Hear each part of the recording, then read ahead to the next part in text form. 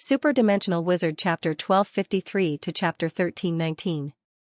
Angor bid farewell to Slade's antique shop and walked to the exit in silence. Slade has his own set of standards in mind. He respects balance, and he will give as well as take. He doesn't just treat his customers this way. He also treats those who are harmed because of his business dealings equally. Sunders chuckled. Speaking of which, when Slade first came to the wizarding world, he was a bit like you. But you're better than him. Even if you don't like something, you can still face it objectively and rationally. Back then, Slade was a hot-blooded man. This was the first time Angor heard Sunders talking about his past. What happened next? He asked curiously.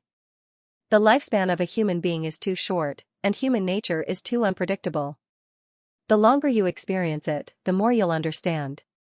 Time wore away Slade's hot-bloodedness. Even the most naive person can't stand being beaten by wind and rain. Sunders didn't explain what wind and rain meant. Instead, he paused and continued, speaking of which, I don't think he's changed much compared to before. At least, compared to other people in the wizarding world, he still has his original heart.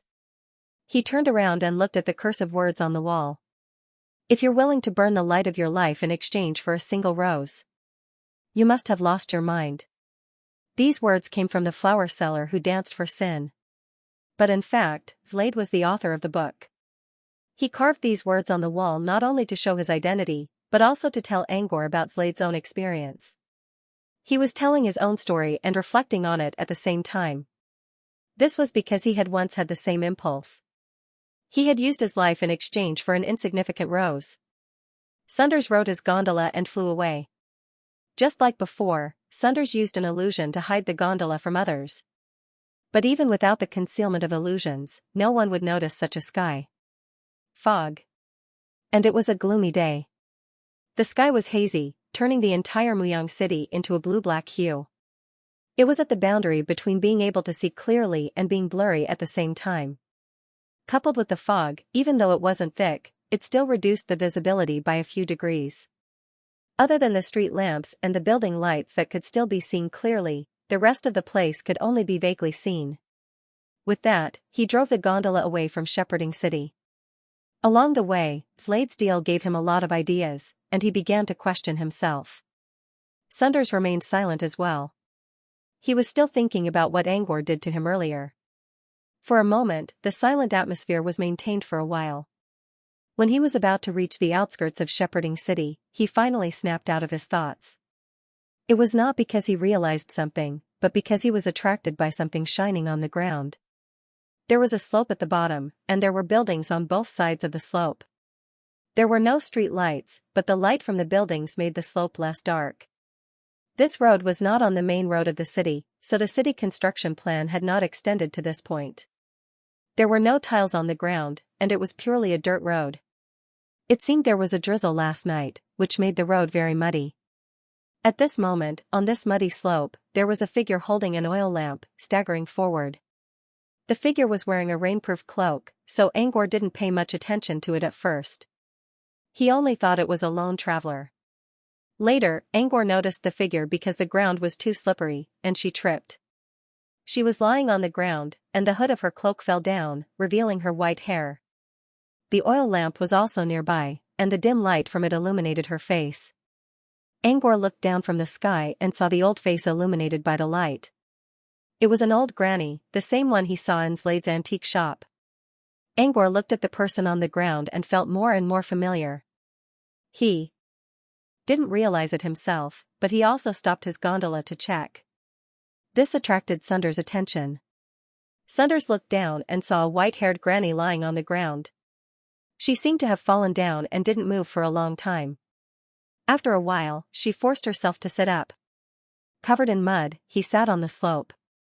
Around him was a blue-black background, and occasionally, he could see some light. The granny was panting heavily in the mist. What? You know her? Angor shook his head. I don't know. She looks familiar, but I can't remember. Sunders looked at the granny on the ground again. This time, he was much more serious than before. This time, he came to the same conclusion as before. She's a very ordinary human. If you really want to find something special about her, I'd say she's out of place. Out of place? She doesn't look like an old woman, but she doesn't look like she's in her twilight years. Sunder's words reminded Angor of something he read on his hologram tablet. Did a young soul intrude into the body of an old woman? Sunders chuckled. If a soul can take over a body so easily, why do you think there are so many dead souls wandering around the world? Soul invasion. There are many restrictions in this. Why would a soul with such restrictions choose an ordinary old man who doesn't have long to live? Besides, this woman's body and soul are compatible. There's nothing wrong with them. Angor pondered for a moment. I saw her in the antique shop before. Could she be Mr. Slade's customer? Did she trade her youth and life for her current condition? Sunders considered for a moment. It's possible. However, I have never seen her even when she was younger. The granny on the ground finally stood up. She seemed to have sprained her ankle, so she could only hold on to the railing and slowly walk forward. Time to go, Sunders said to Angor as she slowly disappeared into the distance. Angor nodded. Whether he knew the granny or not, he was sure that the feeling was not strong enough for him to recognize her at first glance. So, he didn't think the granny was someone he knew. At most, she was a familiar stranger, and a regular human. There was no need to waste time thinking about it. With that in mind, Angor took one last look at the granny's back and drove his gondola away toward the dark blue sky. Ananda raised her head and looked at the blue-black sky that was covered by the fog. For some reason, she felt that someone was looking at her from the sky. However, after looking at it for a long time, she did not find any clues. Could it be that she was mistaken? At this moment, on the top floor of a 4-story building by the roadside, someone pushed open the window. A little fatty whose face had been squeezed out of flesh popped his head out. The boy was about 13 or 14 years old. His eyes glowed when he saw Ananda. Then he rolled his eyes as if he thought of something. He took a deep breath and spat out a mouthful of thick phlegm in a parabola in Ananda's direction. Unfortunately, the boy's aim was poor, and the phlegm landed about 5 meters away from Ananda. Ananda glared fiercely at the little fatty. She wanted to scold him, but her body could no longer support her roaring. She could only mutter in a low voice, "Damn brat, if it was a few days ago, I would have gone upstairs and dismembered your limbs." That being said, Ananda's body was currently weak and powerless. How could she compare to that little fatty? She could only grunt helplessly. She bent her body and staggered away. Behind her, she could still hear the little fatty's loud laughter. After the mischievous child's prank, Ananda didn't pursue the feeling of being spied on. Perhaps that feeling of being spied on was a resident in a nearby building who saw her fall and made fun of her. With a gloomy mood, Ananda left the path of the hill. This place was still a few hundred meters away from the house she was currently renting. If it was in the past, it would probably only take a few minutes to reach home. But now, those few hundred meters were as long as more than 10 kilometers in the past. Ananda slowly moved her feet. Her muscles and bones felt stiff, which made her feel very uncomfortable. In addition, she sprained her ankle before, so it was even more uncomfortable to walk. After moving more than 200 meters, Ananda couldn't walk anymore. She had to sit on the roadside flower bed to rest. While Ananda was resting, she suddenly heard a melodious singing in her ears. She turned around curiously and saw that the singing voice came from the theater behind her. She knew this theater. It was a children's choir during the day and an adult choir at night. Before she became old, she also went to listen to it. However, as a subhuman, she really couldn't appreciate this kind of decadent music. Instead of listening to these ambiguous and clingy love poems, it would be better to go to the Meixiang Theater and watch an adult stage play to enjoy themselves. Now, the voice coming from the theater was the decadent music about love that she didn't like in the past. However, maybe it was because she had no choice but to listen to it, or because she had just experienced something uncomfortable, but listening to the singing, Ananda inexplicably felt less disgusted. She was even fascinated by it. The love poem of the choir told the story of a dissolute young man and his true love. Unfortunately, after experiencing all kinds of hardships, the couple finally got together, but the dissolute young man hurt his body because of his young debauchery. Unfortunately, he died of illness, leaving only the little girl who was loyal to him all her life. The story was very cliché, but the love poem was very beautiful. How many people have loved you, the figure when the night coconut flowers bloom? I love your beauty, I love your slim waist. How many people have missed you, the outline outlined by a white goose pen? Thinking of your past, thinking of your bright and beautiful smile. But time has left traces on your face. Even if I'm old, even if I'm full of wrinkles, even if everyone has left you, I'm still in the mountains, behind the stars, and in your memories. Just like before, I'm waiting for you to read me. Perhaps Ananda hadn't experienced this kind of love, but the contrast between before and after the change of time left a deep impression in her heart. Not long ago, she was still a young and beautiful girl, but now, she was full of wrinkles, so old that she looked like she was about to enter a coffin. Will anyone still care about me like this? Ananda whispered, but the shadow of a young boy involuntarily rose in her mind. It was her childhood sweetheart, Hobbiton. The poem is right. Love will eventually pass, and so will youth. Ananda took a deep breath. As long as I can embark on this path, everything will be worth it. Thinking of this, Ananda stood up again. She was only 200 meters away from home. As long as she got home, she could take the medicine she exchanged from Slider. Even if she lost her youth, even if she promised Slider all kinds of demon money, as long as she could succeed, she was willing to give up everything. Angor didn't think about Ananda since they left Shepherding City. He didn't know who Ananda was, and even if he did, he wouldn't think too much about it. After leaving Shepherding City, they flew toward Parmajai Highlands. Along the way, Sundars didn't talk about the surprise from last night. Instead, he told Angor something he needed to pay attention to. Once we get back to Brute Cavern, we should leave as soon as possible. The Moonfrost Union will come for us if we stay too long. Moonfrost Union was probably here for Baboda, not for Angor, but for Baboda. Still, Angor had to have a plan. Angor's survival from that fatal incident would surely attract their attention. This was why Sundars brought it up. Should I hide myself when we go back? There's no need for that. If you manage to hide yourself from those apprentices in Moliere's land, you can try hiding yourself now. But since you already showed up, they must know that you're still alive through various channels. Hiding it now will only make you look suspicious, said Sundars. What if the Moonfrost Union comes after me? At most, the Moonfrost Union will think that you're still alive, and they'll want to know what happened next. But you'll never think that you're the core of the whole thing, Sundars joked. Your strength has become your camouflage now. Angor was a little surprised by this. Sundars continued, it's easy to deal with the Moonfrost Union. You just show up in public and tell them a few ambiguous truths. Then we'll leave Brute Cavern. When the Moonfrost Union hears about it, they'll investigate it themselves. An ambiguous truth? For example, you can say that you've gained Odurkla's friendship. You can also reveal to a limited extent that something happened to the Lord of Flameless.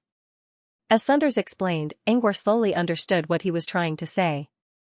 Sundars' words had to be true, and they had to be something that could be investigated.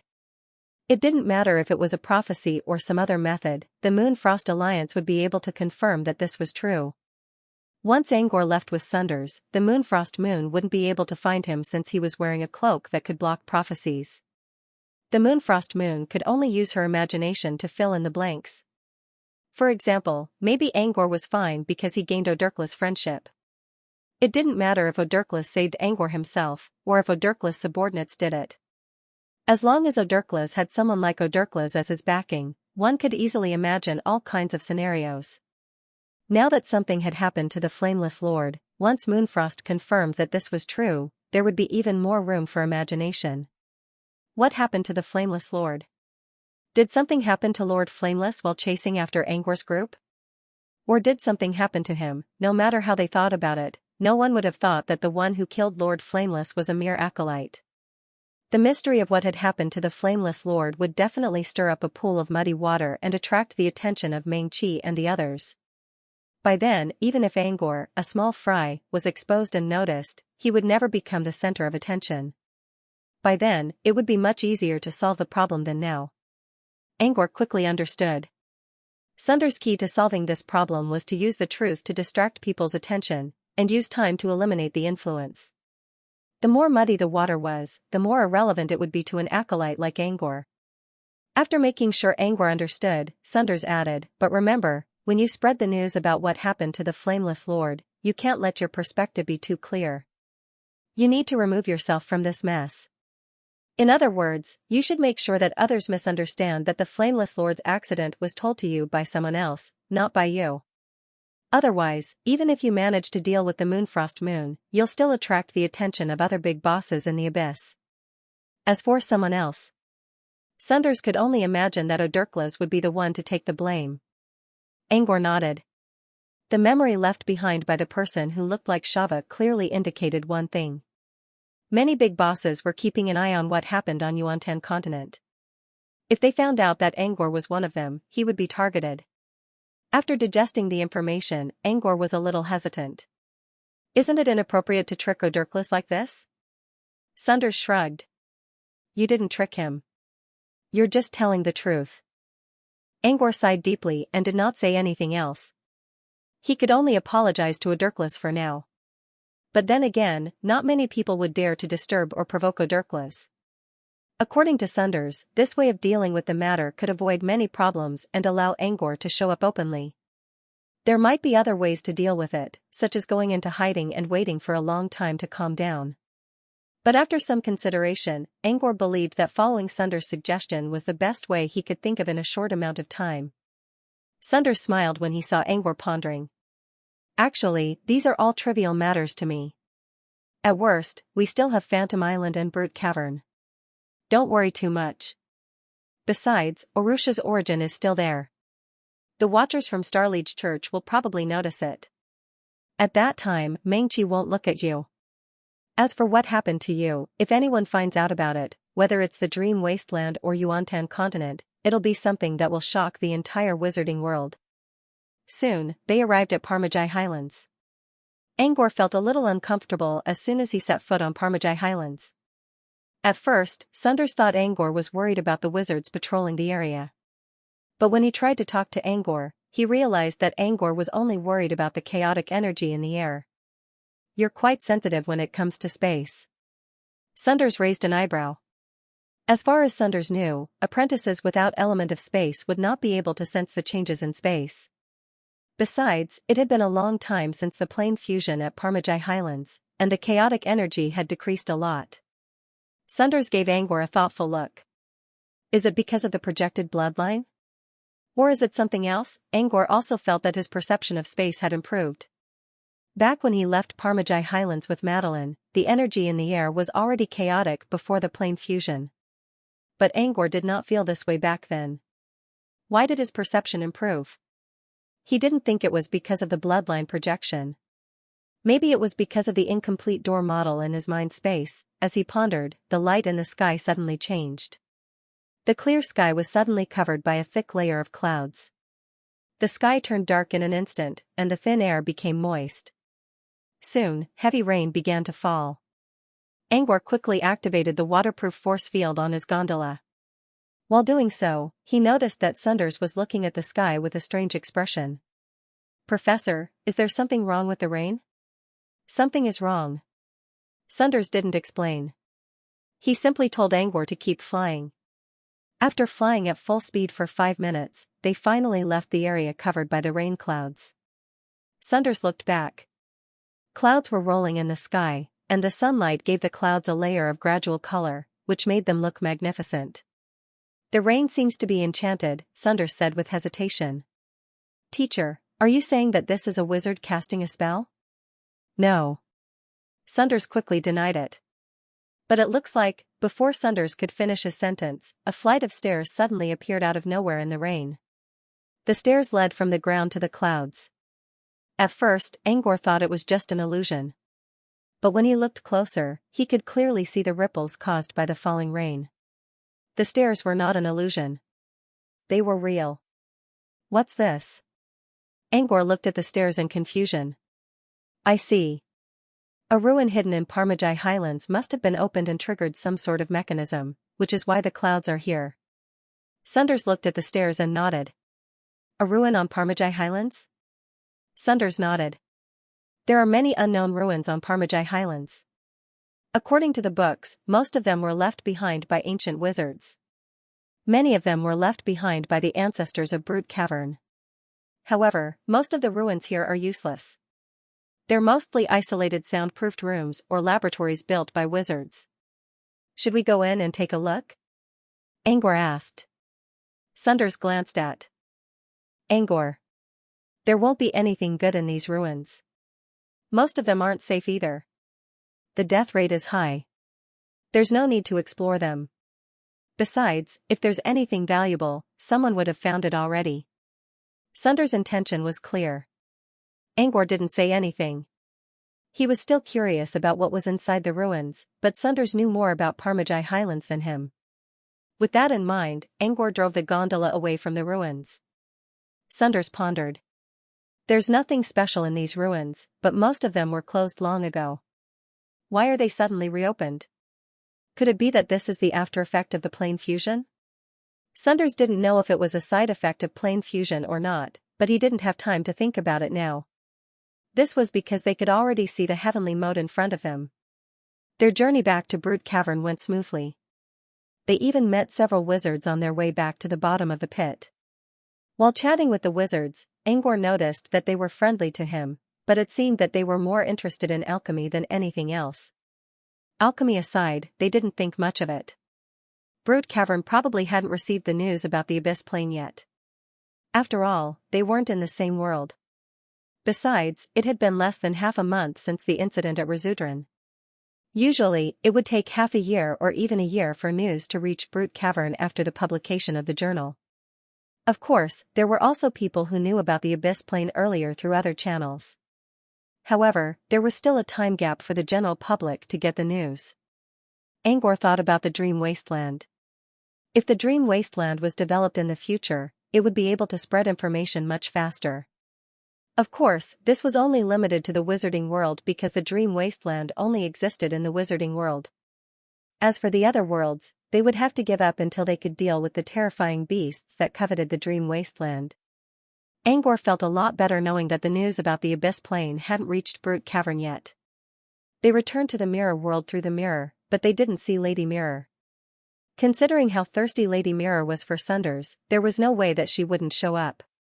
The only possibility was that she was still sleeping. When they returned to the Mirror World, Sunders told Angor to return to Phantom Island first while he went to Cloud Tower to see Mr. Rain.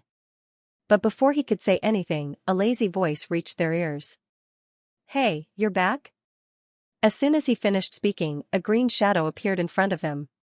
In the shadow, there was a handsome man who was naked and only had a leaf covering his important parts. Mr. Tree Spirit. Angor did not need to look at the face to know who it was, Tree Spirit, one of the 3 ancestor souls of Brute Cavern. "Ah, good timing, Angor. I have something to ask of you." Tree Spirit looked back at Sunders. "You won't mind if I borrow your student, right?" According to Tree Spirit's understanding of Sunders, he would not refuse. Instead of accepting Tree Spirit's request as Tree Spirit expected, Sunders looked at Angor with an inquisitive look. Tree Spirit raised an eyebrow. He knew how important Angor was to Sunders, but he still needed to make his attitude clear. The gentleman's attitude toward Angor was different from before. Tree Spirit sensed something, but he did not say it out loud. Instead, he followed Sunders' gaze with a smile. "No problem." Angor did not dare to refuse. "Then you can go with Tree Spirit." They were already back in Brute Cavern, and Tree Spirit wouldn't do anything to harm Angor. Sunders nodded to Angor and flew toward the Cloud Tower alone. Angor thought Tree Spirit would summon the Avatar back, but to his surprise, Tree Spirit didn't do that. Instead, Tree Spirit followed Angor to the palace with a big smile. On their way, every apprentice who saw Tree Spirit would greet him politely and make way for him. As for Angor, some apprentices did not know who he was. They only glanced at him in secret. But no doubt, someone who could make Tree Spirit walk with him must be someone important. Angor earned some respect from the apprentices. Angor felt a little uncomfortable as if he was a fox pretending to be a tiger. To ease the awkwardness, Angor turned to Tree Spirit and asked, "Mr. Tree Spirit, what do you need from me?" "It's nothing important." I have two newbies who are here for a talent test, so I thought I could ask you to use ocean rhyme on them to improve their affinity with water. Tree Spirit paused. Of course, it's not for free. They don't have any magic crystals yet, so I'll put a compulsory quest in their bone cards. You can summon them once, and they cannot refuse. Activating Ocean Rhyme did not cost much energy since it was the first time Tree Spirit asked for it. Sure, but I don't need a compulsory quest. Just consider it a free gift for newbies. No way. We talked about it last time. Plus, you need something of equal value. If you give it to them for free, they'll come to you anyway. Angor wanted to say that it was useless for them to come to him since he could always refuse. Besides, he wouldn't be staying in Brute Cavern for long. Before Angor could say anything, Tree Spirit put an arm around Angor's neck and smiled. You're just two beginner talents. You can do a lot of things with this compulsory recruitment mission. You can ask them to be your alchemy assistants or do some human experiments. Angor gave Tree Spirit a doubtful look. How could they be alchemy assistants when they had not even stepped into the wizarding world and had no experience at all? If Angor really asked them to be his assistants, he would have to waste his time teaching them alchemy knowledge. Maybe this was Tree Spirit's goal? Angor looked at Tree Spirit's smiling face and decided not to ask. It was up to him whether he used the quest or not. At most, he would just pretend that nothing had happened. With that in mind, Angor nodded to Tree Spirit. How come there's a newcomer during this time? Angor asked out of curiosity. Angor had just turned in his guide quest. Considering the time difference between each batch, it shouldn't be this early. No, it's not a guide quest. An apprentice met two talented newbies on his way and brought them back. Angor nodded. There were plenty of examples like this. As a matter of fact, Sunders did bring him back halfway through his journey. Along the way, Angor and Tree Spirit talked about Brute Cavern from time to time. Angor breathed in the fragrance of the air and sensed the rich energy aura. Soon, they arrived at Tree Spirit's main body, a leaf behind Tree Spirit's palace.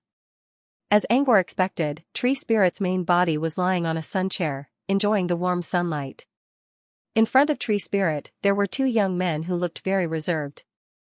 They must be the two newcomers that Tree Spirit had mentioned. The two of them looked like two extremes. One of them was tall and sturdy, with hair like thorns, and looked very masculine. The other had long, smooth hair, fair skin, and was also very handsome, but his temperament was more feminine. The feminine man kept his eyes closed all the time. Angor sensed something special from his eyes. So this man was born with a special ability? Angor thought to himself. Tree Spirit asked them to introduce themselves. The masculine one was called Arthur, and the feminine one was called Merlin. Among them, Merlin's eyes were born with the ability to see the memories of some spirits. However, misfortune and fortune were unpredictable. This pair of special eyes attracted the attention of a wizard, who gouged out his eyes. From then on, Merlin became blind. These two were good friends. Originally, one of them wanted to become a scholar, while the other wanted to become a royal knight. However, the Evernight Kingdom suffered from the dome disaster, and they were forced to become refugees. After going around in circles, he finally found his way to Brute Cavern. Angor wasn't interested in the background of these newbies. However, he was a little touched when he learned that they were refugees from the Evernight Kingdom. After all, he was partly responsible for what happened to the Evernight Kingdom. This is Angor, the only alchemist in Brute Cavern who specializes in tooling. He's also the only alchemist in the entire southern wizardry region who has come into contact with a mystery level. Tree Spirit spoke in an impassioned tone. Anyway, when you join the wizarding circle, you'll know him from all kinds of channels without me telling you. Tree Spirit's introduction made the two newbies sneak glances at Angor. Merlin couldn't see, but Arthur was Angor's eyes, so he described everything he saw to Angor. Arthur and Merlin were in awe of this powerful alchemist who seemed to be of the same age or even younger than them. They bowed to Angor respectfully. Angor nodded to them and looked at Tree Spirit. Mr. Tree Spirit, shall we begin? Tree Spirit was about to nod when he suddenly stopped and spoke to Angor with a strange expression. Can you wait a moment? Several apprentices want to join us. Angor nodded. Activating Ocean Rhyme would cost the same amount of energy anyway, so it wouldn't hurt to have a few extra apprentices. Angor agreed. Soon, a witch who was emitting remote night fragrance appeared in front of them with 3 uneasy apprentices. If you had told me earlier, I would have arranged it for you first. Tree Spirit approached the witch and said with a smile. The witch nodded to Tree Spirit without showing any expression. Instead, she gave Angor a charming smile. I'm counting on you, Angor. Angor glanced at Tree Spirit, who seemed to be fine. It's no trouble at all, Mr. Yethaway. Anyway, Mr. Tree Spirit asked me to help. Helping too is already helping, so I don't mind adding a few more. Of course, Angor knew this witch. She was called Rose of Konoha, Neon Yethaway. According to rumors, Tree Spirit seemed to have a crush on this Yethaway. Whether Angor was telling the truth or not, Angor's words would not hurt him at all. Thank you so much, Mr. Tree Spirit. Yusui looked at Tree Spirit and said, Thank you so much. Tree Spirit smiled. Don't worry about it. Angor didn't do it for free. These two have been given a compulsory mission. They have to fulfill Angor's summons once in the future. Hearing this, Yusui seemed to have thought of something. She looked at the 3 apprentices behind her and said, Then the 3 of you will also join this compulsory mission. Hearing Yethaway's words, the 3 apprentices, who were already reluctant, became even more dejected. Angor spoke in a timely manner. No need. Arthur and Merlin are only doing this because they don't have any magic crystals. As for them, just give them magic crystals. The 3 apprentices were glad to hear Angor's words. Magic crystals were precious, but it was better than an unknown compulsory mission. They all looked at Angor with gratitude. Yethaway, on the other hand, rolled her eyes at her apprentices. These 3 idiots didn't even know how to choose when given a chance. By now, the wizards in Brood Cavern had basically figured out Angor's personality as a core member of the organization. Doing compulsory missions with Angor might not bring them many benefits, but there was no harm in doing so. However, since Angor already said so, and the apprentices didn't understand the situation, Yethaway nodded. All right then. In the end, the 3 apprentices each paid Angor 5 magic crystals using their bone cards. Actually, Angor only asked for 5 magic crystals as a token fee. Ocean Rhyme was worth more than that. However, they were still reluctant to part with Angor. They were all dragged here by Xianxia, who told them that there was something good for them. They thought it was a chance to make money, but they didn't expect to have to pay for it. Luckily, it was only 5 magic crystals. If the professor did as he said, he would be in big trouble if Angor started a compulsory mission to recruit them. Who knew if Angor would do them harm? They all knew about Angor and wanted to befriend him, but they didn't want to put their lives on the line. Luckily, Angor was a reasonable man who didn't act like their teacher. Even so, they were still not convinced. They already knew why Sunders asked them to come here. They just wanted to test Angor's alchemy creation. Why did he ask them to pay for it? However, they didn't dare to say anything in front of Xianxia. They could only look at each other to express their sadness. Of course, Xianxia noticed what they were doing. She didn't say anything, but she was already cursing them in her mind. These idiots. I shouldn't have come here if I knew they were this stupid. If she did not notice Sunder's presence, which reminded her of Angor, who was the hottest topic in the core circle, she would not have noticed what was going on in Tree Spirit Palace until now. Yusui remembered how Ocean Rhythm helped Tulu, an apprentice of the School of Ocean, a few days ago, and she couldn't sit still. She didn't need it herself, but her students did. Brood Cavern did not have any knowledge of the art of sea, which made it harder for them to learn water cantrips compared to other arts. This was a rare opportunity, and she went through a lot of trouble to bring them here. However, none of them understood what she was trying to do. Yusui's face was cold. She wanted to turn around and leave. Fortunately, Angor spoke up. Since we've paid the price, shall we start now? Tree Spirit nodded. On the other side, Yusei showed an apologetic smile to Angor and relaxed a little. Angor didn't mind. He could see that his apprentices didn't want to, but they didn't object or embarrass him. It wasn't a big deal anyway. Just relax. You're going to experience a different kind of adventure. I don't care if you find anything useful or not, but I can assure you that it won't harm you. Everyone calmed down after hearing Angwar's words. Even Yethaway's 3 apprentices put away their aggrieved expressions, and their temperaments became peaceful. Yusui couldn't help but raise her eyebrows. It wasn't mind-calming spell or spirit resonance. Angwar's simple sound cantrip. His voice, like clear water, soothed everyone's agitation, and calmed them down even though they didn't feel anything. This illusion technique didn't seem to have any outstanding points, but it was the details that revealed the foundation of the technique. Of course, Xianxia didn't doubt Angwar's alchemy skills. Even Rain couldn't stop praising him, and the core members of Brute Cavern all agreed on this. She didn't expect Angwar to be so good at both alchemy and illusions at the same time. Yusui couldn't help but look at her 3 apprentices and shake her head. She thought her apprentices might not be as good as Angwar in alchemy, but they should be stronger than Angwar. Now, it seemed that even 3 of them together couldn't defeat Angwar. He had really lived like a dog all these years. The 3 apprentices didn't know that their teacher was complaining about them in her mind. They only felt comfortable as if everything had calmed down. As Angwar said, "Let the journey begin," the water element around them suddenly increased and gently comforted them. They felt as if they were being transported to a blue ocean. After the blue light shone over, the group of apprentices and the 2 newcomers all began their experience. Yusui took the chance to thank Angwar again. She was also apologizing for her apprentice's disrespect. When Rain brought Angwar into the core circle, the wizards already reached a consensus. To maintain a friendly relationship with an alchemist with great potential was the best choice. Xianxia didn't want to ruin Angwar's relationship because of her apprentices. If Angwar was a mature and experienced wizard, Xianxia wouldn't have to worry about this. However, Angwar was still a young man who hated evil and impulsive. This was why Xianxia treated him like this. However, Xianxia didn't need to worry. Angwar was still young, but he was taught by John to see right and wrong. He already had a set of standards for himself when he was young. It wasn't perfect, but it gave him a better perspective than most of his peers. Angwar talked with Yethaway for a while.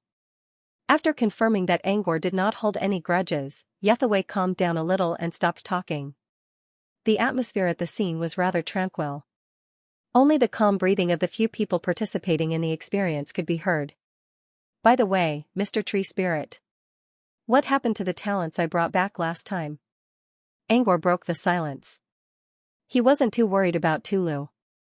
Tulu was a bit of a saint, but his recent experiences, including losing one of his ears, had changed him a lot. He was only worried about Vonman and Guena. To be more precise, Guena was the only one. He didn't like Vonman and Guena because both of them were evil people from the inside out. Still, he could understand them when he thought about how they used to live and how they begged for mercy. Compared to Vonman, Guena was more ruthless. However, she was only 7 or 8 years old. Her limbs were missing, and her mouth was sewn shut. Angwar couldn't help but worry about her. After all, he was the one who brought them in, so there was at least some camaraderie. As Angwar expected, Tree Spirit told him that Tulu was doing well in Brute Cavern, and he had already gotten used to life there. Speaking of Vonman and Guena, Tree Spirit sighed again. "Don't worry about them. It's good enough that they didn't bully anyone. Guena's going to be just as powerful as Flora in the future." Tree Spirit sighed. Angwar sighed in relief when he heard that they were doing well. He did not ask more questions. They had their own lives, and they would probably live their own lives. 1 minute had passed while they were talking. 1.5 minutes later, one of Yethaway's apprentices finally woke up. He was so happy that he wanted to report to his teacher, but Yethaway quickly silenced him and told him not to disturb the others. The apprentice gave Angwar a grateful and admiring look before he went back to his own training. Yethaway already heard that the longer one stayed in ocean rhythm, the more benefits they would gain. She thought the 2 newcomers would be the first to wake up, but it turned out to be her apprentice who woke up first. How could a level 2 apprentice lose to a beginner? Yethaway was already annoyed by her apprentice's attitude, and she was even more annoyed now. Arthur was the second one to wake up. He was in a daze for a moment. After all, Arthur had not entered the sect yet. He did not know what he had obtained, so he was still in a daze. However, Arthur had learned the etiquette of a knight, so he didn't disturb the others. Instead, he bowed to Angor and stood aside to look at his friend Merlin. The third one to wake up was Yithaway's apprentice as well. Just like the first one, his expression changed from sadness and reluctance to joy. Arthur saw their expressions and gradually realized how beneficial the experience was for them. He looked at Angor with even more respect. Two apprentices woke up later than the newcomer, which made Yithaway even more unhappy. Now, only Merlin and the only female apprentice brought by Yithaway were still immersed in the experience. Everyone was curious about who would wake up first. Except for Angor. Angor knew that waking up first and then waking up later meant more gains, but it did not mean one's potential. Angor himself didn't even last a minute when he went in for the first time. Luck was the most important factor. If you ran into a storm as soon as you entered, you could only blame your bad luck. Of course, perseverance was another factor. 4 minutes had passed, which was already a very good time limit. Luck was a part of it, but perseverance was also indispensable. Angor began to look at Merlin with a more appreciative look. Merlin looked much weaker than Arthur. He didn't expect Merlin to last this long. In the end, Merlin woke up first, which made Yithaway feel better. However, the female apprentice woke up a few seconds after Merlin did. Generally speaking, they all woke up at about the same time. After everyone woke up, it was time to check their gains. To Yisui's satisfaction, all 3 of her apprentices had gained a lot, especially the female apprentice.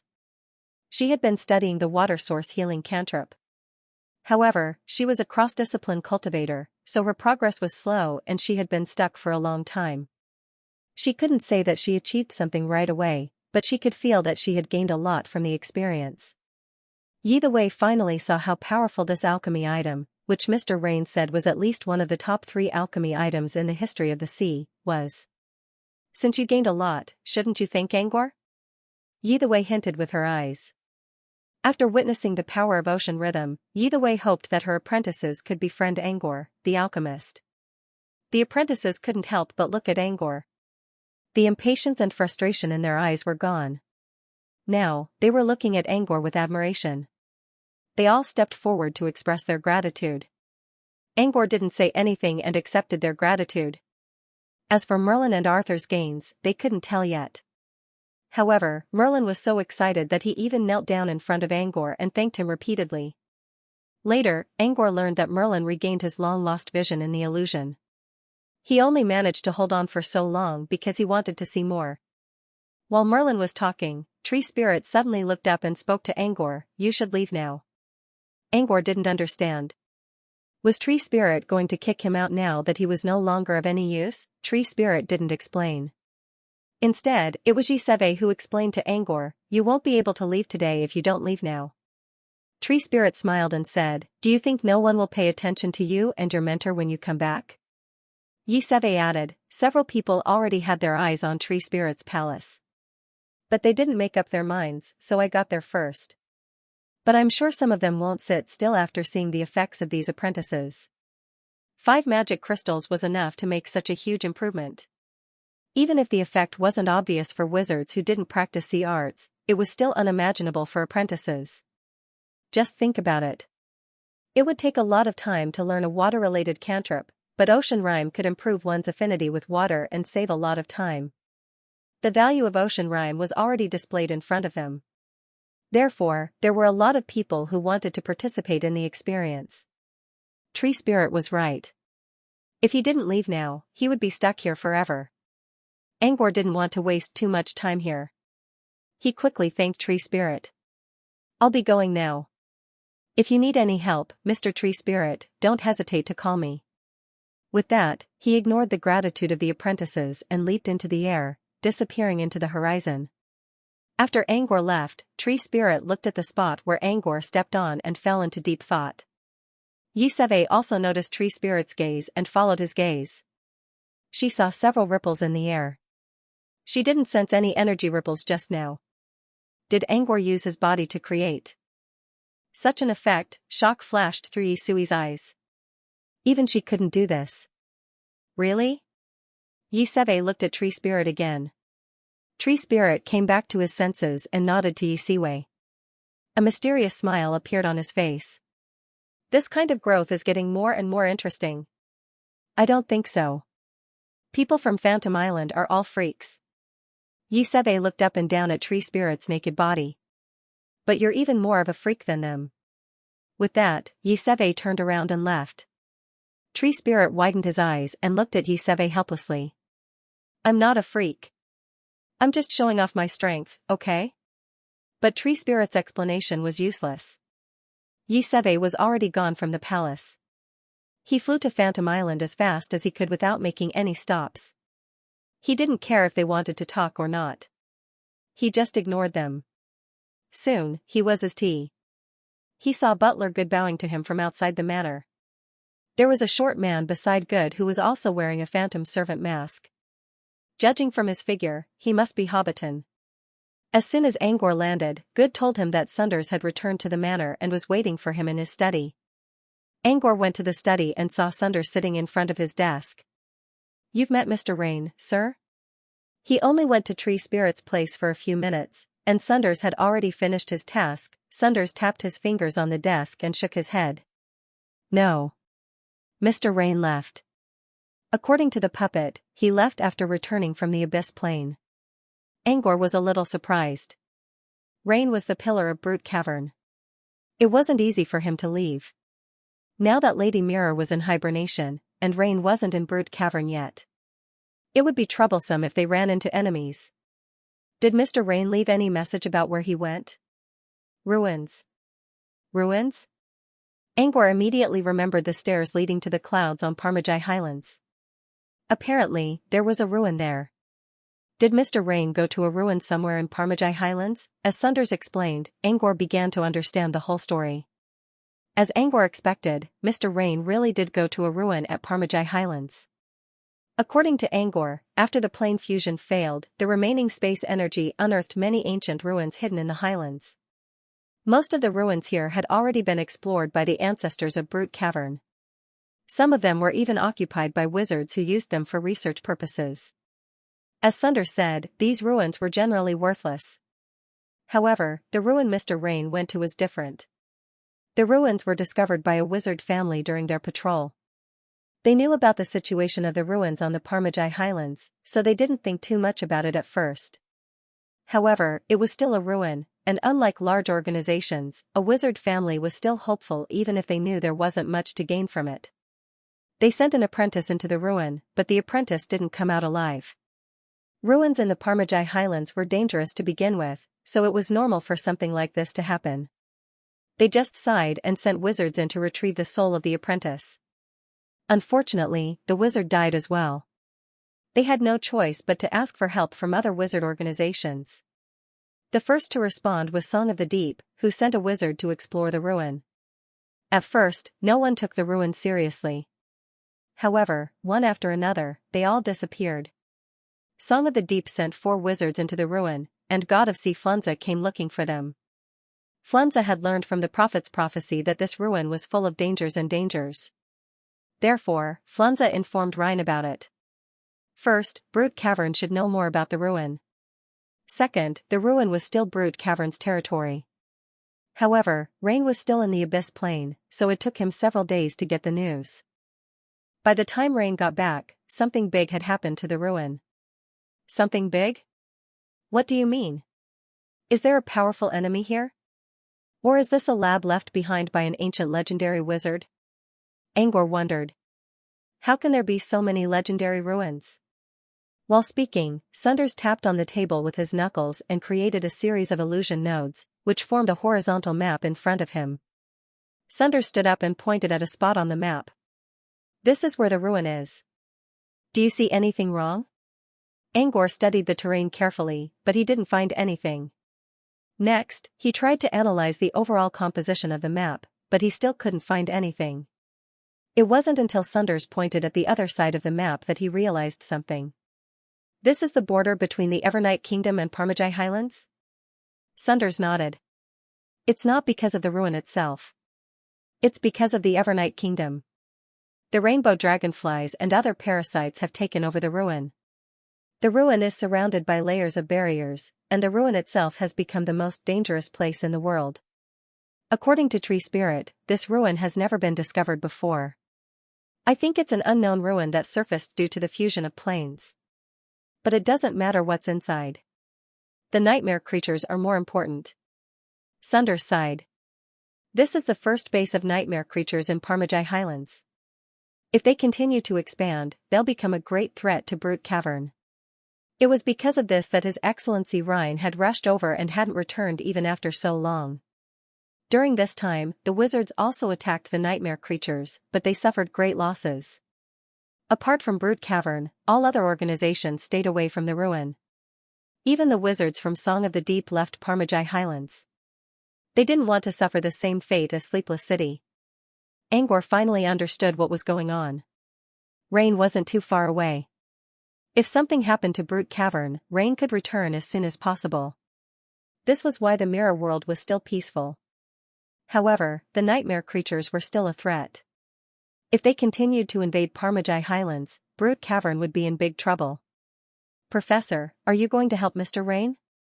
Angor asked because Sunders was the best candidate to deal with the nightmare creatures, especially the parasites.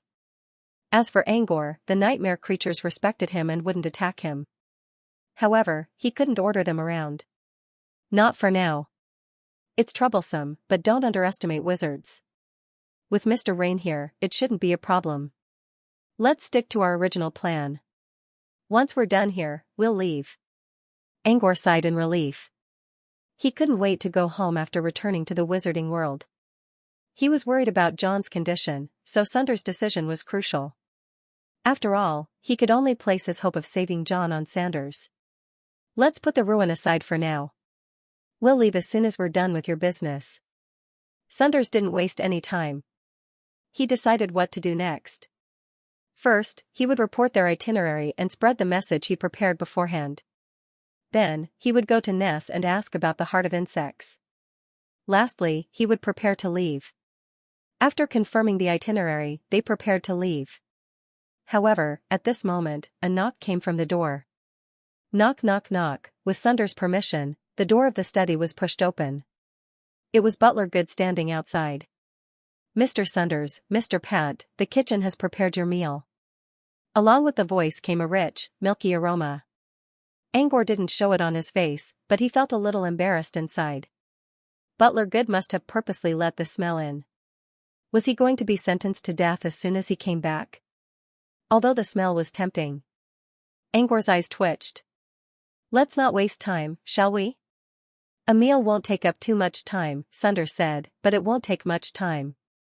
It just so happens that I also have something to tell Good. With that, Sunders walked out of the room. Angor and Sunders enjoyed their meal in silence. According to traditional nobles' customs, they were forbidden to speak when eating soup or knife food in order to avoid spilling the juices. The main dish of this meal was soup. When they were eating, they were basically silent. Angor enjoyed his meal. There were no glutton dishes, but Good knew Angor's appetite too well. Everything he ate, from the side dishes to the main dishes, from the soup to the pastries, was enough to satisfy his appetite. More importantly, everyone did their own thing during the meal, and no one paid much attention to his food. When the desserts and tea were served, people began to talk among themselves. Most of the time, Sunders was telling Butler Good what to do during this period and what to do in the future. Angor did not interrupt. He continued to enjoy the milky desserts. Just as he was eating to his heart's content, he suddenly felt a pair of eyes staring at him. He looked up and saw a small head peeking out from behind the curtain at the door. He was wearing a long robe and a mask, but Angor still recognized him as Hobbiton at first glance. Hobbiton was peeking at Angor. Angor gestured Hobbiton to come here. Hobbiton hesitated. According to Phantom Island's etiquette, he was not allowed to enter the restaurant at this time. But it was Mr. Pat who allowed him to go in. Hobbiton remembered what his grandfather told him. Mr. Sunders might not allow him to stay at Phantom Island, but he could try to get Mr. Pat to let him in. In the end, Hobbiton entered the restaurant. The noise attracted Sunders' attention, and he looked over. Good cursed in his mind and tried to think of a way to tell Hobbiton to leave. But Sunders quickly looked away and continued to talk to Good as if nothing had happened. Good sighed in relief when he saw Hobbiton talking to Angor. The two seemed to be having a friendly conversation. Angor handed Hobbiton a cup of milk tea. What's wrong? You kept looking at me. Do you want one too? Good once told him that Hobbiton had a low IQ and EQ, but his mental age and taste were the same. So, he liked to eat milk-flavored food. Butler Good meant that Hobbiton would not tell anyone about Angor's dairy habit because it was perfectly normal for Butler Good. Hobbiton quickly waved his hand. Stepping into the restaurant was already a breach of etiquette, let alone enjoying the food on the table. What do you want then? Angor was puzzled. Hobbiton shook his head. Mr. Pat, did you hear anything about what I told you last time? Last time? Angor raised an eyebrow. The story of Peter Pan? That counts too, but I'm referring to Ananda. Hobbiton's voice was filled with worry. Captain Naboya sent word that Ananda hasn't shown up yet. Did Mr. Pat run into her during his trip? Earlier, when Hobbiton was assigned to guard the door, he heard that Angor and Sunders were going to leave again. That was why Hobbiton quickly gave Angor a hint with his eyes. Oh, that's it. Angor remembered that he promised Hobbiton that he would tell him about Ananda if he saw her outside. Too bad I didn't see her in the abyss plane. Angor suddenly paused. Because a thought suddenly flashed through his mind. Before he could figure it out, he saw a hunched figure in front of him. It was a white-haired old woman who was walking alone. It was the same woman he saw in Shepherd City not long ago.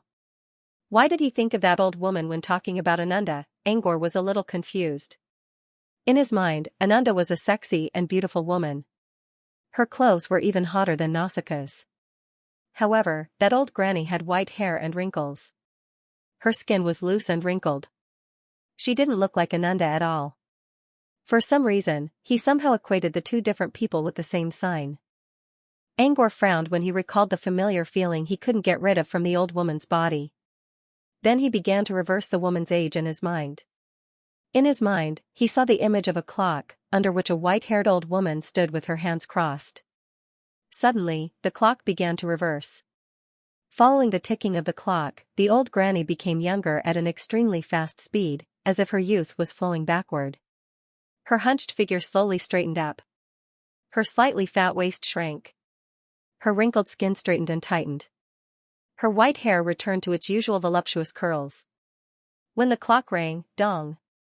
Time seemed to have been reversed 60 years ago. The old woman turned into a beautiful woman in her prime. Angor was stunned when he saw the woman's face. The old woman returned to her youthful appearance, which was about 90% similar to Ananda's. 90% was already very high. There were always unknown variables in the passage of time.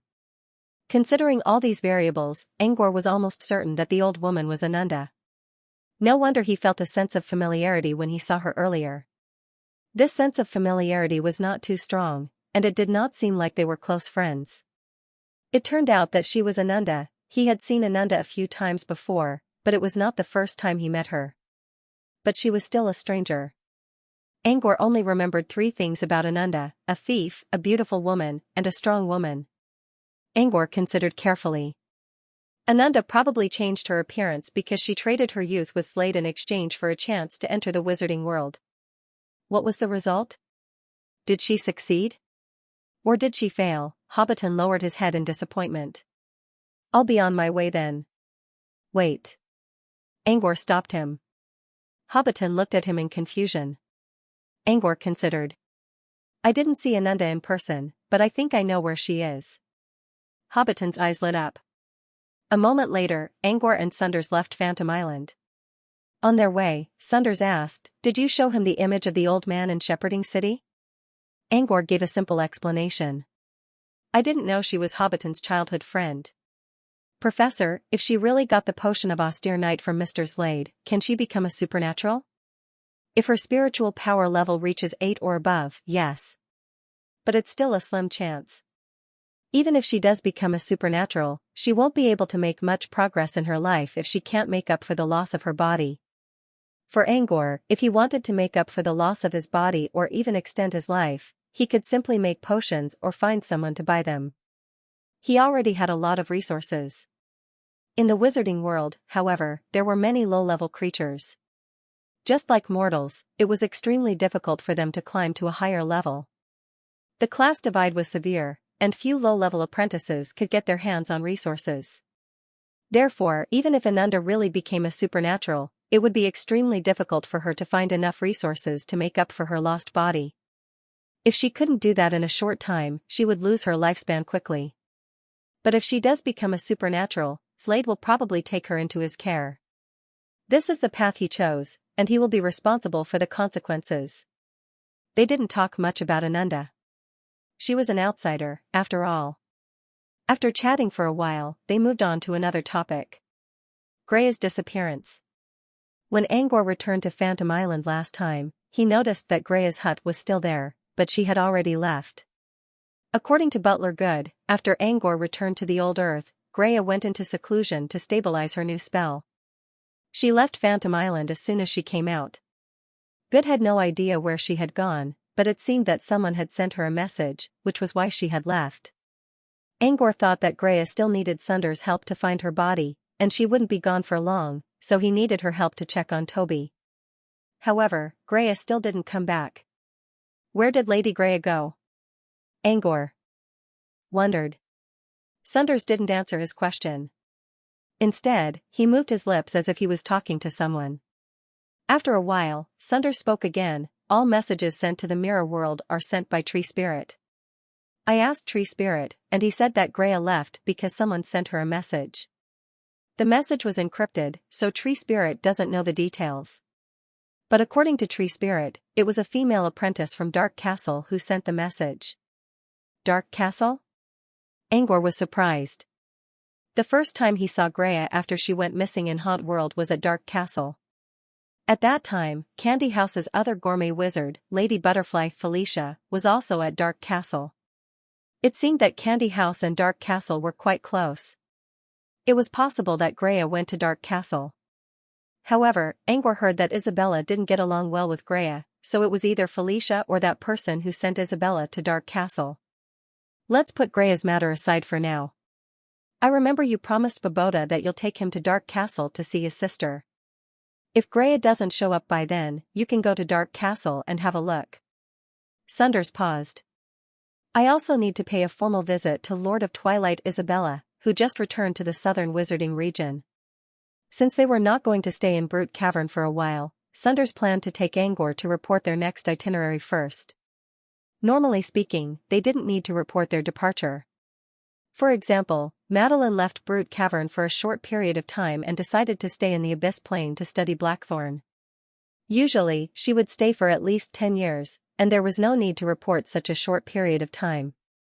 Usually, only apprentices or wizards who were certain they wouldn't return for a long time could do so. Take Slade for example. When he left Brute Cavern, he made up his mind not to come back for a while, and he stayed away for nearly 200 years. However, they needed to report what happened in the Abyss Plane as well as Angor's secret information. They also needed to inform the Moonfrost Union that they were in the open. This was why they needed to report their itinerary. Even if they left this time, they would return soon. Apprentices needed to report their departure at the questing hall, while wizards needed to report directly to Rain. Since Rain wasn't here, Tree Spirit and Wallace were in charge of this. He could talk to Tree Spirit directly, but after some consideration, he decided to go to Tree Spirit's palace first and ask Wallace to come with him. Tree Spirit greeted them lazily and looked at Angor. What's wrong? You just left, and now you're going to walk right into my trap? I'm here to report my departure, Angor replied. Tree Spirit clicked his tongue. But someone doesn't think so. As soon as Tree Spirit finished speaking, a white-robed, white-haired, white-bearded old man suddenly appeared beside Tree Spirit. His face was thin and his temperament was kind. The old man ignored Sunders and walked to Angor with a smile. Hey, Angor. You surprised us with your ocean rhyme just now. But it's not fair to just let Konohana get away. There are a bunch of useless apprentices in my academy. Why don't you go and show them what you've learned? Just like Mr. Tree Spirit said, all of them will be forced to go on a mission. They've been living comfortably for too long. It's time for them to learn something. Sequel Academy was Wallace's territory. Wallace was the wizard who took in the most students in Brute Cavern, and all of them were sent to Seagull Academy. The white-haired old man in front of him was the dean of Seagull Academy, Wallace. For some reason, he sensed that Wallace was trying to please him in a polite way. Angor considered his words carefully. "I'll go if there's a chance." "Of course. You want to report your itinerary? Once you're done, I'll take you there." Wallace's smile. "I'm afraid you won't be in the mood to do that when we're done here." Sunders suddenly spoke up again. "I'm talking to Angor." "It's none of your business." Wallace shook his head and looked at Angor again. "I'm sorry, Angor. Isn't it hard to follow a teacher like that?" Sigh. "Seagull Academy's door will always be open for you." Follow a teacher like that? Or was Wallace just trying to annoy Sunders? Angor, did Wallace just want to annoy Sunders? Angor already knew that Wallace and Sunders didn't like each other. Angor decided not to interfere in such a private argument. Sunders didn't want to waste time with Wallace either. "Let's get down to business. I brought Angor here to report my itinerary. I won't be staying in Brute Cavern for some time." "Of course. That's not necessary. As you all know, I'm here to talk about the Abyss Plane." Since Sunders returned to Brute Cavern, all wizards paid close attention to the Abyss Plane. After all, the Abyss was a place of profit for both adepts and acolytes. However, due to Monkey's plan, no one dared to venture into the Abyss Plane for the time being. Now that Sunders had returned from the Abyss Plane, they had to pay close attention to the Abyss Plane. Not only Wallace and Tree Spirit, but all wizards in Brute Cavern also turned to look at Tree Spirit's palace. Without wasting any time, Sunders began to talk about his recent experiences. Everything became quiet. Only Sunders' voice could be heard as he explained what happened in the other world. Sunders didn't hide anything from the audience, but he only briefly mentioned something about Angor. For example, Angor and Fafnir suddenly showed up at Resudran. Sunders didn't try to hide it, but he only briefly mentioned it. However, it was this simple explanation that made everyone even more curious. It was as if there were ants crawling on their skin, making them itch even more. How did an apprentice get together with Fafnir? Angor's role was more than that. The more people listened, the more curious they became. Most of the information came from Angor to Moonfrost Union, which led to the subsequent arrangements. More and more people were looking at Angor now. Of course, Sunders knew what was going on. Levita had already left for the Southern Wizardry region, and the new issue of Firefly's Night Tale would soon be published. Angor's story would surely be the focus of the book. He couldn't keep it a secret anymore. However, he did not mention Angor's story because he wanted Angor to tell the story himself, not because he wanted Angor to keep him in suspense. Others would not be able to tell if Sunders was telling the truth with truth check. Angor, however, was different. He was strong enough to tell whether Sunders was telling the truth or not with a single glance. Many twists and turns happened in Resudran, which made everyone's heart skip a beat. Especially after learning that a half-blood demon had been promoted to an overlord at the right time, there was a major change in this matter. It sounded too full of ups and downs. Even a dramatist would not write a story like this. But the more bizarre the story was, the more people believed it. Besides, they didn't think Sunders would lie to them at this time. At the same time, they wondered if Mr. Monkey got what he wanted in the end. The answer was no. When Sunders mentioned that an alien appeared out of nowhere, used a chain to control the situation, and took away Arusha's body as well as the origin flame, everyone was shocked. Who was this person? Could it be that the undercurrent that they had never been able to figure out was actually caused by this person? The mark on Angor's earlobe attracted the origin flame that showed up later. That's why he was taken away by the aliens as well. Sunders paused. Sunders paused for a moment, but his words made everyone even more confused. There were so many strange things about this story. And all these strange things were related to Angor. Alone, why was the Abyss Wind Dragon with Angor? Did the new lord have something to do with Angor? And why did the mark on Angor's earlobe attract the origin flame? Why was Angor taken away by the alien, and now he was here, safe and sound? Tree Spirit and Wallace exchanged a glance and looked at Angor again. They knew that Sunders was waiting for Angor to solve all the questions they had. This was good. It would be easier for them to tell if Angor was telling the truth. Angor sensed everyone's gazes on him. Not only Tree Spirit and Wallace, but he also sensed people from all corners of the mirror world looking at him. Angor didn't feel nervous. He recalled what Sunders told him earlier. You're the center of attention in Residulan's case. Every wizard who returned from the Abyss Plane can testify to that. But you can't keep being the center of attention. Remember, when you explain later, try to avoid the sensitive details and remove yourself from the story. Don't become the center of attention again. Angor recalled the key points and began to describe them slowly. He told Sunders about his encounter with Fafnir in Windwhisper's Valley, but he didn't mention the green tattoo on his back. He only mentioned that Fafnir had just woken up from a deep sleep and hoped that Angor could help her with something. Next, he talked about what happened in Ice Valley, including the flame mark and the mission given to him by Odurklas. Fengyu did not say much about the sensitive matters.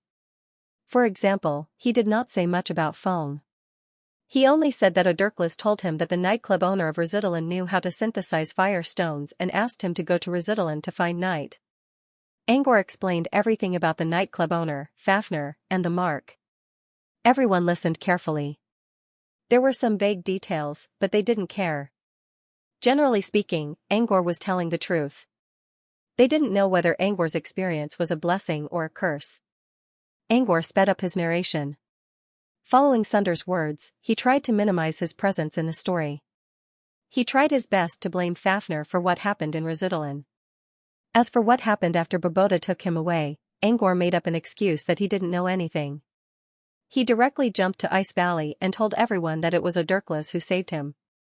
At the same time, he also told them about the death of Lord Flameless Soul. The death of Lord Flameless Soul instantly caused a huge commotion in the area. People didn't bother to hide their gazes anymore. Some were questioning Angor, while others were anxiously discussing the consequences of this incident and how it would affect the southern wizarding region. Although there were some vague parts that made everyone somewhat suspicious. However, no one believed that Angor, an apprentice, had anything to do with the death of Lord Flameless Soul. It must be Odurklas who told Angor about it. As for who did it, it was still a mystery. As for Odurklas, Angor gave a vague explanation. After all, this was related to a monster that was as powerful as Monkey, or perhaps even stronger. Of course, some people also asked about Babota and Alucia. Angor simply said that he didn't know anything. The others were still suspicious, but Angor was too weak to get involved in the affairs of such powerful beings. Tree Spirit, on the other hand, glanced at Angor and believed that the boy must have encountered some kind of destiny to become so strong. But he wasn't sure if Odurklas was the one who helped Angor during the process. Maybe Odurklas was the one who helped him. According to Angor, he had gained Odurklas' friendship. Not only did the shock of the scene not fade with time, but it also became more and more intense. At first, it was just a small conversation, but it soon turned into a cacophony of discussions.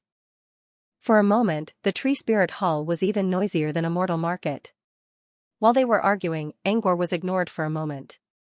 Back at Resudran, Angor could have played a role in the incident by using Fafnir. But there was no way he could get involved in the death of Lord Flameless. Angor listened to the discussions around him and calmed down a little. He could finally relax a little. From their discussion, his role was gradually fading away, and that was his intention. However, even Tree Spirit was getting annoyed by the loud chatter. When he sent out a thought, all the wizards who were looking at him felt their minds trembling. When they looked back at the hall, Wallace spoke in a plain tone, "What's there to argue about? Brood Cavern has nothing to do with Moonfrost Moon's failure. As for the death of the Lord of the Flameless True Spirit, we'll naturally find out after some time. Furthermore, do you think that you can still profit from the death of the demon god's true spirit?" Wallace's words instantly silenced everyone. They were shocked because of the death of Lord Flameless Soul. But when they thought about it carefully, did it really have anything to do with them? "But I'm more interested in the fact that you've gained the friendship of the Abyss Dragon from Iceberg Valley, isn't that right?" Wallace asked. That's right. That's right." Angor nodded. This was what Sunders told him to do, and he had to reveal it. He wanted to confuse the others, especially those from the Moonfrost Union, into believing that he had a powerful backer to help him escape from Babota's clutches. And Aldurkla's was the perfect candidate. Wallace stared at Angor for a long time. Every word he said, and every expression on his face was captured by the old man. He was sure that Angor was hiding something. But he was also sure that Angor was telling the truth. Just now, you said that the mission Odorclass gave you was to help him refine a fire-relaying stone. You won his friendship because you refined the fire-relaying stone, right? Wallace asked. That's right. All the wizards who were paying attention to Angor's question slapped their foreheads. They couldn't gain anything from the death of a soul. If Angor could make a fire stone, they would gain something. One had to know that the fire-conducting stone was a legendary treasure. Wizards who wandered around the Abyss Plane would usually find fragments of fire stones. The fragments weren't useful to them, but they could be used to estimate the power of the fire stone. Besides, there were countless records about it.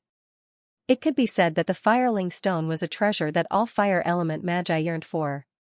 Even if one wasn't a fire element magus, as long as they trained in fire element spells, the Fireling Stone would be extremely useful.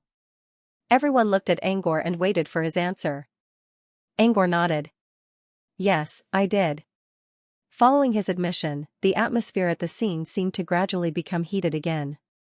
Seeing that the Tree Spirit Palace was about to become a bustling place again, Wallace's words instantly silenced the crowd. You mean you can still make it? Wallace looked at Angor. He knew that all the wizards here wanted to know the same thing. Wallace wanted to know as well. Even if the Fire Stone didn't help him as much as he expected, as an academic wizard, he really wanted to study this legendary treasure. Yes. Angor nodded again. Seeing that the atmosphere was about to explode again, Angor continued, but the main material for making fire stones is not easy to find, and it can't be replaced. For example, the Ember Fire potion boiled with ghost fire is one of the necessary materials. If Mr. Wallace can find the materials, I can make it for you. Most of them didn't know much about alchemy, and they didn't know what Ember Fire potion was. But they knew about ghost fire. So far, the only creature that was found to possess ghost fire was a fire demon.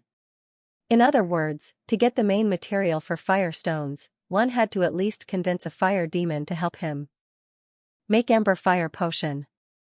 The difficulty of obtaining it was beyond imagination. Fire demons, even immature ones, were at least Truthfinder level. They were also known for their stubbornness and fearlessness. It was almost impossible to get them to help you make Ember Fire potion. Then how did you get it? Wallace asked and saw Angor looking at him strangely. Tree Spirit frowned as well. Is something wrong with your head? You're doing research. Wallace was surprised. Since Odurkla's asked him to go to the nightclub owner, the owner must be the one who helped him make the potion. Wallace coughed and continued, what I mean is, since you've gained Odurklass's friendship, can you use this opportunity to get him to help you obtain this main ingredient? Wallace's words drew a few more strange looks from the crowd. You mean to ask the nightclub owner, who just became Fire Monarch, to help Angor make Ember Fire potion again? When Wallace heard Sunders mention Fire Monarch, he immediately shut up. Whoever had the ability to make a demon lord refine the ash fire dissolving agent would not need a fire-relaying stone. Angor continued, the ember dissolving potion made from hellfire is only one of the main ingredients. There are other irreplaceable ones, which are not easy to get. If you really want to make it, Mr. Wallace, feel free to talk to me in private. There was no room for ambiguity in his words. Everyone knew that he was not lying. Thinking about it, it made sense. Why was only the fire relay demon able to refine the fire relay stone? It must be because the fire relay demon played an indispensable role in the refinement process. The reason why there were so few fire-relaying stones in the market was probably because the other materials were also very rare. Perhaps even the fire-relaying demons could not get their hands on them. That was the only explanation for this. After hearing this, everyone's excitement slowly cooled down. They knew how weak they were. Angor's Ember Fire potion made from hellfire was a basic requirement, which they could never reach. Putting everything else aside, if he wanted to obtain the white Ember Fire dissolving agent, he had to at least defeat the Fire Relayer demon. However, only Sunders and Tree Spirit, who had lived for God knows how many years, were confident that they could defeat Fire Demon. As for the fire stone, everyone knew that they had no chance. Regardless of whether they could find the materials or not, the fact that Angor could make a fire stone was enough to shock everyone in the southern wizarding region. Perhaps he was the only human who knew how to make a fire stone. In the world of alchemy, one could already predict that this would definitely be big news. It also proved that Angor's alchemy skills were good enough to earn the friendship of an abyss dragon such as Odurkla's. Angor's personal value was fully displayed at this moment. Some people might not be happy about Angor joining Rain's inner circle, but now, they were completely convinced. We can't make the fire stone, but if we can earn Odurkla's friendship, we can do something about it, Tree Spirit said with a grin. Everyone had been thinking about the benefits for a long time. They all knew how beneficial it was to gain the friendship of a powerful creature in the Abyss Plane. They might even have a chance to break through the blockade of the Abyss Plane by several major wizard organizations. However, although everyone thought so, no one said it out loud. They also knew that to break through the blockade of the Abyss Plane, Angor's friendship would have to reach a very high level. They did not know how strong Angor's friendship with Odurkla's was, and they did not dare to ask. However, it was expected that Phantom Island would benefit the most from this matter. Wallace, who always disliked Sunders, felt a sharp pain in his heart. Angor was supposed to join Seagull Academy because of his scholarly temperament. However, Sunders stopped him halfway. The gate of Seagull Academy will always be open for you. Wallace looked at Angor with a sad expression. Angor was puzzled by the random question. Why is he here again? What needed to be reported had been reported, and what needed to be explained had been explained. It should have been over. However, someone suddenly asked in a strange tone, "Where's the origin fire?" Following this question, everyone's gaze froze. Even Wallace, who had wanted to scold the other party for not following the rules, paused. There were two things he couldn't avoid when telling Razutran the story, Arusha and the origin fire. They did not forget about Arusha, but they did not forget about the origin fire. However, they were very clear that they did not have the right to ask about the origin flame. Besides, the origin fire did not have much to do with Angor's story. Since someone asked about it, they wanted to see how Angor would answer. I have the origin fire. It was not Angor who spoke. Sunders raised an eyebrow and asked, What, Shildeen? You're interested in origin fire too? Sunders asked. After a long while, the strange voice from before replied, I'm just a little curious. The origin fire does not have much to do with the story. It's Angor's business whether he wants to tell us or not. But it's strange that you're asking about it. Sunders snickered. He did not know what Shildeen's intention was, but his sudden question had drawn the attention back to Angor. The origin fire was as valuable as the fire-relaying stone. In fact, it was even more valuable. Fortunately, Sunders was there to prevent Angor from hesitating because of Shildeen's words, which would lead to other people's imaginations. At that time, the repercussions would definitely not be small. Shildeen's question was either stupid or had an ulterior motive. Seeing Sunders' cold attitude, Shildeen had no choice but to admit defeat. First, he admitted his mistake and said he didn't mean it. Next, Shildeen apologized to Angor. Sunders didn't know what Shildeen was thinking, but at least he looked sincere on the surface. Sunders humped coldly. He did not pursue the matter and let it go. Besides, they all noticed the chilling aura emanating from Sunders, so no one dared to provoke him.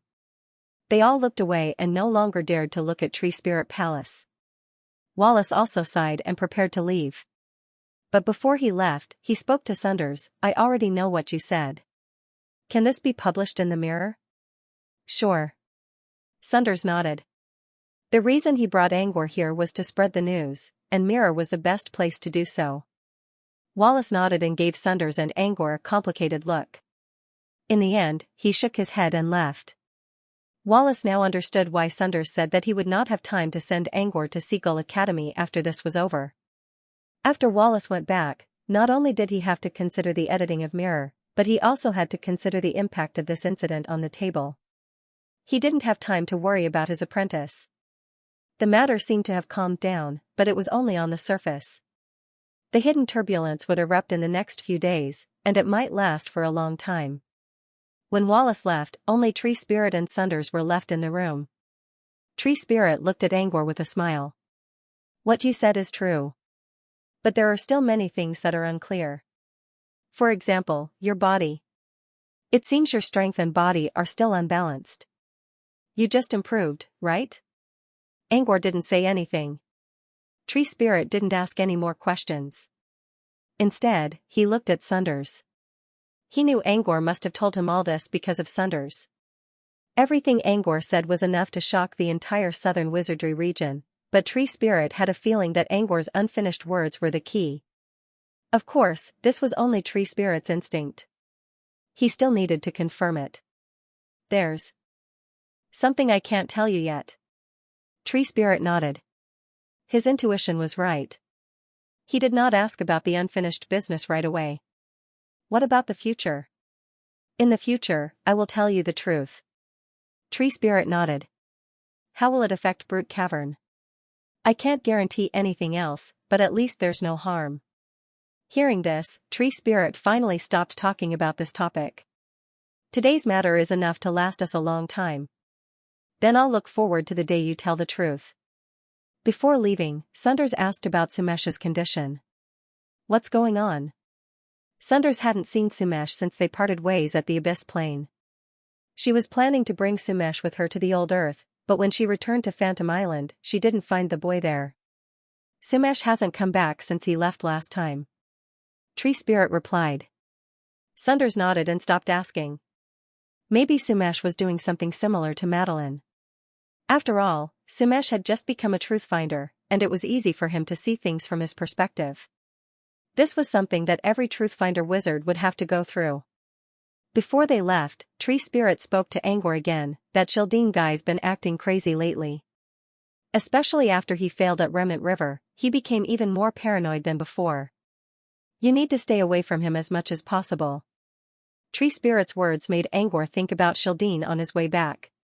He didn't know much about Shildeen. He only knew that the man's nickname was Wise Man, and that he was an expert in runes. Apart from that, Blackjack, who fought against him in Sky Tower, seemed to have become Shildeen's disciple. There was nothing else he knew about Shildeen. He was also surprised when Shildeen suddenly asked him about the Origin Flame. But from what Tree Spirit said, it seemed that Shildeen was really going against him. The man went to Remnant River and failed, and the only thing related to Angor was the music box he asked Davy to sell. Did Shildeen also want to buy the music box and failed to get it, so he took it out on Angor? This logic seemed a little too childish. Normal people wouldn't think like this, let alone a wizard. Sunders gave a reasonable explanation to Angor's confusion. Shildeen appeared to be a kind and generous man, and he's also learned and elegant. That's why he's called Wise Man. But in fact, Shildeen is an extreme egoist. He recently took in a student. You should know him. Angor nodded. Blackjack. Blackjack was Angor's first opponent in Sky Tower. Back then, Blackjack didn't have a teacher yet. However, due to some destiny, Blackjack didn't become a high-level wizard. Instead, he kept tormenting newbies on the first floor of Sky Tower, which earned him the nickname Newbie Butcher. Angor had a good impression of Blackjack. Blackjack worshipped Sunders and hoped that Sunders would take him in as a student, so he always dressed up like Sunders. It was also the first time Angor met an opponent who used cards. Blackjack's cards were similar to spell slots, which allowed him to cast powerful cantrips instantly. Later, Angor learned that Blackjack's cards were engraved with the legendary runes. Shildeen was very knowledgeable about runes, and he always tried to organize them systematically. However, the Supreme Cult banished the study of runes from the southern wizarding region under the slogan of the world's consciousness, so Shildeen couldn't do it. He was even targeted by other wizards. Shildeen had no choice but to go into hiding. He began to collect runes in secret. As for his new disciple, he had received some inscription inheritance before. Therefore, he accepted him as his disciple. He just wanted to make up for his own shortcomings. I heard that after he did that, he abandoned his student and never kept his promise. Not only is he narrow-minded, but he's also an egoist. That's why he has his eyes on you. Sunders continued, that's why he has his eyes on you. His biggest obsession is to become a truth-finder wizard. Your alchemy illusion helped Greya to create a new spell. Angor hesitated. Didn't I tell you? Lady Greya was able to create a new spell because of her own efforts. Mr. Rain even tested it himself. Maya once told me that Shildine came to see Greya when she was creating a new spell. He wanted to tell her about your contribution to Greya's creation. Maya told him that your alchemy illusion only inspired Greya to create a new spell, but it wasn't the main reason. However, even though Maya told him the result of her prophecy, Shildine, who had been stuck at the path of truth for years, would never give up so easily.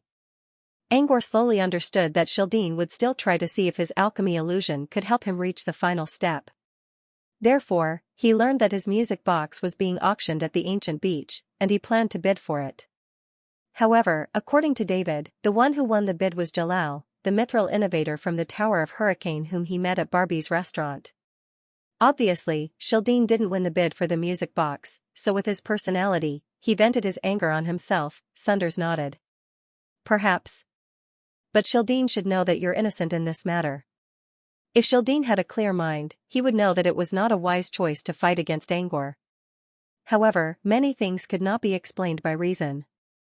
Obsession could easily lead to madness, and Sunders agreed with Tree Spirit's advice to keep a distance from Shildine. Angor knew this as well, but he wasn't worried. If everything went according to plan, they would leave Brute Cavern and avoid contact with Shildine. Even if they had to face Shildine again, Angor wouldn't be too worried. While they were talking, Gondola had reached a mountain range far away from the Tree of Eternity. There was a large amount of grey mist in front of them. Angor could already sense a strong aura of death from it. I've sent a message to Ness. Let's enter the Valley of Souls, Sunders said. Angor nodded and drove the gondola into the grey mist. As soon as they entered, the scenery in front of them changed. There was no mist blocking their vision. Instead, the sky darkened, and the atmosphere became eerie and deathly still. At the same time, in this gloomy mountain range, there were countless souls drifting about. They were all undead souls. This was Ness Valley of Souls. Sunders brought Angor to find Ness because Ness once explored the Heart of Insects research site. As for the Heart of the Swarm, it was a legendary wizard who specialized in summoning. Perhaps Ness knew how to cultivate amoeba larvae. That was why they had come to Nessie. Angor slowly lowered Gondola into the Valley of Souls. More and more undead souls were gathering around them. Angor wasn't afraid of souls. He wasn't even afraid of evil spirits. However, every time he saw so many souls here, he felt the urge to leave. It was just that Ness's bad taste was too hard to understand. All the undead souls in this place were in human form, and they were all naked. Fortunately, they were afraid of Sunders' aura and didn't dare to approach. Angor followed Sunders into the valley. A naked maid wearing only a white apron was standing beside the spirit tower. When they approached, the maid knelt on the ground with her legs closed. Her head was deeply pressed against the ground, revealing her smooth, and curvaceous back. Mr. Sunders, Master is waiting for you in the underground lab of the Spirit Tower. The maid wanted to kiss Sunders' boots, but Sunders did not give her the chance. He walked away. As an old friend of Ness, Sunders was familiar with the Valley of Souls. Since he knew where Ness was, he didn't wait for the maid to lead him to the entrance of the Spirit Tower. Angor followed behind him. After entering the tower, he followed the spiral staircase all the way down. Soon, they arrived at an underground lab. A gray-haired old man was dissecting the body of a male winged man on an experiment table. The soul of the dead winged man was sitting on top of the corpse. Many souls were busy working in the lab. With the help of the Requiem Stone, they were able to influence the material world and help the old man operate all kinds of instruments. However, even with the help of the soul, Angor still heard the old man cursing when he stepped into the lab. That bastard ran away from me halfway. Angor isn't a man-eating tiger. He's a coward. I knew he'd follow in Hookdik's footsteps. The gray-haired old man was none other than Ness. It was one of the few times Angor didn't see Ness enjoying himself in the Valley of Souls. Angor didn't know what the old man was cursing about, but the mention of Hookdik made Angor shiver a little. After all, Angor was the one who killed Hookdik. When Ness saw Sunders, he spoke to the winged man floating above his head, "Keep an eye on your body. Call me if anything happens." The Featherman undead nodded at Ness, then stared at his own corpse without blinking. Ness let go of Angor and approached him. He didn't greet Sunders first. Instead, he inspected Angor from head to toe and spoke in a surprised tone, "There's something strange about your blood essence. Even I can't compare to it." Ness looked at Sunders again, as if he wanted to get an answer from Sunders. Sunders only nodded slightly. He did not explain, but his nod meant that he acknowledged Angor's strength. Nice eyes glittered, and he sounded like he was drooling. What an excellent body. The first time he came to the Valley of Souls, Ness used the same tone and almost convinced him to inject himself with a succubus bloodline. Now that he was using such a tone, he might be harboring evil intentions. The more he looked at Angor, the more he felt that Angor was an excellent subject. If only he could dissect Angor a little. Sunders' tall figure suddenly blocked his view. Sunders did not say anything, but the cold aura around him showed his attitude. Ness smiled awkwardly. "I'm just praising you. It's pure praise." Sunders didn't bother with small talk and went straight to the point. He wanted to know what Ness found when he ventured into the heart of insects. Ness said, "There were some gains. A few manuscripts left behind by Encircote. But as you know, I don't know much about summoning, and I'm not interested in Zergs. If you have any questions about Zergs, I probably can't answer you. Can I borrow those manuscripts then?" Ness nodded indifferently. "Sure. Come with me." With that, Ness took the initiative to lead the two of them deeper into the secret chamber. While walking, Ness mumbled, "Ugh, I was doing an experiment, and Sokka was my assistant." But when he knew Angor was coming, he ran away without saying a word. "I'm so pissed off. Now that I think about it, Angor was able to defeat Sokka back then. Now that he's so much stronger, I bet Sokka's going to turn into a pile of minced meat."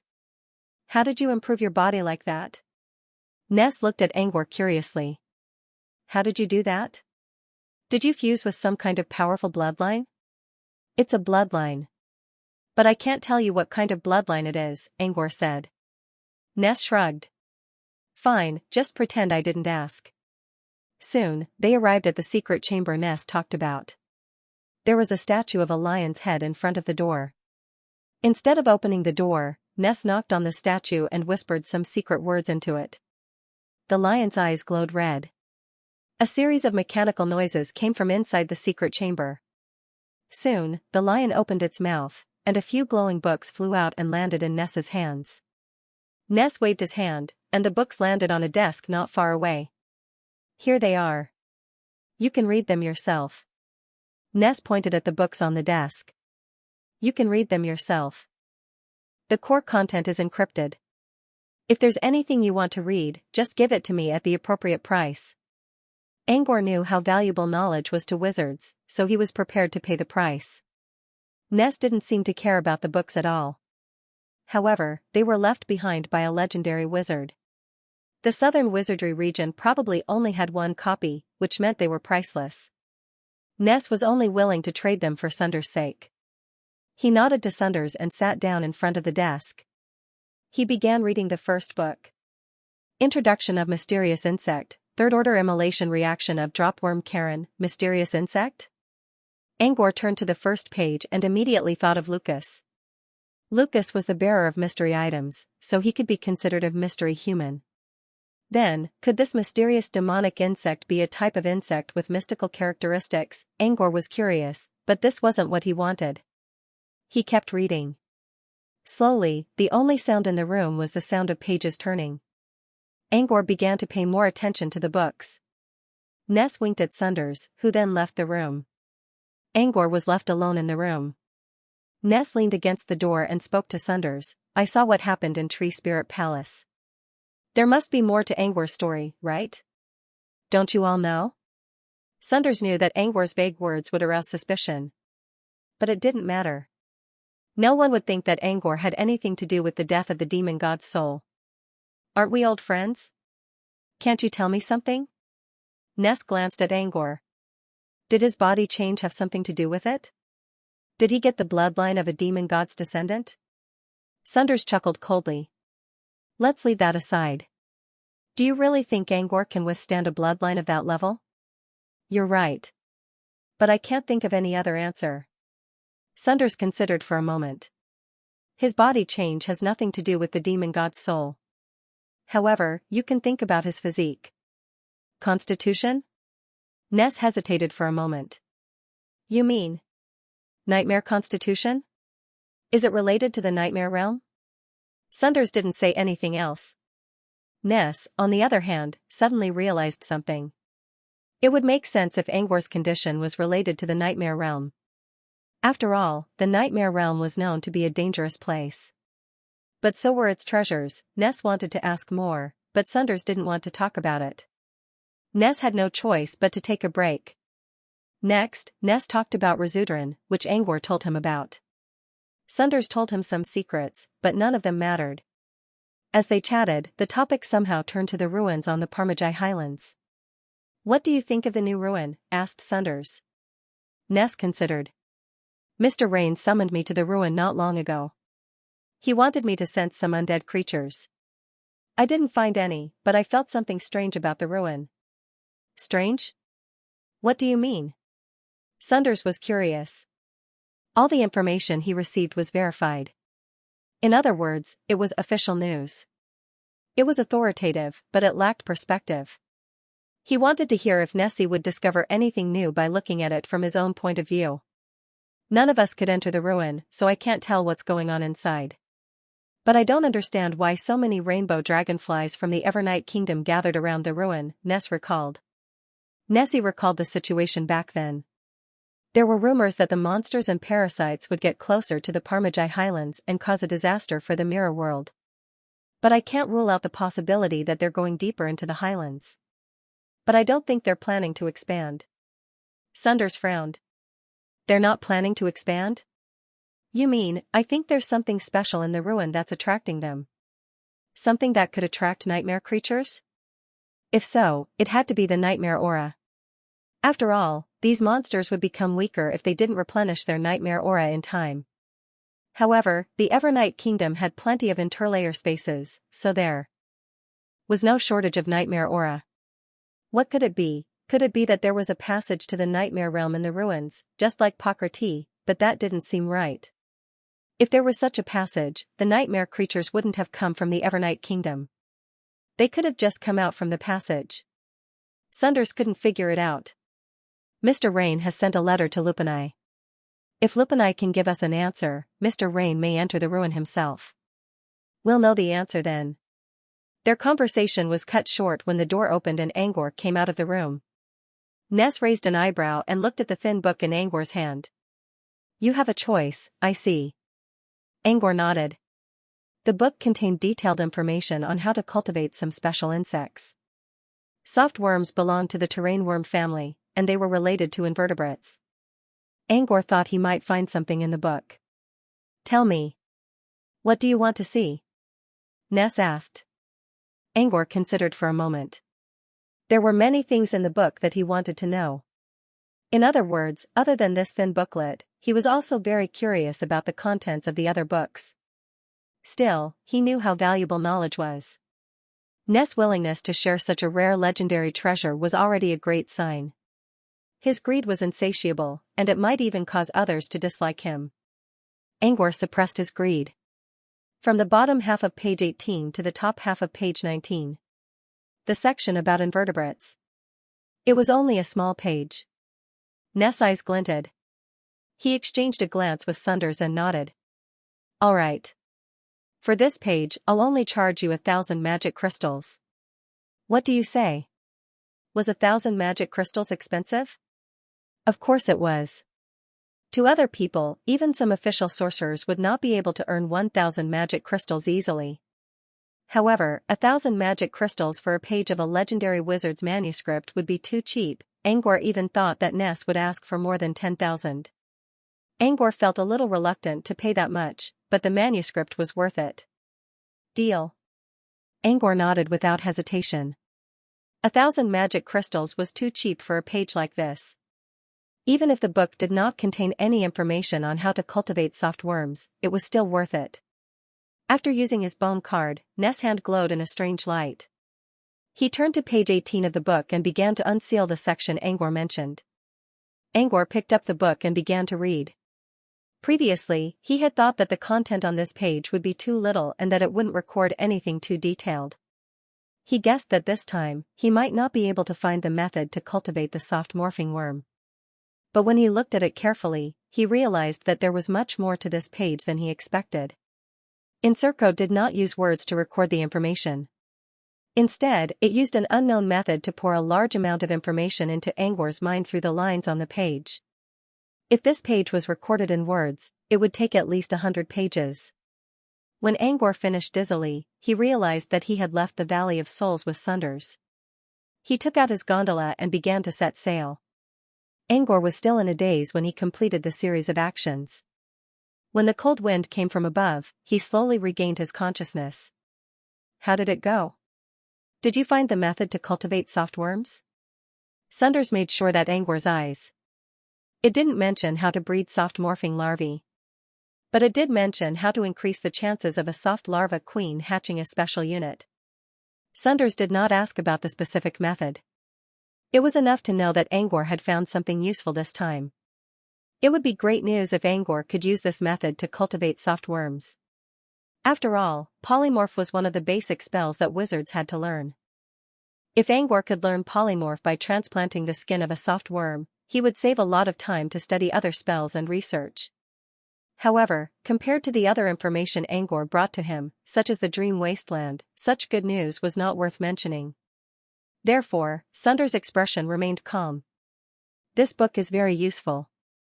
The Dream Weaver ant is one of the variables, but it's not the only one. It might not work if we rely on the ant to stimulate the soft worm mother. Angor was a little excited. He mumbled a bunch of names of magic materials and magic insects, all of which could cause the soft worm mother to lay eggs. Thank you, Professor. Without you, I wouldn't be able to cultivate soft worms, Angor said. Besides, Mr. Ness wouldn't have offered such a low price if it weren't for you, Professor. Sunders gave Angor a strange look. As a matter of fact, Ness told Sunders that Angor would pay between 10,000 and 100,000 magic crystals if he chose less than 10 pages. If he chose more than 10 pages, Ness would not accept the deal. For one thing, it would be too greedy. For another, Angor would not be able to handle the torrent of information generated by more than 10 pages. What if he only chooses one page?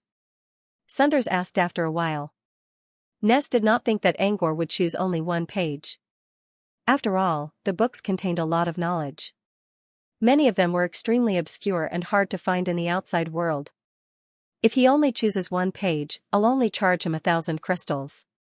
Also, I'll allow him to trade the books in the future, Sunders said. As it turned out, Ness was wrong. It was not that Angor was not greedy. It was just that Angor knew where he stood. He needed to know how to control his desires in different situations. Sunders did not tell Angor about Ness' price. If you want to borrow those books from Ness again, you'll have to be prepared to pay at least 10,000 crystals. Angor nodded. He believed that Ness's real price was more than 10,000 magic crystals. It was a bit expensive, but the knowledge in those books was valuable. When he had more money, he could go to Ness's place and do some business. What Angor did not know was that because of his choice, Ness would allow him to trade more books. If Angor was greedy, this would probably be the last time he would be allowed to trade with Ness. When Gondola arrived at the Tree of Eternity, Sunders asked Angor to stop for a moment. I need to go to Starry Island and ask Maya something. Sunders nodded at Angor and flew toward Starry Island. Angor was about to return to Phantom Island when Sunders left, but he changed his mind and ordered Gondola to land on the ground. A moment later, a middle-aged man who looked a little depressed entered the underground market. It was Angor's disguise when he returned to the old Earth on the Limpet. The reason he came to the underground market was to buy the magical materials and magical insects that could make the queen bug mutate as recorded in the Inscort manuscript. He also wanted to see his old friend David. As for why he changed his appearance, it was to avoid unnecessary trouble. Angor knew that Prom's alchemy shop didn't have any demon bugs for sale, so he went to the market first. Most of the bugs sold here were low-level ones. Some of them were valuable, but there were also common ones that could affect the soft larva queen. There were also insects that could affect the Dreamweaver ant. If the Dreamweaver ant changed, the soft larva queen would change as well.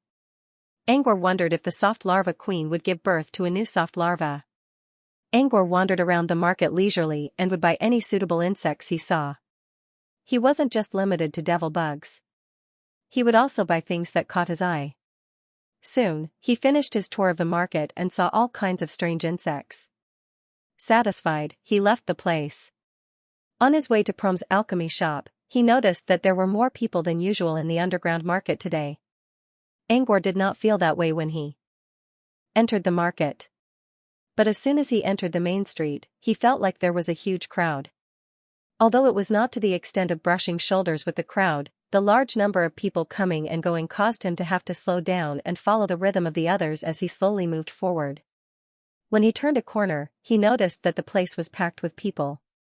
Upon closer inspection, he discovered that there was an apprentice sitting cross-legged on an exotic flying carpet. There were some items placed in front of his flying carpet. Is this a street stall? Angor remembered that street stalls could only be set up in free markets. Wait, no. It's not a street stall since it's floating in the air. Is this a flying stall?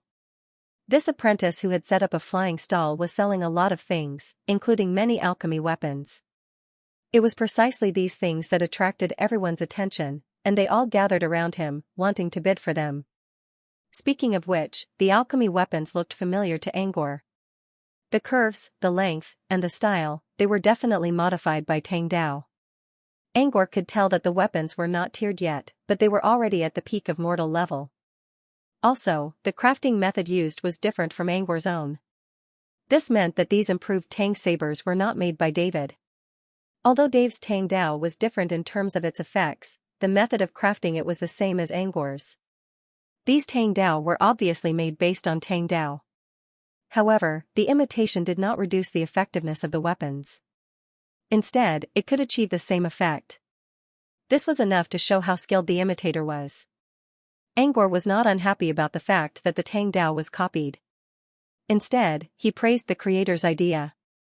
From the conversations around him, Angor learned that Dave had been studying other alchemy blueprints recently and did not produce Tang Dao for a while. That was why there were all kinds of Tang Dao replicas in the market. However, not many of them were good enough. The stall owner in front of Angor was one of the best. To an apprentice, a handy weapon was a huge boost to their strength. It was also necessary for them to go out and seek their destiny. Therefore, the apprentices around him all started to bid for the Tang Dao. The competition was fierce. Angor did not care about the Tang Dao. Instead, he looked at a roll of parchment beside the Tang Dao. The scroll was simply encrypted, and only a name was written on it. It was called double moon channeling. There was nothing special about the channeling method. The only thing worth mentioning was that it was a free channeling method that did not belong to any organization. In other words, no sorcerer organization could declare this channeling method private. Learning this channeling method would not cause any disputes between major organizations or sorcerer families. Therefore, many wandering sorcerers and wasteland sorcerers would choose to learn this channeling method. Of course, there was nothing special about this kind of channeling method. There was no guarantee of its value, and it was nothing compared to singularity dispersive meditation. However, Angor paid attention to the channeling method because he remembered the parchment called Star Frost he got from Wardell. The origin of the parchment was from Puzio, the vagrant of Sin City. Puzio was a truth-finder wizard from Moonfrost Union, and Star Frost was related to Moonfrost Union. Therefore, Angor could only think of Star Frost meditation. However, the parchment had a wizard password on it, so Angor could not confirm it. He planned to ask Sunders about it, but he forgot about it after returning to the southern wizarding region. Now that he saw the channeling method, he finally remembered. I should ask the professor if he knows how to remove the password on the channeling method, Angor muttered to himself. If he could get Star Frost meditation after removing the password, he could give it to his brother, Leon. Apart from a worthless channeling method and several weapons, there was nothing else in the stall that caught Angor's attention.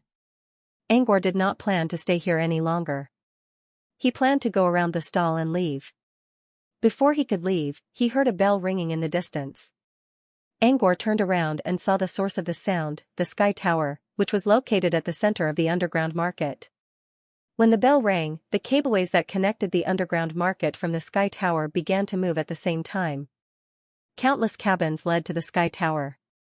Angkor also noticed that the cableways that connected the upper levels of the Sky Tower, namely, the 10th floor and above, began to move as well.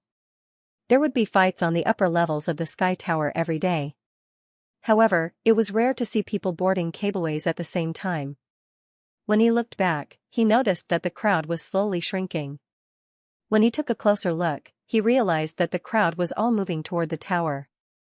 Their expressions and eyes were filled with excitement and agitation. Is there some kind of competition going on in Sky Tower?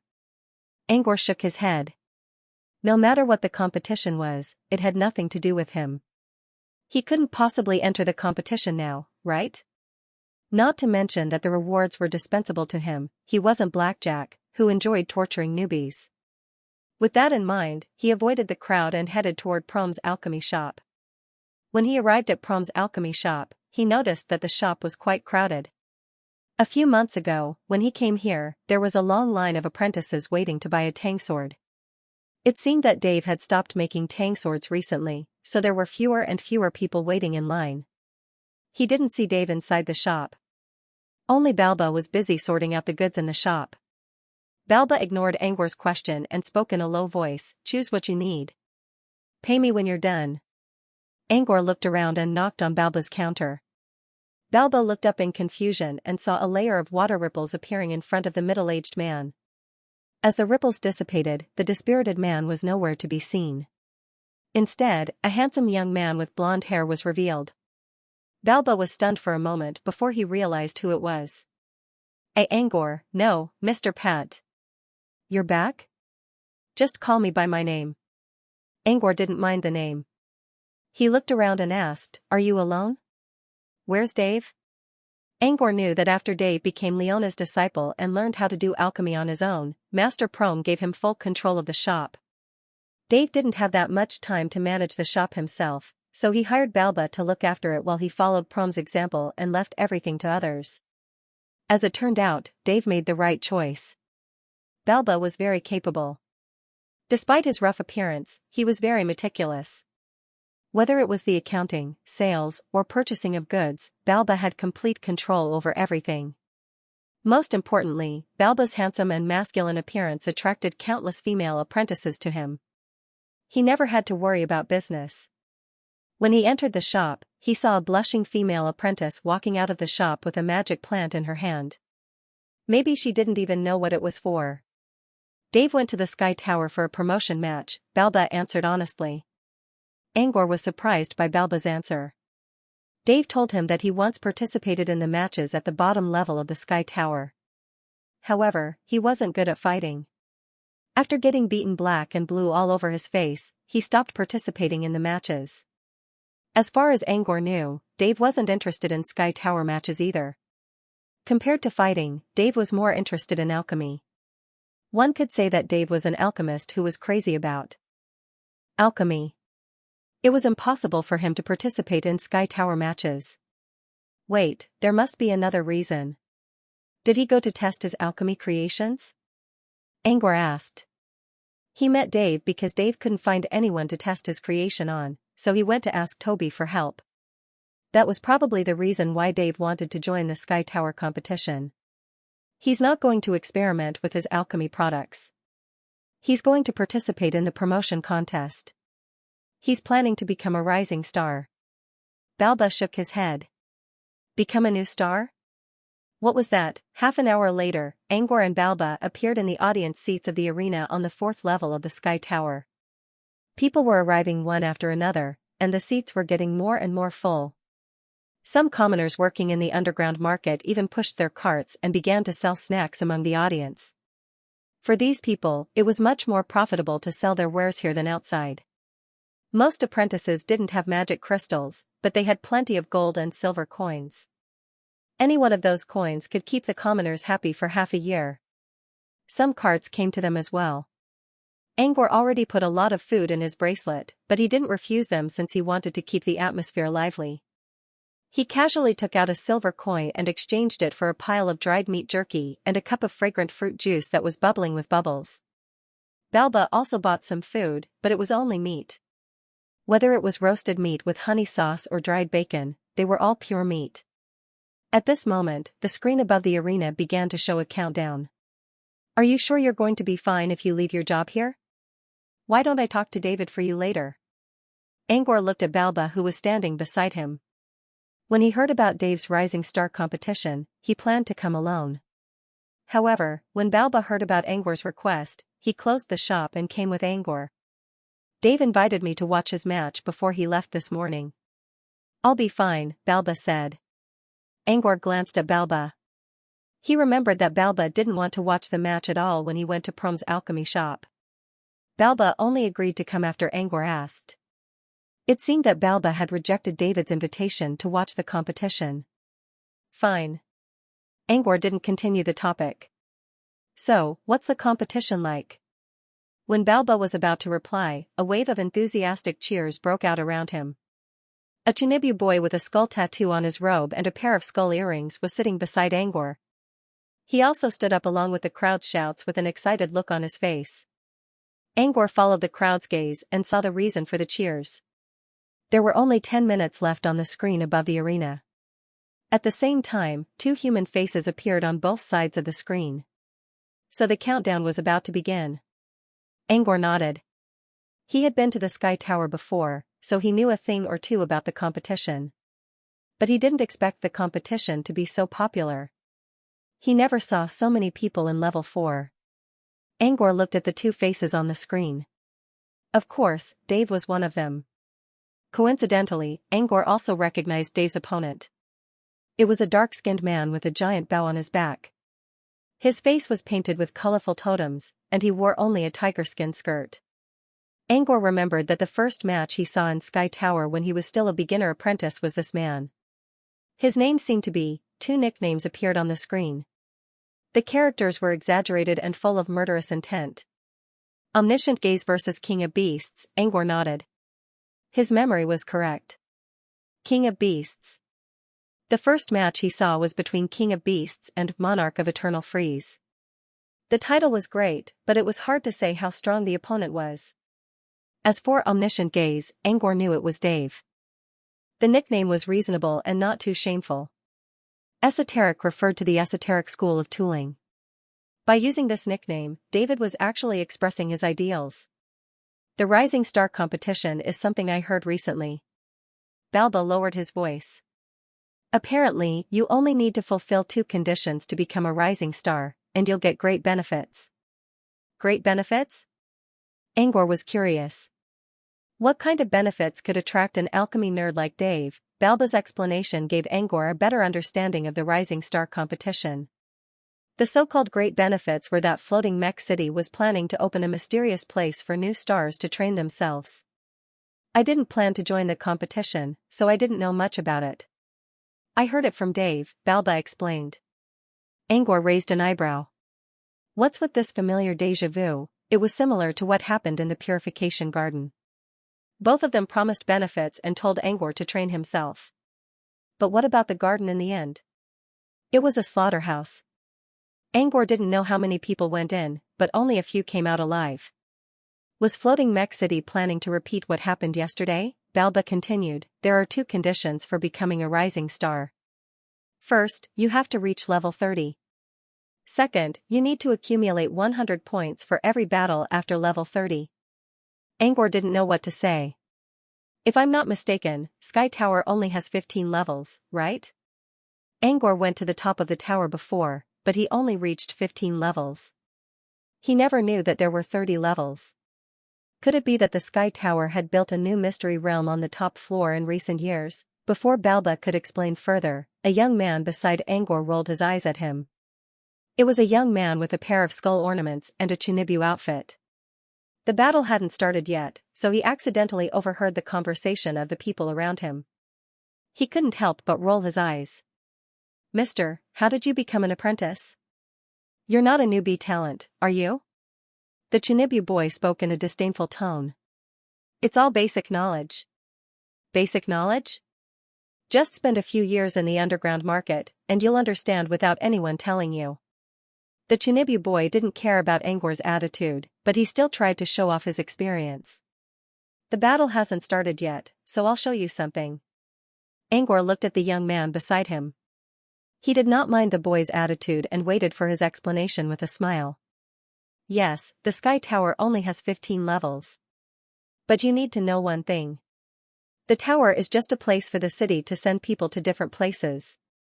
The real Sky Tower has more than 15 floors.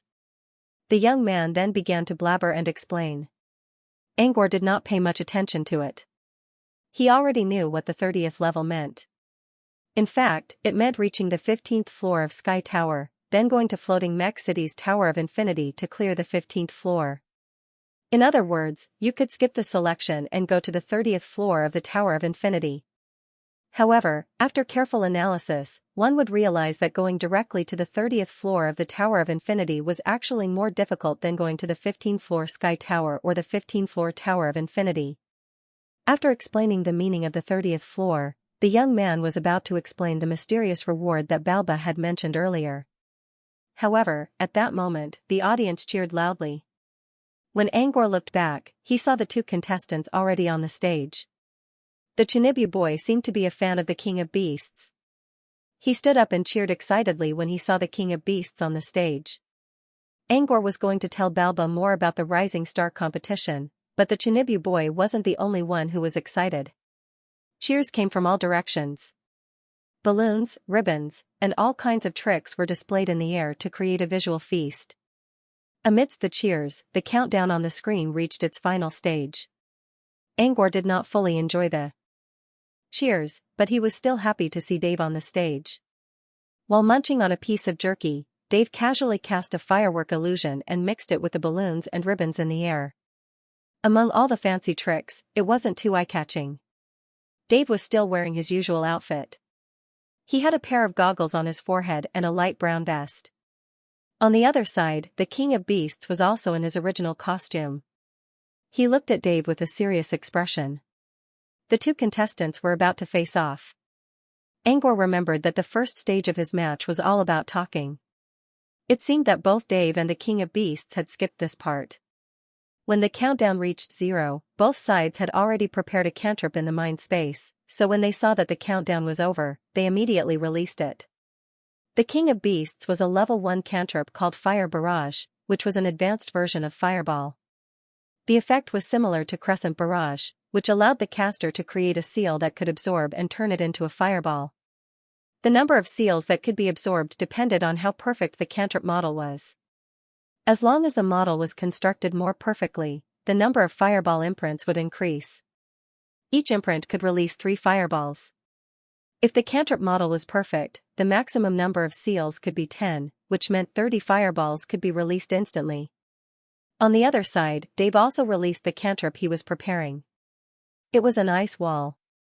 Angor sighed in his mind. In a battle in Sky Tower, one could always cast an instant cantrip at the beginning because one could prepare a cantrip model before the battle began. The King of Beasts prepared an offensive cantrip, while Dave prepared a defensive one. Angor could tell a person's personality from this.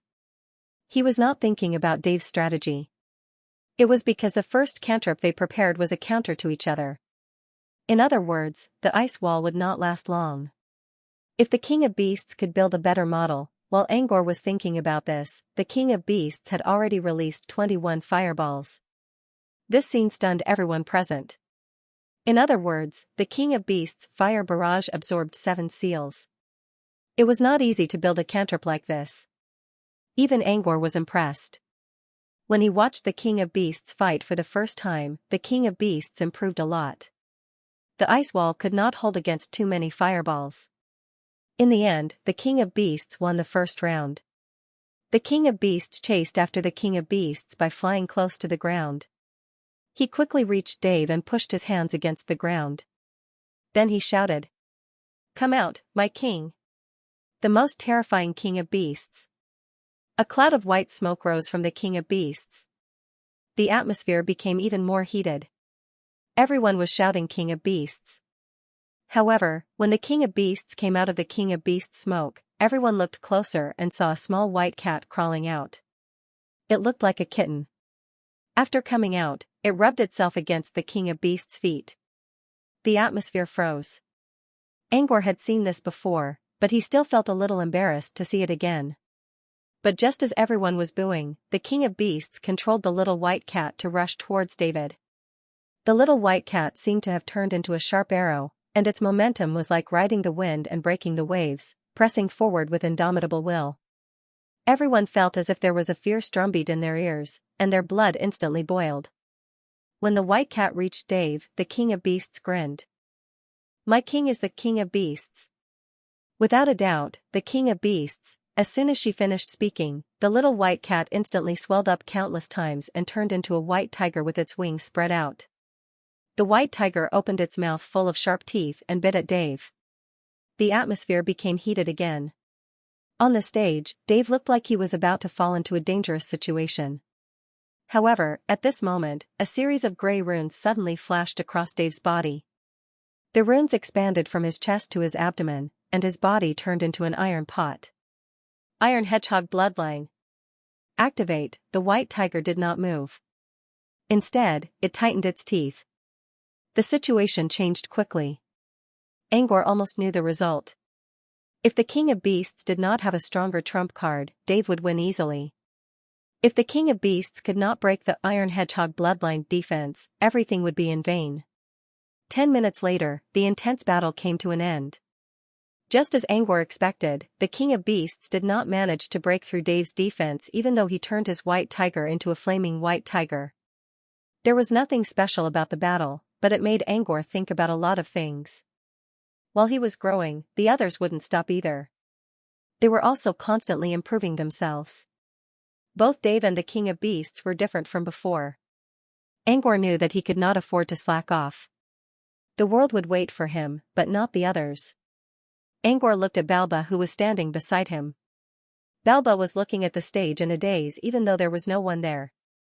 When the king of beasts was fighting against Dave, he saw Balba staring at the stage with a pair of sparkling eyes. Balba had the blood of an otherworldly barbarian, which was a race that prided itself on fighting. Angor could tell from Balba's eyes that he wanted to fight. But Balba once told him that he did not care about the Rising Star competition and refused Dave's invitation to watch. Now it seemed that Balba did care about the competition. He was just afraid that Angor would do the same.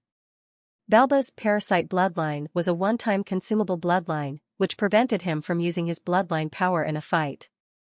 He was afraid that his bloodline would boil, and he would lose control of himself. The people in the audience seats gradually left the place. Balba looked back and lowered his eyes to hide the sadness in them. Dave is probably still in the backstage. Shall we go find him? Angor nodded and walked down the stage with Balba without saying anything. He knew Balba's personality. Instead of trying to comfort him and expose his wounds, Balba would rather pretend that he did not see it and leave him alone in a garden to heal his wounds. Most of the time, the scab would be removed and new flesh would grow back. However, one had to find a way to remove the scab first. If one did not, the scab would only cause more damage. The backstage was not connected to the audience. If they wanted to enter, they had to jump into the arena. 2 workers in Sky Tower uniforms stopped them as soon as they leaped into the air. This is the contestant area. Non-contestants are not allowed to enter. Balba thought for a moment and took out a crystal clear card from his pocket. The workers looked at the card and exchanged a glance. 7th floor access. They did not understand why a contestant who was already at the 7th floor would come to the 4th floor, but Balba clearly fit the rules. They nodded and allowed Balba to enter. After letting Balba go, they looked at Angor again. You may enter, sir. But if you wish to enter, you will need to show your contestant card. Of course, Angor had an ID card as well. However, if he showed it, his embarrassing title would be exposed. He hesitated for a while. When the workers were about to kick him out, he still took out his ID card. However, Angor did it very well. His finger perfectly covered the ID card. The workers thought that Angor did not have the right to enter. However, when they took a closer look, they realized that Angor's identity was even more shocking than they thought. 15th floor, access. You're a contestant? Angor nodded and put away the card while pretending to be impatient. Can you move now? The workers were a little doubtful. They knew all the contestants in the Sky Tower. Was this really a contestant? But the card was real. If only they could see his title. In the end, the workers did not give them any trouble. Even if Angor used someone else's ID card, it was his own ability. As low-level staff, they had no right to stop him. He walked into the backstage without a hitch. The backstage was still very lively. After all, every level was a 10-direction arena. Those who were waiting for their matches, those who were about to start their matches, or those who had just finished their matches, were all here. Although people came and went, they didn't need to use their eyes to find people. He quickly located one of the auras and brought Balba to it. David was sitting in a corner, wiping the goggles on his forehead with a cloth. Just as he was about to wipe his goggles clean, he suddenly felt a shadow looming over him. He looked up and saw Balba. His eyes lit up, and he said with a smile, "Didn't you say you weren't coming?" "He came with me." "You're Angor?" Dave looked at the familiar face and realized something. "You're Angor?" He reached out a hand and touched his face. His facial features rippled for a while before returning to normal. Although he didn't reveal his true face, the ripple was enough to prove that the middle-aged man in front of him was a mask. David also remembered that Angor used this face to come to him. Also, someone who could change the stubborn Balba's decision to come to Sky Tower must be someone Dave respected the most. The answer was obvious. "You're finally back." David hugged Angor in excitement. "We haven't heard anything from the Abyss Plane for months. It's so strange. I thought you were. Now that you're back, I'm relieved. Why do I feel something different about you?" Dave looked at Angor with a puzzled expression. "Is that so?" "It's just an illusion, but there's something different about you. But I can't put my finger on it." David glanced at Balba. "What do you think?" "Blood aura. It's strong," Balba said.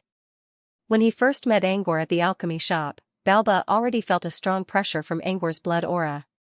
However, Angor soon restrained himself. "I think so." David nodded hesitantly. He paused and sighed. "My professor forced me to train every day. I thought this was the most hardworking I've ever been in my life. I thought I'd be able to catch up with you. But you're already so far ahead of me. I guess a salted fish deserves to be hung up under the sun." David gave Angor a helpless look. He didn't try to comfort Dave either. He knew that doing so would only add salt to Dave's wound. Dave mumbled to himself for a long time, which even attracted the attention of the contestants nearby. Finally, Dave calmed down and said, "My match is over. Let's go back to the shop and talk." "Good. I need to buy some magic materials." With David's help, he could always ask Prome or Leona for some rare materials. David nodded in annoyance. "I knew you wouldn't come to me for no reason. Let's go." They walked to the exit where they could take a cableway to the platform closer to the shop. Along the way, David kept telling Angor about the recent events. He complained that Leona forced him to train every day, and that he was too busy working on a new alchemy project to make tang blades. But that was not the case. He was forced to train. Alchemy was only a part of it.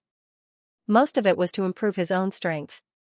He sounded like he was complaining, but Angor could tell that Dave was not against the training.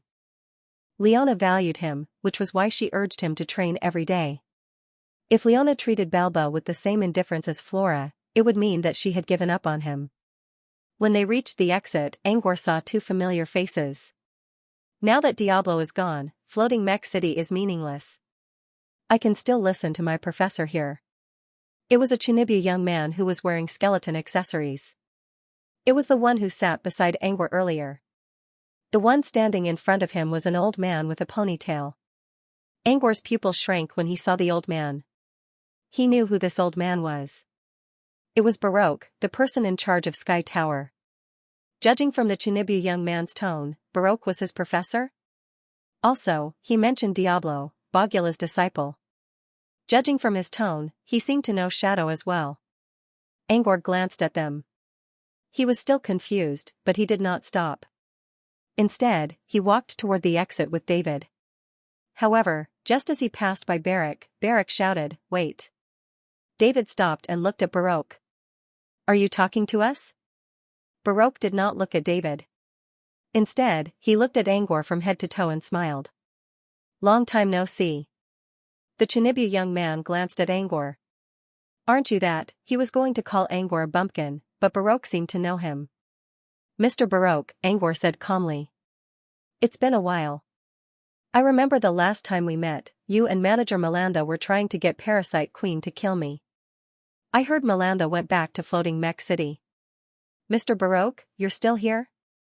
Angor's reply was calm, but everyone could hear the sarcasm in his tone. The Chinibu young man could not believe that Angor would speak to his professor in such a tone. Silence. Everyone thought Barak would get angry. But after a while, Barak smiled and said, "It's all a misunderstanding. Let bygones be bygones." The Chinibu young man was even more surprised by Barak's attitude. Why did Angor agree to it? And why did he look like he gave in? Who was this unkempt middle-aged man? Angor did not expect Barak to be so calm either. His words were meant to provoke Barak. Angering Barak did not do him any good. Besides, he could not defeat Barak, and he might even get Barak and David into trouble. But that was not the case. When they parted ways, Angor already sensed Tree Spirit's gaze. Angor knew that the wizards in Brute Cavern did not like foreign wizards. For example, Barak was always trying to kick him out. However, they did not have an excuse to do so before. Besides, they did not pay much attention to Barak. However, if Barak dared to do anything under Tree Spirit's gaze, Tree Spirit would expel him as soon as he felt the urge to do so, and with a perfectly justified reason. However, Barak's reaction was as if he was not going to start a dispute. Angor knew that since Barak gave in, he would not get what he wanted no matter what he said. It might even look like he was making fun of Barak. Since that was the case, Angor did not want to stay any longer. He hated Barak more than Shildeen. If he did not like Barak, he did not want to see him. "Let's go." Angor turned to leave with David. Barak suddenly took out a light red card. "This is an anonymous new star certificate. You can use it to enter the Endless Corridor. Consider it my compensation. What do you think?"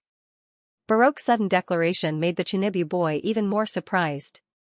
He did not even have the qualification to become a new star yet, and he even considered begging his teacher for one. Why would his teacher give it to someone else? Who was he? Why was his teacher acting so strange? Angor looked at Barak and took out something from his bracelet. "This should be enough to enter the Endless Corridor, right?" Barak looked at the item in Angor's hand and gulped. He could not hide the surprise in his eyes. "This is, from the R&D department." Barak did not say anything. Angor did not say anything and left. After Angor left, Barak asked in confusion, "Sir, who is he?" Barak did not answer. Instead, he sighed. "I should have listened to Melanda. I should have thought about it more carefully. I didn't think a small mistake would lead to this. It's going to be hard to make up for it now." Barak paused and looked at Barak. "Who is he? Didn't you come to Brute Cavern to see him?" Angor could no longer hear the conversation between Barak and his student. He had already boarded the cableway and was leaving the Sky Tower. Even if he did, he would not think too much about it. Barak once tried to harm him. Even if the grudge between them had not reached the point of killing each other, it would not be resolved easily. The cableway was silent. He wanted to ask Angor about the old man with a ponytail, but Angor didn't. However, Angor did not seem to want to talk, so he did not ask. The silence lasted until they left the cableway. Dave thought it was too serious. He considered and broke the silence first. "Oh right, Xylem came back a few days ago." Angor was surprised. After not seeing each other for so long, he finally received a message from his friend. "Xylem is back? He's really back?" After confirming the answer, Angor hesitated. Then, is he okay? It had been years since Xylem went out to fuse with the Azure bloodline. Nausicaa would at least send him a letter when she went out, but Xylem seemed to have completely disappeared. In his dream, he even believed that Xylem had already met with some kind of mishap. Although he didn't want to face this, the Azure bloodline was an unknown bloodline. No one knew the risks after fusing with it, and there was no way to reduce this risk. Any extraordinary person, even official wizards, would rarely fuse with an unknown bloodline. Xylem was only a beginner apprentice when he made such a bold decision.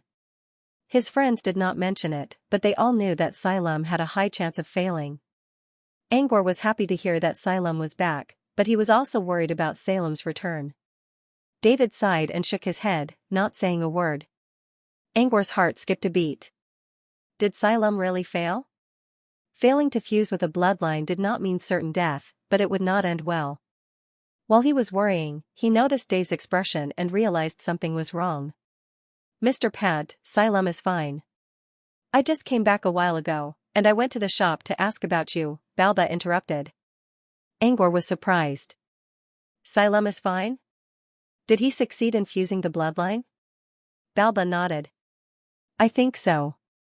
I can feel that his blood essence is much stronger than before. But I'm still not as good as you. Angor sighed in relief when he heard that Xylem was safe and had successfully assimilated the bloodline. He also felt happy for the boy. But after Balba said that, David shoved him. I was just going to make a joke. Don't forget that I'm your boss. Balba was right. Xylem did it. Envy flashed in David's eyes. Not only did he successfully assimilate the Azure bloodline, but he also activated the body of the sage. According to Xylem himself, the body of the sage is incomplete, but it's enough for him to enchant. When he came back, he caused quite a stir. It is said that the Elder of Books personally summoned him to the Cloud Library. Angor also knew that the Elder of Books liked Xylem a lot. The Elder of Books was the one who told Xylem about his desire for the sage body. It was said that only those who achieved the body of the sage could enchant all things into spirits. Did you just say that? Did he awaken his book into a spirit? Angor suddenly thought of something. Did he awaken his book? David nodded. When he mentioned this, not only was there envy in his eyes, but there was also envy in his voice. That's right. I didn't expect that thick-shelled book to have so many functions after becoming a spirit. David was full of praises, but he did not answer Angor's question. You'll know when you meet Xylem. If I tell you now, there won't be any surprises. Angor considered and agreed. He would find out the truth when he met Xylem later. But David added, oh right, I forgot to tell you. Xylem left Brood Cavern last week. I don't think he'll come back anytime soon. Angor did not know what to say. A moment later, inside Prom's alchemy shop. The door was closed. According to David, everyone was obsessed with the Rising Star competition, and he had not made any weapons for a long time. Since no one came, he might as well close the door. Inside the cramped shop, a single candle was lit on a table that was filled with all kinds of miscellaneous items. Angor and David sat opposite each other, while Balba was tidying up the shelves by the candlelight. After talking with David for a while, Angor learned about Salem's whereabouts. Xylem was going to Floating Mech City.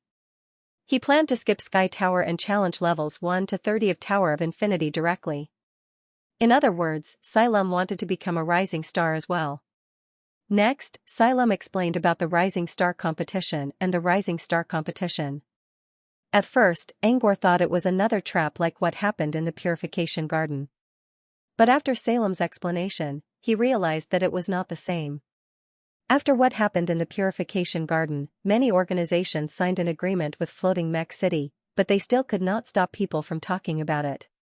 Sky towers all over the world suddenly became quiet, including the one in the underground market. During that half a year, there was not even a single high-level competition. The Sky Tower was facing a crisis of confidence. To solve the problem, Floating Mech City organized the Rising Star competition. They used the competition to compensate apprentices of various organizations and restore the Sky Tower's reputation.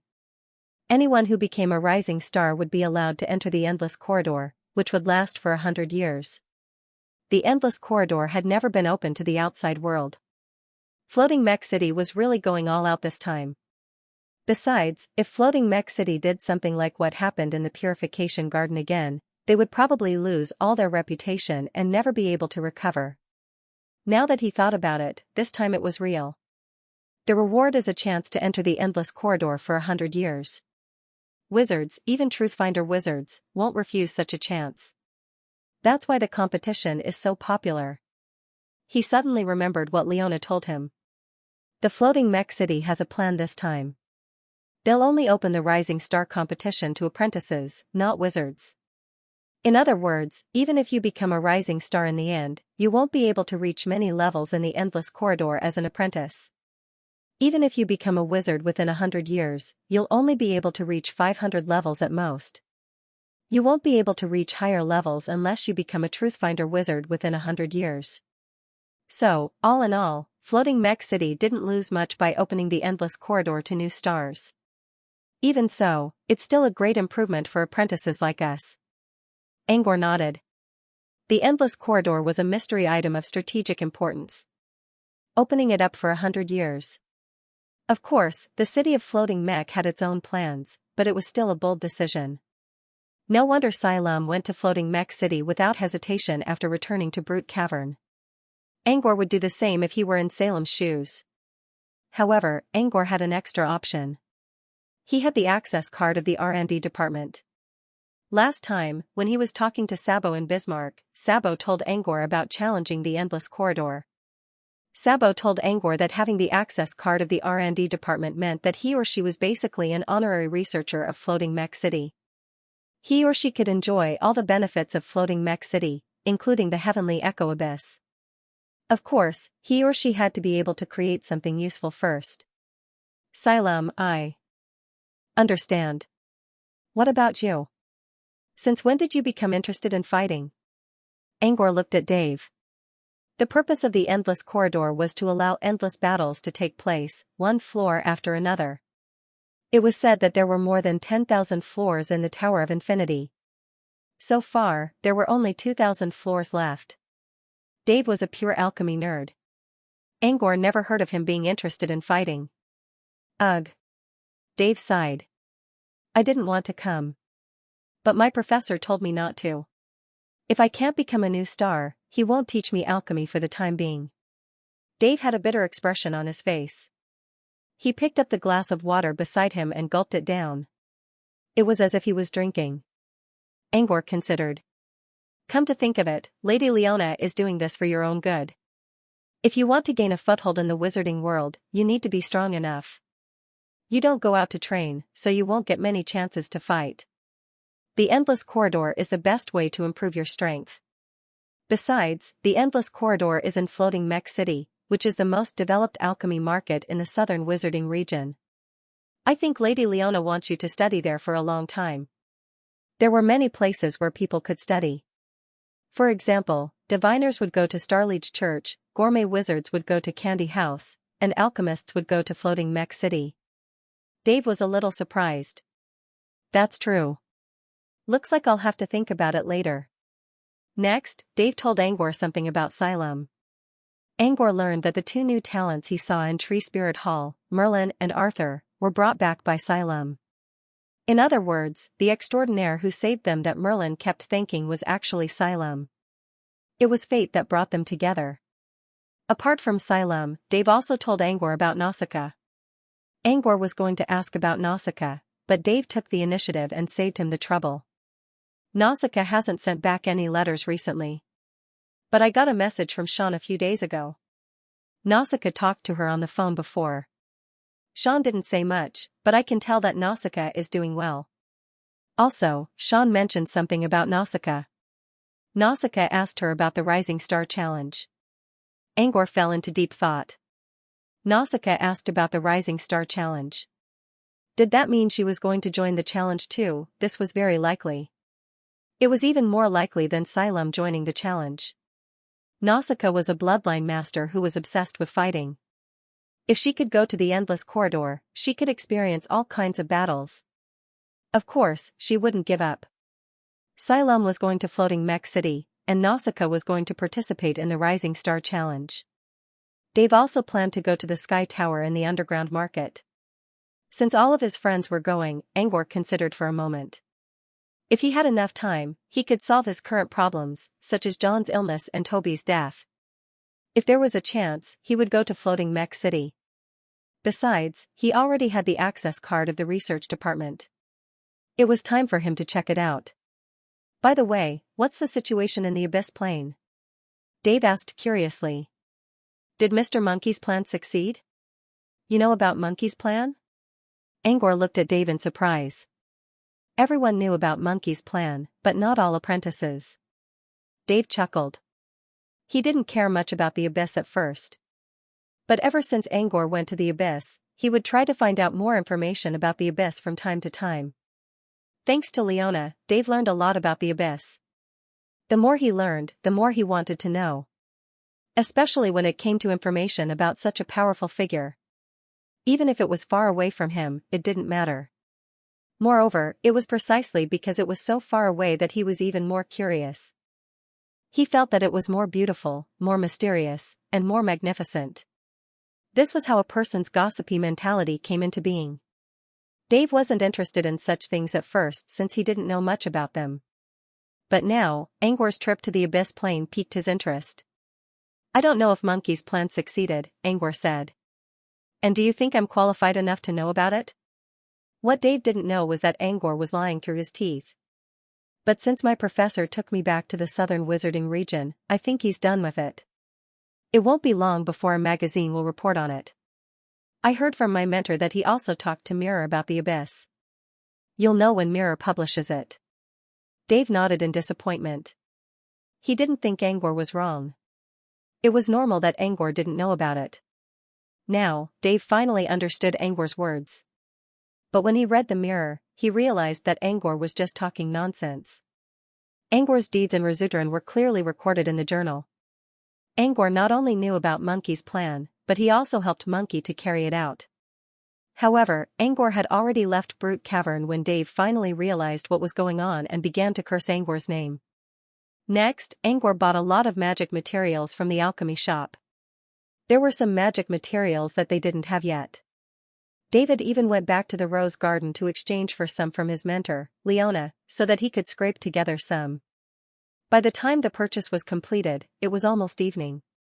After putting the last batch of materials into his bracelet, Dave asked curiously, the materials you bought this time are a bit strange. Magic plants take up more than half of the space. I remember that this part seems to be a type of magic plant used in potions. Are you going to dabble in potions? And this, udon juice no-soaking dragon grass. Isn't this demon worm fodder? Yes, I've been studying apothecary, but I don't know much about it. My main goal this time is to cultivate a type of demonic insect. Demonic insects? Although demon bugs are easier to raise, if you don't dabble in summoning spells, they can easily devour you, David said worriedly. I understand. I don't cultivate aggressive insects. Angor tried to calm Dave down. He knew Angor must have a plan. Speaking of demon bugs, there's a vicious newcomer on the first floor of Sky Tower. He's even more ruthless than Blackjack. He killed a lot of people with demon bugs in the arena. He was a cruel man. Despite the warnings from Sky Tower many times, he didn't give up. In just 1 or 2 months, he became known as the Rookie Butcher. He offended a lot of people and killed a lot of people. Dave gasped. Newbies are all monsters. I heard that he just became a level 1 apprentice. Controlling demon bugs? What kind of bugs? He suddenly thought of someone who was cruel and untamed, and who could control insects. Is it the Whitefoot sea spider? Dave gave Angor a puzzled look. You know about it? Yes, it's a Whitefoot sea spider. But you can learn how to detoxify the spider's poison. But he also controlled 2 other types of mutated spiders. The mixed poison is very difficult to detoxify, and both of them can kill people on the spot. Angor rubbed his forehead. He recalled what Tree Spirit said not long ago. Don't worry about those 2. It's good enough that they didn't bully anyone. Judging from the current situation, they'll be able to do as much as Flora in the future. That's right. The newbie butcher that David was talking about was one of the 2 talents that he brought back from Halon Nation. Von Man. Back when Von Man was stationed at the Vichy harbor, she almost killed several innocent soldiers with the help of the white-footed sea spiders. She was as vicious as Guena. Von Man, a talent I brought back a while ago. Angor sighed. He's a bit unruly, and so is Guina. Try not to get in touch with them unless necessary. Angor wasn't worried that Dave couldn't defeat them. It was just that the two brats were vicious and cunning. If he didn't kill them completely, they would follow him like maggots. The best way to deal with them was to just ignore them. By the time Angor left the shop, it was already midnight. However, there was no such thing as nighttime in the underground market. It was still bright outside. After saying goodbye to Balba and Dave, Angor returned to Phantom Island alone. What Angor didn't know was that not long after he left the shop, an exhausted Chinibu wearing skull ornaments came to him. It was Baroque's student, Glenn. He looked up at the sign that read Prom's Alchemy Shop and brightened up. As Baroque said, he came to Brute Cavern for Angor. After what happened in the Purification Garden, Angor's name spread like wildfire in floating Mech City. Back then, Glenn didn't care about Angor at all. He even heard his friend Shadow praising Angor, which made him hostile toward Angor. But later, he learned more about Angor's achievements, such as the music box that sold for 200,000 magic crystals at an auction, and the video of Angor crafting a high-level alchemy item. Glenn was easily influenced by other people's emotions. For example, he supported the King of Beasts because he was moved by the man's deeds. A hard-working, self-adhering Chinibu who was never swayed by the mockery of outsiders was so similar to him. When Glenn saw Angor's achievements, he was also moved by Angor's achievements. He felt hostile toward Angor, but at the same time, he admired Angor's achievements. He even saw Angor as his idol. These complicated feelings led him to Brute Cavern. He wanted to see his idol, but he also wanted to defeat his idol so that he could put an end to his complicated emotions. Other people might not understand Glenn's way of thinking, but this was his true thought. A Chinibu boy was trying to find a way out of his mind. When he learned from Baroque that the middle-aged man sitting beside him was Angor, Glenn was both excited and regretful that he didn't challenge Angor earlier. After Dave and the others left, he tried everything he could to find Angor. He spent a lot of time looking for information about prospect gazing. After confirming Angor's location, he hurried over. When Glenn excitedly knocked on the door of the alchemy shop, he was met with a closed door. Angor? He left with his professor. Where are they going? Leaving Brute Cavern, of course. How am I supposed to know where? Angor didn't know what happened to Glenn. When he returned to Phantom Island and learned that Sunders wasn't back yet, he went back to his room to meditate and construct his door model. When he opened his eyes, he saw Sunders' alchemy familiar, a small magic falcon, waiting outside the window. When he saw the demon falcon, he knew that Sunders had returned to Phantom Island. He quickly followed the bird to Sunders' study. He pushed the door open and saw Sunders meditating. The wall lamp illuminated Sunders' face like a perfect statue. When Angor stood in front of him, Sunders finally looked up. We'll leave tomorrow night. If you have anything to do, do it tomorrow. Oh, I just saw Dodoro. He was going to see you, but I told him to come back tomorrow morning. Angor nodded. He needed to see Dodoro as well as fulfill his promise to Boboda. There's one more thing. I've asked some wizards who have found fragments of eternity for you. The plane fusion has just ended, and there aren't many who are willing to sell them. But I think there will be more in the near future. Sunders paused for a moment. Even if no one wants to sell them, don't worry. The plane fusion failed, but there are still plenty of fragments of eternity left. The big auction houses will surely take action. But you'll need to prepare a large number of magic crystals if you want to go to an auction. I understand. Angor didn't want fragments of eternity for the Sorcerer's Garden. He wanted to trade them with Vifit for a scroll that could increase luck. In terms of value, fragments of eternity were much more valuable than scrolls. But as far as he knew, only Vifit had such scrolls. Vifit told him that he wouldn't trade anything except fragments of eternity, so Angor had no choice. Since he didn't know where to find fragments of eternity, he had to put them aside for now. He wasn't in a hurry. Even if he found a scroll that could increase luck, it wouldn't be useful for now.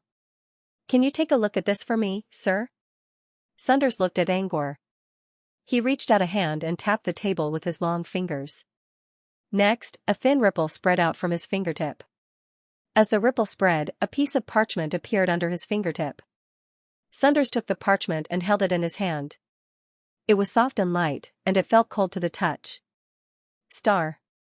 Frost. Sunders read the only 2 words on the parchment in a soft voice. The words were restrained, solemn, and cautious. Sunders' eyes glinted as if he had thought of something. He opened his hand and ran the back of his hand across the surface of the parchment. A faint light flashed on the parchment, and countless complicated and elegant patterns spread out along the word Star Frost. This strange pattern was covered with pale white dots, and it was emitting a faint light, like the dust and frost of the warm sun after a snowfall in the middle of winter. Cold and beautiful. This is a wizard code. Where did you get this parchment? Sunders looked up at Angor and asked, Where did you get this? Wardell gave it to me. I heard it belonged to Sin City Walker Puzio. Angor briefly explained what happened. Sunders raised an eyebrow when he heard that the item came from Puzio. What do you think it is? Angor considered for a moment. Star Frost reminds me of many things. Star Frost potion, Star Frost spell, Star Frost magic materials, you name it. However, I can only think of one Star Frost that is most closely related to the Moon Frost Alliance. Star Frost meditation. Sunders nodded. If this is Puzio's item, then it's very likely to be the famous Star Frost meditation. But we still need to crack the code on it. I've dabbled in wizarding cryptography before, but I'm not an expert. I don't think I can crack the code. But I can recommend someone for you. A moment later, Angor and Sunders arrived at the tributary. Not long after he entered, he heard a series of clanging sounds. Furthermore, the sound was still far away at the beginning, but it was getting closer and closer at an extremely fast speed. Angor looked up when the sound almost reached his ear. From the other side of the hill, a black shadow suddenly jumped out. Like a jumping spider, it jumped into the air with great momentum and merged with the clouds. Then, with the sound of the wind and the whistle of a train, the black shadow fell heavily from the sky and landed in front of them, stirring up a cloud of dust. This was a double-story tin house with legs. There were many patches on the outside of the house. The clanging sound was made by the patches knocking against the wall. There was a chimney on the roof of the tin house, from which smoke rose in spirals. This was the Iron Fortress. The Iron Fortress stopped in front of him. The door was opened, and a ladder dropped down. Let's go. Apart from the Elder of Books, Iron Granny is the most proficient wizard in cryptography in Brood Cavern. The Elder of Books rarely met outsiders, so Iron Granny was the only one who could crack the code. Inside the Iron Fortress, beautiful music was playing in the room. The silver-haired Iron Granny was sitting in the middle of a steam machine and a steaming teacup in her hand. Oh, Angor. Come, have a seat. Iron Granny greeted Angor with a bright smile. You're here too? Sunders nodded. Oh, I see. I haven't seen you in a long time, Granny. I'll believe it if Angor says so. As for you. Iron Granny sounded a little annoyed.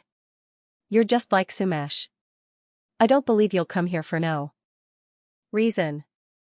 Iron Granny then looked at Angor. Don't be like them. Angor nodded confidently. No, I won't. Angor did not hesitate to expose Sunders' plan. Iron Granny smiled and poured a cup of hot tea for Angor. Iron Granny didn't move at all when Sunders took his seat. The teacup and teapot were placed in front of him, but Iron Granny didn't move at all. Sunders picked up the teapot and poured himself a cup without showing any expression. Iron Granny sipped her tea and glanced at Angor and Sunders from head to toe. In the end, she fixed her gaze on Sunders. So, what do you want from me? Sunders asked Angor to take out the parchment. When Iron Granny took the parchment, Sunders told her what he wanted. To crack the code. Iron Granny touched the parchment and saw the patterns on it. This is a typical combination code. It doesn't have a self-destruct mechanism. It shouldn't be hard to crack it. There are two solutions. The first is to crack it slowly, which should take about 2 to 3 months. The second is to break the code by brute force. I can do it for you now. The only downside is that the parchment will crumble quickly. But I can promise you that you'll have several seconds to read the parchment before it collapses. Sunders didn't say anything. It seemed he wanted Angor to make the decision. Angor fell into deep thought. Both solutions had their pros and cons. The brute force approach had many disadvantages. The only advantage was that it was fast enough. On the other hand, the slow approach had no disadvantages. It was just slower than brute force. Which one should he choose? Angor considered for a moment and decided to use brute force. Brute force did have many disadvantages, but it was fast enough. After all, he couldn't stay in Brute Cavern for several months. Besides, as a wizard, as long as he could see the content of the parchment, even if it was only for a split second, he would find a way to record it. So, it didn't matter whether he wanted the parchment or not. Iron Granny didn't comment on Angor's choice. She only smiled. It's easy if you use brute force. Iron Granny really meant it when she said easy. A red light flashed in her hand. She pressed her hand on the parchment. When the light touched the parchment, it turned into a flame and began to burn along the strange patterns on the parchment. In an instant, the patterns on the parchment were all burned away. When the patterns were all gone, Iron Granny spoke again. The code is cracked. The parchment will crumble in 2 seconds. Not long after Iron Granny finished her sentence, the parchment turned into a puff of smoke and disappeared. Angor had finished recording before the parchment disappeared. Of course, he couldn't instantly memorize the parchment with his current ability. But he could use his transmitter to record images. Angor began to check the images he left on the transmitter. When he saw the words on the screen, his eyes widened. It's a meditation technique. And it's the complete version. Sunders didn't record any images, but Angor knew it was a meditation technique without a doubt. A meditation technique with a minimum value of 9 points. If it were in the outside world, this Star Frost meditation technique would probably shock many pairs of eyes out, but in the Iron Fortress, no one was surprised. Sunders didn't care because he already had Singularity Dispersive Meditation. A minimum value of 9 points was nothing to him. Iron Granny didn't mind either. She had seen too many things in her life. If a simple meditation technique could shake her heart, she would have lived her life in vain. Iron Granny wasn't interested in the meditation technique, but she could tell that it came from the Abyss Plane. Perhaps it belonged to one of the dead wizards Razudran mentioned in the Tree Spirit Palace. Still, she was surprised that Angor was able to take the channeling method from Monkey's hands. Angor let out a sigh of relief and thanked Iron Granny for her help. He wanted to take out a gift, but Iron Granny refused. Come and chat with me when you're free. That's more than enough for me. Angor nodded. Next, he told Iron Granny about what happened in the Abyss Plane and thanked her for the life-saving potion she gave him. After some small talk, they prepared to leave. Before leaving the Iron Fortress, Iron Granny handed a certificate to Angor. It read the tributary on one side, and the number 13 on the other side. This is the certificate of ownership of Xeno Lab number 13. As long as you're alive, the lab will belong to you forever. In other words, your previous rental card is useless now. Angor was a little surprised. As he recalled, only wizards were allowed to have access to Xeno Labs. Normally speaking, wizards are the only ones allowed to have access to Xeno Labs. However, there is no conflict between the rules and exceptions. Since Mr. Rain personally appointed you as one of the core members, you've become an exception. Xeno Labs were a benefit given to wizards by Brute Cavern. Many wizards were not core members yet. Since Angor was now a core member of the organization and an alchemist, it was only natural that he was given a well-equipped alchemy lab. He didn't expect to receive such great gifts on his first trip to the tributary. He was still a little dizzy when he left. On their way back to Phantom Island, Sunders mentioned Star Frost meditation. Star Frost meditation isn't the best channeling method, but it still belongs to Moonfrost Union. If you give it to someone else, you must be careful. Don't let them know about it. Otherwise, it'll cause a lot of trouble. Angor nodded. Of course, he understood. Meditation techniques were related to the core of a wizard organization. They could not be ignored. However, as long as one did not invade someone's mind space, one would not be able to tell which meditation technique one was learning. This was why Angor dared to give the meditation technique to his brother. The clouds and Phantom Island merged together. Golden sunlight shone on the sea of clouds, which looked like a layer of golden sand on top of snow. White Bear was standing on this layer of golden sand. Is it really okay for me to come with you? I heard that people who trespass on Phantom Island often end up badly. White Bear looked at Dodoro with a hesitant expression. Dodoro's expression was very cold. He glanced at White Bear and whispered, "It's fine." White Bear let out a sigh of relief after hearing Dodoro's answer. Although he was a prophet, there were often deviations in his own predictions. Dodoro, on the other hand, was different. Everything he said was almost always correct. As for Dodoro's cold attitude, White Bear didn't mind. After spending some time with Dodoro, Angor realized that Dodoro only showed the same expression to Angor and Angor. It was the same even when facing Teacher Maya. After making sure that he wouldn't be kicked out, White Bear followed Dodoro's gaze and looked at the sea of clouds. The sea of clouds, the sunlight, and Phantom Island. These three beautiful scenes were all in one place. Even though White Bear lived on Starry Island, which was called Wonder by the wizards of Brute Cavern, he was still shocked by what he saw. The sea of clouds was like a dream. White Bear couldn't believe what he was seeing. At this moment, a person suddenly walked out from the golden clouds. It was a short man covered in a black robe and wearing a mask with strange patterns on his face. White Bear immediately recognized him. He was a phantom servant from Phantom Island. However, this was the first time White Bear saw such a short phantom servant. The little servant walked up to White Bear and Dodoro and coughed a couple of times. "Are you Mr. Dodoro?"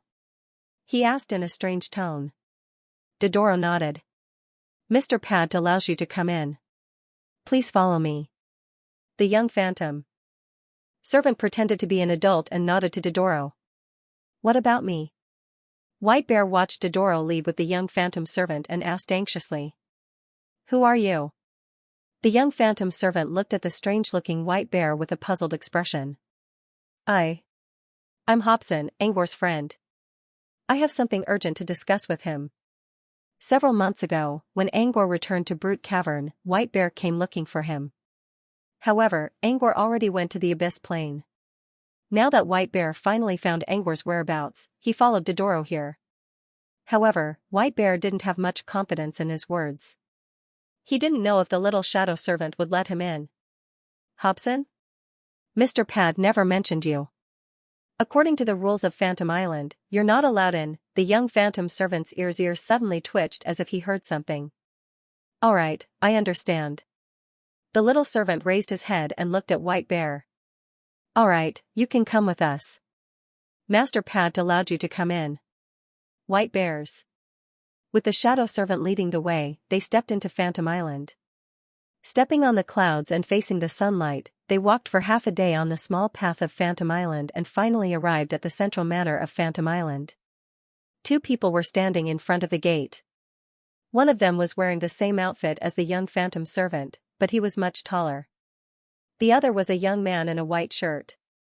His blonde hair was shining under the sunlight. Under the backlight, he had a different kind of handsomeness. White Bear's eyes lit up when he saw the young man. "Angor." White Bear whispered Angor's name. He suddenly felt a sense of anticipation.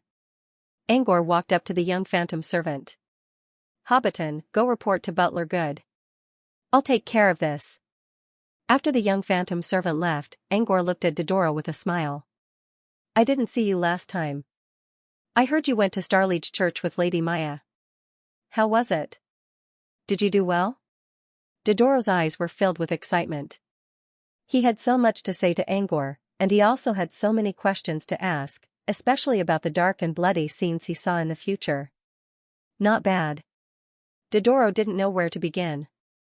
"Not bad. If you said so yourself, then it must be good." It had been a while since they last met, but Dodoro's appearance didn't change much. However, Dodoro's temperament was completely different from before, which was a good thing for Dodoro. It seemed that letting Maya take care of Dodoro wasn't a bad choice. "Let's go inside." Angor stepped forward to lead the way. He suddenly remembered something and looked at White Bear. "Oh right, White Bear. Your family name is Sealy, right?" White Bear was surprised. He thought Angor was going to ignore him, but he didn't expect Angor to ask about his name. He nodded blankly. Yes, Silai is my family's surname. Angor blinked. So I remember correctly. I have something to confirm with you. A moment later, Angor led them to the main hall. White Bear was still in a daze when Angor suddenly asked about his family name. But when he regained his composure, he quickly realized something. His heart raced when he thought of that possibility. But he was afraid that he might misunderstand Angor's words and cause him to worry about his own gains and losses. When they arrived at the hall, White Bear slowly woke up from his trance. His Excellency Phantom was sitting on the sofa in the hall, flipping through a handwritten letter in his hand. Apart from Phantom, White Bear also noticed that there was someone else in the hall. It wasn't a phantom servant. Instead, it was someone wearing a gray robe and a hood. His face was hidden. The only thing that stood out about him was that he was extremely thin. So thin that he looked like he could be blown away by a gust of wind. White Bear didn't pay much attention to him at first, but he soon noticed that the man was looking at them as soon as they entered the hall. To be more precise, he was looking at Dodoro. Dodoro seemed to have noticed the man as well. His expression was a little strange. Even after they entered the hall, Dodoro was still looking at the man. Who's that? White Bear was curious about Dodoro's strange expression and the strange atmosphere in the hall. Hey, White Bear, let's go outside for a bit. I have something to ask you, Angor suddenly said. White Bear thought Angor would talk to Dodoro first. He didn't expect Angor to talk to him first. He looked at Dodoro, who was still in a daze, and nodded to Angor. When they left the hall, White Bear looked back and saw Dodoro saying something to the skinny man. But he couldn't hear what they were talking about. White Bear followed Angor to the open balcony on the second floor. Angor looked at Dodoro. You already know why I called you out, right? While speaking, Angor took out a slightly yellowed White Bear plushie from his bracelet. Before returning to the old Earth from Brute Cavern, White Bear visited him at Phantom Island. At that time, the White Bear said, he told me to come here and give you my most precious possession. By he was referring to Dodoro. White Bear didn't know what Dodoro saw, but he had to admit that Dodoro's talent and potential meant the man was never wrong. After thinking for a while, White Bear found Angor and gave him the White Bear plushie he had been keeping for years. Now, Angor was giving him the plushie as a response to Dodoro's prediction. White Bear's heart skipped a beat. He remembered the prophecy he once read: if he wanted to climb out of the dark swamp, go further on the path of supernatural, and find his true home, he needed to meet someone. According to the prophecy, that person was Angor. The prophecy was divided into two parts. The first part was that he wanted to go further on the path of wizardry, while the second part was that he needed to find his true home. Both parts had to be related to Angor. This was why White Bear tried so hard to make friends with Angor in the past. White Bear had a feeling that Angor was going to tell him something about his family name. Is he going to tell us something about himself? His real family? It had been many years, and White Bear had forgotten most of his memories about his home. He didn't remember his parents at all. He only remembered his childhood when he was living in his aunt's house. He had once asked his aunt about his immediate family. White Bear still remembered the look on his aunt's face when she heard the question. It was a mixture of anger, nostalgia, and helplessness. In the end, his aunt didn't tell him his real identity. She only told him that the White Bear plushie was given to him by his family. Because of this, White Bear cherished the plushie so much that he even began to dress up as a White Bear plushie. The longer he lived in his aunt's house, the more White Bear began to lose his sense of identity. His aunt's family treated him well, and he thought he would live his life like this forever. However, this carefree life was interrupted when he was 17. White Bear didn't know what happened, but Goman King suddenly ordered the extermination of his aunt's family. On that chaotic night, White Bear couldn't remember much. He only remembered a lot of blood and corpses piled up like a mountain. White Bear was completely confused at that time. He only remembered that it was his aunt's daughter who took him by the hand and sneaked him out. However, his aunt's daughter had actually been injured when she was escaping with him. After that, he fled from the city to the wilderness. Because he didn't receive any effective treatment, he soon fell into a coma. Before she died, she took out the white bear plushie that she had taken with her during the chaos. She pointed at the plushie and told the white bear, "Only by finding her can we end the family's suffering." Although his aunt's daughter didn't say it clearly, White Bear knew who she was referring to. Later on, the white bear accidentally awakened to the gift of prophecy, and he could vaguely see some of the future. He understood that if he wanted to get rid of his current situation and find his family, he had to become a superhuman. This became his obsession and goal. It took him 13 years to come to Brute Cavern from Goman Kingdom and become an apprentice wizard. White Bear's memory stopped there. He saw Angor's action. After taking out the white bear plushie, Angor removed the pendant hanging on it and took out a postage stamp-sized portrait. It was a little boy holding a white bear plushie with a big smile on his face. There was a woman behind the boy, who was holding his waist and leaning her face on the boy's shoulder. It looked like they were close friends. However, the woman's face was blurry in the portrait. Angor pointed at the portrait. "That's you, right?" White Bear nodded. "That's me." "What's your relationship with the woman in the portrait?" White Bear shook his head. "I don't know who she is, but I'm sure she's related to my direct family." White Bear thought to himself. So this is the person my aunt's daughter was talking about. "You don't know anything about this woman, do you? You look young in the portrait, but you should remember something, right?" White Bear pondered for a moment and seemed to have thought of something. "After I became Lady Maya's disciple, I once prayed to her, hoping that she could help me find my past memories. Later, Lady Maya told me that someone purposely erased my memories before I turned 8, and I can't recover them. After that, I've been living in my aunt's house." Erased White Bear's memories before he turned 8? Then there was one thing he was sure of. It had something to do with supernaturals. Erasing someone's memories without recovering them was not something an apprentice could do.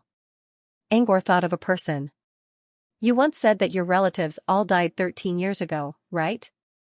White Bear nodded. "I meant my aunt's family. As for the woman in the portrait, I don't know." "Seely is the name of your family." "That's what you said." Angor paused. "It's a coincidence. I met a woman when I returned to the old earth." White Bear swallowed nervously and waited for Angor's next words. "I don't know who that woman is. But I do know that she used the name Seely to order some magic materials. And this person really does have a great connection with the Goman Kingdom." Angor paused. White Bear's eyes widened in disbelief as he asked in a trembling voice, "You mean, she's my relative? You mean, the woman in the portrait?" "I'm not sure. But there aren't so many coincidences in this world." White Bear seemed to be in a trance. "You're right. There aren't that many coincidences in this world. The prophecy led me to you, and Dodoro asked me to give you the white bear plushie. These are all prerequisites. Dodoro's prophecies have never been wrong. Seely, the lady Seely you mentioned must be closely related to me. May I know who she is? And, can I see her?" White Bear looked at Angor with pleading eyes. Angor didn't give him an answer right away. He was referring to Eureka. Madeline once told Angor about tainted blood stinger Eureka. According to her, Eureka wanted to steal Goman King's treasure because her family members were all killed by the Goman King. White Bear's story seemed to fit Eureka's description. Angor didn't dare to say yes to White Bear's request. For one thing, Eureka's identity was too special. The Wiz also told him not to tell anyone about her. For another thing, White Bear might get involved in the mystery of Goman King's treasure if he went looking for Eureka, which wasn't a good idea for him. Still, it didn't make sense for Angor to refuse White Bear's request. "Let me think about it." Angor paced back and forth on the balcony. White Bear didn't know what was going on, but he knew it had to be something important if Angor was so hesitant. Angor decided to ask for help outside the arena when everyone was still silent. Since he couldn't make a decision on his own, he might as well listen to what Sunders had to say. Angor told Sunders about White Bear's request. Sunders was a little surprised by White Bear's identity. He did not expect someone from Brute Cavern to be related to the infamous Bloodthorn Shadow. It's hard to say. If Eureka is related to White Bear by blood, she must know who he is. She must have thought about it carefully before coming to White Bear's aid. She never asked for his help, which means she didn't do anything about it. Of course, that's from Eureka's perspective. She doesn't want White Bear to be involved in this. But there are two sides to the story. White Bear obviously wants to meet Eureka. No one can decide for themselves. Sunders suddenly paused. But I think you can. White Bear's prophecy can't be ignored. You are the link between White Bear and Eureka. You have become a variable in this matter. From this perspective, you are not an outsider. You have the right to make this decision. Again, Sunders seemed to be pushing the decision to Angor. But Angor couldn't make up his mind. Suddenly, he sensed a ripple of energy coming from behind him. He turned around and saw White Bear placing a short staff on the ground. The staff didn't fall down. Instead, it was spinning around under the influence of White Bear's energy. Angor recognized the cantrip, Destiny's Guidance. Since White Bear couldn't get a definite answer from Angor, he decided to use the information he already knew to make a prophecy. But judging from White Bear's anxious expression, Angor could tell that White Bear's prophecy had failed. A prophecy cantrip? Angor suddenly realized something. Since Dodoro asked White Bear to give him the doll, he must have foreseen something. Maybe Dodoro could give him an answer. With that in mind, Angor quickly came up with a plan. He quickly returned to the hall from the balcony. The atmosphere in the hall was even weirder than before. Dodoro and Bobota were standing on opposite sides of the hall. Dodoro seemed to be thinking about something, while Bobota was murmuring something in a low voice. Angor couldn't hear what Bobota was saying, but he could tell that Bobota was very agitated. Letting Bobota meet Dodoro was something he had promised Bobota before. Now that they met, the atmosphere was a little strange. What happened? Through their spirit bond, Sunders told Angor what happened in the hall. Or rather, Sunders replayed the recorded scene in his mind. It had been 15 minutes since Angor left with White Bear. During this time, Dodoro and Bobota didn't talk much. Who are you? Dodoro broke the silence first. Bobota gave his name to Sunders. After that, they remained silent for a while. Before Angor returned to the hall, Dodoro said, I think we're connected somehow. Bobota nodded heavily. Then, he seemed to have thought of something, and his expression became more and more excited. Dodoro, on the other hand, was deep in thought until Angor arrived. When Angor returned to the hall, some kind of balance was broken. The strange atmosphere was slowly dispelled. Dodoro lifted his head and looked at Angor. The tense atmosphere became more relaxed. Angor sat down in front of Dodoro and took a sip of his tea. Were you thinking about something? Dodoro smiled a little awkwardly. Something strange happened, so I didn't notice you leaving. But I think it's nothing serious. Do you understand now? Yes. Dodoro pointed at Bobota. He and I have a special connection. What kind of connection? Angor glanced at Bobota, who was standing on the other side of the hall. He saw Bobota clenching his fists nervously. Dodoro turned around and looked at Bobota. He's my grandson, isn't he? Pfft, Angor quickly covered his mouth. That was such an excellent answer that he almost lost control of himself. Thank goodness he covered his mouth, or he would have spat out the tea in his mouth. On the other side, Bobota's eyes were wide open. He thought Dodoro already knew that they were of the same race. He did not expect such an answer. Did Dodoro just take advantage of him? Angor faked a cough to cover his embarrassment and raised an eyebrow. You said he's your grandson? I don't know, but I have a feeling. Dodoro looked at Angor with a serious expression, which made it obvious that he was serious about something. But when he looked at Dodoro's expression, he suddenly remembered Dodoro's real age. It had been at least 1,000 years. Bobota and Bertie grew up in a fairy tale world, while Dodoro lived in a fairy tale world 1,000 years ago. If that was the case, then it really was possible. Are you related by blood? Angor asked. Dodoro hesitated for a moment before he nodded. I think so. But we're not closely related by blood. In other words, they might be from the same clan, but they were not direct blood relatives. He almost believed that Bobota was Dodoro's real descendant. If that was the case, it must be fate that brought them together. However, even if Bobota was not Dodoro's direct descendant, he was still Dodoro's grandchild. However, he couldn't say it out loud. No one knew that Dodoro had lived for 1,000 years. You're so young, how could you have any grandchildren? Maybe you're distant relatives, Angor said. After all, you're from the same clan. Is Bobota also a reverend? Dodoro asked. You know I'm a reverend?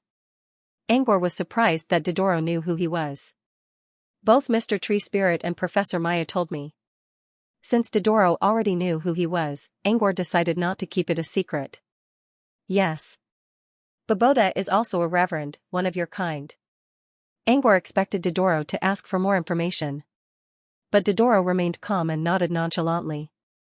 Yes, yes, yes, Dodoro said. Aren't you curious about your own kind? I'm not curious about him. And I'm not interested in his kind. Dodoro looked at Angor with his clear eyes. But since Angor is the one who brought him here, I'm going to find out why. Angor could see that Dodoro really didn't care about Bobota or his own people. It was as if Dodoro's world was missing a module of empathy. Maybe this was a side effect of sleeping for 1,000 years?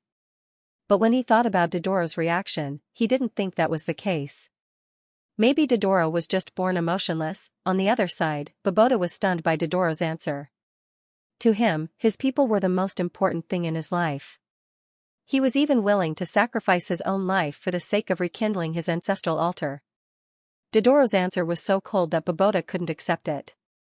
It felt like, while he was holding the torch of his ideals high, he was suddenly doused with cold rain. You said you're not interested in your own kind, but he's your root. Bobota frowned and quickly walked to Dodoro. He grabbed Dodoro's collar and questioned, Do you know what happened to the reverends? Do you know who caused the Bayuan clan to become what they are today? Dodoro looked at Bobota closely. Even with the hood covering his face, Dodoro could still see Bobota's twisted face. However, Dodoro didn't seem to mind at all. It was as if he was looking at a complete stranger. Bobota looked at Dodoro's eyes and realized that he was being too emotional. He let go of Dodoro's collar and slumped on the table with trembling arms. Do you know how much I looked forward to the day when I learned that there was another one of my kind in this world? I looked forward to seeing you again. I looked forward to seeing you again. I looked forward to seeing you again. I looked forward to seeing you again. But now, I see that I was wrong. Bobota felt as if he had aged several decades in that instant. There was a moment of silence. No one spoke until White Bear walked into the hall, breaking the silence. White Bear didn't know what was going on. He was going to ask Angor for an explanation. However, he soon noticed that the atmosphere in the hall wasn't right. He thought about it and decided not to speak. I know. Dodoro's cold voice attracted everyone's attention. I saw something. You did something you thought was right, and that's why you ended up like this. I don't know why you did it, but I can guess that you did it for the glory of your race. Am I right? Bobota turned around slowly, his eyes filled with surprise. Dodoro said he saw it. Did he see it with prophecy? But what does it have to do with me? Dodoro's tone was still cold. Besides, do you really think you did the right thing? I did it for the sake of our race. I didn't do anything wrong, Bobota replied. But the images I saw told me otherwise. You lost everything. You hurt yourself. You gained nothing. Dodoro paused. And you almost got Angor into trouble. You lost yourself in your obsession and used it to carry out your own righteousness. When Dodoro finished, Bobota took a step back and fell to the ground. He wasn't convinced by Dodoro's words, but he could tell that Dodoro had completely different values from him. He knew that he couldn't influence Dodoro's decision at all. You don't understand my dream. You don't understand my determination. Bobota looked a little absent-minded. Perhaps this was the end of everything. Even Angor was surprised by the sudden turn of events. But it seemed both of them were right. Perhaps Bobota was too extreme, which made Dodoro's reaction even sharper than usual. It seemed that it wasn't going to be easy for them to reach a compromise. Right or wrong is another matter. Angor cleared his throat to attract everyone's attention. He considered his words carefully and looked at Bobota. You shouldn't use your obsession to force Dodoro to do the same. Boboda looked up at Angor. But, no buts, Angor interrupted him. I'll do what I promised. But I don't need Dodoro to inherit your will. Boboda shook his head. Giving Dodoro the origin flame and igniting the ancestral altar. Angor believed that Dodoro wouldn't refuse because it wouldn't do him any harm. In fact, it would benefit him a lot because of the source of fire. However, if Dodoro inherited Boboda's obsession and shouldered the responsibility of an entire race, Angor wouldn't want to see that happen. The responsibility was too great, and it might even affect Dodoro's future. Let's call it a day. I won't go back on my word. Angor put an end to the conflict for now. With a snap of his fingers, Boboda was brought into the gravity garden. Angor smiled at Dodoro. Don't overthink it. I brought him here because I promised him. I understand, Dodoro said. So you did see a lot of things. Angor raised an eyebrow. Most prophet wizards couldn't see what was going on, but Dodoro seemed to be able to do it. I only saw a few things about him. I didn't see much about you, Angor. From what Dodoro saw, Boboda seemed to hate Angor, but he didn't know why Angor and Boboda ended up together again. You'll know in a few days. Dodoro looked at him with a curious expression. Angor glanced at White Bear, who was still looking anxious. Oh, right. I need you to confirm something for me. Angor told Dodoro about White Bear's dilemma. Did you see something when you asked White Bear to give me his most prized possession? White Bear was also looking at Dodoro with a curious look. He had asked Dodoro many times, but the latter never gave him an answer. Dodoro shook his head. No, I didn't see anything. But when I was observing the River of Fate, I had a vague premonition of something. Based on this understanding, I had White Bear give you the most precious thing on his body. Something? What do you mean? Angor was puzzled. I couldn't see through the fog with my current ability. But now, I can. Try to take a look. Dodoro looked at Angor. Can you give me White Bear's most prized possession for now? Angor glanced at White Bear, who nodded. Then he took out the White Bear plushie and placed it in front of Dodoro. I'll try my best to find out the truth. Dodoro looked at the White Bear plushie and slowly reached out his hand. Dodoro looked at the bear plushie whose fur had already turned yellow.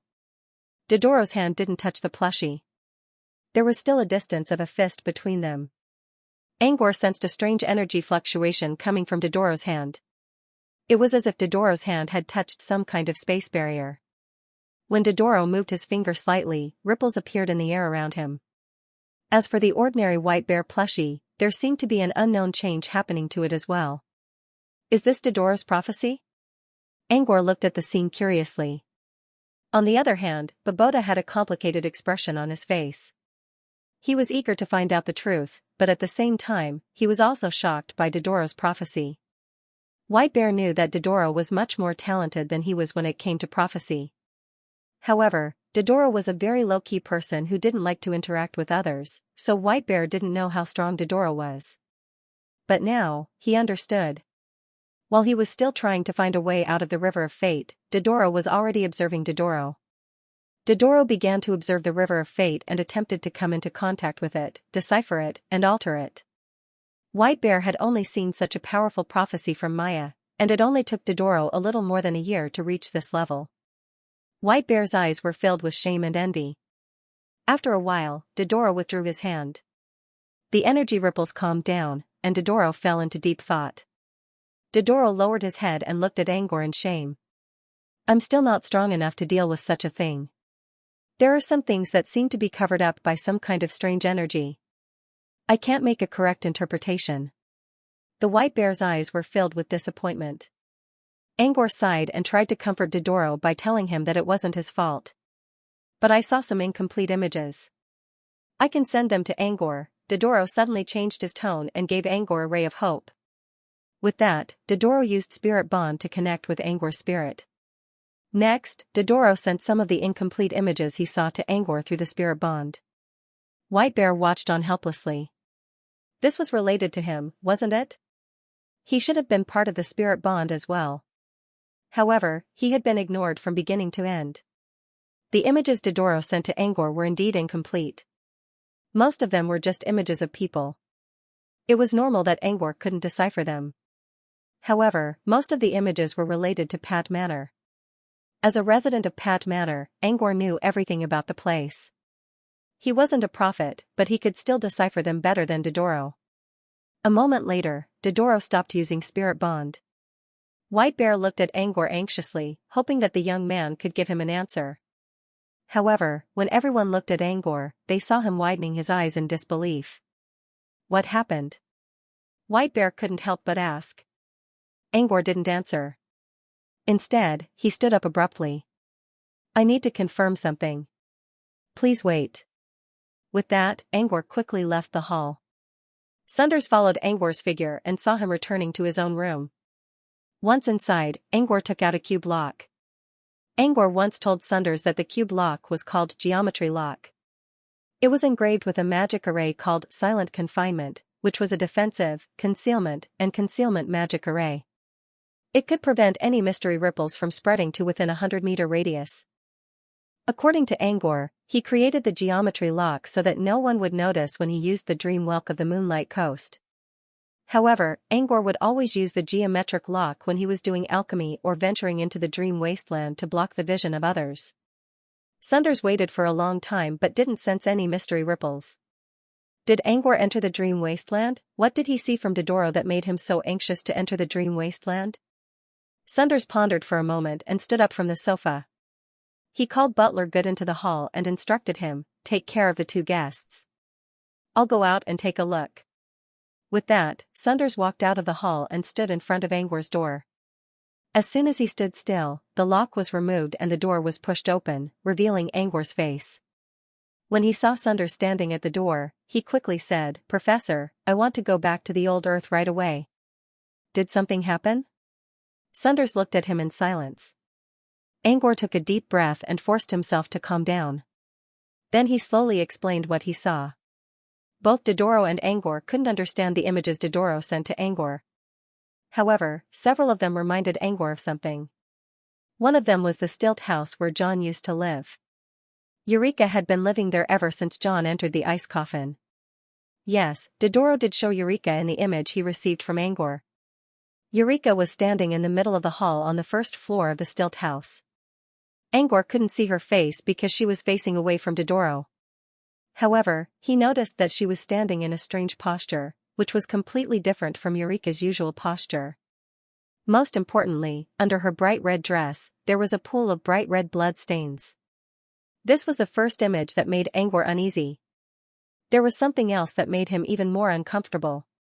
Again, Eureka was in the middle of the stilt house. But this time, Eureka was standing on the roof of the stilt house. Eureka was still standing on the rooftop in the same strange posture as before. Behind her, there was a starless night sky and a huge moon that looked like a disk. He couldn't see Eureka's face because of the darkness and the moonlight. But Eureka's eyes were glowing with an eerie, terrifying, and cold red light. The next image didn't show Eureka. Instead, it showed the entire Pad Manor from a bird's-eye view. It didn't look like Pad Manor had changed at first glance. But upon closer inspection, Angor noticed that the entire manor was covered in a thin layer of blood-red light. It was Dodoro's spirit bond that sent the 3 images to him. Of course, there were other images as well, but they all looked normal. Angor couldn't find any clues. But these 3 images were the only ones that looked strange. Eureka first. Angor didn't like Eureka very much. But Eureka was more like a light wizard in the wizarding world, and she wasn't a particularly aggressive person. However, the 2 images he saw didn't match Eureka's image at all. Angor shivered when he saw the strange glint in Eureka's eyes under the moonlight. Eureka's image reminded him of something else. Ever since the Crococks moved to Pad Manor, the group of passionate, chatty girls gradually formed an alliance. They loved to do all kinds of fun things, and they also liked to hold tea parties. While Toby and the Moon Lily Fairy, the male bird, had been there many times for free food. Once, when Angor was looking for Toby, he overheard something about the Crococks' tea parties. She realized that their tea party was filled with all kinds of gossip. They didn't hold back at all. Not only did they talk about Leon, but they also talked about other supernaturals, including himself and Eureka. Angor also heard a rumor about Eureka. According to one of the girls, she had seen Eureka's eyes turn red one day. Eureka's face was expressionless, but it was enough to make anyone who saw her feel intimidated. No one believed it. Angor didn't believe it either. The Crockett's tea parties weren't just about gossips. They also liked to exaggerate and talk nonsense. Some of them even said that Leon kept a mistress in his room, but those were all one-sided rumors. But when Angor saw the images Dodoro sent him, he realized that the girl was right. If Angor was right, something must have happened to Eureka a long time ago. He was worried about Eureka's condition, especially when he saw a pool of blood on the ground where Eureka was standing. He didn't know whose blood it was, but the redness of the blood was unbearable and made him feel uneasy. Without hesitation, he dashed back to his bedroom and entered the dream wasteland by activating the geometric lock. He needed to make sure of something. Before he left the old Earth, he gave his brother a silver pocket watch just in case something went wrong. The pocket watch didn't look like anything special. It was just a timekeeping tool. But in fact, it was a hidden login device. It was used as a medium to log into the dream wasteland. Unlike the login device Angor gave to Freud, this one could only be used once. It's a special communicator. My birthday is the password to activate it. Angor explained to Leon. He also told Leon that the communicator could only be used once. He also told Leon not to tell anyone about it. Leon could only use it to contact Angor when there was something urgent he couldn't solve. If what Dodoro said was true, that Eureka was the cause of Padmanor's crisis, Leon might try to contact him through the communicator. This was why Angor was in such a hurry to enter the dream wasteland. As soon as he entered the dream wasteland, Angor used his gatekeeper ability to sense the presence of several hundred more people. Most of them were brought here by Freud. However, it was hard to say if one of them was Leon. Angor prayed that Leon wouldn't use the device. At least Padmanor wasn't in danger yet. After entering the dream wasteland, Angor used the dream gate to teleport to the top of the sky tower in Foundation City. Looking down from the top of the 5-story tower, although the current First Heart City had not yet reached the point where it was overflowing with people, most of the buildings were filled with people, and the streets were very lively. So far, the dream wasteland hadn't changed much since he left the wizarding world for the Abyss Plane. First Heart City was much more orderly than it had been before. Instead of exploring the city right away, Angor tried to locate Freud first. Before going to the Abyss Plane, Angor was worried that he wouldn't be able to enter the dream wasteland. Therefore, he told Freud that he had left the login device to Leon. If Leon really did use the device to come to Foundation City, Freud must know something about it. Soon, Angor found Freud's location. Freud was on the 5th level of the sky tower. Angor leaped from the top of the tower to the top floor. When he opened the door, he saw 2 people inside the office. One of them was Freud, who didn't look any different. He was writing something down on a piece of paper in front of his desk. On the other side of the desk was a beautiful woman in luxurious clothing. Angor knew who she was. She was the only person in the entire dream wasteland who had the power of gatekeeper. If Angor wanted to, he could give her the power. She was Monroe, the city lord of Foundation City chosen by Freud after a lot of hard work. Monroe frowned and was about to yell at someone when she saw the door open. However, when she saw that it was Angor, her expression changed. Realizing who the visitor was, Monroe lowered her head and bowed respectfully. Meanwhile, Freud's eyes lit up. "You're back from the Abyss Plane, sir?" Freud put down his pen and walked to Angor. Angor nodded in response and glanced at Monroe. His gaze was calm, but it sent a chill down Monroe's spine. As someone who was praised by Freud and defeated all the other candidates to become the city lord of Foundation City, Monroe had to have a high EQ. He saw the look in Angor's eyes and knew what he meant. Monroe tried her best to speak in a less trembling tone. "Dear Master of the New World and Mr. Tisson, I have some matters to attend to. I'll be taking my leave now." She bowed to Angor and left the room when Freud nodded. When they were alone in the room, Angor quickly told Freud the reason for his visit. "Did my brother Leon come to the dream wasteland during this time?" "Your brother did come to Foundation City, sir." Freud's expression turned serious when he sensed Angor's urgency. "Did he really contact him?" Angor didn't expect Leon to actually use the device he left behind as a precaution. Angor began to feel uneasy when he heard the news. When? Did he tell you what happened? Angor quickly asked. It should be half a month ago. He suddenly appeared in Foundation City and was immediately discovered by the city guards. They brought him here. Freud explained everything that had happened at that time without holding anything back. Angor listened to Freud's explanation and got a general idea of what happened. At first, Leon didn't believe Freud at all. However, Freud explained that this was a special dream world, and John also showed up. Leon also remembered that Angor gave John the Dreamweaver ant not long ago, so he decided to tell Freud the reason he came here. As Angor expected, Leon's story had something to do with Eureka. Eureka lost her mind. Leon's lips were trembling when he told Angor the story. Freud could see the fear in Leon's eyes. Leon didn't go into the details.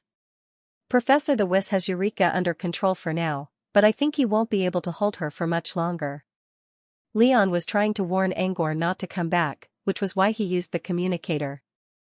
After that, Leon stayed in Foundation City for a while to chat with Chown about the recent situation before returning to reality. Did he say anything about my professor? Angor quickly asked after listening to Freud's explanation. Freud nodded. He said he'll take care of Mr. John and that you shouldn't go back for now, sir. Of course, Angor had to go back to Pat Manor. Eureka's death might affect everyone in the manor. Even if Leon could take care of John, what about himself? I didn't know when my lord would come back, so I temporarily closed the orphanage and hired the Ashentime caravan to come to the old earth. You're still at sea? Angor checked the time. If Freud came here by boat, he shouldn't have landed yet. Freud nodded. We're about to reach the old earth. You don't have to come. Go back to the land of revelation first. You're not strong enough to get involved in this. Not even Beals, the leader of the Ashen traders, can help you. Still, Angor was quite touched by Freud's decision to go to the old earth. You don't have to worry about this. I'm back in the wizarding world now, and I'll be heading to the old earth with my teacher soon. I'll take care of this. As for you, go about your business and take care of Teacher John. Also, make sure you keep the observation record of the Dream Wasteland as detailed as possible. I'm sure my professor will come to read it soon. Sir, are you referring to Sir Phantom? Angor nodded and left the Dream Wasteland while Freud was still in a daze. That's the whole process? Angor nodded. It's been half a month. I don't know what's going on in Pat Manor. I didn't expect Mr. Eureka to be in trouble. Since your brother went to the Dream Wasteland, it means he's still in control of the situation. If so, he'll take care of everyone in your manor, including your most valued initiator. Angor knew that Leon would make preparations to move Eureka if he realized something was wrong. However, Eureka was a formal wizard. Even if she wanted to teleport, how far could she possibly go? It wasn't impossible for Eureka to catch up with Leon if she wanted to. Besides, Leon's own safety was still a problem. Sunders looked at Angor's anxious face and nodded. All right, we'll leave in a bit. Angor nodded and returned to the main hall with Sunders. Before leaving, Angor needed to take care of White Bear. Earlier, he asked Dodoro about the White Bear plushie and whether he should bring it to Eureka. However, the last scene he saw was about Eureka's sudden change. It didn't seem to have anything to do with choice. But when he thought about it carefully, he realized that there was a connection between the two. Now, Angor was sure that Eureka was related to White Bear. Perhaps she was the one who made the White Bear plushie. Angor didn't know why Eureka lost her mind, but there had to be a solution. This was what Dodoro saw through the White Bear doll. Did it mean that he could use the White Bear doll to call her back to reality? Angor wasn't sure if he was right, but it didn't stop him from making a decision. With that in mind, he looked at White Bear. Now that Angor had achieved his goal, he bid farewell to Mitra and prepared to leave. Before leaving, he decided to take a trip to the city of Floating Mech with Antonio. The main purpose of this trip was to find a place for Angor to live in. Every member of the research department has their own place in the city. Antonio showed Angor around the city filled with gears and steam while explaining to him where the other members lived. If you're close to a member, you can build a place near them so that you can talk to them more easily. Of course, you don't have to do it yourself. There are plenty of ready-made houses in the city. If you don't like them, you can give me the blueprints and I'll arrange for a robot to do it for you. Angor considered for a moment. Mitra was the only one he knew in the department, and Mitra's elixir hut was already in Sky City, so he didn't need to live in floating mech city. Apart from Mitra, Angor didn't know anyone else. As for Muse and Granny Fingernail, Angor didn't have a good impression of them. Muse was in the Creation Temple, while Granny Fingernail didn't live in Fantasy City. After some consideration, Angor decided to live in a relatively remote area that wasn't too far away from the center of the city either. Angor wasn't planning to live in Fantasy City for the time being. Even if he did, he would only use it as a temporary resting place. There was no need for him to build a house for himself, so he simply chose a place that was already available. With that settled, Angor bid farewell to Antonio and left Fantasy City. As soon as he left Fantasy City and arrived at the R&D headquarters, he noticed that Mitra was right behind him. Is there something else, Mr. Mitra? Angor looked at Mr. Mitra. Mitra shook his head. It has nothing to do with you. Xianxia asked Toya to bring me an unfinished potion formula. I'm going to take a look. Angor didn't see Mitra, but since they ran into each other, he might as well leave together. By the way, ever since Toya watched the last episode of Firefly's Night Tale, he's been making a fuss every day. He said he wanted to go to the abyss as well. Xianxia was so pissed off. Mitra seemed to be complaining, but his eyes were full of love. That's right, you should quickly change your appearance. If that devilish brat sees you, he'll probably cause even more trouble. Angor nodded. Without doing anything, he turned into a middle-aged man who looked a little older. Even the sharpness of a young man was gone, replaced by an elegant and serious temperament. Your illusions are invisible and hard to see through. You're almost as good as your teachers, Mitra praised Angor as he watched Angor's transformation. Illusion is just an illusion. I wish I could learn shapeshifting, Angor sighed. 200 years ago, the Research and Development Institute still had the skins of soft morphing worms in stock. But now, there was none. How about this, I'll keep an eye out for you. If there's any soft morphing worm skin, I'll find a way to inform you. Thanks, Angor said. He had the soft larva queen, but he didn't know if it could produce more soft larvae. It would be better if he could find another way. Soon, they took the elevator down to the ground floor. As they stepped out of the building, Angor heard a gust of wind coming from the sky. He looked up and saw an orange leopard with a spiral horn on its forehead descending from the sky like an arrow released from a bow. Its speed of descent was extremely fast, like a cannonball crashing down from the sky. Its might was extremely shocking. However, when its soft claws touched the ground, it didn't make any noise. It was as if the leopard just jumped down from a balcony. This kind of silent change from fast to slow was enough to show that its ability to grasp the ground, as well as its ability to balance energy and physical body, was very outstanding. When the panther landed on the ground, a naughty child suddenly stood up on its broad back and waved at Mitra fiercely. It was Toya. Toya looked like a primitive man with a feather on his head and painted patterns on his face.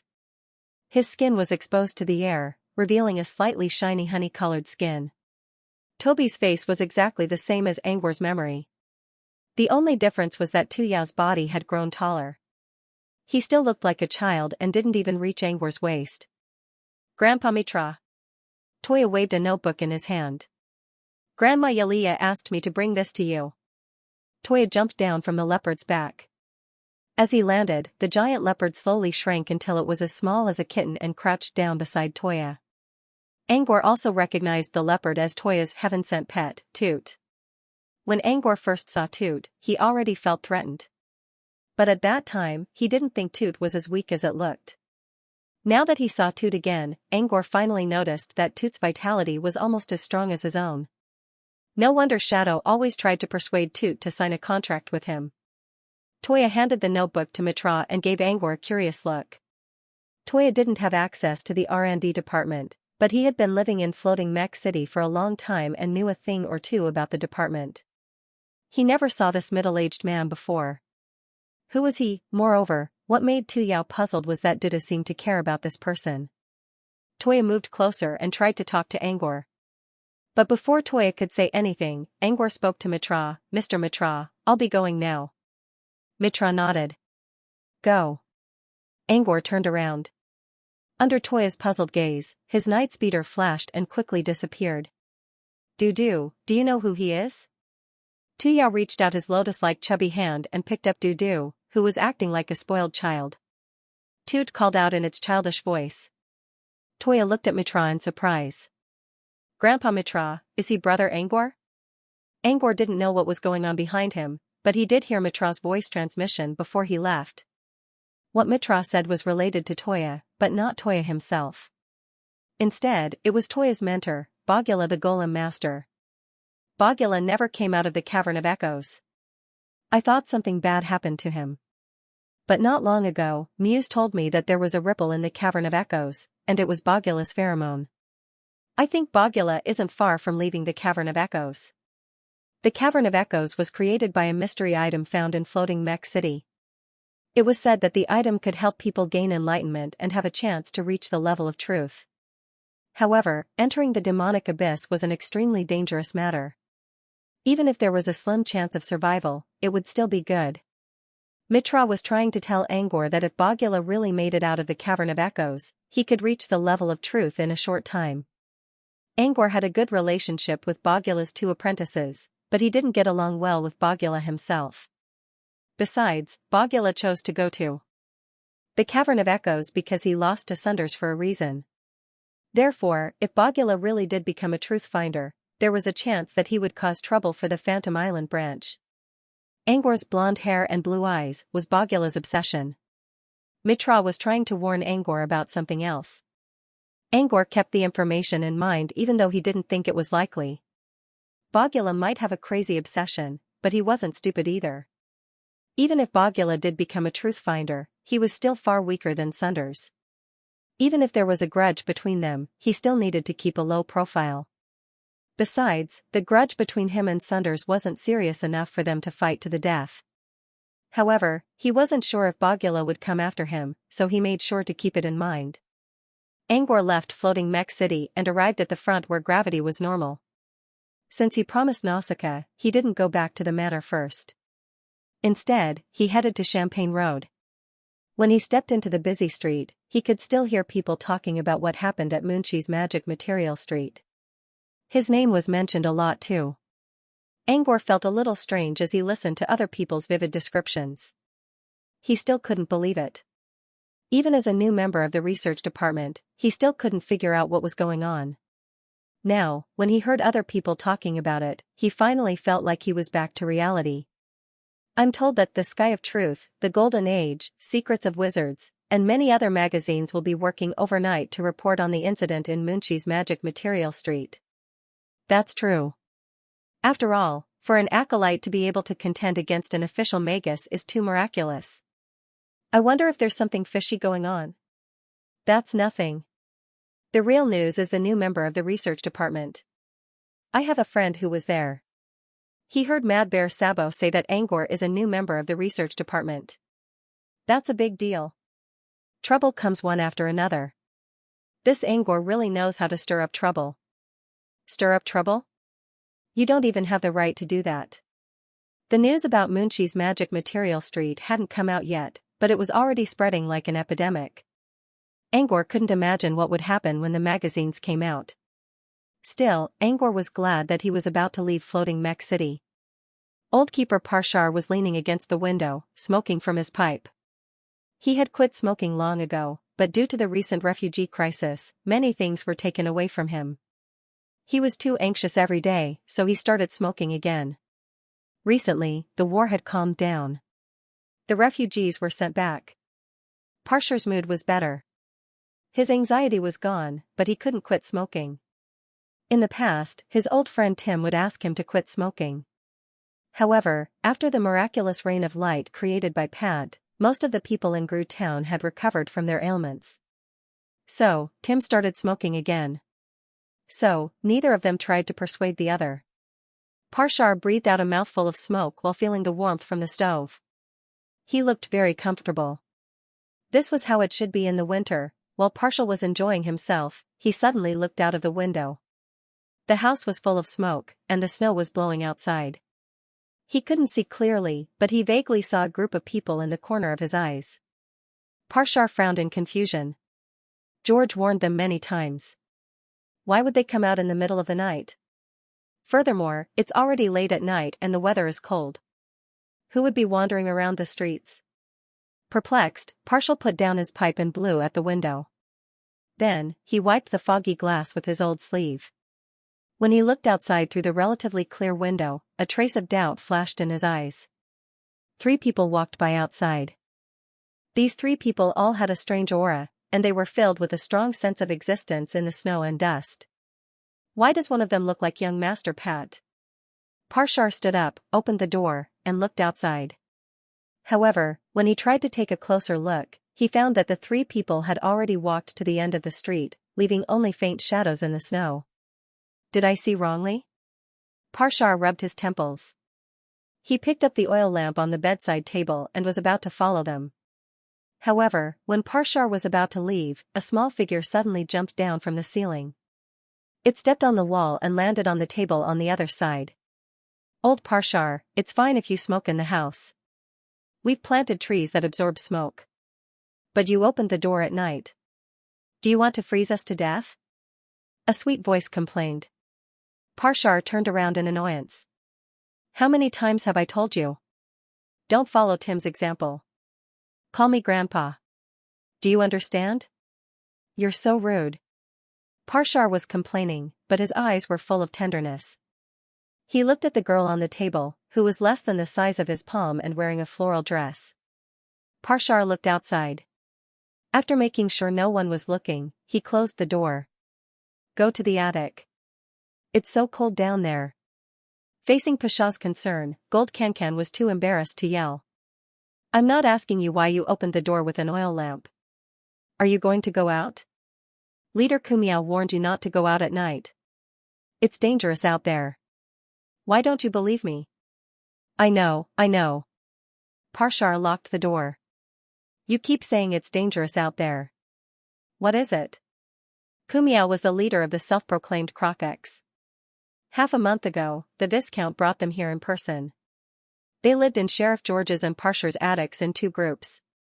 After spending half a month with them, Parshar had become very fond of these fairies in the attic. Perhaps it was because he had lived alone his whole life. Now that he was old, he was happy to have someone to accompany him, even if it was just a chat. Plus, these fairies in the attic were very considerate. They would help him with his family affairs and were very trustworthy friends. However, Parshar still had a few questions about his new friends. First, these Crocs were brought back by young Master Pat, but he didn't know why the Viscount sent them out of Pat Manor. Second, Leader Kumaomio always told him not to go out at night because it would be dangerous. Even Sheriff George was patrolling the streets and telling the townspeople not to go out at night. Why? Parshar had asked these questions several times already, but he didn't get any answers. Every time he asked, the Crocs would show a frightened expression. None of them said a word. Today, when he asked again, Gold Cancan had the same reaction. Her eyes were absent-minded as she said, "You don't have to worry about this matter. Curiosity will kill the cat." With that, Gold Cancan turned around and prepared to go upstairs. Parshar sighed and said, "Didn't you ask me why I opened the door? I looked out the window and saw young Master Pat coming back, so I wanted to go out and confirm it." Young Master Pat?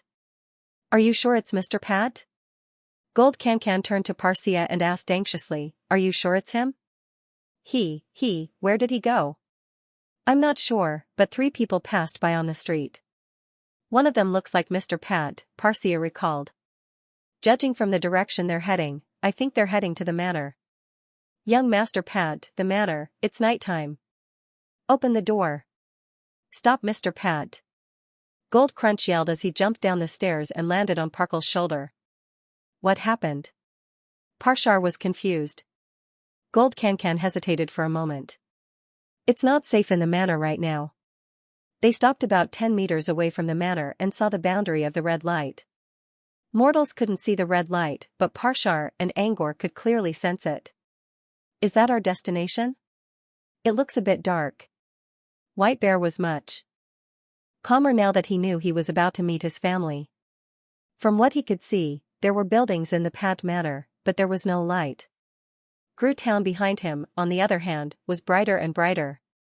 Angor was sure that when he left, Pat Manor was the brightest place in Gru Town at night. Because of the clan's motto, the flame of the lion's heart shall never be extinguished, all the street lamps in the manor were lit up throughout the night. If any of them went out, the servants would immediately go and relight them. Now that the manor was pitch black, it was obviously abnormal. Angor looked at Sunders. Sunders' expression was calm, but his eyebrows were slightly furrowed. His deep eyes were looking ahead as if he was staring at a giant monster hiding in the darkness. "Did you find anything, Professor?" Angor asked. Sunders didn't answer right away. He pressed down on the brim of his hat and looked ahead. Angor followed his gaze and saw a small tree outside the manor. It was covered in snow and didn't look very eye-catching. However, a gust of wind blew away some of the snow on the tree, revealing its dark trunk. A tree burned by fire? Angor sensed that the tree didn't seem to be a natural fire. He could still sense some residual fire energy on the tree. Since the elements on the old Earth were almost non-existent, the fire energy on the tree was more obvious. Who would burn a tree here? Angor wondered. No, it's not the tree. Someone fought here. Sunders' eyes glowed as if he could see the battle that took place not long ago through the thick layer of snow. Could it be that the Whisk could no longer suppress Eureka and had started a fight here? It's a fight between two apprentices. Both of them are level 3 apprentices, Sunders explained. Level 3? Angor was a little confused. Why would there be level 3 apprentices here? As Angor wondered, Sunders suddenly turned around and looked at the path they came from. Someone was running toward them, panting heavily. It was an old man with a pipe in his hand. His steps were slow, and he was puffing white smoke out of his mouth. Wait. Wait. Is that Mr. Pat? Someone called out to him. The next second, a clear and melodious female voice suddenly said, "Didn't I tell you not to shout? Are you trying to get us all killed?" A moment later, the newcomer appeared in front of them. Parshar, and Angor looked at the young man wearing a flowery dress who was standing on Parshar's shoulder. Is that Goldshine? Why are you two together? Angor was confused. Oh, it's Mr. Pat. Goldshine's eyes lit up with joy. But he quickly realized something and asked, Mr. Pat, are you going back to the manor? Don't go in there now. It's dangerous. Angor and Sunders looked at each other. The manor is dangerous? Do you know anything about it? Goldshine nodded. It's Miss Eureka. About half a month ago, she suddenly lost her mind. That night, Goldshine took a deep breath and looked at Angor in fear. That night, I saw many servants lying in pools of blood. I heard that even Mr. Viscount Leon was almost killed by her. Luckily, Mr. the Whisk arrived in time and stopped her. Angor's expression turned grim when he heard Goldshine's words. When Goldshine mentioned that Leon was also attacked, Angor's expression darkened even further. So? How's Leon doing? Angor quickly asked. Mr. Viscount Leon is fine. He sent us out of the manor the next day, along with the other servants. Only a small number of people stayed in the manor, including Mr. Viscount Leon. Goldshine quickly explained, Mr. Pat, Mr. Viscount Leon left the manor a few days ago. He said that Mr. the Whisk is protecting him, so he should be safe now. Should be? Safe for now, Angor wouldn't allow such vague words to be used. He nodded. I see. Grandpa Parshar, please take Goldshine back to the manor. Mr. Pat, are you still going to go in? Gold Luminosity asked in panic. Please don't. Mr. Viscount Leon said that nighttime is the most dangerous time. Don't worry. I know what to do. Angor smiled at Goldshine and asked Sunders if they should go in right now. Only then did Goldshine notice Sunders on the other side. She didn't know who the other people were, but she had seen Sunders before. According to Papaya, Sunders was known as the war god of southern wizardry, a super powerful wizard. Thinking of this, Jean Cancan's suspended heart finally began to calm down. If Mr. Sunders was here, he might be able to solve the problem. On the other hand, Angor was still waiting for Sunder's explanation. Suddenly, Sunders turned around and looked at the manor. "She's here." Angor followed Sunder's gaze and saw a flash of red light coming from deep inside the manor. A red light flashed across the sky and approached them. As the wind blew and the snow rose, a sharp and sinister laugh pierced the lonely night sky and entered everyone's ears. Following the laughter, a black shadow with an indistinct appearance landed on the top of a tall tree in the manor dozens of meters away. With the help of the moonlight, one could clearly see that the black figure was wearing a gorgeous long dress on the snow-covered tree. The dress was dotted with dark red dots, as if it was blood that had spilled out of it. Although her face could not be seen clearly, the red light from before had come from her eyes. It was extremely dazzling in the dark and snowy night. "It's her." "Absolutely. She's Lady Eureka." Gold Brilliance's eyes were filled with fear, and his voice was clearly trembling. "Just as Lord Viscount said, danger will appear at night." Goldshine was terrified. She wanted to tell Angor to back off, but when she looked up, she only saw Angor and Sunders talking in low voices. They didn't seem to be afraid at all. Goldshine opened his mouth and tried to say something. But when he saw the calm expression on Sunders' face, he decided not to say anything. Someone wearing a white bear costume suddenly asked Goldshine a question. "Is Lady Eureka tainted blood stinger Eureka?" Goldkinkin turned back to look at White Bear. She noticed that White Bear's gaze was very strange, as if he was suppressing some kind of emotion. Gold Brilliance shook his head. "I don't know who this tainted blood Shadowthorn is." White Bear wanted to ask something else, but they heard someone shouting in the distance. "Angor? Angor's back? Shit. Don't come in. Get back to Grue Town. Don't step into the sealing circle." Everyone looked at the source of the voice and saw an armored man walking out of a room behind an observation tower near the manor. The man yelled at Angor in surprise. Angor's eyes lit up when he heard the familiar voice. The other party held a torch in his hand, and the raging flames illuminated his facial features, making them appear bright and dark. "It's Leon." Angor was delighted. "It's my big brother, Mr. Viscount." Goldshine and Parsia also shouted when they saw the man on the observation deck. Angor carefully observed Leon's expression. Under the moonlight and the torchlight, he could clearly see every detail of his brother's expression. At least from the looks of it, his brother Leon should still be fine.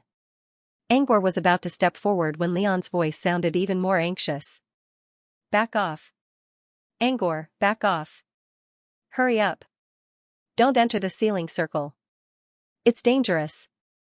Sealing circle? He didn't realize what Leon was talking about until he saw Leon's gestures. Leon was talking about the red light outside the manor. Angor recalled Sunders mentioning that the red light was a projection of a seal. Could it be that the blood-red light was the so-called sealing circle? "So it's some kind of seal that's restricting Eureka's movements," said Sunders. Goldshine and Parsia couldn't see the red light at all. Now he understood why Grue Town didn't react to Eureka's madness at all. It was probably because of this barrier that kept Eureka at bay and kept Grue Town safe. However, it was actually a kind of safe island in the darkness. The safety island was surrounded by dangerous forbidden zones. Although it was still safe at the moment, if Fong in the Dark broke through the fragile protection, the safety island would become an island of death. Unless they could get rid of the danger in the darkness. "Shit. Be careful, Mr. Viscount."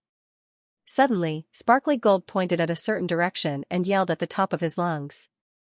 Angor quickly turned around and saw Eureka looking at Leon, who was standing on top of the tree. She had been looking at them with a pair of creepy eyes earlier, but now, she was looking at Leon, who was standing on the observation deck. Obviously, Lion's shouts had attracted her attention. Lion also noticed Eureka's gaze.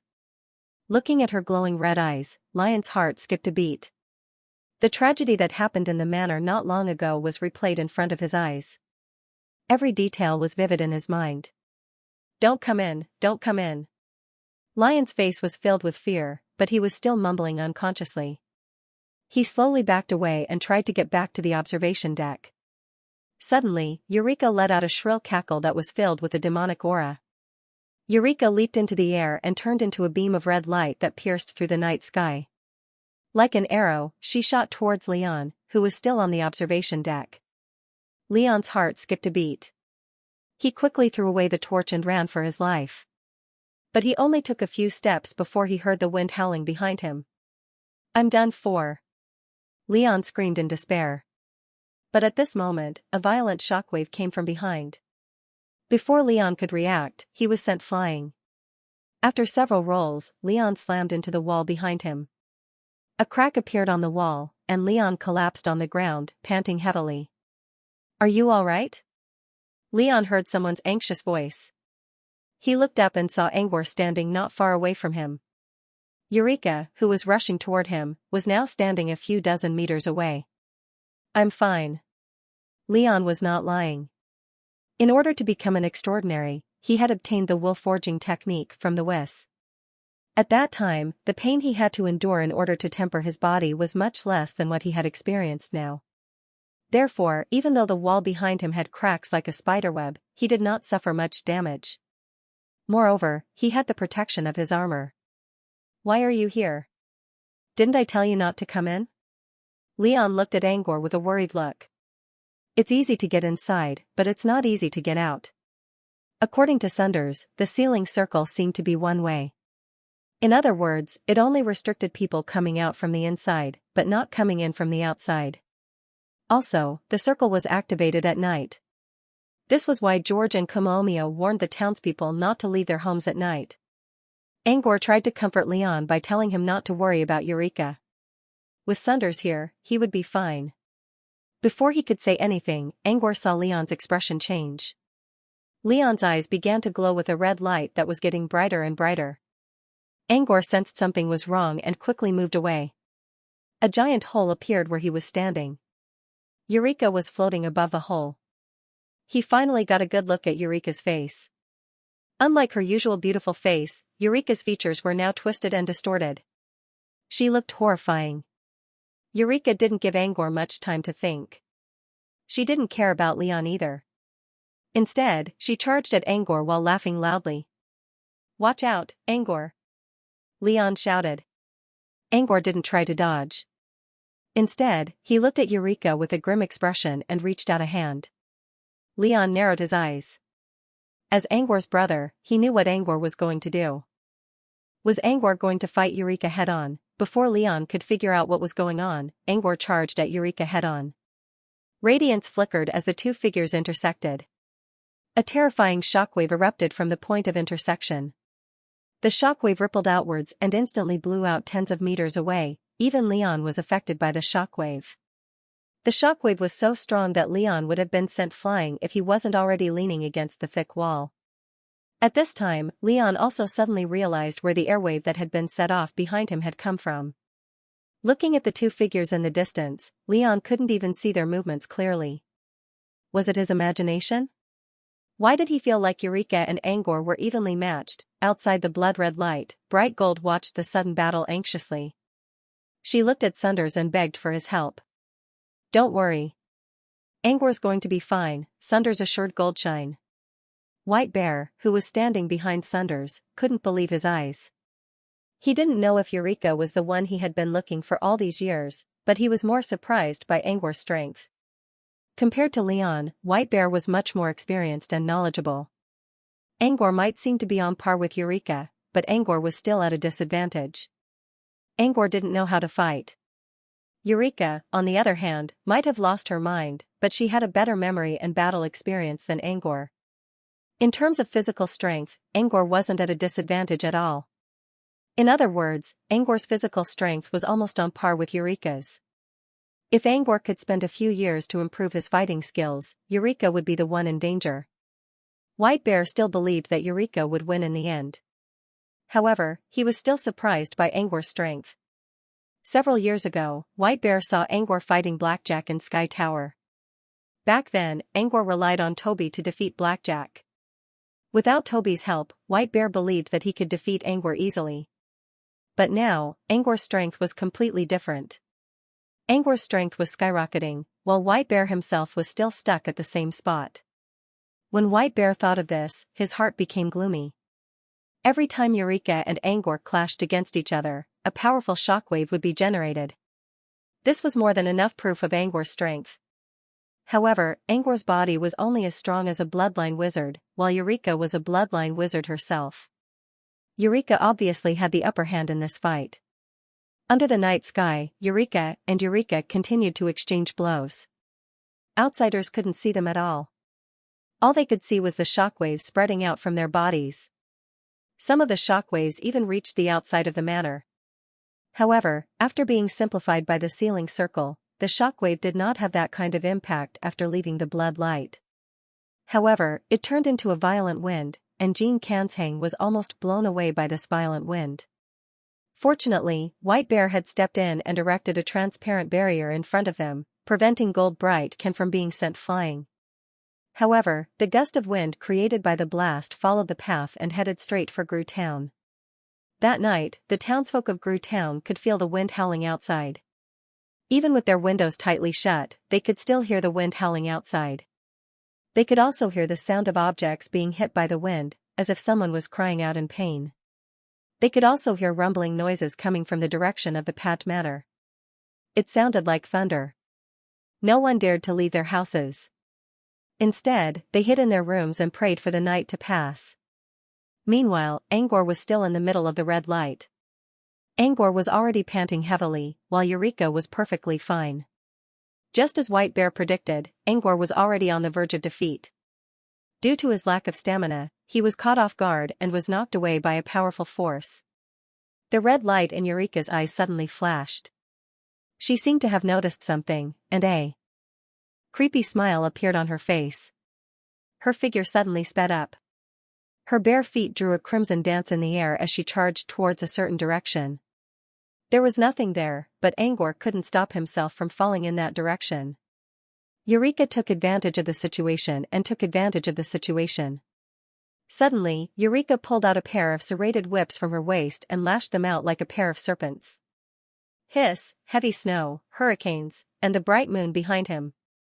The two whip shadows were imbued with powerful blood energy as they tore through the void. They were like venomous snakes baring their fangs under the moonlight. He was about to lose control of his body. Angor's body was cut in half by the two whips. His flesh was torn apart and blood splattered everywhere.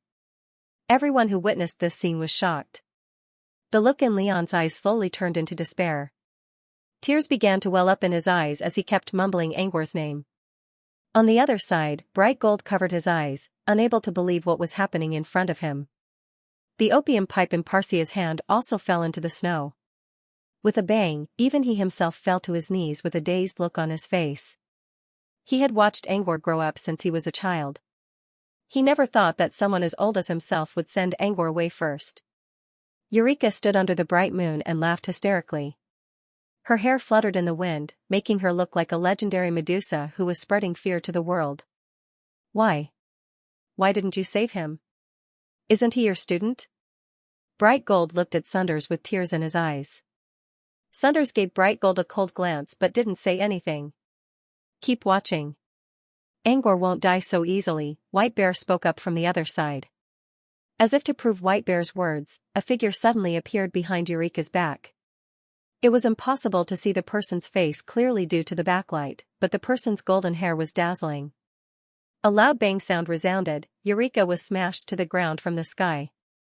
This sudden turn of events caused everyone who was still grieving to be stunned. Isn't Mr. Pat dead? Surprised, she stared at the direction where the snow and dust were flying in the air. White Bear heaved a long sigh of relief in his heart and thought to himself, as expected. As a matter of fact, he was also surprised to see Angor in trouble. However, he noticed that Sunders didn't seem surprised at all, which made White Bear realize something was wrong. White Bear didn't know the relationship between Sunders and Angor, but he was sure that Sunders wouldn't let Angor die so easily. Who was Angor? According to White Bear's knowledge, Angor was an alchemist, followed by Sunders' student, and finally, an apprentice of Brute Cavern. Although all his other identities were Kiran's, the alchemist identity was undoubtedly the most famous. No wizard organization would give up on an alchemist so easily. Besides, Brute Cavern's only candidate to become a master alchemist was Angor. White Bear didn't think Sunders would just let Angor die like that. The only reason Sunders didn't do anything was that Angor was still in control of the situation. It seemed that Sunders was right. Speculations were just speculations. Reality was what really caught Angor off guard. While White Bear was still thinking, Angor and Eureka resumed their fight. This time, everyone finally noticed something strange. Eureka hit Angor several times, and some of them even thought that Angor was going to die. But Angor was still standing in front of Eureka, completely unharmed. An illusion? White Bear didn't see anything wrong with Eureka, but he quickly realized the truth. It was an illusion. Angor was a little scared when he first fought Eureka in close range. But now, he realized that he wasn't completely at a disadvantage even though he was still weaker than Eureka. Therefore, he decided to play to his advantage. He could tell that Eureka was more violent, ruthless, and insane than usual, but she still couldn't sense anything from the outside world. In other words, she didn't know what was going on. Angor began to release more illusion nodes while attacking Eureka. As expected, Eureka didn't notice them at all. Once the number of illusion nodes increased, Angor's disadvantage began to turn around.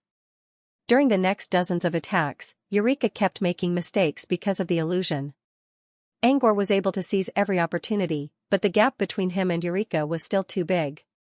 Even if he did, he still wasn't able to win the fight. It didn't take long for Eureka to come out on top, but the scene of Angor suppressing Eureka was very enjoyable to watch. As for Gold and the others, they didn't know what was going on. They were simply happy that Angor had the upper hand in the battle. Leon sighed in relief as well. Apart from feeling happy for Angor, there was also envy in his eyes. White Bear paid close attention to the fight as well. This was a rare fight between an apprentice and an official wizard, and Eureka's identity was very important to him. Still too weak, Sunders muttered to himself. White Bear's mouth twitched, but he didn't say anything. She really did not know what to say. Or rather, she did not know how to complain. Angor's shortcomings were obvious, but they could be fixed with time. If Angor was still too weak, then the average apprentices in the wizarding world would be no better than salted fish. Eureka's too weak, White Bear suddenly said. White Bear was taken aback. So Eureka wasn't the one he was talking about? She was? White Bear frowned. Was Eureka weak? Yes, she was. But did it really matter? What White Bear didn't know was that Angor just told him that Eureka had lost her mind, and even the Whisk couldn't suppress her. Given Eureka's current strength, she could easily defeat most wizards. Red Hair the Whisk, on the other hand, was one of the strongest wizards in the current generation. He could even be considered the leader of the non-Truthfinder wizards. Furthermore, he was still young and could become a Truthfinder at any time. Why couldn't the Whisk defeat Eureka? Or is there something else wrong with Eureka? Sunders wondered in his mind. Eureka, on the other hand, was being attacked multiple times by a weak apprentice. Her expression was even crazier than before. When Angor and Eureka were about to face each other again, Eureka suddenly opened her hand and revealed the outline of an item on it. Angor was puzzled when he saw someone approaching from the distance. Eureka, no. Angor wasn't surprised to see who it was. The newcomer's bright red hair was extremely dazzling. It was the Whisk. The Whisk glanced at Angor with a complicated expression. He had to maintain the blood seal every night, and that was what he did when Eureka was still alive.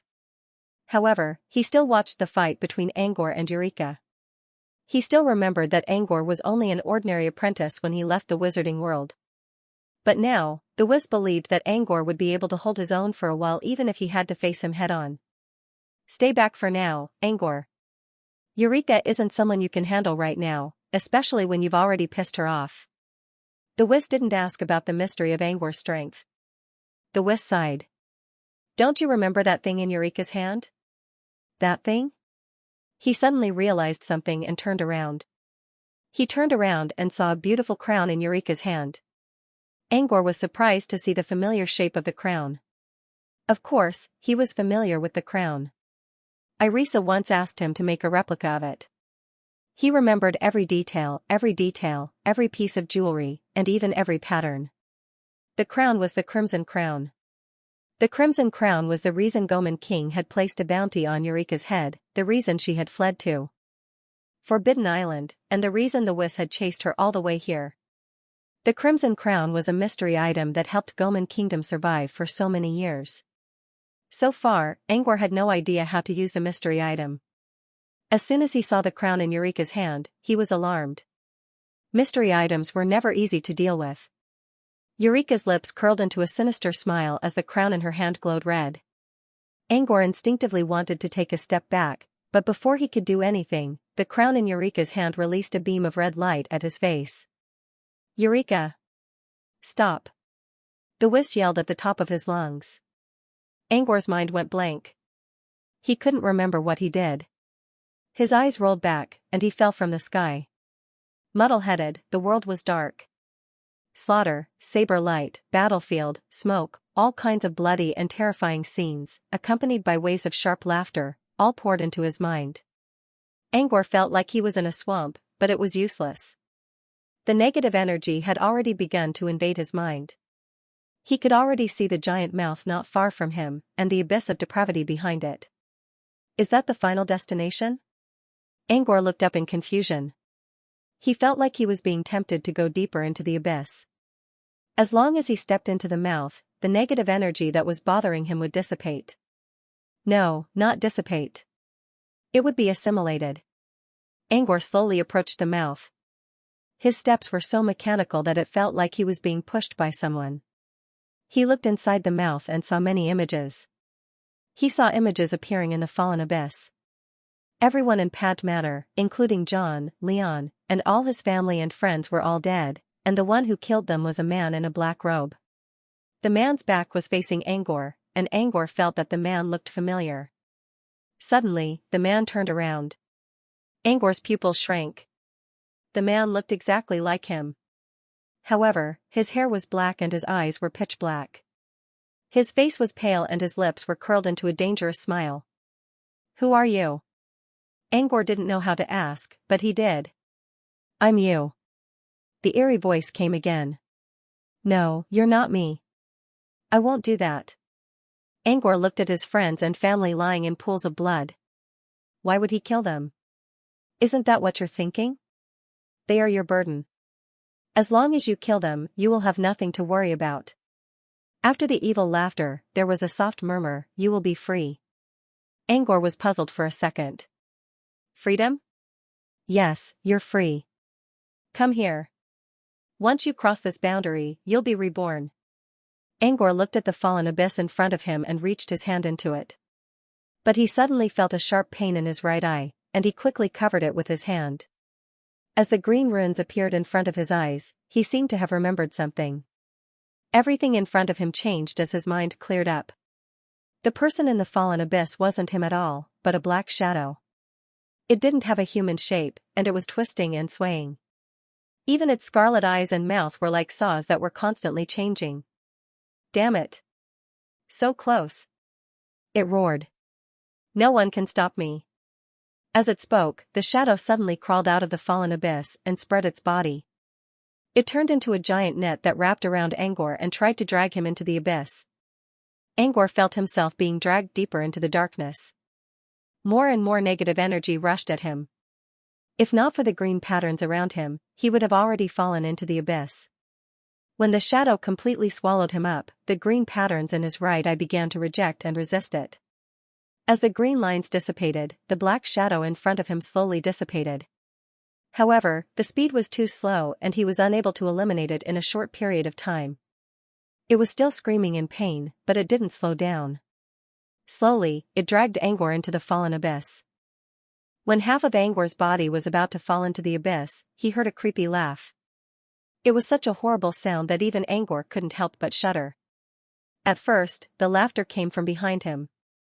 But soon, it came from all directions. He looked around. Was he being dragged into the abyss, and the laughter belonged to a monster from the abyss? A ghastly pale face suddenly appeared in the dark, devoid of light. Angor was startled. When he looked closer, he realized that it wasn't a human face. It was the face of a puppet. But compared to a human face, this puppet looked even scarier. Why is there a puppet here? Before Angor could finish his question, the doll suddenly unleashed an endless wave of resentment that rushed toward Angor. To be precise, it rushed toward the shadow that trapped Angor. The shadow itself came from the fallen abyss, which was the amalgamation of all negative energy. It was able to resist the tide of resentment to a certain extent. However, the tide of resentment was endless. Even if the shadow could resist it, it couldn't take another step forward. On one side was the tide of resentment, and on the other was the evil shadow. Neither of them was a good thing. But at this moment, a terrible balance was maintained. The terrible balance actually gave him a moment of freedom. He felt like he could move again, but he didn't know where to go. There was nothing but darkness around him. He didn't even know if he had fallen into the abyss or not. Before he could figure out what to do, he heard someone calling him from the darkness. Angor. Angor was surprised. He saw a light door in the darkness, and someone was calling him from outside. After a moment of hesitation, Angor walked toward the door. As soon as he stepped out of the door, the mist dissipated, and chaos shattered. He opened his eyes abruptly. The light outside was too bright for a second, so he quickly closed his eyes and saw someone standing beside him. "You're awake. How do you feel?" A deep voice reached Angor's ears. Angor struggled to sit up. When his eyes adjusted to the light, he slowly opened them again. "Professor?" Angor finally realized that the man was Sunders. Sunders had his back to Angor. He took something off the table and slowly put it back into the gravity garden. Angor was surprised. The thing looked like a humanoid puppet. Was it the puppet that suddenly appeared in the darkness? Angor suddenly remembered that Sunders bought a mystery item at the Twilight auction for 7 million magic crystals. That mystery item was called Resentment Puppet. Combined with the fact that he saw a puppet that released a large amount of resentment, he realized something. He looked around and saw himself lying on a familiar bed. It was the same bed he used to sleep on in Pat Manor since he was a child. "This is my room?" Angor was confused. "What happened? Why am I here?" Sunders looked back at him. "You fainted. As for why you fainted, I'm sure you remember." Angor hesitated. "When I was fighting Eureka, she took out a crown. It was the Crimson Crown. The crown released a red light, and I fell into chaos. In the darkness of chaos, I think I saw a fallen abyss and a doll." Sunders nodded. "So you do remember. Crimson Crown? You used to copy it, didn't you?" Sunders raised an eyebrow when he saw Angor nodding. "If you know about the Crimson Crown, why are you still standing there like an idiot? Do you want to die? Don't tell me you were so scared that you couldn't even use the sequence of gravity?" Angor lowered his head. "I was wondering.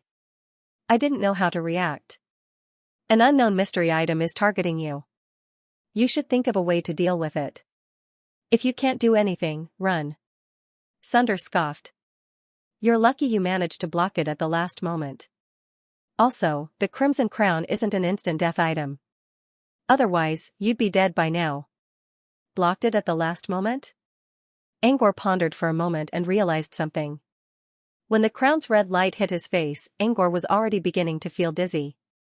But at the last moment, a message of Gospel of Heart suddenly appeared in his mind. Without hesitation, he used his mana to activate his right eye. Angor touched his right eye and didn't see anything wrong. But he must have activated the strange mask. Did Sunders mean the mask when he said it resisted the attack at the last moment? "What happened, Professor?" Before Sunders could reply, someone knocked on the door. "Come in, please." Two fully armored men entered the room. One of them was wearing a heavy armor, while the other was wearing a white bear costume. It was Leon and Hobson the White Bear. When he saw Angor sitting on the bed, his expression softened. "You're awake?" he asked. "Oh, you're awake. I'm so glad you're okay." Leon tried to approach Angor, but a white figure beat him to it. "Are you talking about Miss Eureka, Angor? My brother just woke up. Can't you ask him later?" Leon frowned, and his tone was obviously unhappy. Angor waved a hand and looked at White Bear. He looked anxious and tired, with dark circles under his eyes. Perhaps he hadn't slept the whole night. His eyes were filled with pleading, but at the same time, there was also some caution. "You look more like a panda now." Angor chuckled. White Bear was taken aback. It took him a while to realize that Angor was referring to his dark circles. White Bear chuckled. "You're still in the mood to laugh at me, huh?" Angor shrugged. "You already know the answer to your question, don't you?" White Bear's throat moved, and his eyes were still filled with disbelief. "It's really her? Speaking of which, you came into contact with the wizarding world earlier than I did. You should know more about her than I do." White Bear fell silent. The moment he saw Eureka, his mind was filled with memories of her. Tainted blood stinger Eureka was a rising star in the wizarding world. As a wizard who became a wizard at a young age, she had a bright future ahead of her. However, when she was at the peak of her power, she offended the ruthless Goman King and stole his most valuable treasure, the Crimson Crown. The entire wizarding world was shocked by this news. Not to mention how she managed to steal the Crimson Crown, just her actions alone were enough to shock everyone. After all, the Goman Kingdom was not an ordinary mortal kingdom, and the Goman King was not a mortal either. Although his strength was not comparable to the top of the southern region, he was still at the top of the pyramid. Why would Eureka provoke such a powerful king? Later, when Eureka revealed some secrets, people began to realize that Eureka was doing this for revenge. As for what kind of enmity it was, no one knew. Rumor had it that Eureka's relatives were all killed by Goman King. White Bear couldn't help but wonder if Eureka had offended King Goman because of his aunt's family. Was Eureka really a relative of his? But if she is my relative, why didn't she come to me? White Bear muttered to himself. She's wanted by Goman King. Do you think it's a good idea for her to come to you? White Bear seemed to be in a daze as he repeatedly muttered to himself, I want to see her. I must see her and ask her. After saying that, White Bear immediately stood up, turned around, and left. Angor tried to stop him, but he was one step too slow. Angor stood up and prepared to chase after White Bear. Angor brought White Bear here to provoke Eureka, but he didn't want White Bear to go after Eureka right now. Don't worry about him. He won't find Eureka, said Sunders when he saw Angor was about to give chase. Angor looked back at Sunders and waited for an explanation. After Eureka escaped last night, the Whisk took her back to his space. She's nowhere to be found now, Sunders explained. Angor sighed in relief. He suddenly recalled something and mumbled to himself, last night? It's already been a night? Angor glanced at the window. The curtains were closed, but he could still see some light from outside. Leon noticed Angor's strange look and walked to the window to open it. The dazzling sunlight pierced through the darkness in the house. Light and dust mixed together and quickly spread out. Not only did he dispel the dust, but he also felt himself returning to the real world from the abyss he had fallen into. So it really was a night. Was everything just a dream? Angor wondered. Professor, you said Eureka ran away last night? She's the one who ran away from us, isn't she? Did you chase her away? Sunders shook his head but didn't say anything. Leon approached Angor and said, It's strange. Miss Eureka suddenly ran away after you passed out. I don't know what happened. Could it be that she suddenly woke up and found out that she had harmed you, so she felt guilty? Are you sure you're okay? Leon looked at Angor with a concerned look. I'm fine. Angor didn't feel anything wrong with his body. Eureka ran away when I passed out? What's going on? Lion shook his head. He didn't know the reason, so he could only describe the situation in detail. Angor was affected by the Crimson Crown, which caused him to fall from the sky and lose consciousness. After that, Sunders entered the range of the red light, and Eureka ran away. Angor wondered if Eureka was scared away by Sunders. Angor looked at Sunders in confusion. You forgot about one person, Sunders suddenly said. When I entered the ceiling circle, someone else followed me. White Bear. Angor was surprised. Sunders nodded. Yesterday, he saw Angor being attacked by a mystery item and was about to go in and save him. However, Eureka ran away as soon as he entered the area. Sunders was sure that Eureka noticed the commotion, but she didn't look at him. Instead, she was looking at White Bear. Considering White Bear's identity, the answer was obvious. White Bear did affect Eureka. I knew it was the right decision to bring White Bear here. Angor chuckled. He didn't expect White Bear to scare Eureka away in the end. If he had known this, he would have let White Bear go in first. White Bear, are you talking about that weirdly dressed man? Who is he? Leon listened to their words, but he was confused, so he asked curiously. You came here with White Bear, so I thought you already knew each other. Leon shook his head. I've been waiting outside since you were brought back to your room. White Bear was there too, but he didn't say anything all night. When I knocked on the door, he followed me inside. I didn't stop him since you came together. White Bear, Hobson Seeley. Eureka used to call herself Lady Seeley. Angor considered. If I'm not mistaken, White Bear must be related to Eureka in some way. I once saw Lady Eureka looking in a certain direction with a sad look on her face. I thought she was thinking of Master the Whis, but I didn't expect her to be able to find a way out of this place. Lion paused for a moment. When Professor the Whis came back, Lady Eureka was still looking into the distance. According to Professor the Whis, Lady Eureka was thinking about her family. So it's that White Bear from before? When Eureka learned that he was from Brute Cavern, she had a complicated look on her face. She wanted to say something, but she didn't. In the end, she only told him that she had an old friend in Brute Cavern. She must be talking about White Bear. This was probably why Eureka accepted Angor so easily when she didn't know that he was an alchemist. By the way, what's with Eureka? How did she go crazy? Leon's expression turned grim. Red light. It's caused by red light. Red light? Angor looked at Leon in confusion. Last night, you had the upper hand, but you suddenly fainted. What did you see at that time? Leon asked. Red light. Angor was a little surprised by the question. I knew it. Leon nodded. That's right. Lady Eureka usually stays in her Cloud Island, but she suddenly returned to her house one night about half a month ago. In the wee hours of the morning, the house was filled with red light, and Lady Eureka lost her mind. When I saw you being swallowed by the red light yesterday, I thought you would end up like Lady Eureka. Thank goodness you're fine. Angor frowned. Did the red light affect Eureka? The red light came from Crimson Crown. Does that mean Crimson Crown is the cause of all this? Angor looked at Sunders, hoping to get an answer. You said someone saw Eureka's change a long time ago, which means Eureka was affected a long time ago. The Crimson Crown has always been with Eureka, so it's possible that it's the cause of all this. If we know what the crown does, we might be able to find out if it's the source of all our troubles. However, I still don't know what the effects of the Crimson Crown are. The Crimson Crown is the greatest treasure of the Goman Kingdom. The Goman King only told us about it, but he never told us what it can do.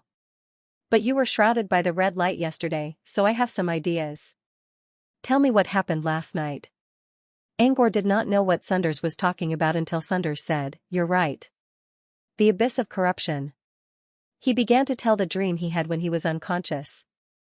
After he finished speaking, he still couldn't figure it out and asked, Is this really a dream? If it was a dream, how did Sunders know about the fallen abyss and the doll? Angor saw Sunders collecting the doll earlier.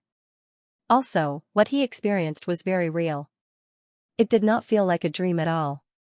The muddle-headedness of having his thoughts shackled, the despair of being trapped, and the discomfort of being attacked by countless negative energies, were still vivid in his mind. It did not feel like a dream at all. It felt more like his own experience. It's very similar to a dream. But I think it's more appropriate to call it a verisimilitude space created by a mystery item, Sunders explained. Verisimilitude space?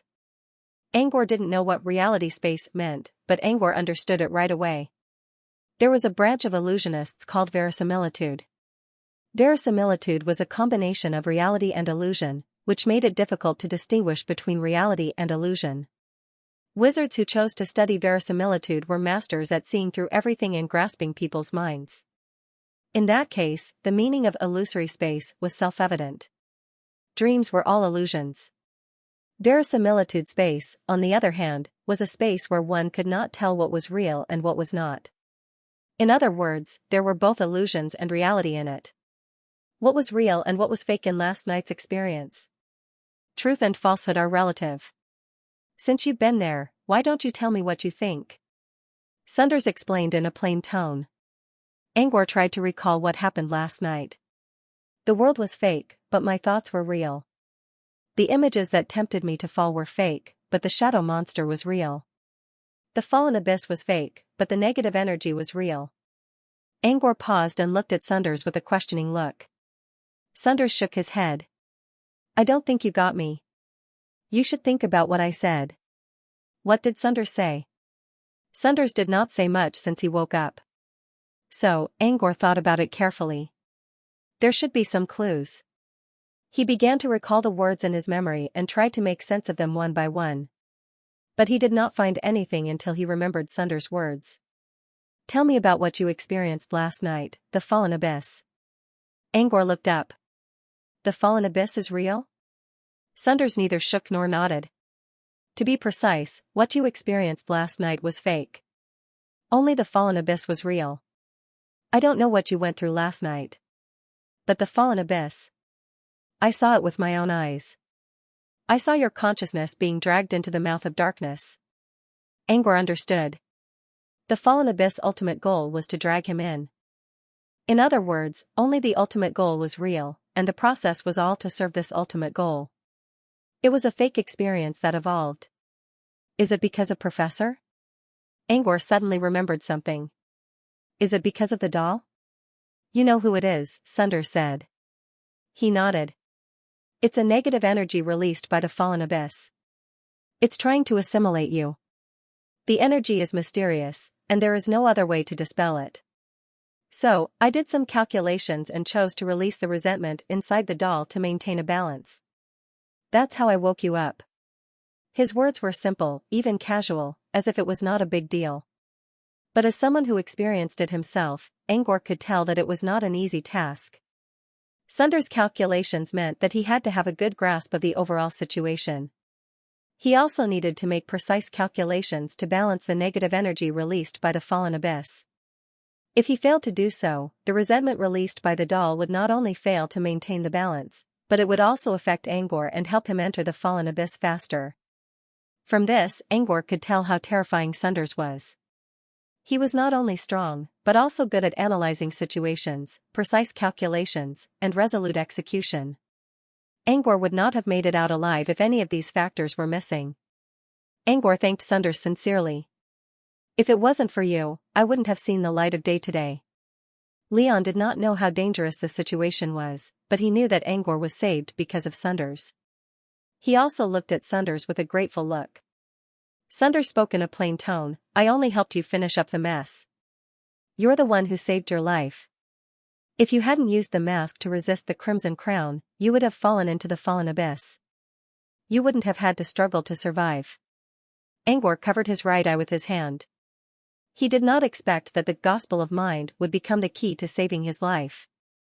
Back in the illusion space, Angor saw the green runes blocking the darkness. Perhaps it was referring to his action of activating his right eye. But Angor was still confused. Why did the Gospel of Mind appear at that moment? Was it because of a wizard's intuition? Or was it because of that person? Angor could not find out the answer. But at least, he was fine for now. So the mask created by activating my right eye has some kind of non-physical defense? Angor muttered to himself. It seemed that he had to carry out the test earlier. Let's not talk about such trivial matters. After listening to your explanation, I'm pretty sure that the crown's effect is to pull people into the abyss of corruption, Sunders said. It's the same as what I thought. However, Angor didn't enter the fallen abyss yet, so they couldn't confirm the effect of the crown yet. But they were sure that the fallen abyss was filled with negative energy. If someone's consciousness was dragged into the abyss, he or she would go crazy. Maybe they would lose their mind just like Eureka. Leon, who had been silent all this time, suddenly spoke up. If you're talking about the effect of the red light, I think I know something about it. Angor and Sunders exchanged a glance and looked at Leon. A moment later, Angor tidied up his clothes and left the room. Leon led the way while Angor and Sunders followed behind him. Sunders seemed to be very interested in Angor's environment. He kept observing the surroundings along the way. Angor looked at the familiar murals and corridors with a gloomy expression. The murals were covered in dust, and the carpets in the corridors were all cracked. Some of them were even missing. There were dark stains on the granite floor where the carpets were missing. With Angor's current eyesight, he immediately recognized the source of the dark stains: blood. From this, he could already imagine how terrible the situation in the castle must have been. The dust did not disappear from the upper floor. He even saw spider webs at the corners of the ceiling. Along the way, they didn't see any servants. Just as Gold Cancan had said, some of the servants were sent to Gru Town, while the others might have met with misfortune. Angor quickly thought of several people who were close to him when he lived in Pat Manor. He even considered them as family and friends. Angor felt like there was something stuck in his throat. He did not know how to ask about them. "The decorations here are quite interesting," said Sunders. "The patterns under the murals, and the strange patterns on the blue and white porcelain, they're quite unique." Leon said, "That's the style of Old Chown's hometown. Father likes it very much, so he added it into the interior." Sunders guessed the origin of these things. Gold's Pink Empire had its own unique style, but it was not too different from the mainstream ones. These decorations, on the other hand, were completely different. Sunders' interest was piqued when he looked at the strange decorations and wondered about the otherworldly human he had yet to meet. Soon, Leon led them through the corridor and arrived at an auxiliary building. They stopped in front of a door located in the deepest part of the building. "This looks like..." Angor stared at the door and recalled his childhood. He was a naughty boy who liked to do rebellious things. The more adults forbade him from doing it, the more he would do it. Old Pat strictly forbade them from entering this door. Angor did not listen. The so-called strict prohibition simply meant that he had to go and take a look. So, Angor sneaked in when the servants were not paying attention. When he came in, he found that the door was actually connected to a rather large basement. There were some wine barrels that were tightly locked inside. Angor felt bored and wanted to go back. However, the door was locked from the outside. It was a long and silent night. Back then, Angor was still a little boy. He was shivering under the dim wall lamp and looking at the dark world beyond the light in fear. He was so scared that monsters would jump out from the darkness. The fear lasted for an entire night. Now that he thought about it, he felt that it was just a nightmare. The next day, when the door was opened, he found out that it was a trap set up by his father, Old Pat, to punish his rebellious nature. As it turned out, it worked. Since then, Angor became much more cautious. However, he never stepped into this basement again. This place seemed to have become his little nightmare. When he grew up and was no longer afraid of the basement, he still did not come here. He was busy taking care of John, who was seriously ill. Later, he left the old earth, and this basement never appeared in his mind again. "This is Old Pat's wine cellar. Did you forget?" Leon winked at Angor. "You were locked up here when you were little. I was squatting at the door and heard you crying for the whole night." Angor's expression darkened. "I didn't cry." Leon was going to tease Angor again when he heard someone sobbing behind the door. Leon was surprised. His teasing expression slowly turned into sadness. In the end, he sighed. "Fine. You didn't cry. I misheard. Time to get down to business. Didn't you ask about the effect of the red light?" Leon pointed at the locked door. "The answer is inside." Leon pushed the door open. There was a short staircase at the end of which was a railing with 2 iron doors on both sides. When he came to the railing and looked down, his expression froze. People, it was densely packed with people, the underground wine cellar was packed with people, they were all wearing rags. Judging from the unique patterns on the rags, they were probably servants' clothes when they were still intact. Some of them were female servants. Angor could still see that they were wearing maid dresses. However, most of them were completely naked. Their white bodies were very eye-catching. Even so, they did not look charming at all. They were all bony. Only a thin layer of skin covered their bones. Angor looked at them as if they were in the dungeon of the harshest slave owner in the world. The stench, the horror, and the fear. At first, these people moved very slowly and made all kinds of strange postures with dull expressions. However, when Angor and the others entered, they all looked up at the high platform, perhaps because they smelled human. When they saw Angor and the others, in an instant, the look in their eyes changed, from lifelessness to madness, from grayish-white to scarlet. His expression also changed from dull to excited and crazy, like a beast that had been starved for an entire winter and was crazily looking at food after waking up. Pairs of glowing red eyes stared at Angor and the others in the dark. It was as if Angor had just entered a dark cave and saw a group of bats waiting for blood. Before Angor could take a closer look at their faces, screams, roars, and eerie laughter were all mixed together. Pairs of skinny hands reached out and pointed at Angor's group, baring their fangs and brandishing their claws. They looked like crazy believers who were dancing to worship an evil god. Blood! Blood! Give me blood! The smell of living people! Hee hee hee! Kill them! Kill them! Everyone moved and tried to squeeze forward. However, the iron doors on both sides of the platform were locked. They could only hit the door lock with all their might. The people at the back didn't know the situation at the front and continued to press upwards, causing the sound of bones breaking to be heard. Some of the crazier ones even attacked the people around them. He saw several severed limbs being tossed into the air. Blood gushed out from the bodies like fountains. Their eyes glowed red, which made them look even scarier. They're all servants of the manor. But the incident half a month ago caused them to be corroded by the red light, and they became like this. Lion's eyes were filled with pity. These people were basically servants who had served the manor all their lives. Some of them had watched them grow up, and some of them were the brothers' playmates since they were young. But now, they had all turned into such a horrible state. I was the one who put the food on the ground in there. I come here once a day, but none of them ate it. Not even blood. They seem to only react to human blood, but where am I going to get human blood? Leon said, they haven't eaten anything for half a month. They're so hungry that they're just skin and bones. However, the strange thing is that they are all still alive. Even those who have lost an arm or a leg are still alive. They only get excited when they see living people. They're like ghouls in the legends. They're neither human nor ghouls. Leon's eyes were filled with tears. He sobbed as he said, sometimes, I really want to set them on fire. But there's still hope as long as they're alive. Leon looked at Angor. Do you know how to save them, Angor? Angor looked at the writhing people on the ground.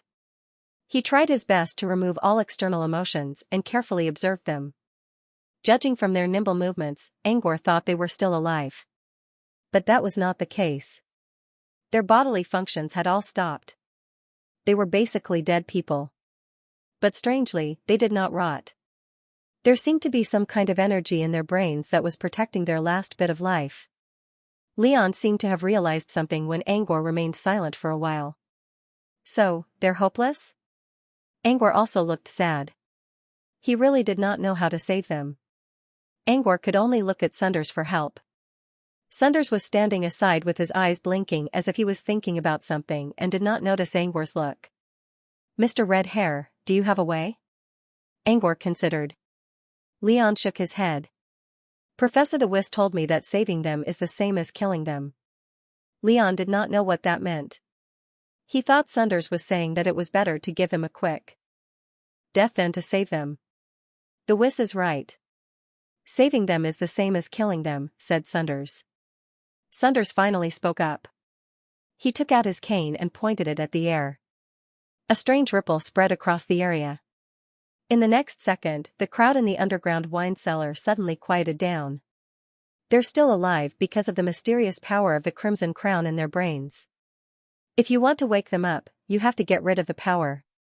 But once you do that, they'll lose their vitality and die immediately. Sunders paused. They will die eventually. Either they die by expelling the power now, or they wait until the power that keeps them alive disappears on its own. It's only a matter of time. In the end, they can't escape death. Sunders' words were like a death notice to these people. As the Viscount of Grue Town, he was unable to save his own people, the people who had grown up with him. No one could understand the pain of that. Sunders did not really care about these people's lives. He began to think about the effect of the Crimson Crown. So, the mysterious power in their brains is the truth. Sunders looked at Angor. Maybe you'll end up like them if you're dragged into the abyss of corruption. He closed his eyes and tried his best to calm down. So, the Crimson Crown's only effect is to drive them crazy? He paused and added, irreversible madness. Sunders shook his head. If you want to know, you'll need to do an experiment to measure the energy. However, the mysterious power is very difficult to measure, and I can't be sure of the final result. It's best if you can get more information. Sunders looked at Leon, who was still grieving. Do you remember how they reacted when they were invaded by the red light? Leon answered in a dull tone. Just like now, they would go crazy whenever they see a living person. But they wouldn't stay quiet.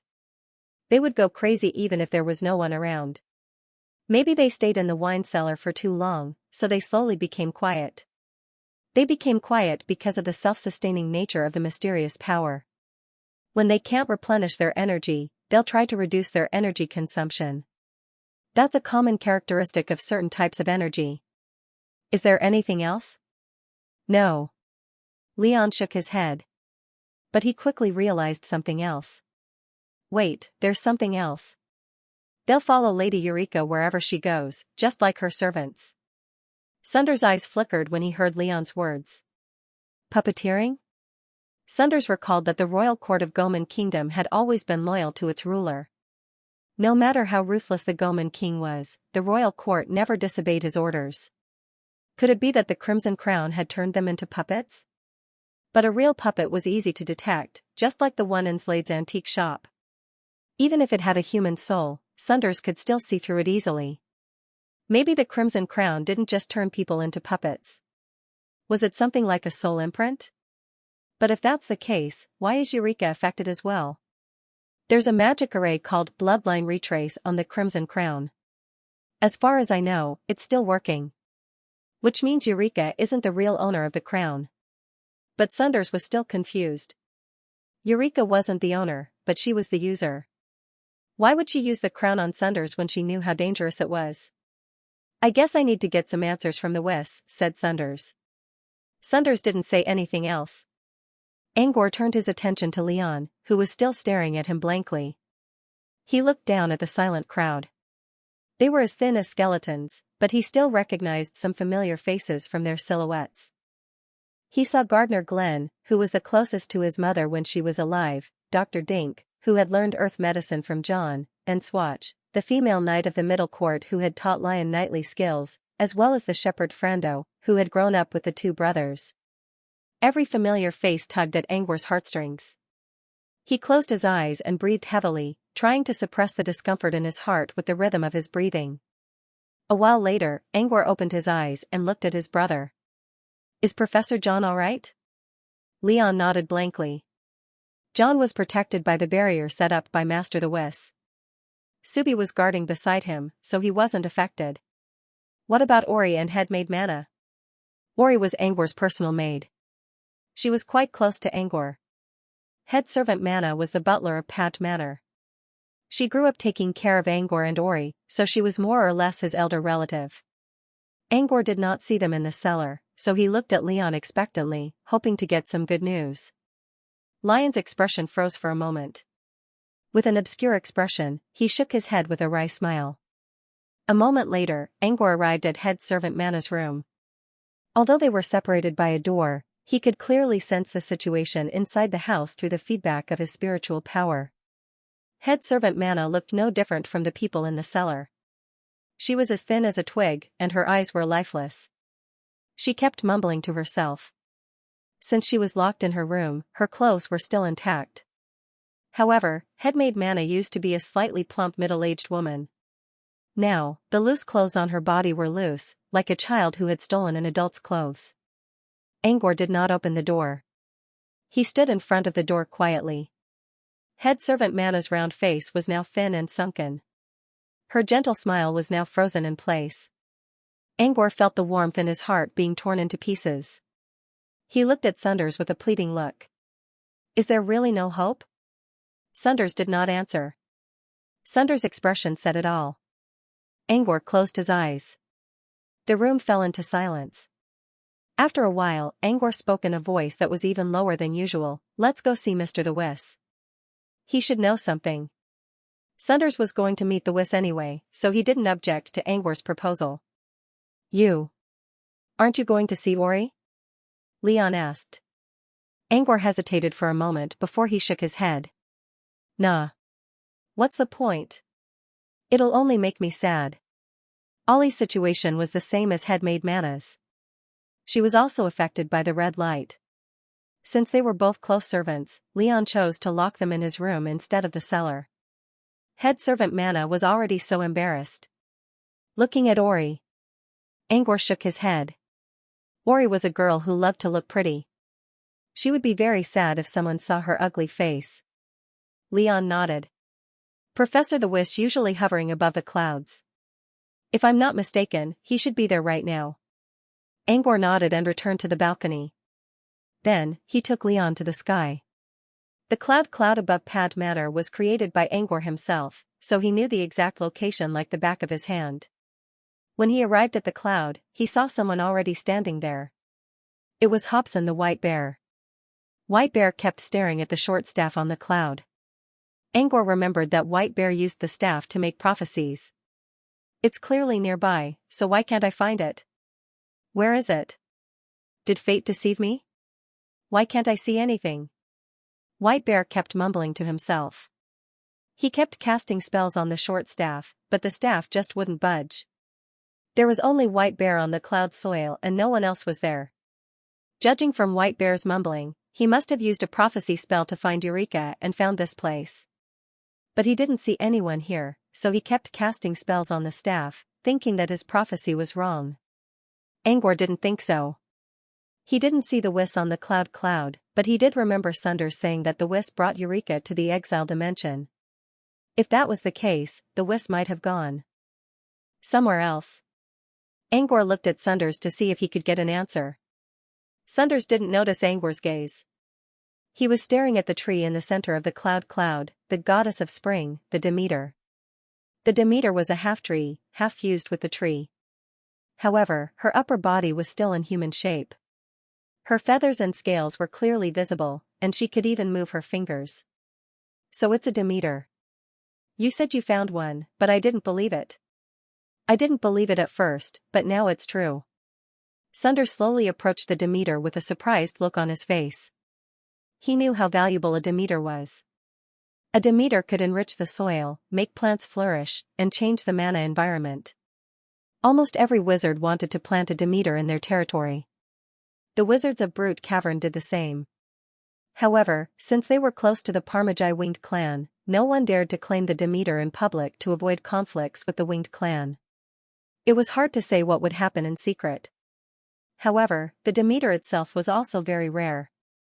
Almost every Demeter was recorded by the Feather people, so it wasn't easy to get a Demeter. According to Angor, the Demeter in front of him was a wild Demeter that had never been recorded in history. This was very rare. Sunders stood in front of the Demeter. The Demeter sensed Sunders' presence and shivered a little.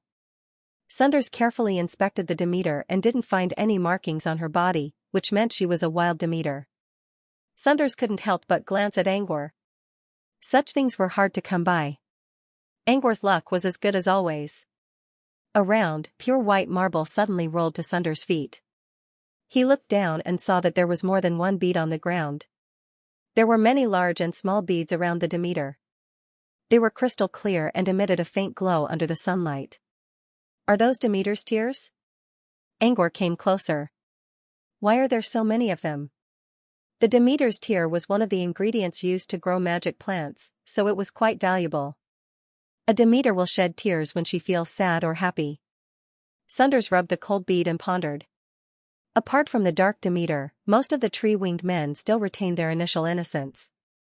Normally, when something happened within the Demeter's protection range that made her happy, she would cry. Similarly, when there's bloodshed, she will shed tears. Angor couldn't think of anything that could make the Demeter happy during this period. Which meant the truth must be the opposite. There were so many Demeter's tears here, which meant Pat Manor must have seen a lot of bloodshed during this period. Angor stared at the pearls on the ground as if he was looking at living beings instead of pearls. Sunders noticed Angor's change inside. He patted Angor's shoulder. Death isn't the end. Besides, things aren't as bad as they seem. With that, Sunders stood up and lowered the brim of his hat. His perfect face was revealed under the sunlight. As Sunders moved his lips, a small, green-white whirlwind appeared in front of him. Ahem. Why is there no elemental energy here? The funnel-like whirlwind suddenly released a strange ripple, which Angor managed to detect. This is Fringe Island, Sunders spoke in a soft voice. The whirlwind's body began to twist. It didn't release any energy fluctuation again, but it was showing its anger and fear. Sunders reached out a hand and touched the whirlwind's elemental tail as if it was a child's head. If you want to go back, find the exile space and send a message for me. The whirlwind hesitated but still moved. Soon, it turned into a puff of smoke and disappeared. That's an elemental creature you created? Angor once saw a fire-type creature called Flame. It was a very naughty one who would run around the stove, chimney, and kitchen. Yes. That's the first elemental creature I created, Whirlwind. But unlike Flame, this one is very lazy. It usually stays in the gravity garden and doesn't move. Sunders sighed. Sometimes, he even wanted to change Whirlwind's name to Windless. Because it's a wind-type creature, it's very sensitive to spatial fluctuations. It's the easiest way to let it locate the exile space, Sunders explained. You're a top-level apprentice now, and you're not far from the next level. Once you become a wizard, you should consider creating an elemental creature. Still, there were good and bad elemental creatures. If Sunders encountered an unsuitable elemental creature, he or she might suffer a backlash. Therefore, Sunders had to think about it carefully before he decided to create an elemental creature. Sunders didn't expect Angor to find a suitable elemental creature right away. It required fate, as well as traveling to different general planes in search of opportunities. What Sunders didn't know was that Angor immediately thought of the door in Gold's Pink Court, which was about the size of a rat hole. If Angor wasn't mistaken, the tidal realm was behind that door. He already encountered some strange elemental creatures at the entrance of the tidal realm. Maybe there were more of them behind the door. Also, Angor had a feeling that the answer to the disappearance of elements from the old Earth could be found there as well. About 2 minutes later, the small whirlwind appeared out of nowhere. Along with the small whirlwind was a gate that opened in the air. It was the Whis who stepped out of the door. Take me back, quick. This place is suffocating me. The whirlwind rushed to Sunders. Sunders didn't say anything. He put the whirlwind back into the gravity garden and looked at the Whis. The Whis stepped out of thin air. His bright red hair shone brightly under the sunlight. However, what was completely different from his flamboyant hair color was his grave and stern face. His temperament was a fusion of hot fire and cold ice. It was full of contradictions, but it was also very noticeable. Among the crowd, he was definitely the most outstanding one. The Whis stood still on the soft cloud and looked at Sunders cautiously. Then, he slowly turned around and looked at Angor. When he saw that Angor was unharmed, he sighed in relief. When he saw Eureka using the crimson crown on Angor, he almost jumped out of his skin. More importantly, the famous Phantom Master was nearby. The Whis still remembered the look on Sunders' face when he saw Angor being affected by the red light. The Whis thought Sunders was going to attack Angor at any moment. Fortunately, Eureka saw Hobson and ran away. The Whis quickly found Eureka and brought her back to his exile space. The Whis spent the whole night feeling uneasy. Everyone who was affected by the Crimson Crown lost their minds. He thought Angor would be the same, and he even prepared to fight Sunders. Fortunately, Angor wasn't hurt. As Sunders said, things weren't as bad as they seemed. The Whis wondered why Angor wasn't affected by the Crimson Crown, but it wasn't the right time for that. The Whis calmed himself down and looked into Sunders' cold eyes. Mr. Phantom. Sunders gave the Whis a meaningful look. You know why I'm here, don't you? The Whis considered for a moment and nodded. A while later, they arrived at the ruined main hall of the castle and sat down in front of a long, solemn table. They were all short Crockecks. They worked together to carry the food and drinks to the table. I'm the noble prince of fiberglass. How dare you ask me to work as a servant? This is different from the promise you made to me. Although that was what he said, the moment Prince Fibber, who had been clamoring outside the door, entered the hall and felt the stagnant atmosphere in the hall, he became as timid as a dog. He obediently carried the fruit plate that was even bigger than his body and jumped onto the table, placing it in front of everyone. These temporary servants were all summoned by Leon from Gru Town. Among them, Nano was forcefully dragged over by Canvas Can. At first, Nano and Canvas Can were completely at odds with each other. Unexpectedly, a few months later, their relationship was much better than expected. As he pondered, he caught a whiff of a pleasant scent. "Papa. Young Master Pat, this is a cocoa drink mixed with the sap of the milkberry tree." An androgynous but beautiful voice sounded. He looked back and saw the moon lily fairy flapping its wings while carrying a cup several times bigger than itself. The cup was filled with a thick black liquid. Angor glanced at the cups in front of everyone. They were all prepared by the moon lily fairy, but they were all filled with honey wine brewed by the fairy herself. Only the cocoa drink in front of him was left. Angor accepted the cup without showing any expression. However, he felt that everyone was looking at him. "Is Toby back, Mr. Pat?" the fairy asked in a tiny voice. Angor shook his head. "Toby's resting. He can't come out yet." The fairy left the hall with a disappointed look. When everyone left the hall, Sunders looked at the Whis. "Brother Angor already told me the basic information, but he only knows a little about it. What do you have to say about this? What exactly happened half a month ago?" The Whis shook his head. "I still don't know the reason." "You still don't know what's going on?" Angor frowned. "Isn't the Crimson Crown the cause of all this?" "I'm sorry for what happened in Pat Manor." The Whis paused for a moment. "You're right. The Crimson Crown is the beginning of everything." The Whis began to recount the events that had taken place at the time. It was similar to what Leon told him, but the Whis had a clearer view of the situation. That night, Eureka had lost her mind for no reason at all. That night in Pat Manor was a long and bloody one for everyone. The Whis was busy making spirit potions in his space. He only came out when he sensed Soapy's injury. Eureka had been in the hall when the incident took place.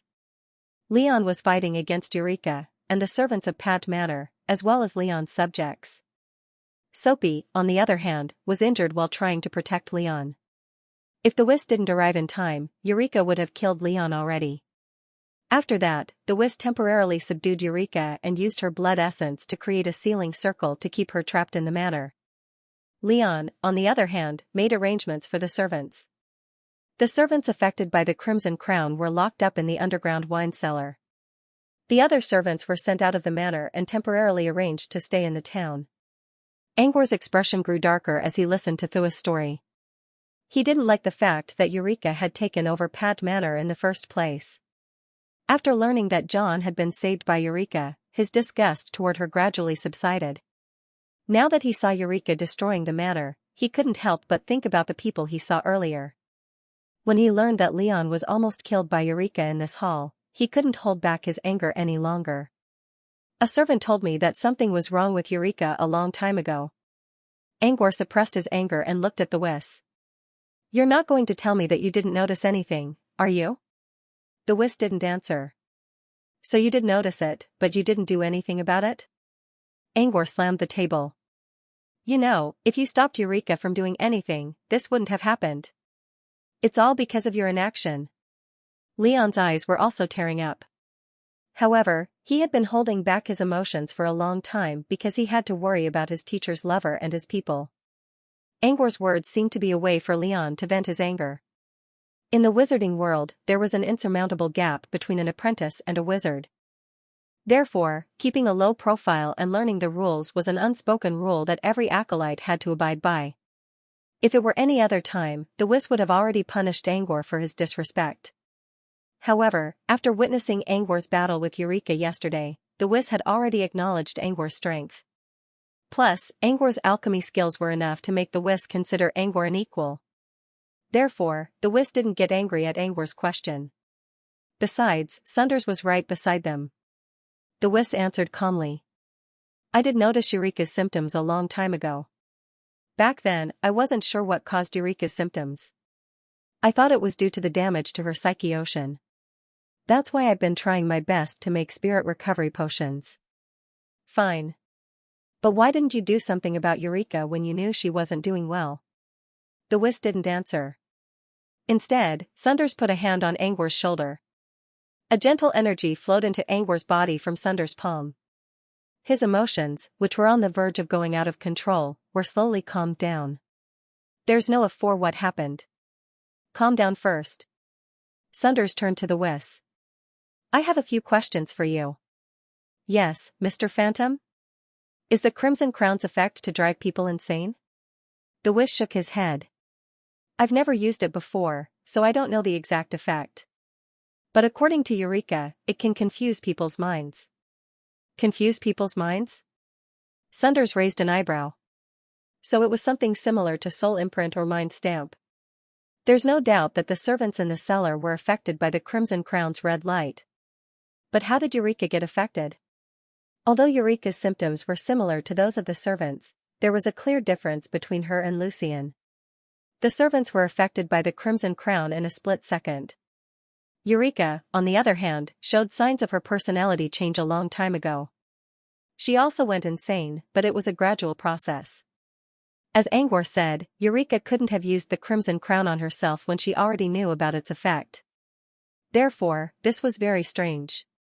The wisp was also puzzled. I don't know. The Crimson Crown is too strange. Maybe this mystery item has some kind of force field that will gradually affect us? The wisp's answer was the most likely guess at the moment. But he didn't know the specifics yet. If that's the case, why did you leave the Crimson Crown with Eureka? Angwar suddenly asked. Last night, I saw Eureka take the crown out of her space. The wisp sighed. You're wrong. She didn't take it out of her space. She took it out of her body. She took the crown into her body? The wisp nodded. That's why I can't take it away from her. Fusing an item with someone's flesh was a special way to control it. Firstly, it allowed the user to better understand the item and unleash more power. Secondly, the item would recognize someone as its master, and it would be harder to lose it. Even if the item was lost, the user would still be able to sense it and locate it. So the Crimson Crown already recognized someone as its master? But that can't be right. According to Angwar, the Crimson Crown was enchanted with Bloodline Retrace, and the magic array was still active. How did it recognize someone as its master? I don't think so either. But I've been observing Eureka for a while now. The wisp was also puzzled. When did she start absorbing the crown? Asked Sunders. At least, I didn't see her taking the crown out of her body before she lost her mind. In other words, Eureka must have only started the process recently. But wasn't she already insane? The more Angwar thought about it, the stranger he felt. He couldn't help but feel that something was wrong, but he couldn't figure out what it was. When Sunders was still puzzled, Angwar suddenly spoke up. The Crimson Crown's effect is to confuse people's minds. In other words, it can turn them into loyal puppets. So, I have a question. Can Eureka really control the servants affected by the Crimson Crown? Sunders' eyes flickered as he thought of something. The wisp frowned. As I recall, the servants affected by the Crimson Crown all wanted to follow Eureka. But that doesn't mean Eureka can control them. Maybe. Angwar paused for a second. The Crimson Crown is controlling them. Angwar was trying to find out if Eureka was the real owner of the Crimson Crown. Angwar believed that it wasn't the case. If Eureka was the real owner of the Crimson Crown, why would she be affected by the crown's effect? But if she wasn't, then who caused all this? So you're saying that the crown created a spirit and controlled Eureka's soul? Before I left the old Earth, I came into contact with the Crimson Crown for a while. I didn't sense any spirit back then. Of course, it's also possible that it has already gained sentience, but is hiding. Sunders frowned. You did? Were they alone? Angwar nodded. I'm studying the magic array of the Crimson Crown in Thua space. If you did, how could you defeat the Crimson Crown with your current strength? Its ability is to confuse the mind. If it already has a spirit, you might have been confused by it at that time. Furthermore, you were alone. Even if you were bewitched, it would be hard for others to notice. In other words, at least at that time, the Scarlet Crown did not have a so-called spirit. Did it only spawn recently? The Whis asked. Yes, I've never seen a mystery item doing that. Angor paused a little. But I don't mean that only. Maybe the Crimson Crown doesn't have a spirit? The Whis became even more confused after hearing Angor's words. It was the bystander who came to his senses first. White Bear had been listening to their conversation for a while now. He wanted to ask about Eureka, but he couldn't because of how angry he was at Eureka. Besides, they were talking about something related to Goman King's treasure. White Bear had no choice but to listen to their conversation so that he could learn more about Eureka. As the conversation went on, White Bear began to understand the core of the matter. There were still some things he didn't know, but at least he could understand what they were talking about. When Angor mentioned that the Crimson Crown didn't have a spirit, he realized something. Angor said that the Crimson Crown has bloodline retrace. Does that mean it already has a master? Is it possible that this master is behind all this? White Bear asked. The Whis hesitated for a moment before he realized it. Yes, it was possible. And it wasn't a small possibility. The Whis was blinded by the fact that the Goman King had not sent anyone over, and they were planning to sneak into the Goman Kingdom to look for their master. Psychologically speaking, the Whis thought of himself as the hunter, and the other party as the prey, which made him overlook this possibility. So this master might be behind Eureka's transformation? The Whis clenched his fists. That's just a guess. The Whis said, but that's very likely. Eureka once told me that the Crimson Crown's effect is to confuse people's minds. Although bewitching one's mind can cause one to go crazy, it still requires the controller to continue controlling it. It won't cause one to go crazy and become bloodthirsty immediately. Now that we know the truth, everyone who was affected by the red light went insane, which means the Crimson Crown's nature has been altered. And to be able to do this, it should be the real master of the Crimson Crown. If we can find him, we might be able to get rid of the crown's effect. If this conjecture was possible, then another problem was placed in front of him. How was he going to find this so-called master? For extraordinaires, it was actually very easy for them to conceal themselves. Moreover, it was possible to control the Crimson Crown from a distance. As long as the distance was within a certain range, it could be done. If we can get the crown and observe the magic array on it, we might be able to find the master's location, Angor said. But this was unlikely. Eureka had already absorbed the Crimson Crown into her body, which meant there was no way she could get it. If this path didn't work, then what other way was there? I studied the Crimson Crown in order to find the blood of the real master from the Crimson Retrace magic array. With this information, we might be able to find out if this so-called master is still at the old Earth. That way, we can find out if he's the one behind all this. Compared to using the magic array, it would be much easier to find the master's blood. The Whis lowered his head awkwardly. I asked Eureka to take care of the blood, so, thus, the matter had once again reached a dead end, and there was nothing he could do. There was another way, which was to kill Eureka. However, the Whis would not do such a thing. Sunders could do it, but the profit he would get from it was not as high as he expected. Besides, Sunders didn't want to help the Whis find the master of the treasure, and he didn't want to get involved in this. If it wasn't for the fact that Angor was involved, Sunders wouldn't even care about it. If we can't find the way, we'll talk to Eureka herself, Sunders said. Eureka had already lost her mind. What good would it do to talk to her? We don't know if Eureka has lost her self-awareness. But at least I'm sure she hasn't completely forgotten something. Sunders glanced at White Bear. His meaning was self-explanatory. The Whis realized that the only reason Eureka was able to stay in the exile dimension was because Eureka didn't show any hostility towards him. This meant that Eureka still had some kind of memory of him. White Bear, on the other hand, was the person Eureka cared about the most. If White Bear could go with her, he might be able to help Eureka regain her sanity. Even if it was only for a moment, White Bear would be happy to get the blood information from Eureka. Eureka always goes on a rampage at night. Even the exile space can't hold her.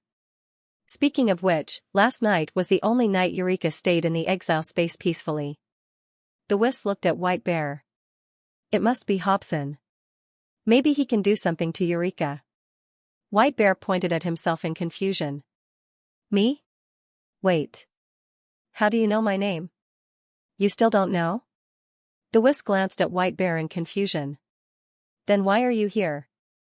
White Bear looked at Angor. You brought him here? The Whisk looked at Angor in confusion. I don't think Eureka told you anything about Hobson. The prophecy. When you came to Pad Manor and messed up my place, I found myself in the center of the prophecy. I didn't want to do it, but I had no choice.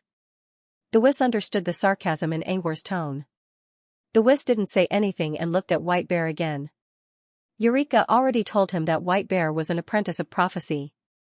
He knew that White Bear had been trying to track down his past, but Eureka was able to hide it from him with her power of concealment. Since they came to Pad Manor, they could use White Bear's connection with Angor, who was from Pad Manor, to find their way here. I know your name because Eureka told me about it. The Whisk turned to the White Bear and said, Eureka told me about you. So Eureka, the tainted blood stinger, is really my relative? White Bear asked in excitement. Well, if Eureka wakes up, I'll let her tell you herself. The Whisk didn't say it out loud, but he already knew the answer. Let's not waste time. It's daytime now, and Eureka's condition is better now. I'll take you to her right away. With that, the Whisk pulled White Bear into the exile space. Wait. Angor suddenly stopped him. I've answered most of your questions. However, we also need an answer to our question. Can the people affected by the Crimson Crown be freed?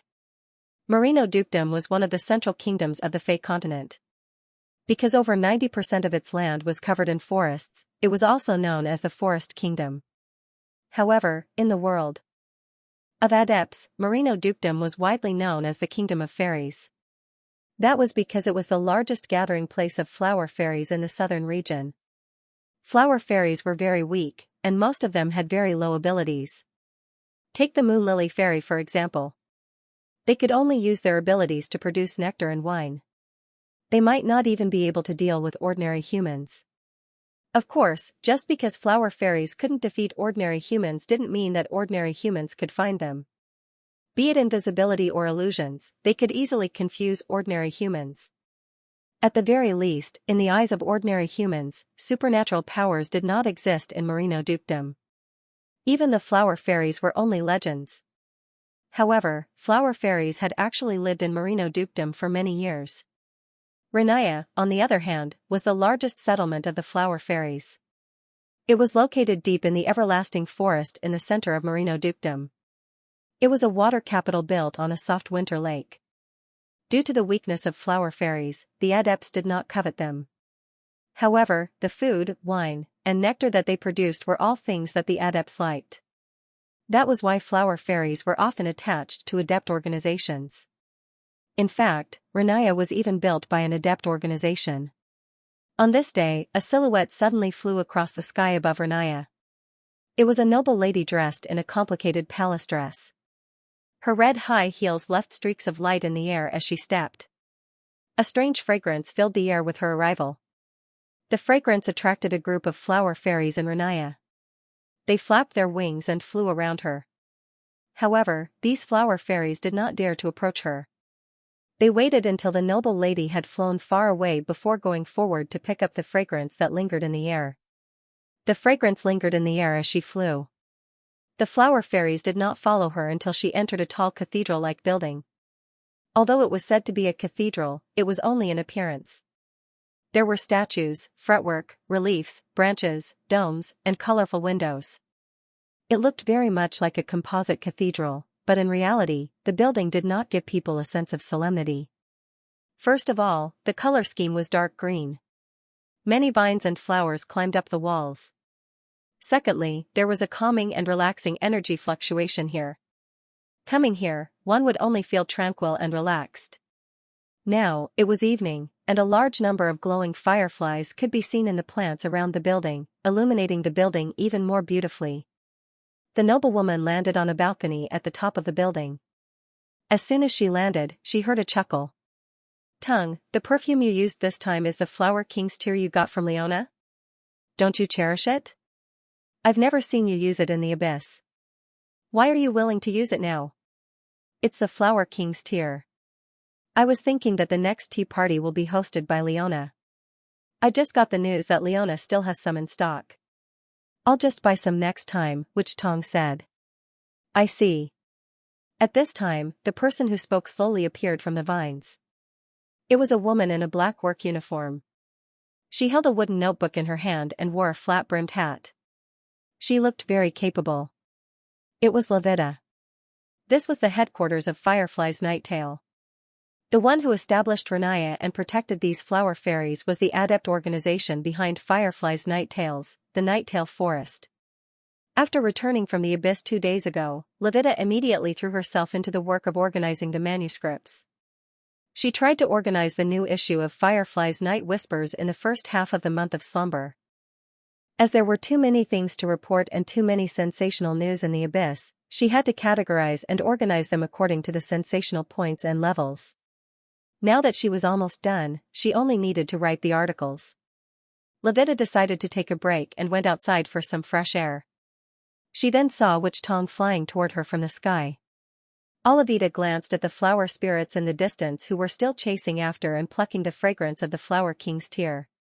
She smiled and said, "With these diligent flower spirits, it seems that the Flower King's tear's nectar wine will be produced soon. When the tea party comes, we'll bring it to Brute Cavern and sell it to Leona." Witch Tong didn't know whether to laugh or cry. Flower King's tear's nectar won't sell for that much. It's good to annoy her. Who told her to set such a high price for the Flower King's tear? It was precisely because Leona had set the price too high that she hadn't been willing to bid during the Fragrance Festival on Manchio Plain. According to Leona, the Flower King's tear's raw material came from the Glutton Flower King in the Nightmare Realm.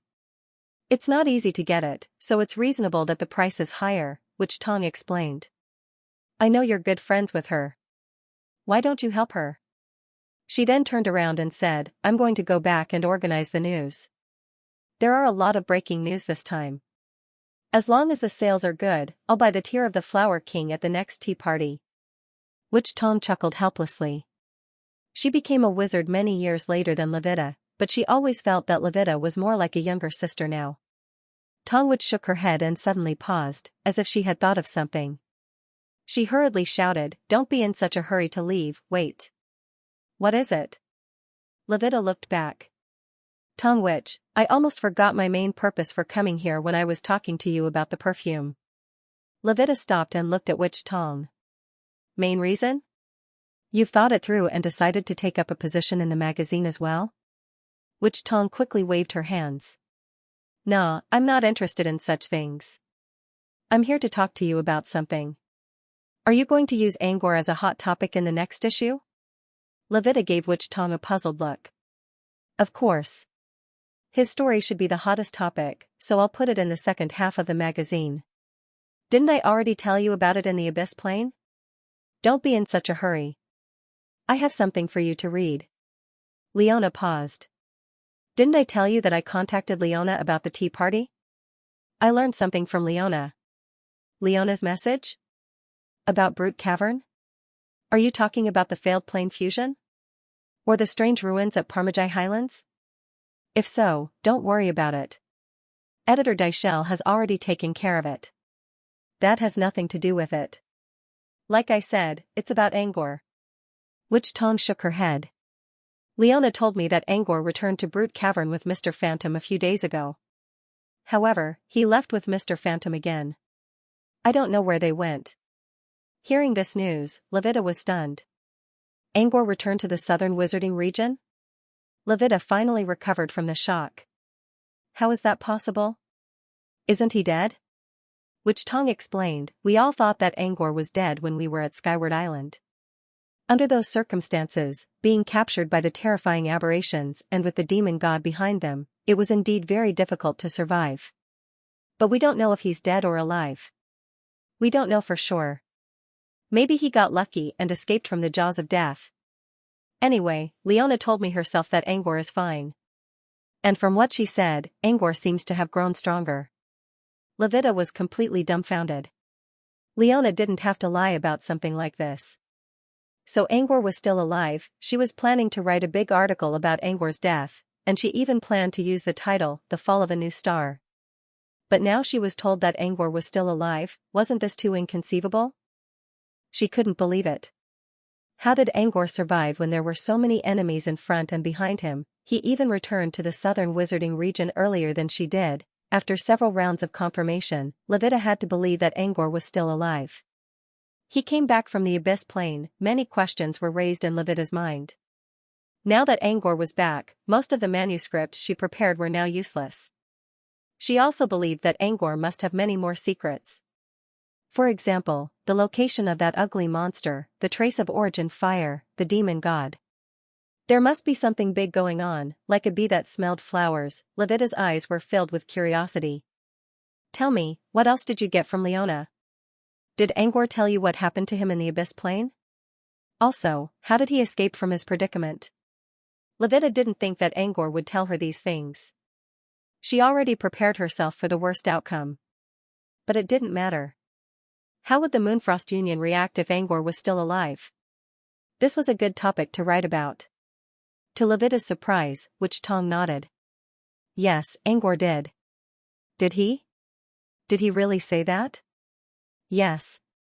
Leona told me that Angor told Tree Spirit what happened to him. Many wizards saw it. Levita still couldn't believe it. He didn't lie? There were so many wizards around, and the cunning Tree Spirit was there. Angor wouldn't lie. So what exactly happened? Levita's eyes glowed. If Angor died at that time, it would be a sad ending. But since Angor was still alive, it would be even more interesting. Now, they could totally change the topic to the rise of a new star. Diffit also mentioned that Angor was favored by the Time Thief. As long as Angor didn't die, this topic would be discussed for decades to come. Leona didn't tell me the details. But she did say that Mirror, the internal journal of Brood Cavern, will publish it in the next issue. Olivita, why don't we wait a little longer? After Mirror is published, we can combine it with their news and release Ing City Night language? Levita considered and shook her head. We have to publish it earlier than Mirror. That's the only way to cause a bigger stir. No, I need to contact Wallace. Mirror is an internal journal. As long as we offer enough benefits, we should be able to get it published earlier. We can't miss this chance. Olivita muttered under her breath. Without waiting for Tong Witch's response, she took out her casting materials, tore open a plain passageway, and vanished. Angor, who was still at the Old Earth, had no idea what was going on in Genoa. The wisp brought White Bear into the exile space in an attempt to provoke Eureka. Angor and Sunders, on the other hand, headed to the underground ice chamber. Angor kept frowning along the way. Again, the wisp told him no. It was not easy for servants affected by the Crimson Crown to get rid of the mysterious energy in their minds. Even if they could, they would not be able to survive in their current condition. Angor already expected this result, but he still found it hard to accept. Every time he thought about the people he knew, Headmaid Manna, Maid Olga, Shepherd Philando, Dr. Dink. They were all alive and well, but all of them died because of an unexpected disaster. Angor could not calm himself down for a long time. If you can't transcend, death is your only way out. Once you become a wizard, you must learn how to make peace with death, Sunders said. If nothing goes wrong, you will live a long life. When the wind blows from the cliff of time, you will still have to face the same result 50 or 100 years later. Angor understood this. He might live for a long time, long enough to kill all the servants in Pat Manor. Time would allow him to grow up, mature, and die coldly. But at least for now, Angor could not make peace with death. It had been less than 5 years since he embarked on the path of a sorcerer, but many of the people he was familiar with had accompanied him as he grew up. This kind of relationship was really hard to give up. Sunders put a hand on Angor's shoulder. You saw what happened to them. Death is a relief for them. Death might be a release for them. Angor stopped. But I don't think so. But no matter what, I'll try my best to save them. They had arrived at the entrance of the underground ice chamber. With that, he turned around and entered the room first. Sunders did not comment on Angor's words. As a bystander, he could speak in a casual manner, but he also knew that sympathy was all fake. Bystanders could not understand the feelings of those involved. Angor had to figure out a way to get out of this haze by himself. Time was a rusty knife, but it could also be a good medicine to heal wounds. Inside the underground ice chamber, Saunders narrowed his eyes when he saw John inside the ice coffin. A ray of light flickered in Saunders' eyes. He saw a large amount of data flowing out of John's body, which surprised him a lot. John was a human, just as Angor said. However, Saunders was not surprised because of John's identity. It was because Saunders did not notice John's background. He always had doubts when he heard about John from Angor. He even believed that John might be the descendant of a human who had left the world of adepts long ago. Generations after generations, the aura in his bloodline had changed with time, which was why it conflicted with the will of the world of adepts. But after his inspection, John's background was really not from the Magus world, he was indeed a human from another world. So the theory about the origin of humans could be changed, Saunders thought. It was not a big deal for him, but if wizards who liked to trace the origin of humans found out about it, it would become a huge bomb. While Saunders observed John, Angor stood aside and nodded to Soupy, who had been protecting John all this time. Soupy was Thua's familiar, a two-headed hound. Just like the Whis, Soupy had bright red fur. One of its heads was covered by a black ribbon and seemed to be sleeping, while the other head was staring at Angor with its emerald-like eyes. "Thank you for taking care of me all this time. Now, you can leave this place to me and my professor." Soupy's deep eyes showed that he was thinking about something. Soupy looked at Angor, and then at Saunders. "Your blood aura is much stronger now. I can't tell how strong your professor is." "I'll leave this place to you," Soupy said through spirit ripples. Soupy nodded and stood up from the ground. It turned into a red whirlwind and left the underground ice room. Angor waited until Soupy was gone before he approached the ice coffin. John's body did not seem to have changed much compared to when he left earlier. This was because when Chan regained the balance of the three states, there would be a period of recovery for his physical fitness. During this period, his physical fitness would no longer deteriorate. However, once this period passed, there would be another period of deterioration. The current time was right in the middle of the rising period and the decline period, so Chan's body didn't change much. Saunders decided not to think about John's identity as an otherworldly human for now and carefully observed John's body. However, as he inspected John's body, Saunders' expression turned serious. The ice room remained silent for a long time. After a long while, Saunders sighed and broke the silence. "John's body is not as bad as the servants who were affected by the Crimson Crown. But he's still suffering from a lot of problems. The balance of the three states is indeed the best way to maintain John's vitality. But your choice will only make things more complicated. Originally, I only needed to solve the problem of his physical body. Now, I have to give a perfect solution to each side of the three-state balance at the same time. Only then can I let John live again." Angor understood this as well. However, Eureka had already done the same for John when he returned to the old Earth. He had no choice but to use the same method to improve John's vitality. It sounded like Eureka was responsible for the tri-state balance. But in fact, he was grateful to Eureka for helping him achieve it. If Eureka did not choose the balance of the three states, John would have died before Angor returned to the old Earth. Eureka didn't do anything wrong in John's case. In fact, she helped Angor a lot. "Can you solve John's problem?" Angor asked carefully. He was looking forward to the answer. Saunders remained silent for a long time. His mood plummeted to the bottom of the abyss. Is there really no hope for him? Saunders did not nod or shake his head. John's three states are the corrosion of his consciousness, the decay of his body, and the consumption of life-draw water. It's very difficult to solve this problem. Although it's difficult, it's not impossible to solve. I can't give you a specific solution yet. I need more time to do some research. But, Angor sighed in relief when he heard that there was a way to solve the problem. But Saunders' proviso made her unsettled heart hang in the air again. However, although the solution still needs to be considered, the two problems that I can see now are not so easy to solve. Saunders pointed at a particular pattern on John's body.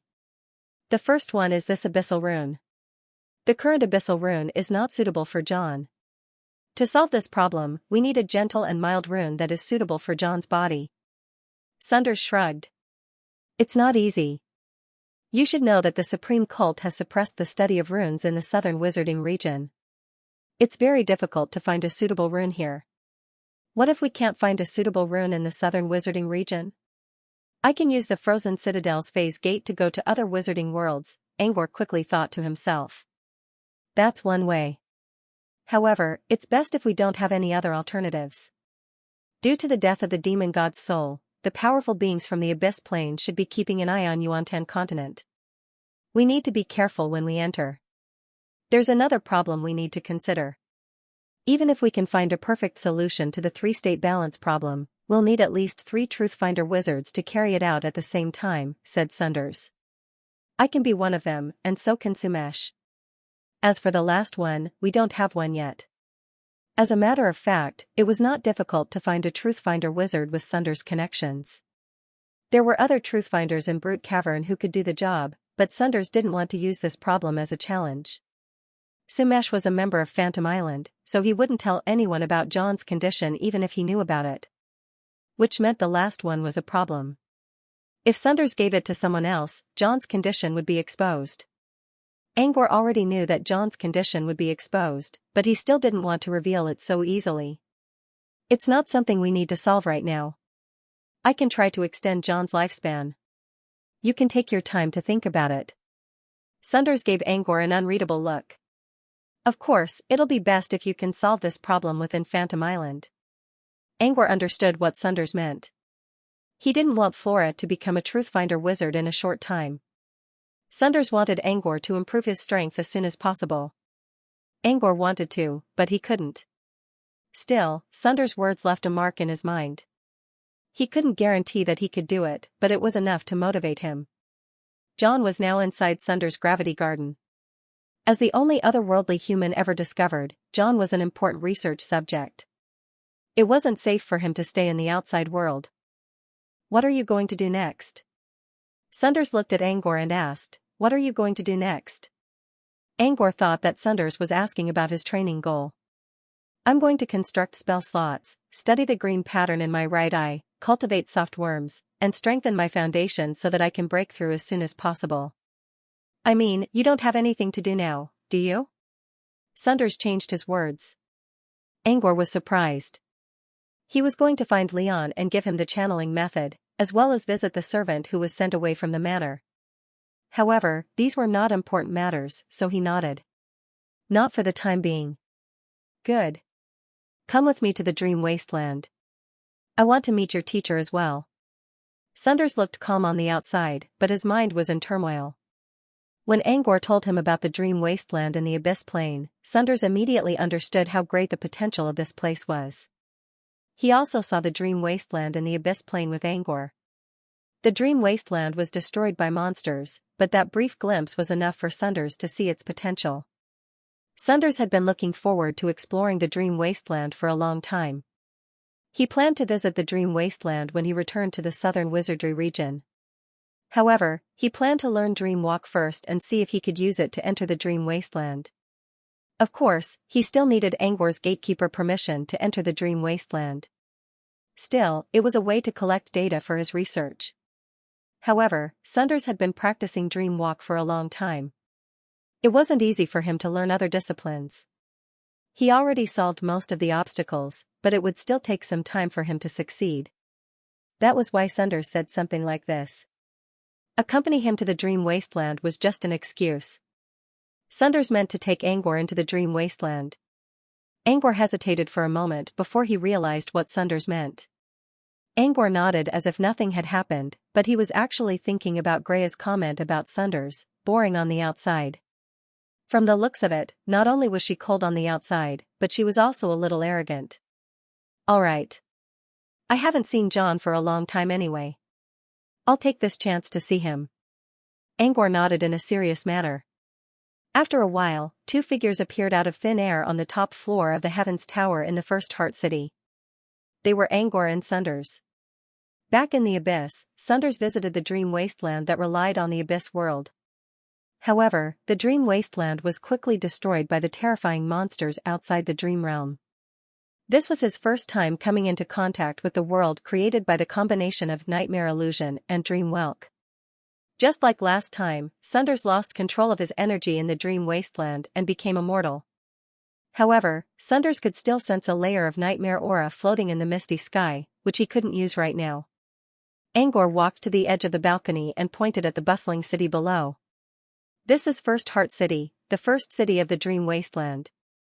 His tone was filled with pride as he said, "Mentor, let me show you around Beginning City." Sunders checked his body but couldn't find anything wrong. So, he put the matter aside and walked to the edge of the balcony. The pride on his face was still there.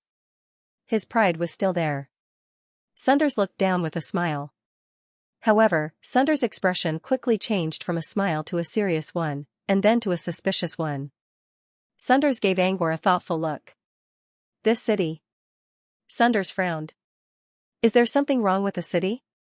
Angor put on a serious look and waited for further instructions. "No, I mean, you're the one who designed the city?" Sunders looked at Angor up and down. "Is there something wrong with your sense of beauty? Something wrong with my taste?" Of course not." Angor quickly realized what Sunders was referring to. Back then, he used the dream whelp to drag a building into the dream wasteland. Because he liked its beauty. Then, all kinds of buildings of different styles, different periods, and even different materials were placed in the same area. If one looked at them individually, each building was very unique, such as the Treehouse Bar, the Flickering Church, the Ocean Theater. But when they were placed together, and very closely together, it was full of dissonance. But this was just a mistake. It had nothing to do with his taste. He couldn't admit it. Later, when he noticed this problem, he no longer only worked as a porter for special buildings. Instead, he simply copied the city's streets and infrastructure. Sunders still couldn't believe it. His eyes flickered as he tried to think of a way to tell Angor not to do such things himself in the future.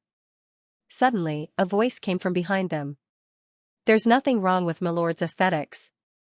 It's just that there was a momentary mistake. But it doesn't matter. Under City Lord Monroe's planning, we've already arranged for people to start renovating the buildings in the city in the middle of the year.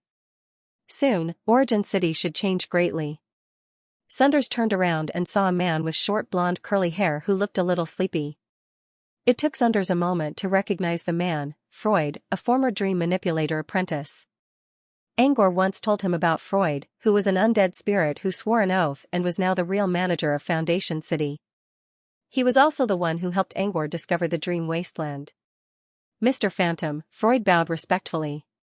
Freud bowed to Sunders respectfully and presented a thick research book to Sunders. "Mr. Phantom asked me to compile this." Sunders took the book and glanced at its cover, Observation Notes of the Dream Wasteland. Sunders nodded to Angor.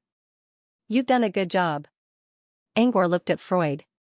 "Since you're here, I don't think I'm familiar with this place. Why don't you show me around?" Of course, Freud didn't dare to refuse. They walked down the stairs of Firmament Tower. While walking, Sunders could feel the physical feedback coming from his body. If he didn't follow Angor into the dream wasteland, he wouldn't believe that he was no longer in the real world. It was exactly the same as the real world. There might be a difference, but for now, Sunders couldn't tell. Freud explained the recent changes in Foundation City to Sunders as they walked. There were workers on every floor of Firmament Tower. They were surprised to see Freud's respectful attitude, so they began to sneak around to observe Angor and Sunders. When they arrived at the first level of Firmament Tower, a worker who was observing them sneakily accidentally bumped into someone beside him. Unfortunately, they happened to be near a machine, which triggered a chain reaction that caused people to scream in fear.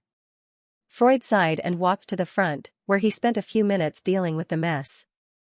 When Freud came back, he said with a tired face, "It's fine. They're all elites who were handpicked by the mayor. Nothing serious happened." However, when they were about to leave Firmament Tower, the worker who was watching them sneakily suddenly came to Angor's side. Before Angor could figure out what was going on, the worker knelt down on the ground. "You're the master of the New World, aren't you? I've heard from City Lord Minglu that I'm requesting the honorable." Before he could finish, he was dragged to the back of the room by a knight. Freud's voice was cold as well. "Take him away and lock him up." Angor raised an eyebrow but didn't say anything. He waited for Freud's explanation. I've been meaning to tell you about him since you came back last time, sir, Freud said. His name is Lisa. He's a talented man, but he has a younger brother who's a good-for-nothing. Freud answered. Freud took them around Foundation City and told Angor about the incident. To put it simply, this person called Lisa did not have any bad records, but his younger brother was not a good person. Because he did not accept Monroe, a woman, as the city lord, he made some unbearable rumors outside. As the city lord, Monroe didn't like being humiliated, so she asked Freud to punish Ray's younger brother. Freud gave him his consent. In the end, this guy seemed to be scared. He didn't wait for Monroe to catch him and ran away first. He ran out of the city. I don't know where he went.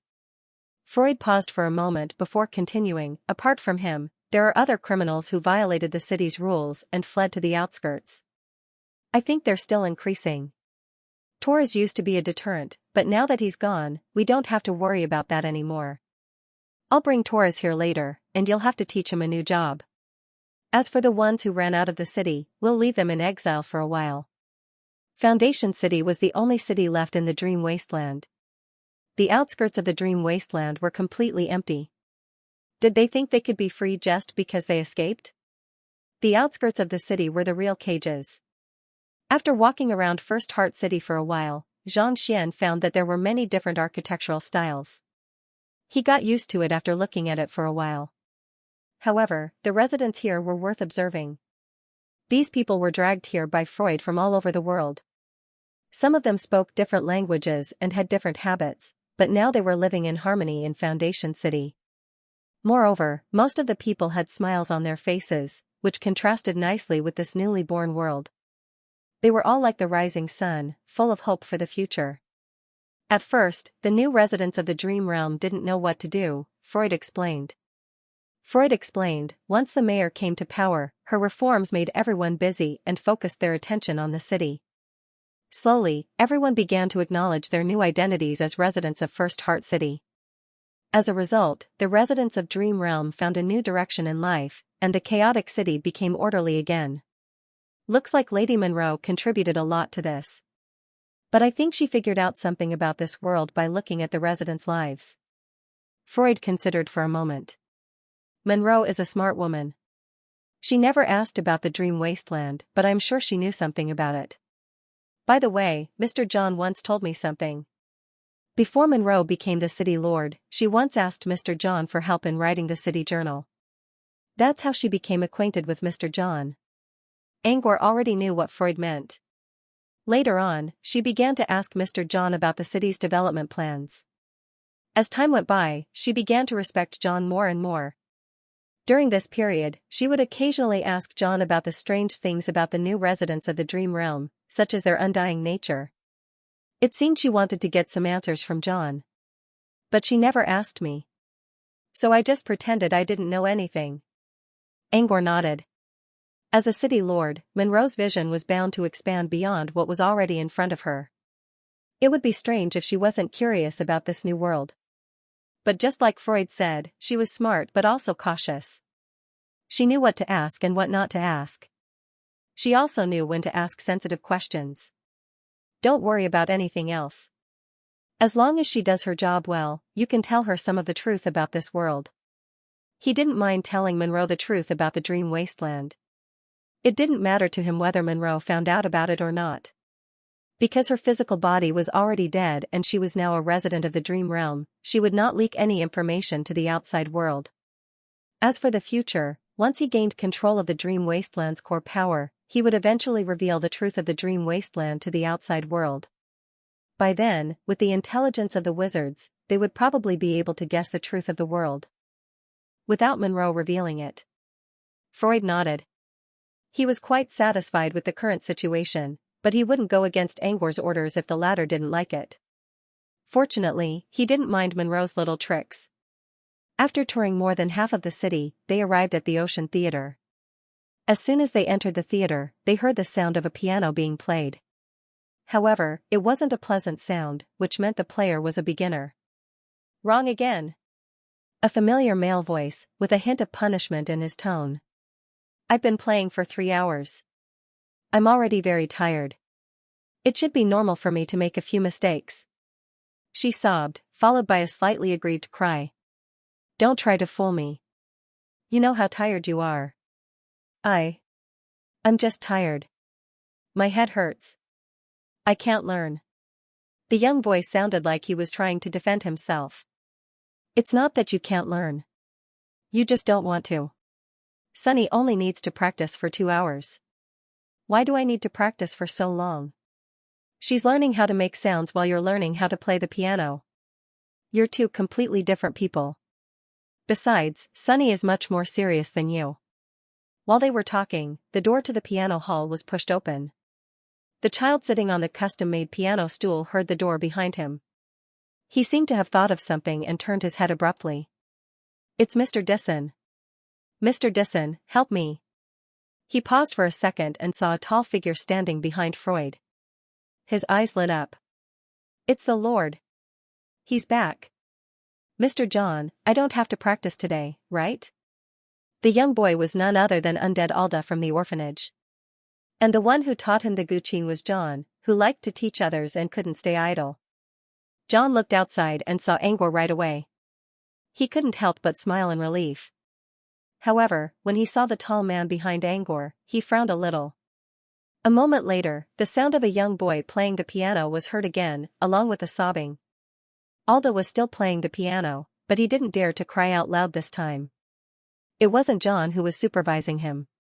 It was Angor and Freud. While Alda was playing the piano, Angor was also thinking. Mister, is it okay to let Mr. John talk with Mr. Phantom alone?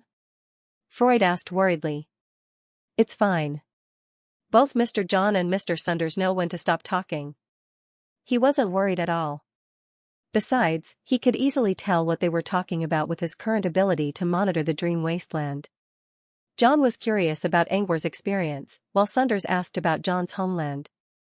They both told Angor the truth, but they didn't tell him much. John didn't want powerful wizards to know about Earth, so he only talked about local customs and customs. Sunders was quite interested in it. Sunders didn't talk much about Angor, mainly because it wasn't easy to explain. Besides, it was better for Angor to explain everything himself. At least from what he could sense, they were talking in a friendly and restrained manner. Don't worry about John. Tell me about Alda and Sunny, and how's the orphanage? Angor changed the topic and looked at Freud. Freud nodded and spoke slowly. About half an hour later, Sunders and John returned from the side hall. John stayed in the Ocean Theater to chat with Angor, while Sunders left the theater alone to explore the outside world. Angor didn't ask about John's conversation with Sunders.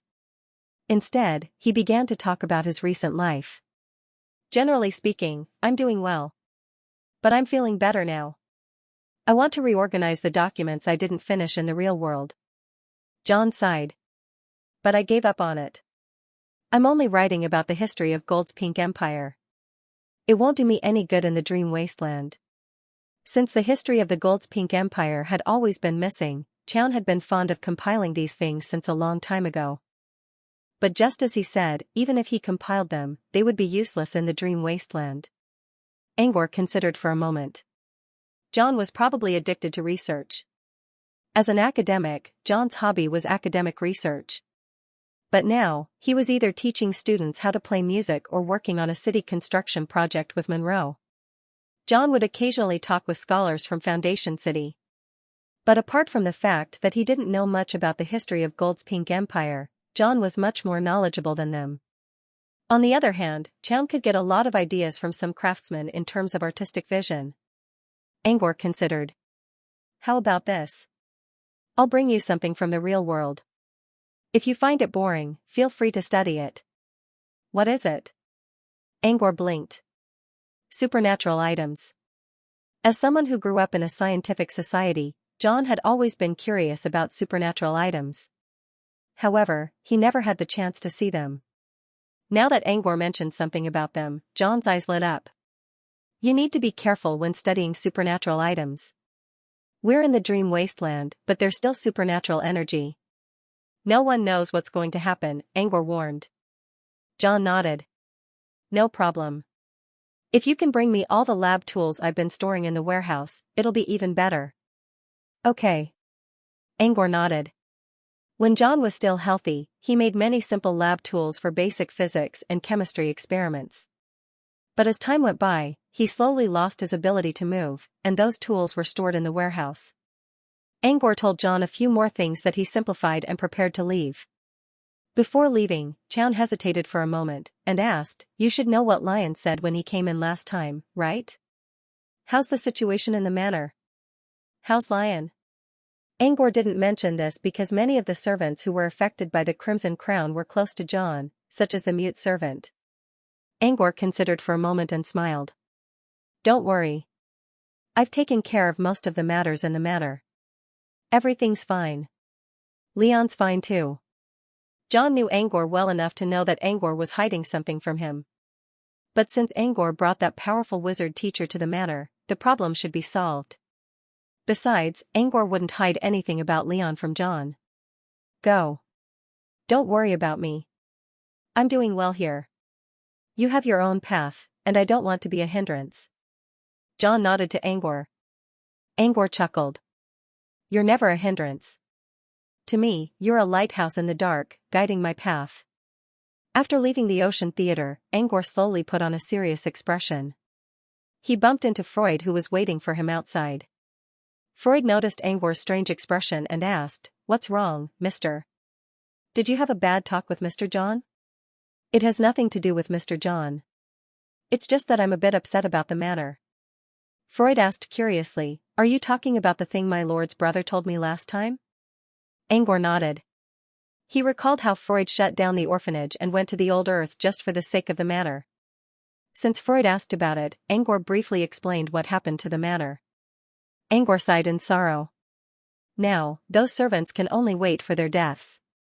They can't see the future. Freud pondered for a moment. "Mister, why don't you consider sending them to the dream wasteland?" Angor was a little taken aback by Freud's question. Bring them to the dream wasteland? Is that even possible? Freud's right. You can try to bring them to the dream wasteland.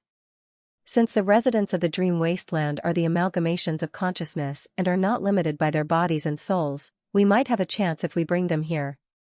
Sunders slowly approached them from the other side of the street. Since Sunders agreed with Freud's suggestion, Angor began to seriously consider the feasibility of the plan. It was almost impossible for them to survive in the dream wasteland. If they could survive in the dream wasteland, it would be a way to extend their lives. If they could survive in the dream wasteland, perhaps one day, when he learned more about the dream wasteland, the residents of the dream wasteland would be able to affect the real world as well. Maybe they could even come to the real world in another form. With that in mind, Angor's eyes grew more determined. "All right, I'll try it now. I promised Freud that I'll bring Torres here anyway." With that, he exited the dream wasteland. Angor glanced at Sunders, who was sitting across from him with his head lowered and his cheeks resting on his palms. It seemed that Sunders was still inside the dream wasteland. Instead, he took out the Church of the Deceased from his bracelet and tossed Torres into the dream wasteland. Torres was getting bored of staying inside the Church of the Deceased. Next, he left the underground ice room and walked through the empty hallway until he reached a room in the inner castle. He was standing in the same room not long ago. However, he didn't open the door last time. This time, he waited for a moment and pushed the door open. As soon as he opened the door, he was greeted by a horrible stench. A skinny figure wearing a maid outfit turned around and charged at Angor with bloodshot eyes. However, she had only taken 2 or 3 steps when she realized that the living person she had seen before had suddenly disappeared. She herself had fallen into a pitch-black and chaotic world. She was none other than Headmaid Mana. In the illusion, Headmaid Mana couldn't find the breath of a living person. The red light in her eyes slowly extinguished, and she once again entered a state of silence. Standing outside the illusion, Angor gave Mana one last look before he took her to the dream wasteland with mixed feelings. At the same time, the dream gate also gave him a warning. This kind of hint was mysterious and profound, like a kind of spiritual enlightenment. If it was expressed in words, it would be, "Attention, a foreign object has entered the dream wilderness." A mini-model of the dream wasteland appeared in Angor's mind. He could now place Mana anywhere in the model. As soon as he decided on the location of Foundation City, The dream gate suddenly gave him a notification that he had never seen before. Strange energy has entered the dream. Dream gate automatically closed. As the message entered his mind, he felt as if a giant door had appeared in front of him, which then closed with a loud bang. Mana, who was hovering outside the door, was also sent back to reality. Headmaid Mana opened her eyes at the right time. A red light flashed through her eyes. She seemed to be very confused about her previous experience. She looked at her surroundings. It was still pitch black. She thought that it was just an illusion. She didn't do anything else. Instead, she chose to remain still. Angor, on the other hand, was surprised. This was the first time the dream gate was used to shut the door and keep someone out. Angor hesitated for a moment before he realized something. He went to Old Pad's cellar and sneaked in without alerting anyone. He wanted to try again and see if he could pull the servants into the dream wasteland. Strange energy has entered the dream. Dream gate automatically closed. One message after another popped up in Angor's mind. He tried 10 times in total, but none of them worked. Did this mean that the servants affected by the Crimson Crown couldn't enter the dream wasteland? When Angor returned to the dream wasteland, he saw Freud and Sunders still waiting for him. Freud was looking down while Sunders was reading observation records of the dream wasteland. "Where's Taurus?" Angor asked. When he brought Torres into the dream wasteland, he was at the entrance of Ocean Theater. Torres is familiar with Foundation City. He left as soon as he entered, Freud explained. Angor nodded. Torres had been trapped in the wasteland for months, so it was normal for him to act like a wild horse. So your experiment failed. Those servants can't get in, right? Sunders put down his work and looked at Angor. He didn't need to say anything. Both Sunders and Freud already knew the result. What happened? Sunders asked. Angor did not hide anything and told the whole story. Strange energy? Sunders pondered for a moment. It seems the energy isn't allowed to enter the dream wasteland at this stage, so it can't be detected. Isn't allowed to enter the dream wasteland at this stage? Angor frowned. You mean it can be tolerated in the future? Sunders shook his head. I can't say for sure. But you mentioned that that person can bring her power into the dream wasteland, which means the dream wasteland isn't completely intolerant of high-energy energy. That's just my speculation. That person referred to Shava, who killed the monster outside the dream wasteland when the dream wasteland was first built. But I do have a theory. Angor looked at Sunders and waited for his explanation. You said that the Gate of Dreams authority reminded me that the strange energy can't enter. Does that mean that the reason why the servants can't enter is because of the energy entrenched in their bodies? The strange energy came from a mystery item called the Crimson Crown, Sunders said. Freud suddenly remembered something. Oh, right. I read something about the dream whelk. It can't drag mystery items into dreams. But it's not something that can be used to do. The dream whelk is also the reason why the dream wasteland was created.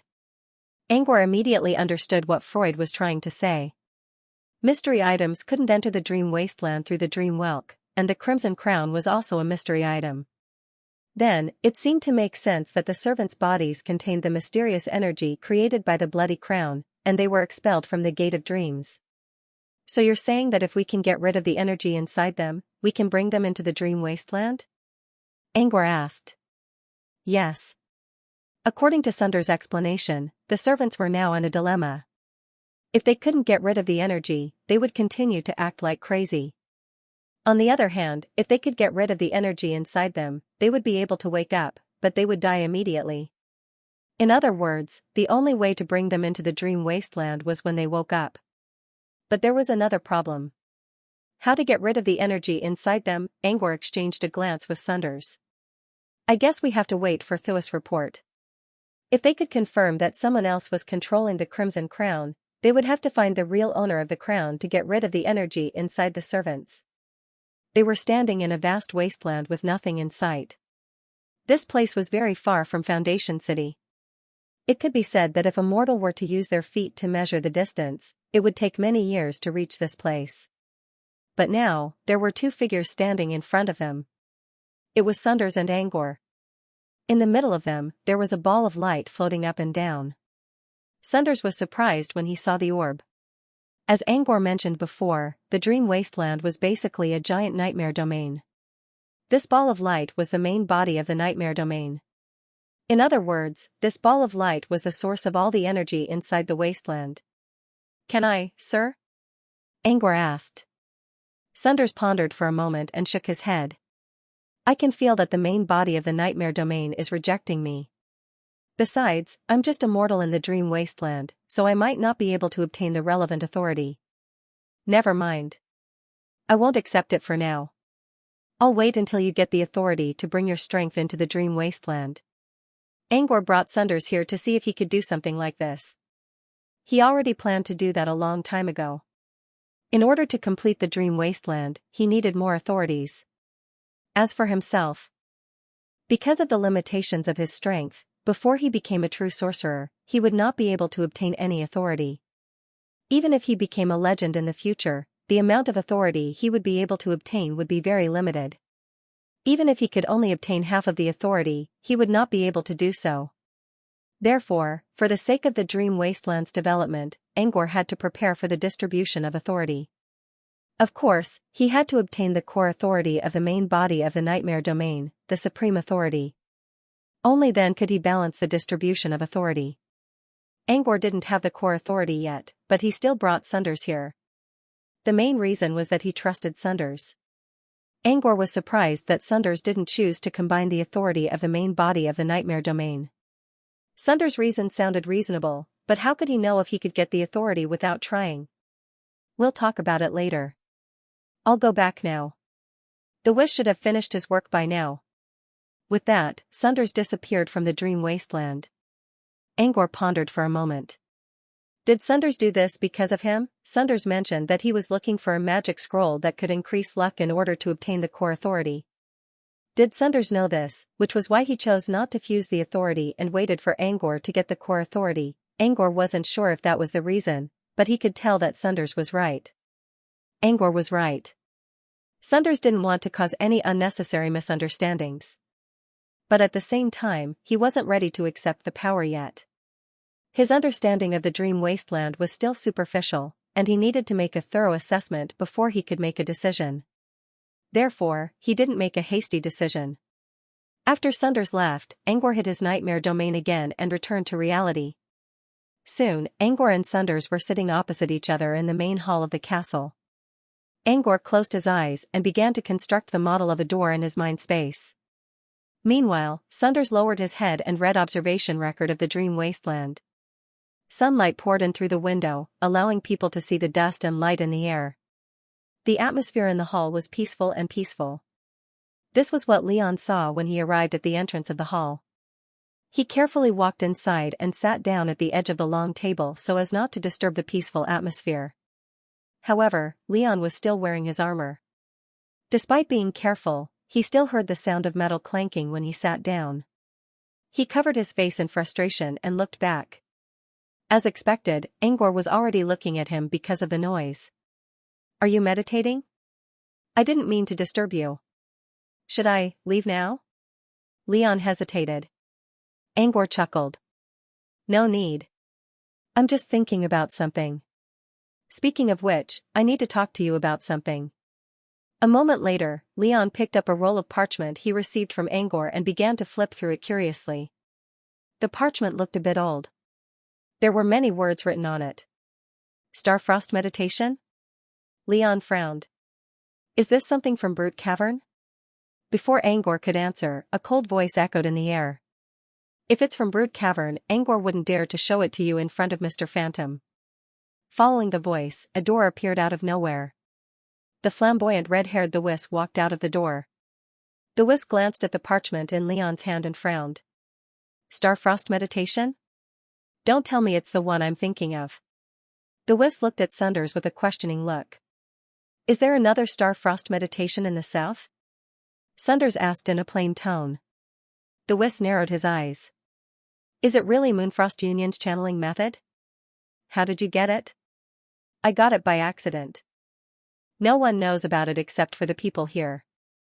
Therefore, as long as we don't announce it publicly, no one will ask about it.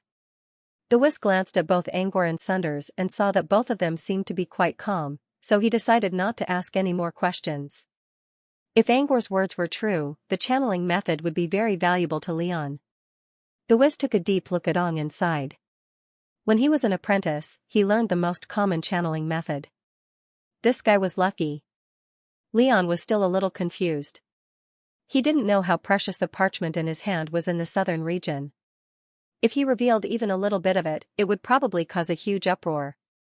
Put it away. Try not to reveal it to others. Otherwise, it could lead to disaster. The Whisk reminded Lion before falling silent. The Whisk showed up.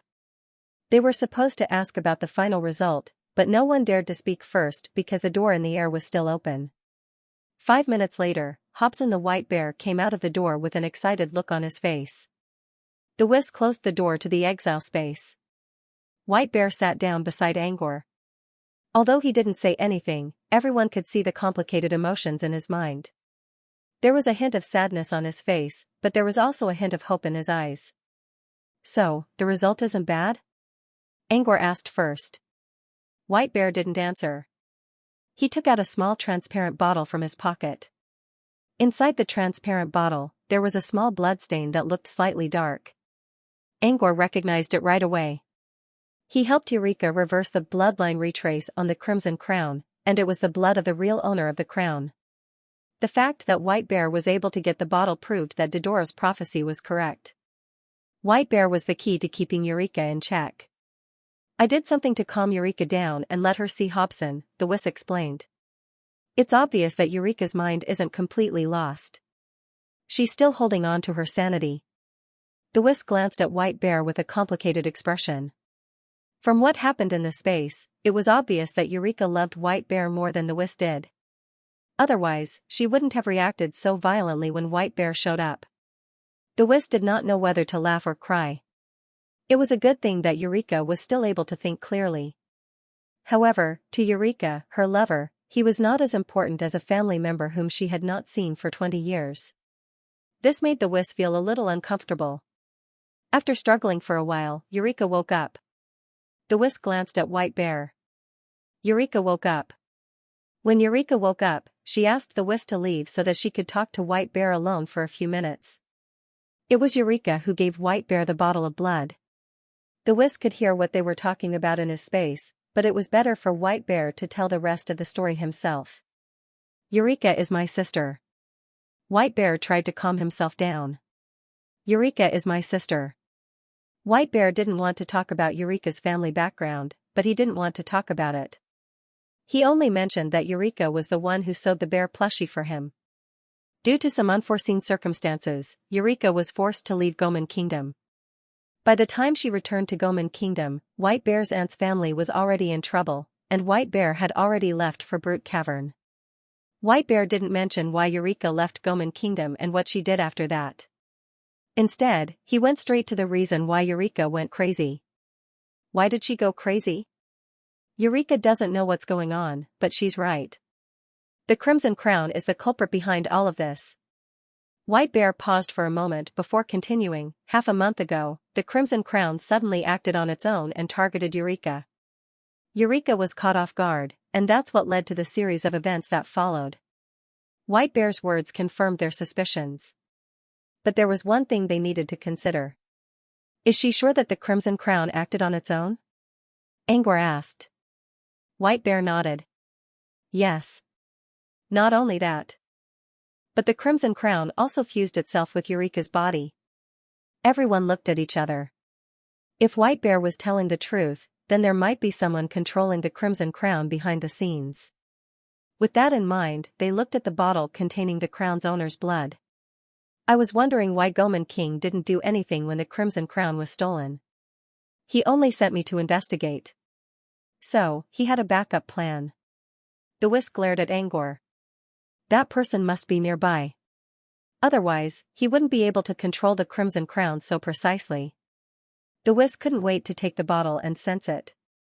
I can feel that there is a strong connection between bloodlines. If I'm not mistaken, that person must be at the Old Earth. Sunders accepted the bottle and nodded to confirm Thua's words. So far, it seemed that the person hiding in the dark was the cause of all this. However, even if they knew who this person was, it wouldn't be easy to find him. For example, the Wiz still couldn't identify the owner of the drop of blood when Angor used bloodline backtrack. Using a single drop of blood to find someone wasn't easy, at least not for wizards who weren't clairvoyants.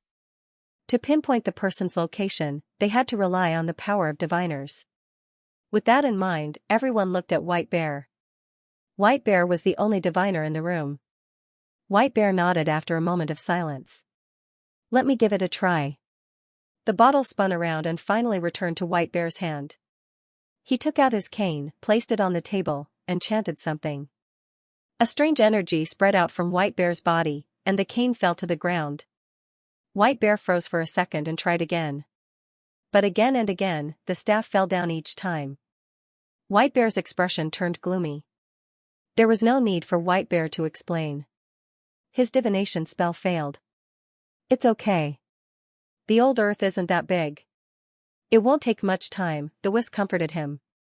The White Bear took back the bottle with an ugly expression. He didn't say a word, and continued with the prophecy. This time, he didn't use the cane. Instead, he placed the bottle between his eyebrows. As the strange energy spread out, they could see sweat dripping down White Bear's body. His face was getting paler and paler. When White Bear was about to give up, he finally put down the bottle. "I still can't find that person, but I saw a ship." Did he see a ship? White Bear's message left everyone puzzled. "You're saying he's on a ship now? Did he escape on a ship?" the Wiz asked. The White Bear shook his head, and his expression was almost undetectable. "It's not like that. Using prophecy to detect the future, with my strength, it's more difficult to do. Looking back to the past that has already happened is relatively simple. The ship I saw must be the one he used to travel to Fringe Island." White Bear didn't tell them the exact location, but it was enough to tell them a lot of things. First of all, the man came to the old Earth on a ship. Usually, only apprentices come here by ship. They don't have any means of long-distance transportation, Sunders said as he tapped on the table. Wizards, on the other hand, won't stay on a ship unless they're on a special mission. In fact, there aren't many such special missions. They are either overseeing the mission, guiding the mission, or being hired. These are all very rare situations. "Professor, you're saying that person is probably an apprentice?" Angor asked. In fact, this was also a possibility, because they had speculated before that Goman King could not use his heart blood to connect with bloodline backtrack, because once his heart blood was damaged, it would be a great blow to Goman King, and it might even affect his future. Since it wasn't Goman King's blood, it was possible that the Crimson Crown belonged to an apprentice. "We can't be sure, but we can't rule it out." Angor looked at White Bear again. He didn't care whether he could capture the Crimson Crown's master or not. Now that he knew he had to get rid of the Crimson Crown in order to wake up his servants and let them live in the dream wasteland, he had to pay attention to this matter. "What kind of ship is it?" At the same time, he created a faint smoke illusion in the air, in which a blurry silhouette of a ship could be seen. White Bear looked at it and shook his head. "It's not a small ship. It's a large cargo ship." The silhouette in the illusion instantly doubled in size, and the shape of a regular cargo ship appeared. The mast is red, there are 4 levels above the deck, and there is a symbol on the observation deck. The statue on the bow is a white-headed seahawk with its wings spread. As White Bear explained, the illusion became clearer and clearer, and the cargo ship that White Bear saw gradually floated to the surface of the water. Everyone carefully observed the cargo ship in the illusion. "Looks like it's from the White Clam Shipping Company," Angor muttered as he looked at the floating vessel. He used to ride on the Redbud and the Limpet of the White Clam Shipping Company, so he was familiar with their ships. Judging from the style of the ship alone, it was indeed similar to the style of the White Clam Shipping Company in recent decades. Sunders nodded. "Yes, White Clam Shipping Company. Their ship route, whether it is the departure time, the arrival time, or the approximate number of people on board, should be recorded. It seems that I have to go to the branch of the White Clam Shipping Company to ask." The White Clam Shipping Company was backed by Floating Mech City. If he mentioned Mitra's name or used the access card of the R&D department, he might be able to get something out of it. I know this ship. The Whis suddenly spoke up. Yeah, I know it. Everyone immediately looked at the Whis. The Whis' expression was very ugly, and even his usually cold face was clearly twisted. He almost used a tone of gnashing teeth to squeeze out a sentence from between his teeth. The name of this ship is the Pulsatilla. It is indeed the White Clam Shipping Company. Whitehead? Sunders frowned. How did you know? Because, when I came back, I rode on this ship. Thua's words were like a stun grenade, causing everyone to be stunned for a while. I went to Summerdew Ridge to talk to Irisa about Eureka's mental injury. When I was on my way back, I received a message from Mariasa asking if I'd like to stay on the Pulsatile. When I learned that the Pulsatile destination was the Old Earth, I accepted the mission.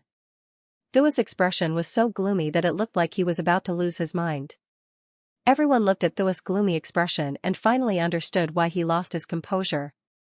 If he rode on this ship to return to the Old Earth, it meant that he was traveling with the bane of misfortune. Also, the Whis was the escort wizard. That bastard had managed to sneak into the Old Earth under Thua's protection, and he had even set the Whis up. This was what really pissed the Whis off. Sunders looked at the Whis again. Since he followed you here, the time and place match. Now, the question is, who is he?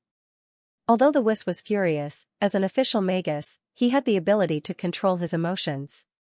The Whis quickly calmed himself down. When I boarded the ship, I sensed that the strongest apprentice was a level 3 apprentice, but I didn't do anything else. For the rest of the time I've been staying in my room, refining medicine. In other words, the Whis couldn't be sure who was the mastermind hiding in the dark. Things seemed to have reached an impasse again. Maybe I should go to the branch of White Clam Shipping and ask them. The Whis added, I don't know much about the people on the ship. However, the wizard apprentices on the Whitehead should know about this. That may be the case, but where can I find these acolytes? Did they not leave the Old Earth yet? Angor asked. The Whis didn't answer. Instead, he looked at Leon. After they talked about the Crimson Crown, Lion didn't say anything. His mind was focused on the parchment in the inner pocket of his armor. Now that the Whis was looking at him, he finally realized what was going on.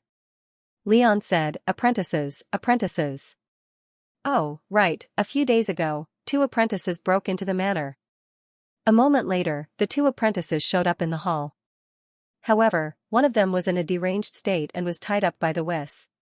He kept struggling and roaring, and from the red light in his eyes, it was obvious that he was affected by the Crimson Crown's power. The other apprentice looked very weak. His face was pale, and his forehead was covered with sweat when he tried to move his limbs. When she saw so many powerful wizards in the hall, including the legendary Phantom Master, she was so shocked that she didn't even dare to breathe loudly. These 2 apprentices were the ones who broke into Pat Manor a few days ago. The crazy apprentice came from Gravity Forest and was called Dumbfire Ant Henry. The other female apprentice was Twin Snake Failing from the Tower of Hurricane. According to Leon, these 2 apprentices broke into Pat Manor together and ran into Eureka, who had gone mad. Henry was unlucky enough to be caught by the Crimson Crown, while Failing was lucky. The Whis arrived in time and lured Eureka away before Eureka could do more damage. Although Eureka had left with the Whis, Henry was left behind. Henry's frenzied state had become even more aggressive and bloodthirsty. When Failing wasn't paying attention, he ambushed her from behind. Failing was badly injured. She tried to run away from the manor, but she couldn't. Failing had no choice but to fight Henry. She was a snake manipulator, but her snakes were all elemental attacks, which couldn't do much in the Old Earth.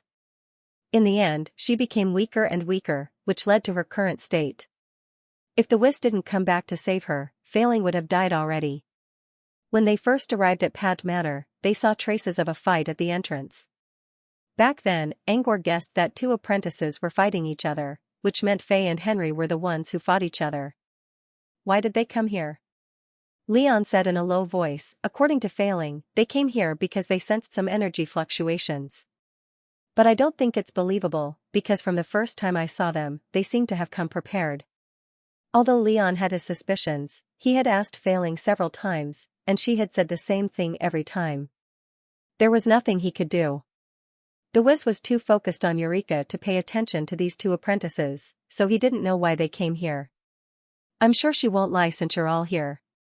I'll ask her again, Leon said. He wanted to go to Failing, but the Wiz beat him to it. The Wiz didn't say anything. Under Failing's terrified gaze, the Wiz sent his spirit energy into Failing's mind. In the next second, Failing's expression turned blank. What's your name? The Wiz asked. Failing Galadriel. Failing's eyes were lifeless as she replied word by word. She looked as though she had lost her consciousness. Why did you and Henry come here? Failing didn't hide anything from Angor. She told him everything she knew. According to her, part of the reason why she and Henry came to Pad Manor was because they sensed energy waves here. However, they weren't the ones who sensed the energy ripples. It was someone else who told them about it.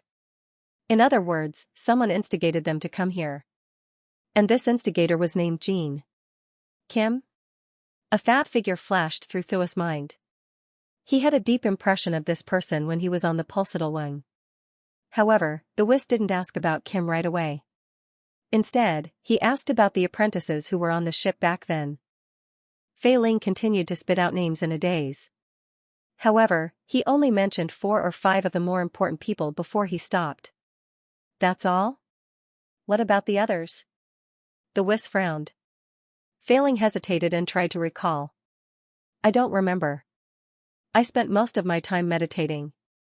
Most of the apprentices Failing mentioned were from famous wizard organizations who didn't have close ties with the Goman Kingdom. The Wiz didn't believe that one of them was the owner of the Crimson Crown. But Failing only knew so much, which made the Wiz a little annoyed. Who do you think knows about the apprentices and where they are now? Angor suddenly asked. Failing answered without hesitation, Kim, I'm sure. According to Failing, this Kim seemed to know a lot of secret information and had connections with all the apprentices on the ship. Who's this Kim? Angor was puzzled by the man's strong presence. I do know some information about Jean. The Wiz paused and summoned a rippling water mirror in front of him, in which a fat young man wearing a wide-brimmed hat appeared. The chubby young man had twice as much fat on his face as a normal person, which made his eyes look small. Also, he seemed to like smiling, which made his eyes look like slits. It was hard to tell whether his smile was real or fake since his eyes couldn't be seen. However, his smile always gave people the impression that he was up to something. He's Kim, a level 3 apprentice from Song of the Deep. He should be the strongest apprentice on the ship, the Wiz said. The Wiz had a good impression of this man because Kim once tried to talk to him. The Wiz felt that Kim was trying to find out something. An apprentice from Song of the Deep? Sunders looked doubtful. Then why are you here? The Wiz said, according to him, he's here to recruit talents. However, I also felt that it was strange. Song of the Deep's previous routes didn't go through this sea route. However, I didn't ask much at that time. At this point, the Wiz turned to Failing, wanting to know King's purpose from her. However, Failing didn't know either. Failing guessed, Kim seems to be looking for something. I'm very interested in the places where there are energy fluctuations on the peripheral islands. Thinking back to what Feline said earlier, Kim was the one who instigated them to investigate Pad Manor. From the looks of it, King seemed to be doing something in secret. Could it be that Jin is the one hiding in the dark? White Bear asked. Although Kim came from a large sorcerer organization like Song of the Deep, they couldn't be sure if Goman King had some sort of special connection with Kim, considering the fact that Song of the Deep's internal structure had been eaten by otherworldly worms. We'll only know if we find this Kim. Thua's eyes flashed with a dark light. He then turned around to ask Failing about Kim's whereabouts. Speaking of which, Kim wasn't far from Gru Town. He was currently in Kanya, the largest city in Yamei province. The Wiz prepared to head there immediately. But Sunders stopped him. Eureka is still inside your exile space. You can keep her here for now. But if she breaks out of your exile space, you'll be in big trouble. Leave it to me, said Angor. According to the Wiz, Angor should be able to take down an apprentice with ease.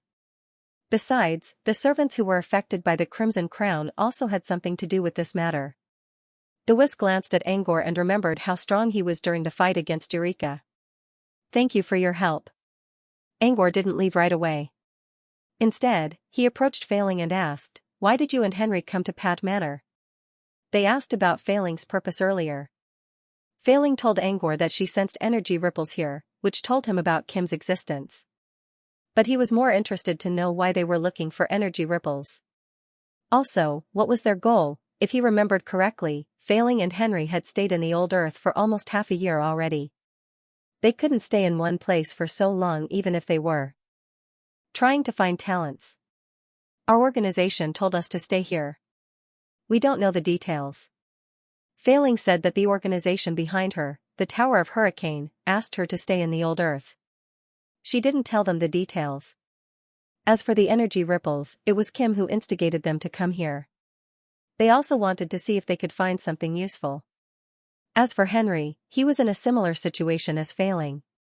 So both the Tower of Hurricane and Gravity Forest were interested in the old Earth?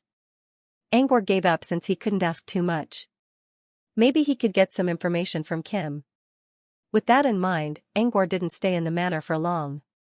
Instead, he told Leon about some taboos regarding star frost meditation and left the manor under Leon's worried gaze. Sunders and White Bear followed Angor out of the manor. With his current strength, it should not be a problem for him to deal with apprentices. Sunders didn't need to follow Angor, but he still followed Angor because of the person who was hiding in the dark. If Kim was the real owner of the Crimson Crown, then the whole situation would change. There was no way Goman King would allow such an important person to come alone without any worries. There must be a backup plan. It was even possible that Goman King would come in person for this. Just in case, Sunders decided to follow Angor. As for White Bear, he wasn't as good at divination as Dodoro, but he already knew that Angor's destination was Xianxia. He should be able to find Kim. Besides, he already had information about the blood of the real owner of the Crimson Crown. He might be able to find the person hiding in the dark. Xianxia was the largest city in Yame province. Angor once visited Xianxia when he was a kid. Back then, they traveled from Gru Town to Xianxia, which took them about 10 days to reach their destination. Now, they could travel to Xianxia by gondola in less than 2 hours, which was much closer than going to Moonwater City. Along the way, Angor remained silent. His eyebrows were knitted together in deep worry. Do you hate Eureka?" White Bear asked in a low voice after a moment of consideration. After a long while, he looked up at the bear again. Angor didn't know how to feel about Eureka. Of course, he hated her. He knew that Eureka was also a victim, but it was a fact that she indirectly harmed the servants of Pat Manor. If Eureka didn't stay in Pat Manor, all of this wouldn't have happened. Angor didn't hate Eureka, but he also knew that if Eureka didn't find John in Pat Manor and used her tri-state balance on him, John would have died a long time ago. Angor wouldn't have to fulfill his promise. If John really died like this, Angor would feel guilty about it for a long time. It might even become a scar in his heart that he would never be able to heal. Therefore, Angor had to thank Eureka for saving him. He hated Eureka more, but he didn't feel any less grateful either. This was why Angor felt so conflicted. Whether I hate or not is relative. I can't give you a clear answer right now. But you are you, and Eureka is Eureka. I won't mix them up. White Bear sighed. Since Angor didn't give him an answer, White Bear didn't press him further. He also knew that Angor wouldn't forgive Eureka for what she did. But Eureka was his sister, and White Bear didn't know what to do. Not to mention, Eureka was still in a state of insanity. Even if he wanted to talk to her, it would be impossible for him to do so. With White Bear's ability, it was obviously impossible for him to truly resolve this knot of emotions. He had to put an end to it for now. They arrived at their destination before the sun went down. Looking down from the sky, Angor noticed that Xianxia was smaller than most of the cities Angor had seen. However, there were close to 600,000 people living in this small city. In the entire Yame province, apart from Moonwater City, which was engaged in maritime trade, Xianxia had the largest population. Compared to the other cities in Gold's Pink Empire, Xianxia was a prosperous city. Now this is what a proper city should look like, Sunders suddenly spoke. White Bear didn't understand. Wasn't this what all cities looked like? Besides, compared to the cities on Fake Continent, Xianxia was nothing. Looking down at Xianxia reminded Sunders of the time when he was looking down at Foundation City from Firmament Tower not long ago. City planning is a serious subject. You need to study it carefully, Angor said. Angor pretended he did not understand and answered seriously. But he still could not stand it under Sunders' meaningful gaze. He averted his eyes and cleared his throat. Now that we're in Xianxia, White Bear, I'll leave the search to you. Angor looked at White Bear. White Bear didn't know what Angor and Sunders were talking about, but he knew what his job was. I understand. Fate will guide me to the answer. White Bear mumbled something to himself. Earlier, Angor thought that White Bear was just trying to hypnotize himself. But after talking to Dodoro, Angor realized that White Bear was actually trying to make himself feel better when communicating with the River of Fate. Many prophetic wizards had similar ritual methods. They could use certain items to enter a state of mind trance, or they could use words to hypnotize themselves. Some large-scale prophecies required even more complicated rituals. Therefore, White Bear's words weren't completely meaningless. As for Dodoro, he didn't need to worry about such things. Dodoro mentioned that he had similar rituals, but Angor didn't see any of them. After the White Bear hypnotized himself, he took out his short staff and performed a prophecy in a ritualistic manner. Strange energy was released from the wand. A moment later, the wand suddenly fell to the ground. White Bear opened his eyes. Did it fail? Angor asked. No. It just means that the owner of Crimson Crown isn't within 100 kilometers of us. So he's not in Xianxia. What about Kim? Is he in Xianxia? We'll have to check again. As White Bear spoke, he picked up the short staff. This time, he didn't place the short staff on the table. Instead, he pointed it at the air and an invisible ripple spread out. Strangely, Angor didn't feel anything when the ripple passed by him. It was as if the ripple didn't exist. It's an energy detection cantrip that can detect energy-level lifeforms. But if someone is trying to hide their aura, it's hard to detect. Apprentices usually don't hide their aura all the time, so I should be able to detect them. But if someone is wearing an alchemy item that can hide their aura, it's hard to tell. Take you for example, Angor. You're wearing something that can hide your aura, so I can't sense your energy level. White Bear glanced at Angor's bracelet and took back his wand. I didn't detect any energy level lifeforms within 2 kilometers. I think we need to move a bit further. Angor gave White Bear the control of Gondola and told him to figure out the location himself. White Bear chose 6 test sites in Xianxia, which included the entire city as well as some of its suburbs. Thus, he drove his gondola forward one by one to conduct energy detection. Not long after, White Bear confirmed an energy-level life form. Found it. It's about 200 meters north of Xianxia. There's an energy reaction there. When they came to the northern outskirts of Xianxia, they found it to be a farm. However, due to the cold weather, no living creatures could be seen in the fields or pastures of the farm. However, the buildings in the farm were illuminated by lights. Is this the place? Instead of asking the bear, he looked at Sunders. Sunders nodded. He already looked at White Bear as soon as it locked onto Angor's position. According to White Bear's prophecy, the owner of the Crimson Crown wasn't in Xianxia. Since Kim was here, it meant that Kim wasn't the owner of the crown. Since that's the case, I'll go meet him. He asked White Bear to stay on gondola while he jumped out of the boat and landed on the ground. Black and gold light flickered under his feet, and he landed steadily on the snowy ground. There was no sound, and no snow was stirred up. He landed and headed straight to the farm. He could see lights coming from the buildings in the distance, but the farm gave off an eerie feeling. He looked around and finally fixed his gaze on a large warehouse. Judging from the shape of the warehouse, it should be a place to store hay. There were many buildings in the farm, but his instinct told him that there was something wrong with this warehouse. Without hesitation, he walked toward the warehouse. He only took a few steps when some snow landed on the back of his hand. He looked up and saw that the clouds in the sky were getting thicker and thicker. The sky turned from half-dark to dark. The temperature was also dropping rapidly. Countless snowflakes began to fall from the sky, bringing with them an oppressive atmosphere.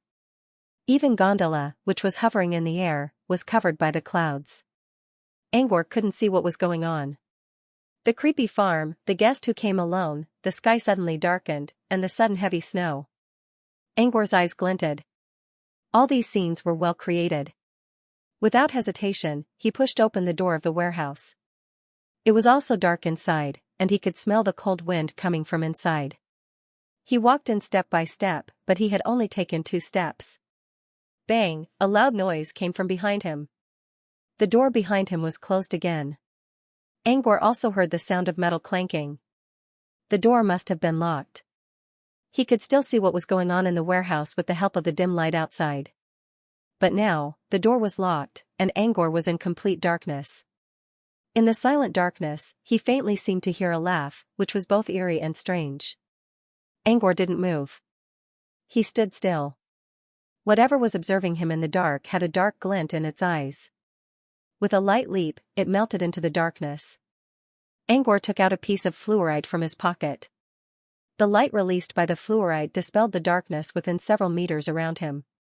However, the green light from the fluorite only made the warehouse look even creepier. As Angor looked down, a figure suddenly showed up in the darkness behind him. The figure was getting closer and closer to Angor until it was almost leaning against his back. The light of the fluorite illuminated the face of the figure. It was a woman in red with an extremely pale face and a creepy smile. The green light reflected on her face made her look even more horrifying. Such a terrifying face was almost leaning on Angor's shoulder. If Angor turned his head slightly, he could see her long black hair that looked like a waterfall. However, Angor didn't seem to feel the weight on his shoulder. He rubbed the fluorite in his hand and walked deeper into the warehouse. The woman in red, who was ignored by Angor, was stunned for a moment. Her expression instantly became even more terrifying. She screamed and reached out her long, sharp hands to grab Angor's back. However, before her hands could touch Angor, she heard a sigh beside her ears. Before she could react, she was pushed back by a powerful force. With a muffled groan, she bumped into the pile of fodder in the warehouse. You should at least know one thing when pretending to be an undead. Undead creatures don't scare people on purpose. They only think about how to kill living people, not how to scare them behind their backs. As the woman in red lay in the pile of fodder, the green light gradually shone on her. The man who went into the warehouse walked over and looked down at her. Also, undead creatures are fallen undead creatures. You're a living creature. Aren't you afraid of being laughed at by others for pretending to be an undead creature? The woman in red grimaced. She stared at Angor with a grim expression. You're not immortal? What are you doing here? Angor carefully observed the woman in red. Apart from the pretense, the woman was quite pretty. He didn't sense any murderous intent from her. Because she never killed anyone, Angor did not want to kill her. I'm here for Kim. Take me to him. Kim? Who are you? Why are you looking for Mr. Jean? The woman forced herself to sit up and put away her vicious expression. Who are you? Why are you looking for Mr. Jean? Angor didn't say anything. Instead, he unleashed an aggressive energy wave from his body. The woman's eyes widened in fear as she sensed the terrifying energy. She slowly floated up and tried her best to suppress her fear. Come with me. Mr. Kim is right below the warehouse. She knew she couldn't deal with the person in front of her. Perhaps Mr. Kim could. But she still hoped that he wasn't an enemy. If such a powerful enemy fought Mr. Kim here, only the mortals in the farm would get hurt. Angor didn't know what the woman in red was thinking. He asked her to lead the way, but it didn't mean he couldn't find Kim. After confirming that Kim wasn't the owner of the Crimson Crown, Angor didn't have to fight against him. That was why he was willing to follow Kim's rules. There was a basement hidden by fodder in a corner of the warehouse. Judging from the fresh soil on both sides of the stairs, the basement was dug out not long ago. It was also strange. Why would Jean choose to live here? Soon, they arrived at the basement. To Angor's surprise, the basement was a natural cave. Before he stepped into the cave, he heard someone laughing inside. I was doing an experiment when I sensed energy waves from the warehouse above. I didn't expect it to be you, mister. Angor followed the voice and saw a fat man wearing a wide-brimmed hat standing beside a pool of water. The man was talking to Angor with a smile. It was the same as what Angor saw in Thua's water mirror. Even the malicious smile was exactly the same. To Angor's surprise, Kim seemed to know him and addressed him with a respectful title. Since Angor didn't show his strength, Kim assumed that Angor was at the same level as him, which meant they were both top-level apprentices. Angor found it strange that the man was using honorifics in such a situation. "You're Kim? You know me?" Angor was puzzled. Gold nodded and said with a smile, "Of course. I came to the old earth to look for your excellency. I sensed your excellency's alchemy phenomenon, but I was a step too late when I rushed over. I never thought that I would meet your excellency here. And I didn't expect to see you here." "You came to the old earth to look for me?" Angor was puzzled. "How do you know I'm here?" "There are many ways to know where you are, mister. But each of them might make you feel uncomfortable, so please allow me to keep it a secret for now." King bowed to Angor in a very gentlemanly manner. Angor gave King a strange look. He didn't expect King to be so honest about the unhonorable way of looking for him. If it were someone else, Angor might think highly of him. But when it came from King, he didn't feel anything at all. Somehow, Angor felt that King was someone who didn't seem to be what he really was. While observing his surroundings, he also kept an eye on his surroundings. This natural cave was equipped with several lighting devices, so that it wasn't dark inside. The cave was huge. There was a bottomless pool behind King, which was also equipped with all kinds of experiment equipment. Most of them were glass cabins standing on the ground. At a glance, there were at least close to 100 glass cabins. It was a majestic sight to behold. There was a glass cabin right next to Angor. The walls of the cabin were covered by a layer of white mist, which prevented Angor from seeing what was inside. He could only see a faint shadow inside. Angor reached out a hand and wiped the mist away, revealing a ghastly pale head inside the cabin. Inside it was a naked human corpse. Angor frowned. He didn't really care about dead people, but it was strange that someone was kept inside a glass cabin in a liquid that wouldn't rot. If all the cabins here contained human corpses, they either belonged to a special class or had a special hobby. Angor glanced at King with an unreadable expression. "These are the bad guys who attacked Mr. King." "They're not innocent," said the woman in red. She had been standing next to Angor all this time, so she noticed Angor's strange expression. "Mr. King is a nice guy. He won't kill people on purpose." Angor didn't really care whether Kim was good or bad. These are all glass cabins used for experiments. "Do you study human subjects as well?" Gold smiled and said, "Yes, humans are such pitiful creatures.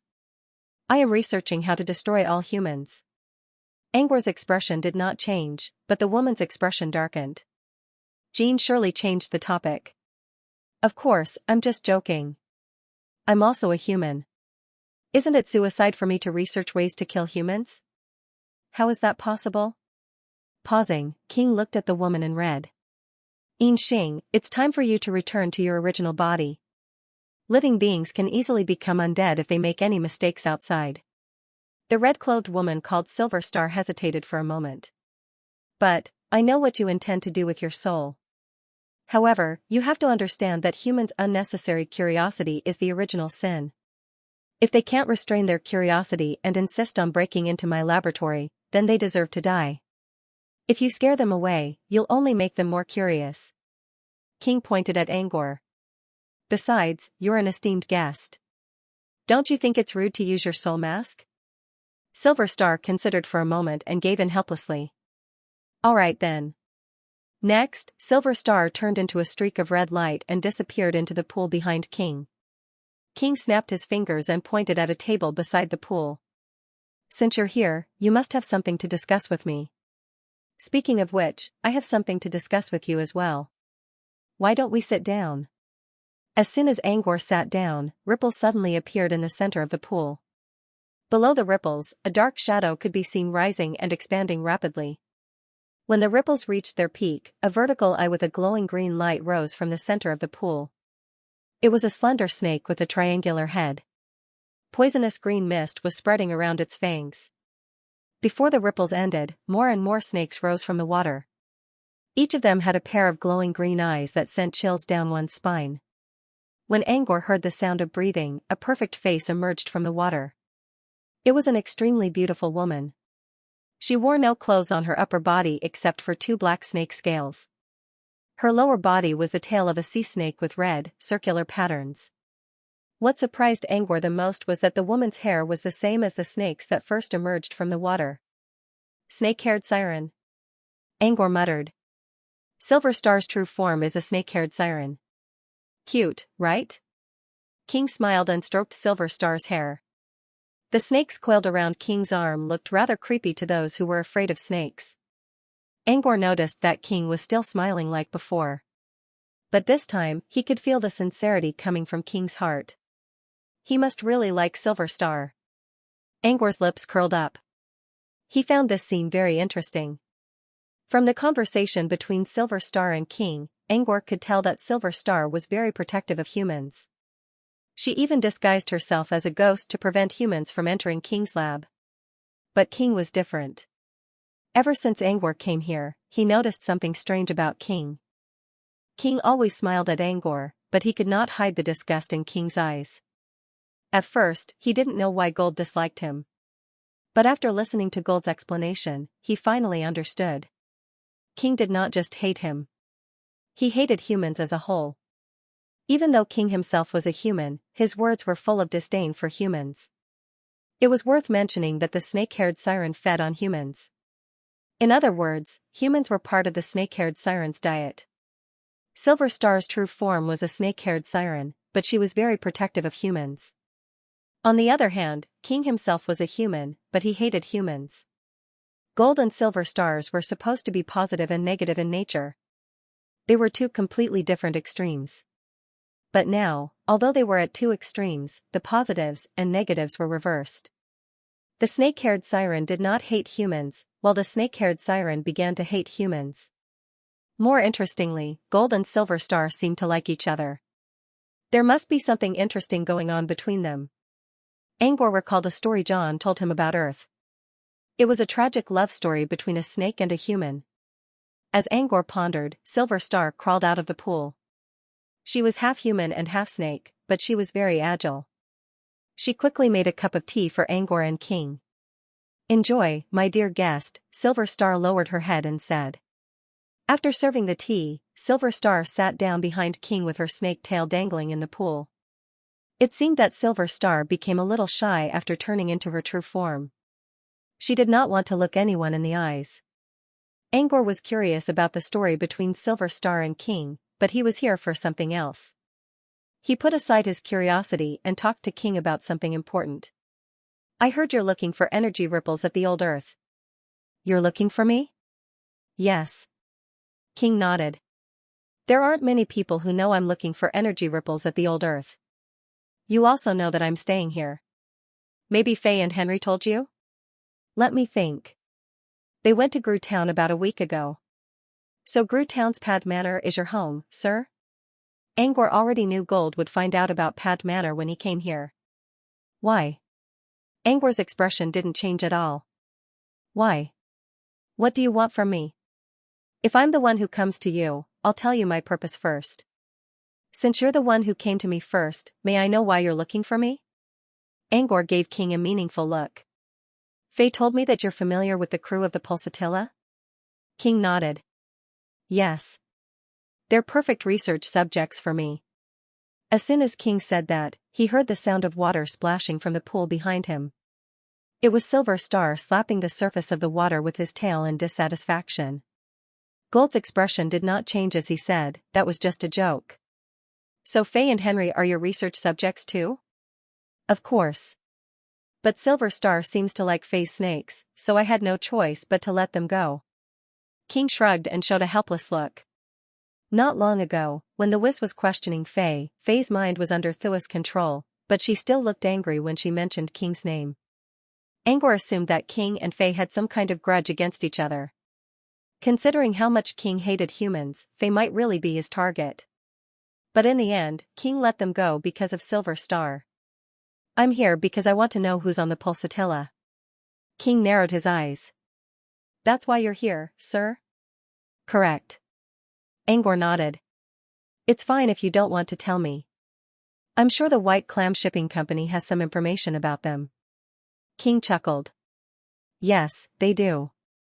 But I don't think they can figure out who you're looking for, can they? Besides, do you think they'll have any information if they try to hide or sneak onto the ship? So you know who I'm looking for? King said in an unfathomable tone, let me guess. You're looking for someone who's related to the Goman Kingdom? Angor paused his movement. King chuckled. So my guess was right. He's the one you're looking for. How did King know about his intention? Angor looked at King and wondered if King had something to do with the owner of the Crimson Crown. Or were there two people who caused the tragedy in Pad Manor? If that was the case, it would be better to capture King now and hand him over to the Whis for interrogation. You look dangerous, King said. Gold said softly, I can roughly guess what you're thinking. However, I don't have any connection with the person you're looking for. I just happen to know some things about him. Angor didn't believe him. He just stared at King. King raised his hands and feigned innocence. Fine, I guess I have to explain. It's simple. Haven't you wondered why I told Feline and Henry to go to Grue Town? Because I sensed Mr. Red Hair there. King continued, Red Hair the Whis came to the old Earth with us. I was curious about what he was doing here, so after several months of searching, I found out where he was. Then, I sent Feline and Henry to scout for him. How did you know who I'm looking for? Angor asked. King's eyes glinted. I once learned that there's someone on the Pulsatilla who has close ties with the Goman royal family. Mr. Red Hair's background isn't a secret in the south. He's working for the Goman king.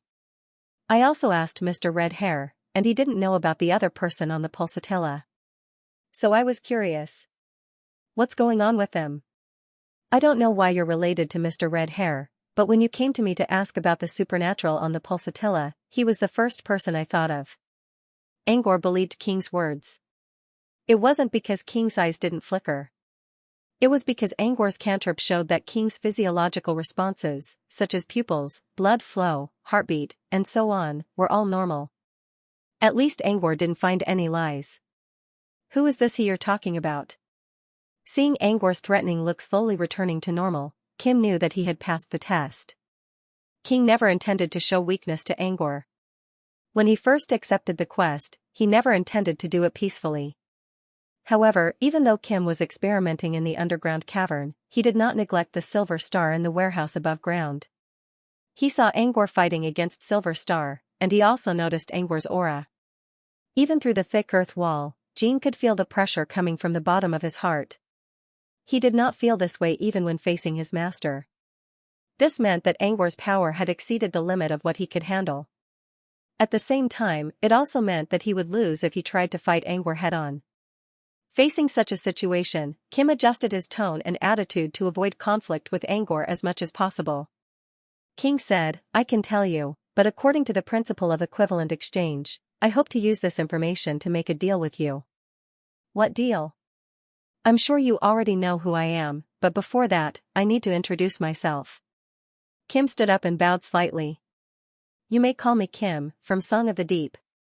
My master is Jibra, also known as the Child of Sea. Jibra? Angor raised an eyebrow at the familiar name. At first, he didn't really care about Jibra's existence, but now, he realized that Jibra wasn't a threat at all. However, ever since he was almost killed by Sliv at St. Sem City, his attitude toward Jibra changed. Although he was not on Jibra's side, they were definitely not on the same side. When Kim mentioned that he was Jibra's man, Angor already knew what kind of deal Kim was going to make. If you want me to use the ocean rhyme, I'm afraid you don't have enough. Angor considered. Also, you should know that this has something to do with the Whis, not me. I'm just asking on behalf of the Whis. Of course I know. I don't have enough information to trade for such a treasure. However, I would like to use this information to gain the right to experience the ocean rhyme once. Is that okay?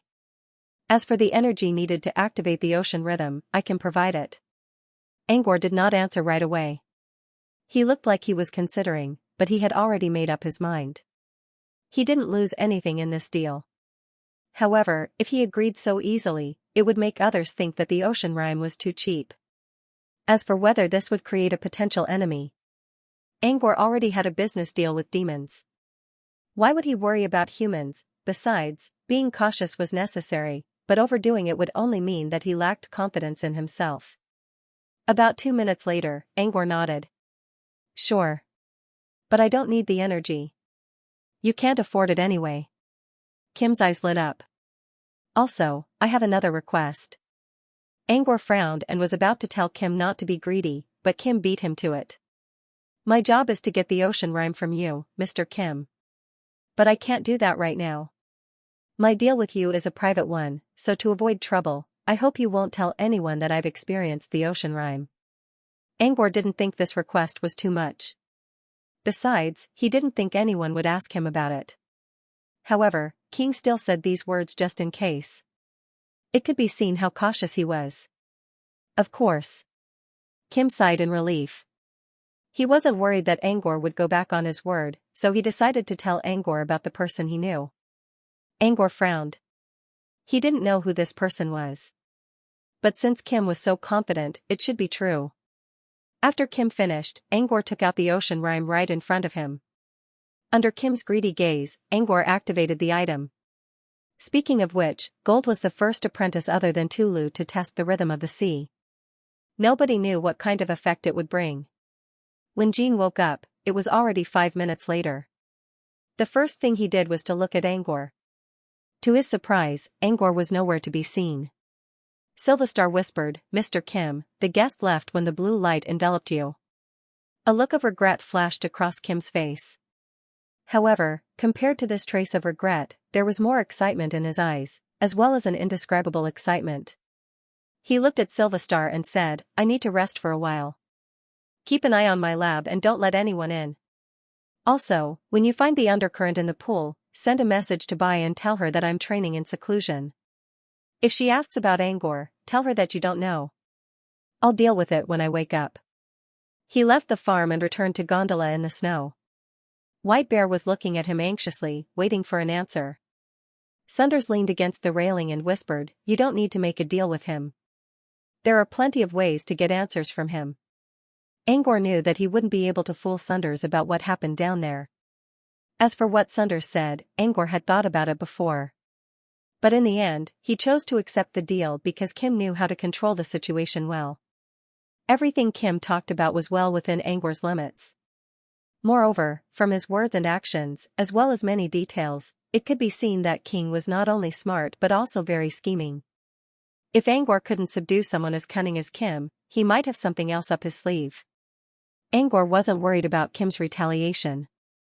But Kim was backed by Song of the Deep, an organization that could rival Brute Cavern.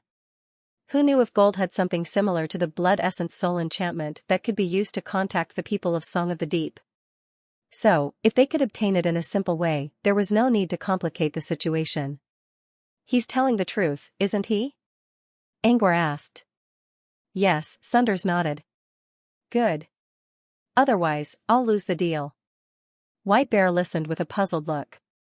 You found Kim? Did he mention the extraordinaire on the pulsatilla? Not only that, but Kim also knows who we're looking for. Angor briefly explained what happened. He didn't hide the details of the deal. I've never heard of him before. His name is Roland. Angor looked at Sunders, who shook his head. It seemed Sunders didn't know who Roland was either. White Bear was also confused. He repeated Roland's name over and over again, but he still couldn't figure out what to do. According to Kim, this Roland doesn't have much of a presence on the ship. He always wears a black cloak, so Sunders never saw his face. Also, the name was given to him after Sunders tried to get close to him. It's also a name we don't know. As for how Kim knew about Roland's relationship with Goman Kingdom, it was because of a small incident. At that time, on the Pulsatilla, this Roland was provoked by a talent. The other party thought that Roland was also a chosen talent like him. With a little bit of friction, the talent began to clamor. This was normal. When ordinary people were found to have a talent for cultivation, their sense of superiority would be magnified, as if they were the center of the world. During this period, the number of people who did something outrageous would greatly increase. That was what happened to Roland. However, the talent ended up kicking an iron plate. As a supernatural, Roland didn't fight back at first. He only acted when the talent was about to attack. Because of this, Kim noticed that there was another supernatural hiding on the ship. One had to know that before this, even Gold had thought that Roland was an ordinary person. Roland's supernatural status didn't cause too much of a commotion. When he dealt with the talent, he did it very discreetly, so no one noticed. But Kim noticed it. Not only that, but he also saw half of Roland's emblem flashing by when he attacked. Only half of the emblem was visible, but it was very special. After some comparison, Kim confirmed that it was the emblem of the Goman Kingdom. Kim was able to deduce so many things from such a small detail, and he was even able to deduce your objective. White Bear stroked the furry ears on the top of his head, and exclaimed, "He's not to be underestimated. He's good at observing details. Besides, the Whis is involved, which is something he cares about." "It's only natural that he figured out my purpose," Angor said. Even so, Angor had to admit that Kim's cunning was unmatched by most people. While Angor was impressed by Kim, they still had no idea who Roland was. Kim didn't lie about this Roland. However, the information we have is still too little. His identity is still uncertain. Even the authenticity of his name is still a question mark. Angor rubbed his nose. The only useful information we have is that Kim planted a spy in Moonwater City. The Whalebone Sea is still frozen, so it's not time for Roland to return to Fey Continent yet. Which means he's still at the Old Earth. But Kim doesn't know his exact location. As soon as Roland got off the boat, he left alone. No one knew where he went. The Old Earth wasn't a big place in the eyes of wizards, but it wasn't hard to hide someone whose face they didn't even know. Angor looked at White Bear. "Can you predict Roland's location with the limited information we have?" White Bear considered. "If this Roland is his real name, and I have his blood, maybe I can give it a try." With that, White Bear began to construct a model. Angor created a barrier to keep the falling snow away and waited for White Bear's answer. A moment later, a short staff remained standing on Gondola's table. No matter how hard White Bear tried, the staff didn't budge. In the end, White Bear had no choice but to open his eyes. White Bear shook his head with a bitter smile. "I'm still too weak to determine his location.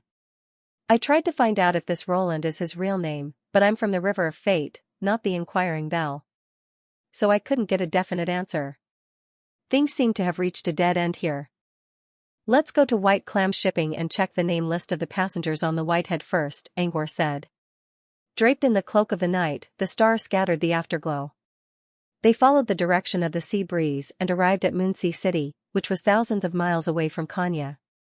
The only branch of the White Clam Shipping on the Old Earth was located near the Vichy Harbor in Moonwater City. Actually, it was a bit of an exaggeration to call it a branch company. At most, it could be considered a stronghold. It was just an inconspicuous three-story building. Moreover, the first floor of this building was a shop, while the second and third floors were for White Clam Shipping. At first, he thought he would need to show his access card to be recognized by the staff. However, when they arrived, they discovered that the person in charge here was only a level 1 acolyte. When the person in charge sensed their strength, he immediately bowed and took out the list of the nearest routes. Angor wondered if there were many people who came here to check the route in the past. It took him a few minutes to finish checking the roster. Angor looked at the others and shook his head. King was right. There's no record of him on the Whitehead. He must have used a special channel to get on the ship, just like the Whis. There's no record of anyone who got on the ship through such channels. Angor checked the list again. Indeed, Thuis' name was not on it either. However, the names of the supernaturals mentioned by King, including himself, Faye, Henry, and the others, were all recorded on the list. Is he hiding among the civilians? White Bear asked. There were nearly 100 civilians on the Whitehead, and some of them were talents. Angor did not see Roland among them. Either Roland gave King a fake name, or he really didn't register on the ship. Either way, let's check these civilians first. Angor quickly made a list and asked the person in charge of White Clam Shipping for their addresses. If they were supernaturals, the person in charge might hesitate. But since they were just ordinary employees, the person in charge did not hesitate. Speaking of which, more than half of these ordinary people had left with the Pulsatilla wing. The rest were still in Moonwater City, waiting for the next voyage. White Bear was in charge of the search. Besides, Angor also gave him several scouting puppets, which would greatly increase his efficiency. Angor and Sunder stayed on the gondola. This Roland guy is really good at hiding. I wonder if White Bear's search will work. Angor did not expect to find Roland immediately. He only hoped that the search could reveal something. Since he's trying to hide his existence, I don't think we can find him with this kind of superficial information. Angor had a general idea of what was going on, but there was no other effective method for now. He had to check the information step by step. After about 3 to 4 hours, when Venus shone brightly and the sky turned bright, White Bear returned. I found 30 people. None of them are suspicious. There are 7 who left Moonwater City. I asked them and found someone who worked with them for many years. Basically, all of them are not suspects. Also, they all left records when they left. They all went to other cities around Moonwater City. Angor sighed again. Just as Sunder said, it was difficult to find Roland's whereabouts based on the information on the surface. Then, did any of the 7 leave for Grue Town? Like going to Waterford? Angor didn't hold much hope. White Bear thought for a moment. Waterford, huh? Oh, I think there was one. His name is Fuelington. The reason he told the others was that the war between Goldspink and Halon had broken out, and that he was going to Waterford to look for a refugee who had been affected by the war. This refugee was his relative. This news has indeed been verified. Sounds like it's fine. Angor considered. Since we don't have any clues yet, and we need to return to Grue Town, let's check. Waterford. It was snowing heavily in Waterford, and the bricks on the ground were soon covered with white snow. In such a cold weather, there were not many people walking on the streets. Those who really needed to go out were wearing thick clothes and felt hats. They walked past in a hurry while breathing out white smoke. 2 people walked out of the city hall. One of them was wearing a strange White Bear costume, while the other was dressed like a nobleman. The noble youth walking at the front had an outstanding appearance that made people's eyes light up in this cold winter street. Unfortunately, the pedestrians who were in a hurry had no time to appreciate the beauty of the young nobleman. On the other hand, under a building near the city hall, a man leaning against the wall and smoking a pipe noticed the noble young man. The man seemed to be thinking about something. When he saw the young nobleman walking away, he made up his mind and walked toward him. You look troubled, young nobleman. The man took off his black felt hat and bowed. The young nobleman was Angor. Angor glanced at the man. The man was wearing a waistcoat, long pants, leather shoes, and a coffee-colored windbreaker. However, his windbreaker was wrinkled, his bow tie was white, his eyes were dark, his beard was unshaven, and there were gray stains under his fingernails. He smelled like a mixture of tobacco and sweat. If he was not trying to look unkempt, then he must be living a hard life. The man's handsome face showed a hint of embarrassment when he saw Angor looking at him. Allow me to introduce myself. I'm Richard Karff, a private investigator. I've been working on a case for the past few days. You know, the one that caused a sensation in Waterford recently. I haven't had time to rest yet, so I look a little unkempt. When he was in the city hall, he saw a headline on a newspaper in a corner. You mean the Bloody Cross heist case? Richard was surprised. You know about it? The White Bear chuckled coldly. I saw it in the newspaper today. It's a case solved by the knights. With all due respect, Mr. Karff, you don't look like a knight at all. You haven't seen the 2 of us and think that we are people you can deceive, so you lied to us? Richard chuckled awkwardly. He felt a little embarrassed about being seen through. I'm just not famous. The knights need detectives too, you know. White Bear did not want to waste his time on someone like this. He turned around and prepared to leave. Angor did not move. He looked at Richard. Mr. Karff, you're quite good at identifying people, aren't you? We just came to Waterford, so you think we're strangers, right? Richard quickly waved his hands. No, I'm really a private investigator. It's just that. Richard lowered his voice. It's just that I haven't received any requests for a long time. You just came out of the city hall, so I thought you might be in trouble. So I came to ask if you need any help. Richard admitted that he was indeed lying when he said he was involved in the heist case. He bowed to Angor. My apologies. I'll take my leave now. When Richard turned around, Angor suddenly called out, Wait. Since you're so good at identifying people, are you willing to accept my request? Richard, who was about to leave, suddenly froze. His eyes shone brightly. All right.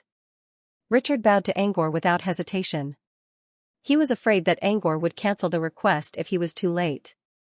Now, he would even accept a request to find a cat or a dog, let alone a person.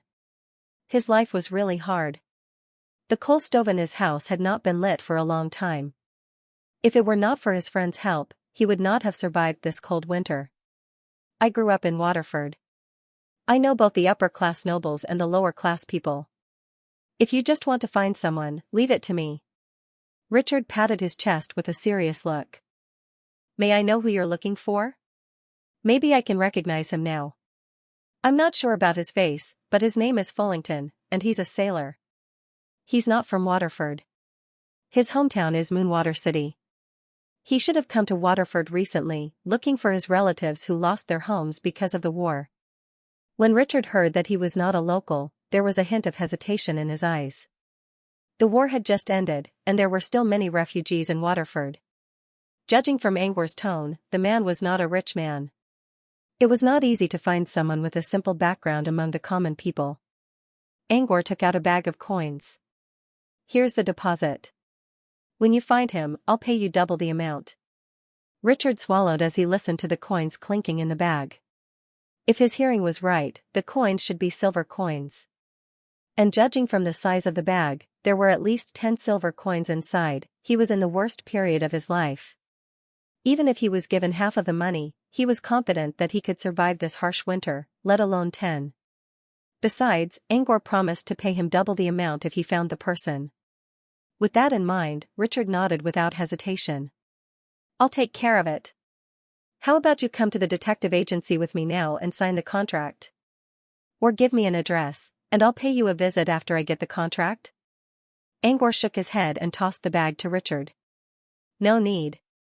It's too time-consuming. Come to me when you find the person. Richard caught the bag and looked at Angor's nonchalant expression. So, this is how nobles do things. Since Angor did not want to sign a contract, Richard did not say anything. Instead, he asked about how to deal with the matter. When you find the person, come to Pat Manor in Grew Town. Angor told them something else about finding Fullington and left. The heavy snow soon covered their figures. Richard tightened his grip on the bag and sighed in relief. Richard stared at the figure disappearing into the distance. Only then did he remember the address he mentioned. The noble manor in Grew Town? Richard was surprised. Not long ago, Princess Shannon paid a visit to Pat Manor. Rumor had it that she wanted to reward Viscount Pat, but her offer was rejected.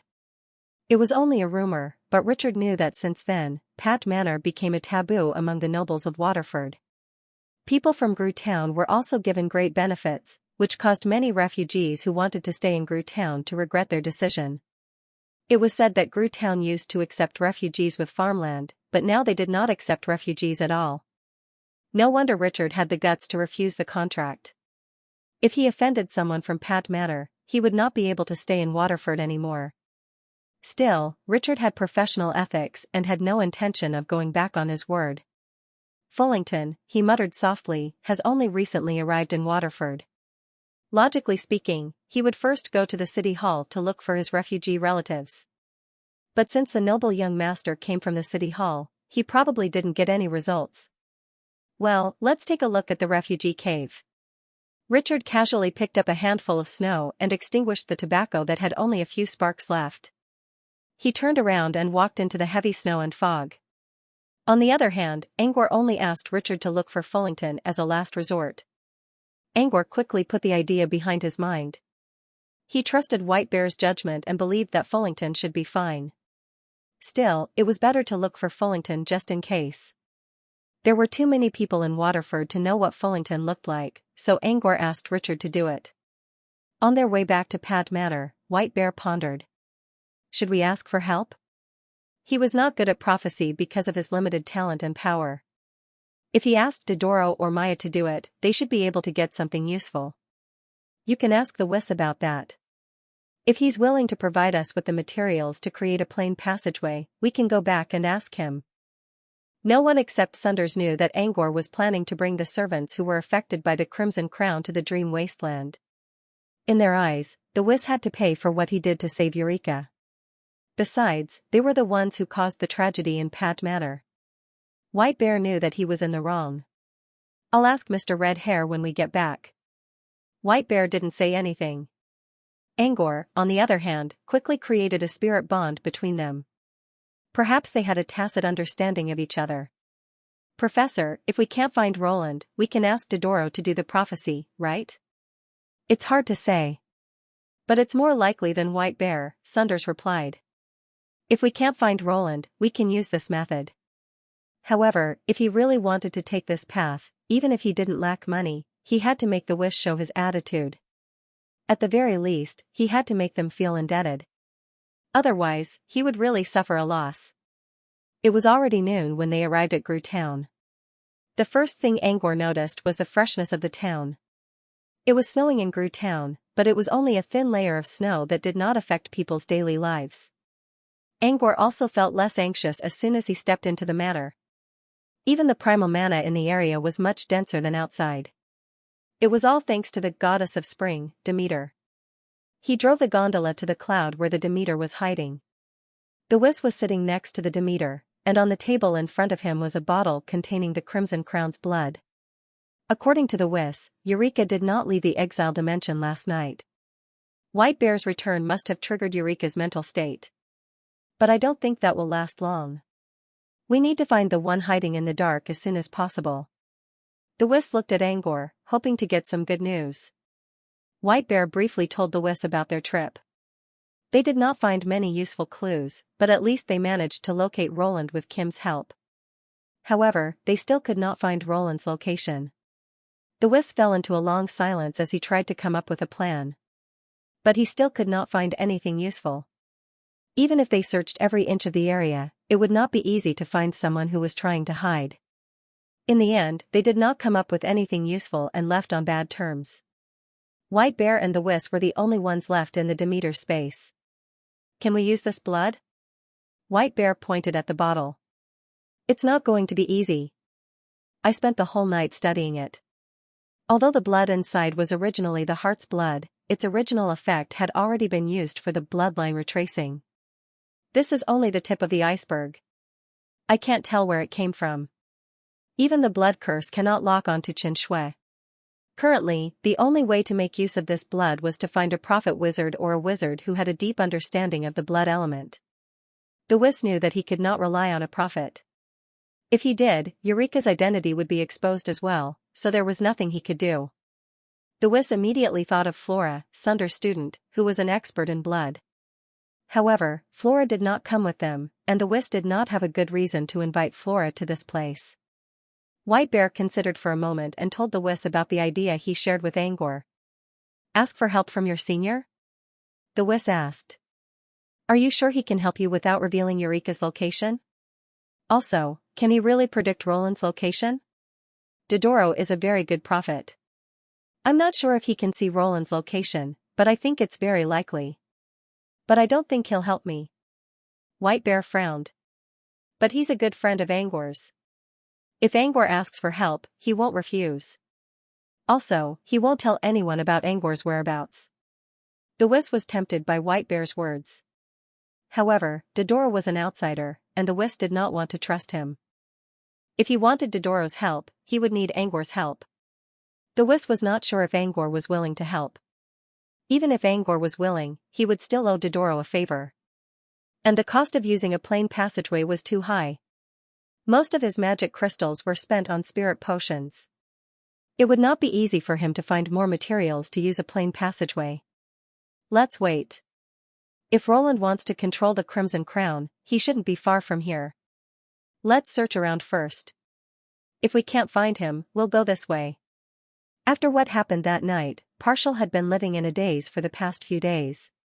His daily routine was still to sit in front of his house, smoke his pipe, and argue with Tim, who was in the side room, about trivial matters. However, when he had free time, he would subconsciously look at the direction of Pat Manor and think about the situation there.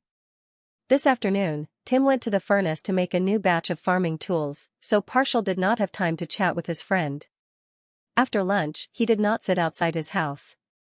Instead, he opened a small crack in the window and looked at the manor in a daze. He's an old man. He knows his body is weak, but he still leaves the window open to let in the wind. He heard a small noise behind him. He turned around and saw Gold Cantrip sitting on the glass cover of an oil lamp. I'm just worried about Angor. Partial sighed and poured some cigarette ash into the primrose pot on the windowsill. By the way, Lord Viscount let you into the manor a few days ago. What did he want you to do? How's it going? Gold Cantrip answered casually, I didn't go. But I heard he was there to cook a table of food to welcome Mr. Pat home. I asked my clansmen who went there, and they said the manor is doing fine. That's true. If the manor was too bad, Lord Viscount would not let us go back. I think it won't take long for us to return to the village, Gold Cantrip said happily. When he saw Partial's absent-minded expression, he quickly added, it's not that I don't like the old man's attic. It's just that it took a lot of effort to build the village. Even if we go back, I'll still come to visit you from time to time. Partial chuckled. I don't care if you go back to the village or not. Then why are you looking at me like that? Partial shook his head and pointed into the distance. I saw something coming from Pat Manor. Someone is coming out. Gold Cantrip stood on the primrose leaf and looked outside. It seems that there are indeed people from the manor, and it seems that there is more than one of them?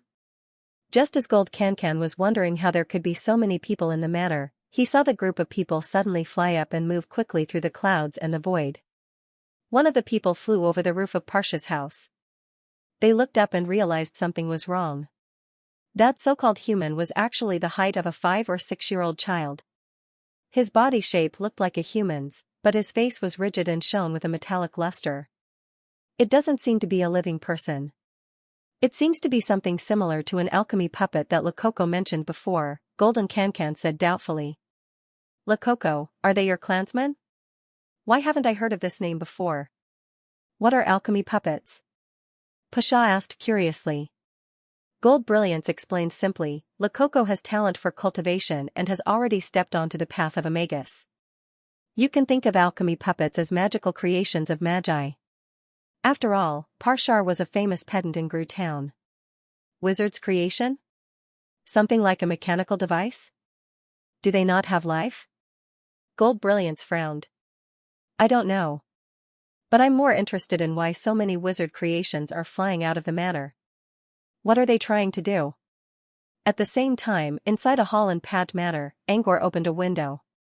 He moved to the window and saw the puppets flying away in the sky. The whisk is on the move, Angor whispered. But the puppet's range is limited. Can we really use it to find Roland? Angor asked in a low voice. They should be able to find something soon. We'll know the answer then, Sunders replied casually as he sat on a sofa behind Angor. However, from his perfunctory tone, it was clear that he didn't have much hope for Thuis's operation this time. Angor lowered the curtain. I see. Let's leave it at that for now. Angor returned to the hall and sat down in front of Sunders. He wanted to talk about John, but before he could, he sensed a small head peeking into the hall. Angor looked at the person, who immediately jumped up in fright and ran away. He walked to the entrance of the hall and sensed the faint scent in the air, which allowed him to guess who the intruder was. There was a bottle of nectar wine on the floor, and a note under it. Angor placed the bottle on the table. It's a moon lily fairy. He left a note asking when Toby will wake up. As he spoke, he took Toby out of his chest pocket. Toby didn't move at all. However, Angor sensed some warmth under its soft feathers. His steady breathing indicated that Toby was still alive. Toby's vital signs are stable. But I'm still worried if he can wake up. The worst part of the curse is over. Things will only get better from now on. If Toby doesn't wake up by the time we're done here, we should go to Dark Castle and ask Greya for help. He didn't think Greya would be able to do anything about it. Toby had to rely on his own strength and luck to survive. Sometimes, the help of others would be more of a hindrance than a help. It was very likely that they would also be affected by the calamity. Angor sighed. There was nothing else he could do. He could only say no to the Moon Lily Fairy's question. Putting Toby aside for now, Angor and Sunders talked about John's condition and his training progress. Sunders also asked about the spell slots Angor chose. Angor's answer was still as mysterious as before. Sunders was getting more and more curious about Angor's choice. When they were done talking, Angor prepared to return to his room. He planned to shut himself up for a while the Wisp was looking for Roland. Are you going to the Dream Wasteland, Professor? Angor asked Sunders before he left. Sunders shook his head. Not yet. I need to find out more about John first. Also, I think my dream walk spell will be ready soon, and I'll give it a try myself. For the next few days, alchemy puppets kept coming and going in the manor, which caused quite a commotion. Parshar wasn't the only one who noticed it. Most of the townspeople in Grewtown noticed it as well. Not everyone knew about the existence of wizards, so they were worried that something bad might happen to the manor. Leon even showed up in Grewtown for a whole day and made up a story about how he was an inventor. They had caused such a huge commotion, but there didn't seem to be any concrete results.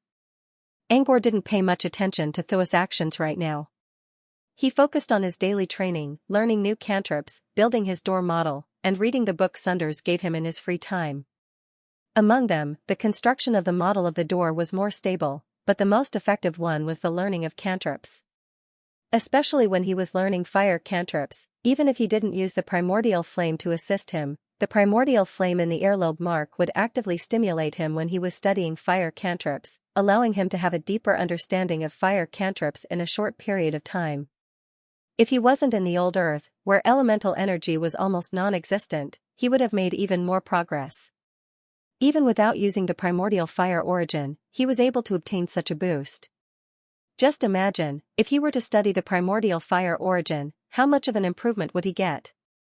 Angor finally understood why Origin Flame was so popular among wizards. Apart from that, there was something else he needed to do: cultivate soft metamorphosis larvae.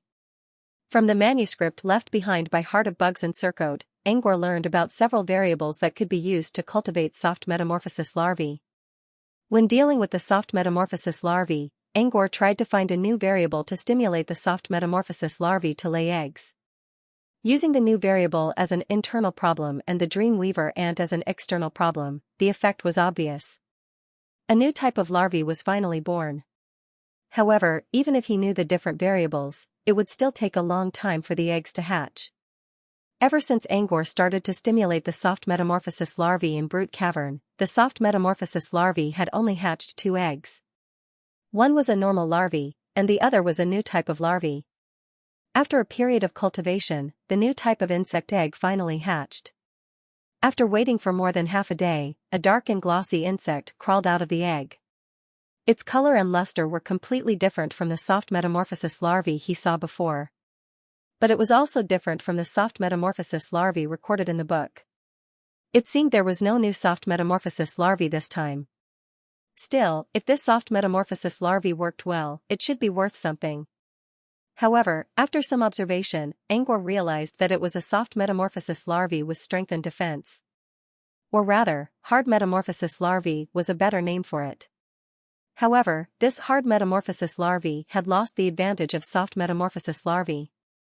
In Angor's opinion, it was a negative mutation. No matter how hard a hard metamorphosis larvae's shell was, it only needed to be squeezed a little harder. Under Angor's careful control, the Dreamweaver ant easily defeated the hard metamorphosis larvae in the border battles. To teach the soft metamorphosis larvae a lesson, Angor had one of the soft metamorphosis larvae carry the hard metamorphosis larvae's body to the soft metamorphosis larvae's compartment. When the hard metamorphosis larvae was almost finished, Angor began to add new variables to the larvae's nest. It had already been a week since the Wish used the alchemy puppet to look for Roland. Inside a room without any light, a dark figure was sitting in the darkness. He sat there alone.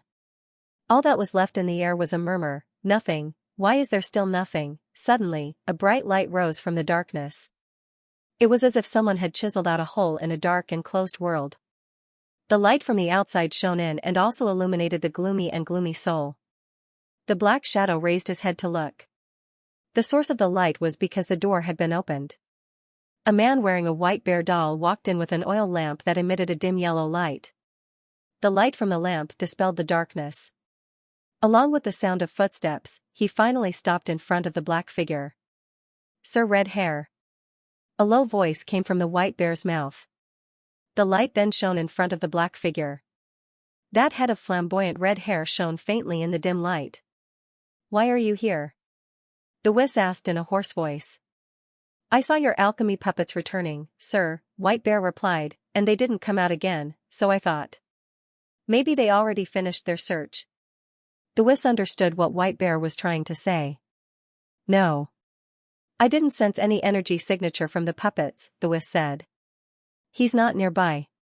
White Bear had guessed this as well. He hesitated for a moment. "Then what should we do now?" "My sister." Even with White Bear's help, Eureka's emotions were starting to get worse as time went by without finding Roland. Last night, she had escaped from the exile dimension and was now wreaking havoc in the matter. However, Sunders knocked him out with a slap. There was a moment of silence in the air. The flame in White Bear's oil lamp flickered, illuminating Thua's handsome face in the light. The Wiss pondered for a moment before sighing softly. "I guess I have no choice but to ask Mr. Phantom for help. Hobson, please inform Mr. Phantom and Angor, we'll meet in the main hall later." Outside of Gru Town, a knight in black armor arrived at Pat Manor, covered in dust from the long journey. Jordan, the current guardian knight of Gru Town, was standing beside him. "Are you sure this letter isn't for Mr. Viscount?" Jordan looked at the tall knight beside him in confusion. The knight claimed to be from Waterford and was here to deliver a letter.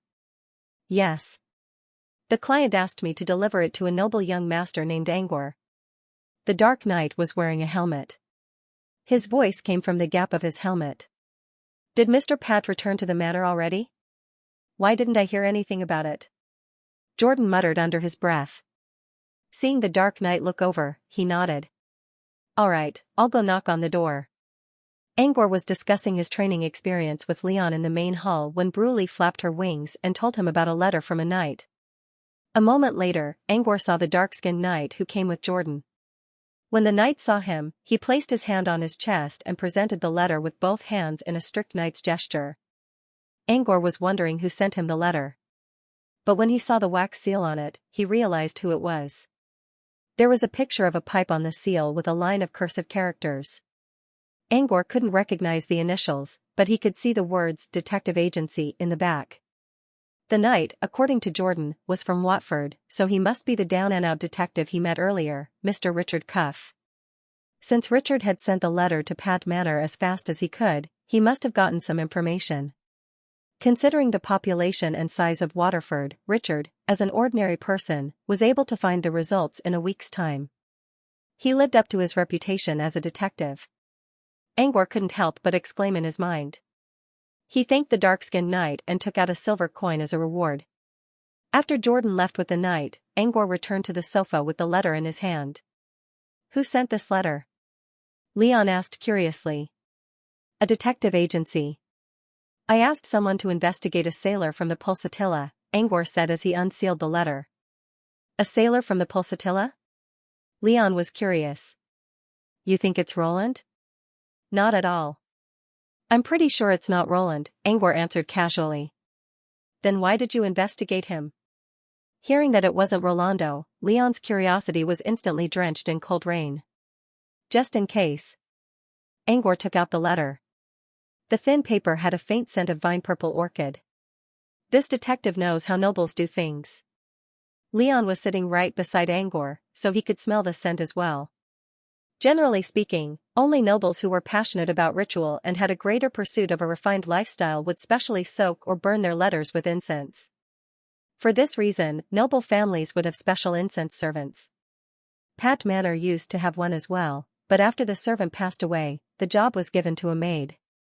Angor opened the letter and saw rows of neat and beautiful handwriting on the paper. Even Angor had to admit that Richard's handwriting was beautiful. Angor wasn't interested in reading the letter at all. He started reading from the beginning of the letter, word by word. By the time Angor finished reading the letter, Leon had finished reading as well. The specific content was that this sailor named Fullington had come to Waterford to look for his family. After searching for a few months, he had successfully found them not long ago. They were now living in the slums of the lower city. According to the neighbors, he would soon bring them back to Moonsea City. So you're right. This Fullington isn't Roland, Leon said. Angor didn't respond. Instead, Leon saw Angor frowning while staring at the letter as if he was thinking about something. What's wrong? Could it be that there's something wrong with this investigation report? Leon wondered. Angor considered for a moment. Yes, there is. Is there really something wrong? Leon took the letter from Angor and read it again. He still didn't find anything wrong with it. Angor asked, when we were in Moonwater City, White Bear learned something from the crew of the Pulsatilla. This Fullington left Moonwater City on the 10th day of the month of Soothing Wind. Take a closer look at this report. When did he arrive in Waterford? Leon picked up the letter and quickly found the information. According to the neighbors, Fullington moved into the slum on the first day of the month of harvest? From the 10th day of the month of Soothing Wind to the first day of the month of harvest, it was less than a week, and this was only the time Fullington stayed in Waterford according to the neighbors. Fullington must have arrived much earlier. The steam revolution in Fake Continent and Ivory Kingdom had not reached the other side of the ocean yet. There were no railways or steam trains on the old Earth yet. Long-distance travel was mostly done by horse carriages. Leon had been to Moonwater City before, so he knew it would take at least half a month to travel from Waterford to Moonwater City even if he traveled at full speed and changed carriages every day. If he took a rest, it would take at least a month. How did Fullington travel from the coast of Gold's Pink Empire to the inland area in less than a week? There's definitely something fishy going on here. Could this Fullington really be Rolando? Leon asked. According to Richard's records, Fullington was involved in a dispute with someone 2 months ago. After a fight, both parties suffered varying degrees of injuries. Considering how supernaturals value their dignity, I don't think Fullington is Roland. Angor paused. But there is something suspicious about Fullington. I need to check it out myself. Fullington might be related to some supernaturals, and Roland was one of them. However, Roland was not the only supernaturals in the old Earth, so Angor could not say for sure yet. I'll go to Waterford right now. He stood up and prepared to leave. Wait. If that man is Roland, he might have something to do with Goman King. I don't know how powerful Goman King is, but my professor was scared when he mentioned him. So, you'd better not go alone. Leon's eyes were filled with worry. Angor still insisted that Fullington was not Roland, but Leon was right. It was better to report this to his professor first. Angor was about to go to Sunders when he saw Sunders, the Wiss, and White Bear coming in from outside. White Bear looked at Angor in surprise. I was going to look for you in your room. You're already in the hall. What do you want? Angor was a little confused, but he did not think too much about it. He handed the letter to Sunders. I sent a detective to investigate Fullington, and he's back. Sunders already knew about this. But since Angor gave him the letter so seriously, did it mean there was something suspicious about Fullington? Sunders did not say anything. He picked up the letter and began reading. White Bear and Angor met Richard together, so White Bear knew about the investigation as well. Did that sloppy detective really find something? He asked in a low voice. It's hard to say. I need to check it out. White Bear was surprised. He did not trust Richard at first, but he did not expect the man to bring back such news. He did not know the content of the letter, but judging from Sunders' curious eyes and Angor's serious expression, the White Bear suddenly had a premonition that perhaps Roland's tale had really been pulled out by a mortal detective. Angor frowned. He only wanted to ask for Sunders' opinion before heading to Waterford to see if there was anything fishy going on. But he didn't expect to see something like this. Everyone was on the move. Apart from Leon, who stayed at home, everyone else followed. It was only a question about the date. He didn't think that Fuellington had anything to do with Roland yet. The Wyss, on the other hand, came to Waterford in high spirits. Maybe he was frustrated because he didn't get anything from the alchemy puppets for the past few days. They found Richard in a rundown detective agency first. A week later, Richard finally changed into a clean set of clothes. However, there were still dark circles under his eyes. Angor guessed that he did not have much time to rest these days. Angor came to the agency and asked Richard to take him to Fuellington. Of course, Richard did not refuse. Richard walked in front, but he would look back from time to time. He already met Angor and White Bear last time. This time, there were two men with more mature temperaments. They did not speak, but Richard already felt a sense of fear when he peeked at them. Now, Richard understood what it meant to have an aura as deep as the sea. The aura coming from the two men was like this. It was long and powerful, as if he was looking into a bottomless abyss. This was probably the most cautious and fearful Richard had ever led the way. He tried his best not to let his legs tremble. Without saying a word, he led the group through the bustling business district and came to the dilapidated and desolate slum street in the lower city. Finally, Richard stopped in front of a 3-story building with a charred wall. It looked like it was burned by fire. When Richard arrived, a wretched-looking hoodlum with a pointy mouth and monkey-like cheeks quietly approached them. They did not look like they belonged in the slum. At first, they thought the hoodlum was someone who did not know his place and came looking for trouble. The hooligan glanced at them and lowered his head in fear. He moved closer to Richard and whispered, "Brother Carf, our men have been keeping an eye on Fuellington for 3 days. Yesterday, he went out to pay for a carriage to return to Moonsea City the day after tomorrow. Since then, he hasn't left the house." "He's at home now?" Richard asked. The hooligan nodded. "Yes, I just saw the old man he found smoking by the window." Richard nodded and took out a few copper coins from his pocket and handed them over. "Thank you for your hard work. Your mission is complete." The hooligan took the money, nodded and bowed with a smile. He waved his hand, and 2 or 3 people around his age gathered around him. After splitting the copper coins, the youths quickly left and disappeared at the end of the long street. Richard turned to Angor. "I hired them to keep an eye on Fuellington." Angor nodded noncommittally. Even if it was a lower 9 paths character, as long as they were used well, they would still be valuable. Richard said, "I'll take you up. Fuellington hasn't left yet. He's inside." "No need. I already saw it." Angor shook his head. Richard looked at Angor in confusion. He then looked at the small building. The window was not on this side.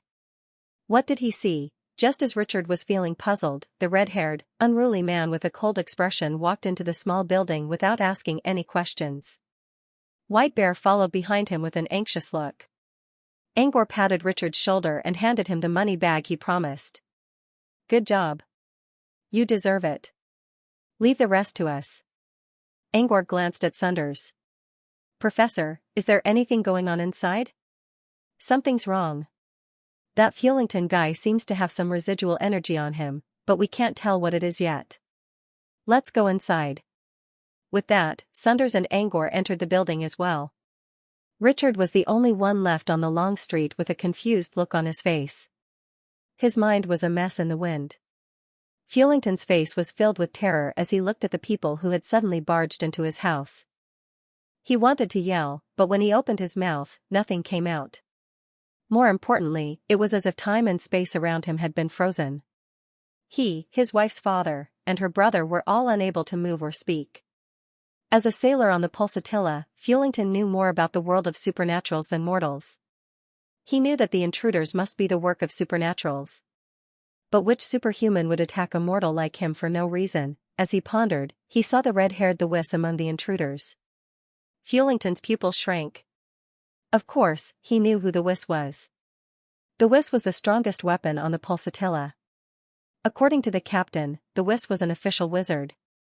Even on the vast Fey continent, the Wyss was one of the most powerful wizards in the world. Fuellington himself had seen the Wyss effortlessly kill a ferocious sea beast that was tens of meters tall on the Pulsatilla ship. There was no doubt about the Wyss' strength. However, Fulington had no idea why the Wiss would appear in his rented house. Pack. A letter was placed in front of Fulington. At the same time, Fulington's shackles were lifted. He looked at the Wiss, trembling. The Wiss pointed at the letter. Read it carefully.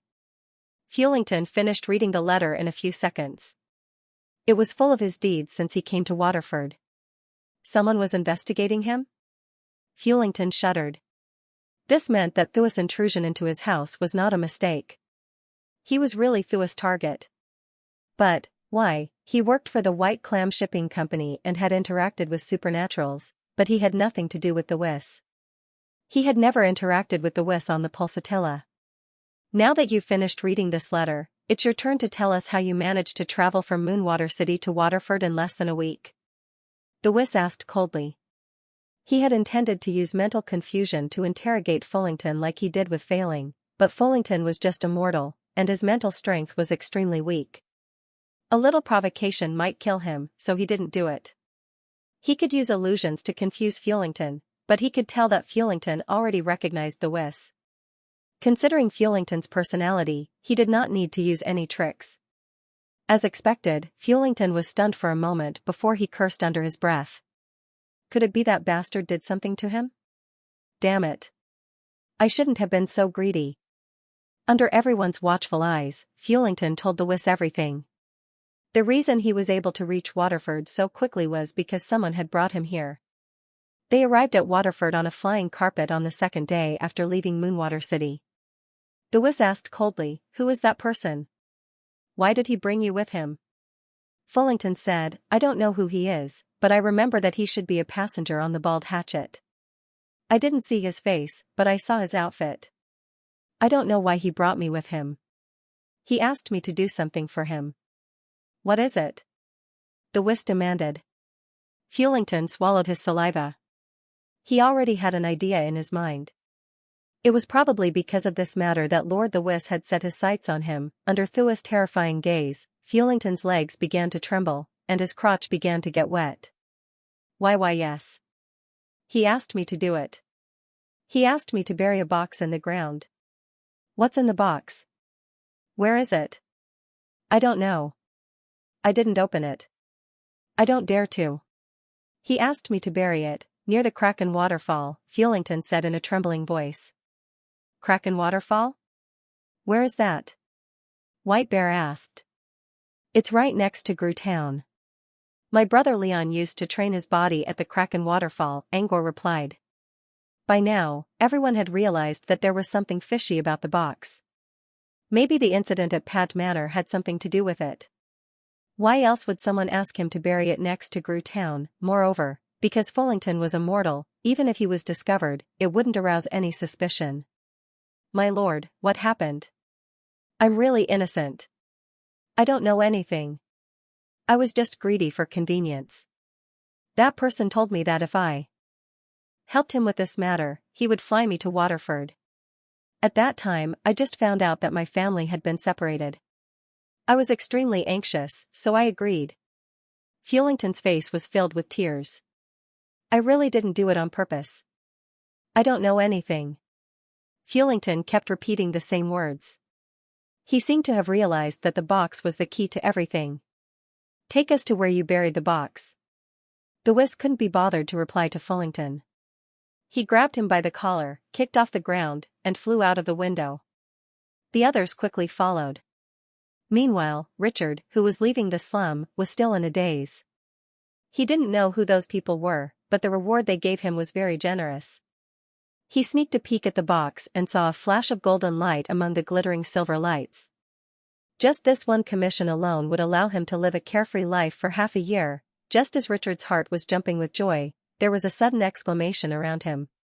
He was so scared that he quickly tied up his purse. This was the slums, and the people who had gone crazy from hunger could do anything. When Richard put away the money pouch, he noticed that no one was looking at him. They were all looking at the sky. He looked up as well. With just a glance, he was stunned. The person who went to the slum with him was now flying in the sky. He flew past them with the sound of the wind. Clouds and rosy clouds filled the sky. It was Fuelington's first time flying in the sky. The scenery below was beautiful, but he did not have the mood to enjoy it. It was not only because of the unknown person behind him. More importantly, he was shivering all over. He could not bear the cold. He did not wear many clothes, and he had a fireplace to keep him warm. Now that he was taken away and flying in the sky without any protection, he felt like his blood was slowly freezing. The cold wasn't the scariest part. The thin air in the sky kept flowing into Fuelington's nose as he flew at high speed. His complexion gradually changed from deathly pale to cyanosis. Just as Fuelington was starting to experience hypothermia and was about to take off his clothes and completely immerse himself in the fake warmth, they finally arrived at their destination, the Kraken waterfall. Fuelington was thrown into the snow. While he was still in a daze, a stream of gentle energy entered his body. As the energy entered his body, Fuelington felt all the discomfort in his body disappear. Even his chaotic thoughts had become much clearer. Not only did he not feel cold, but he also felt like he was in a warm summer. Fuelington looked at the Whis in shock. Only an extraordinaire could do something like this. Thinking that his body had recovered, Fuelington stood up in the thick snow. However, Fuelington did not look any better. His skin was still pale and purple. It was obvious that he was suffering from frostbite, and it was getting worse as time passed. However, Fuelington's eyes were still bright, as if he did not notice anything wrong with his body. It seemed that the energy the Whis put into Fuelington's body was more like a numbing effect than a real effect. "Tell me, where did you bury the box?" the Whis asked coldly. "When I came here, it was not snowing yet." "Let me think." Fuelington looked around. The Kraken waterfall had stopped flowing. Only a few places that were not frozen still had water flowing. Snow covered the mountains, and the wind blew the dust into the air. Both near and far, it was a vast expanse of snow. Normal people would not be able to tell the direction. However, Fuelington was a sailor who lived on the sea. He was born with a good sense of direction, and he also had a better grasp of spatial distance. After he identified a landmark as the starting point, he quickly found the direction. "It should be buried there." Fuelington pointed to a high ground in the distance. The group looked over and realized that the highland was actually quite far away from where they were. Although it was still within the range of the waterfall, it was already close to the edge. Grue Town was just a little further away. The Whis picked Fuelington up again and they reached the high ground in an instant. The highland was very flat and empty. There was only a lonely tree that stood there for a long time. Glancing back from the high ground, the scenery of Grue Town was unobstructed. "That person told me to bury him near Grue Town several times, but I didn't know what was inside. I was worried that it might be some kind of poisonous gas, so I didn't dare to bury him near Grue Town, so I buried him here," Fuelington said as he walked towards the only snow-covered tree. "The chest is under this tree." After Fuelington finished his words, he stood aside. The Whis looked at the tree carefully. He had already sensed that there was something under the tree, but it was just an ordinary chest. If there was any energy escaping from the chest, it would have been detected by the alchemy puppet, but there was none in this chest. The Whis stood still and did not move. A ripple appeared in the air behind him, and the shadow of a huge hand of mana appeared near the tree. The hand of mana reached into the ground, and the ground rumbled as a leather chest was lifted up. Just as the Whis had sensed earlier, it was just an ordinary leather suitcase. It was made of brown leather and had a cross on it. There was also a copper lacquered buckle and a black zipper. It looked ordinary, but there was something strange about it. He couldn't sense what was inside.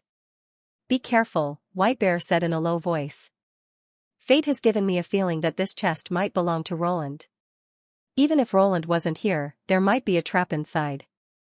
After a pause, White Bear said, "What could be inside the chest?" "A superhuman suitcase can hold a lot of things. It could even contain an entire world," the Whis replied. He wasn't wrong. If someone made a sorcerer's garden into a chest, it could contain an entire world. But as far as they knew, Goman King didn't have a sorcerer's garden. Even if it did, it wouldn't be buried here so carelessly. But even if there wasn't a world inside, it didn't mean the chest would be so small. What if there was something terrifying inside? The Whis carefully reached out his hand and tried to open the chest. Even if there was something terrible inside, Mr. Phantom should be able to handle it. Before the whisk could open the zipper, Angor suddenly stopped him. Wait. The whisk stopped and looked at Angor in confusion. Don't you think the thread under the nail looks familiar? Angor pointed at a spot on the case where there was a line under the buckle. The line looked like a seam, and it merged perfectly with the cross-shaped patterns around it. Neither the whisk nor White Bear noticed it. Sunders pondered for a moment and asked, "Is that a knot?" Angor nodded. Yes, it looks like a knot in disguise. Knot was a kind of knowledge in rune studies. Each rune had its own meaning, such as elements or concepts, which would appear according to the corresponding effect of the rune. On the other hand, a bearing horn would appear in most magewefts because it represented the largest edge of a magewef. It didn't have any special meaning.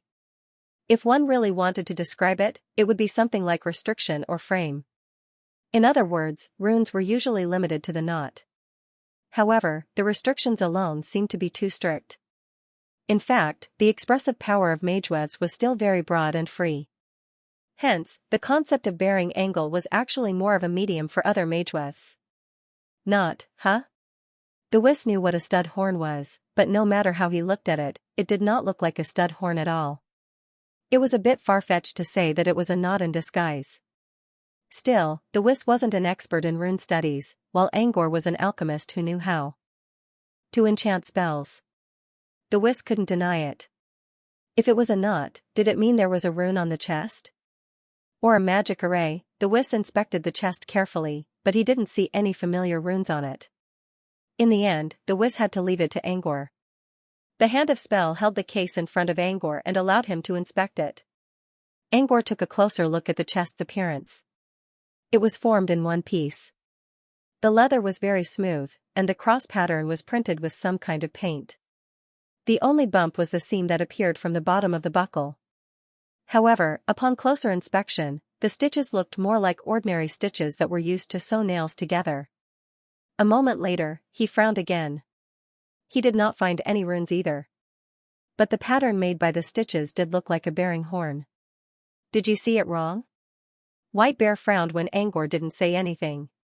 He thought for a while but still couldn't sense the rune. Was White Bear right? Did he see it wrong? Was the seam only designed to look like a knot? The whisk also began to doubt Angor's ability. It wasn't that he doubted Angor's ability. He just thought that Angor was too paranoid to admit that he made a mistake this time. It's a good thing that there's no runes on it. Even if there is, we can handle it, right? White Bear whispered. I want to touch the chest, Angor suddenly said. Because they were worried that there might be traps in the suitcase, they didn't touch it before and just used Hand of Magic to carry it. In Thua's opinion, Angor's request for direct contact meant that Angor was trying to play a fool because he couldn't bring himself to do so. There were no bumps or bumps on the chest, so touching it would be pointless. Still, Angor was the biggest contributor to the discovery of the suitcase, so the whisk could not stop him. However, his expression darkened a little. Angor looked at Sunders, who didn't seem to doubt him. You really think there's a rune? I don't know.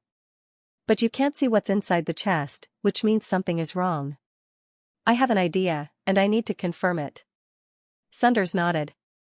Then do as you wish. Angor reached out his hand and slowly touched the surface of the suitcase. A cold sensation seeped into his body through his fingertips. Angor touched the knot he had been wondering about. He pressed on it and slowly slid his finger down the knot. He closed his eyes and quietly felt the sensation on his fingertips. Time passed. The air was still. The whisk was getting impatient, but he couldn't say anything in front of Mr. Phantom. White Bear, on the other hand, took out his staff and tried to make a prophecy. However, fate seemed to have abandoned him once again. He received no news at all. Before the whisk could ask more questions, Angor suddenly said, I'm right. It's a rune. The whisk gave Angor a puzzled look. He thought Angor was just being stubborn. But now Angor was telling him that it was a rune?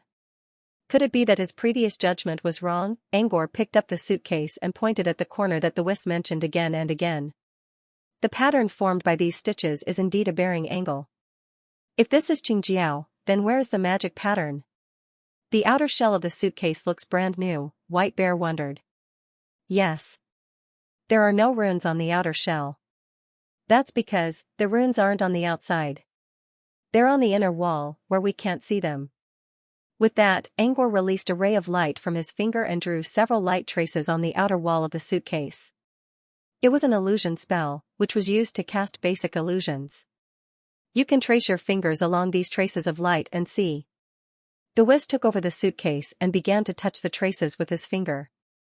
When he felt it carefully, he found that there was a distinct difference between the areas where the fingertips were pressed and the areas where the fingertips were not.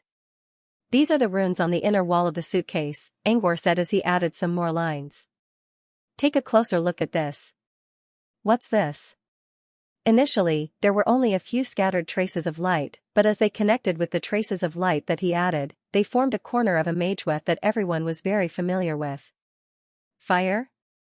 Sunders muttered. Angor nodded. That's right.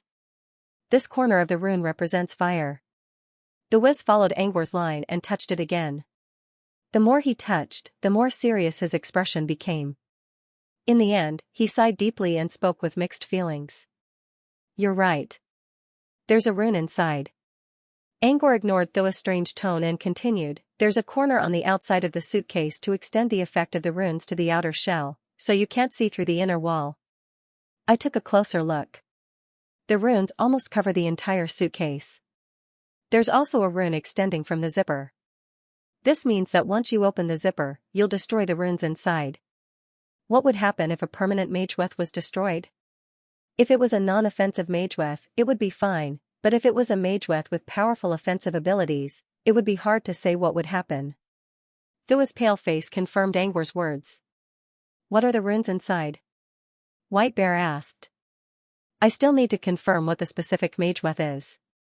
However, in order to prevent prying, I reckon that there will be a mageweth that shields energy, but generally, such mageweths won't have a corner of the fire mageweth.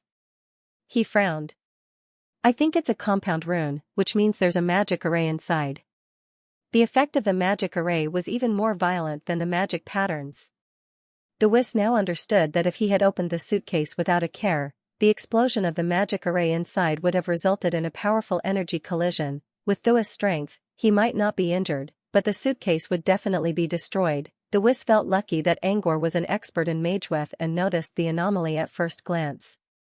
Otherwise, the suitcase would have exploded into pieces, leaving nothing behind. This is probably Roland's backup plan.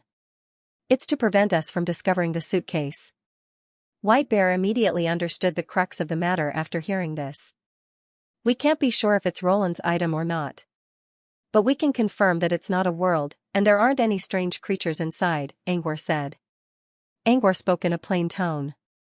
To prevent people from finding out what was inside the suitcase, the rune was designed to self-destruct, which meant that the thing inside the suitcase was not a living creature. Maybe it was a very important clue. Otherwise, why would someone go to such lengths to destroy the suitcase? Is there a way to open the suitcase without touching the runes? The Whis asked. Yes, but we need to reverse the runes and find the core. Angor was the only one who could do that. The Whis wanted to ask Angor for help, but he didn't know how to express it. Last time, the Whis asked Angor to reverse the bloodline retrace magic array on the Crimson Crown. It was based on the fact that the Whis was stronger than Angor. Now, Angor's strength was not to be underestimated, and Mr. Phantom was more than capable of suppressing an entire faction. The Whis didn't dare to ask Angor for help now, not to mention that Eureka was the one who caused all the trouble in Pat Manor. Can you help me reverse the runes? The Whis asked after some hesitation. If there's a clue about Roland inside, I'll owe you 2 favors. Even if there isn't, I'll still owe you 1. Favors were hard to quantify, and the Whis was implying that he could help Angor without any conditions, as long as it was within his means. The Whis was a promising truthfinder candidate, so 2 favors from him were quite important. Angor gave the Whis a meaningful look. And nodded. Sure. Angor's goal was to find Roland and use the Crimson Crown to remove the mysterious energy from his servants so that they could enter the Dream Wasteland. Therefore, even if the Whis didn't say anything, he would still reverse the mageweth. Without further ado, Angor decided to head back to the manor right away. Before they left, Angor glanced at Fullington's body. He didn't notice when Fullington's face turned purple, and his skin was covered with a thin layer of white frost. He was no longer breathing. From Fullington's point of view, he didn't do anything wrong by making a deal with the supernatural. Besides, as a mortal, he couldn't refuse a deal offered by a supernatural. However, the suitcase was most likely the cause of all the trouble in Pat Manor. Angor could understand Fullington's point of view, but who could understand those innocent servants who caused all this trouble? They left, leaving only Fullington's body in the snow, accompanied by the lonely tree. After returning to Pat Manor, Angor began to study the runes on the inner wall of the suitcase. Since Angor believed that the suitcase might have something to do with Eureka's insanity, he decided to use it in Pat Manor instead. Therefore, he decided to go to the Gravity Garden to study the runes. Before that, he had to figure out what the runes were. He reached out a finger and slowly traced the patterns on the inner wall of the suitcase. While Angor was studying the runes, the Whis and the others gathered in the hall outside and waited patiently for the results. They still couldn't find Roland. However, the supernatural who made the deal with Fullington was most likely Roland. Even if it wasn't, it had to have something to do with Roland. The Whis pondered for a moment. If he wanted to find Roland, he might have to start with the suitcase. White Bear took out his short cane and began to communicate with the River of Fate. White Bear opened his eyes with a sad look. Again, he didn't find anything useful. The River of Fate whispered something into his ears, but White Bear couldn't decipher it at all. White Bear missed Dodoro very much. If it were Dodoro, the whispers of fate wouldn't be so difficult to decipher. Instead, the whispers of fate would directly tell Dodoro the correct answer. However, White Bear could still vaguely feel that the suitcase they found seemed to be the only shining point in the chaotic darkness. If they could open the suitcase, they might find the answers to their questions. The Whis and White Bear seemed to be looking forward to the leather suitcase. Both the Whis and White Bear were looking forward to it. The clock on the wall kept ticking. On the morning of the third day, Angor and Sunders finally came out of the Gravity Garden. Angor took a seat in the hall and placed the suitcase on the table. At this moment, the leather case had changed drastically. The outer shell of the leather case was covered with dense light marks. The Whis could recognize that these light marks should represent the Mageweths on the inner wall. He could also recognize the simple meanings of a few of the Mageweths, but after the Mageweths of different meanings were combined together, he would need a professional to decipher them. These are the runes on the inner wall. I drew them all on the suitcase, said Angor. He pointed at the runes.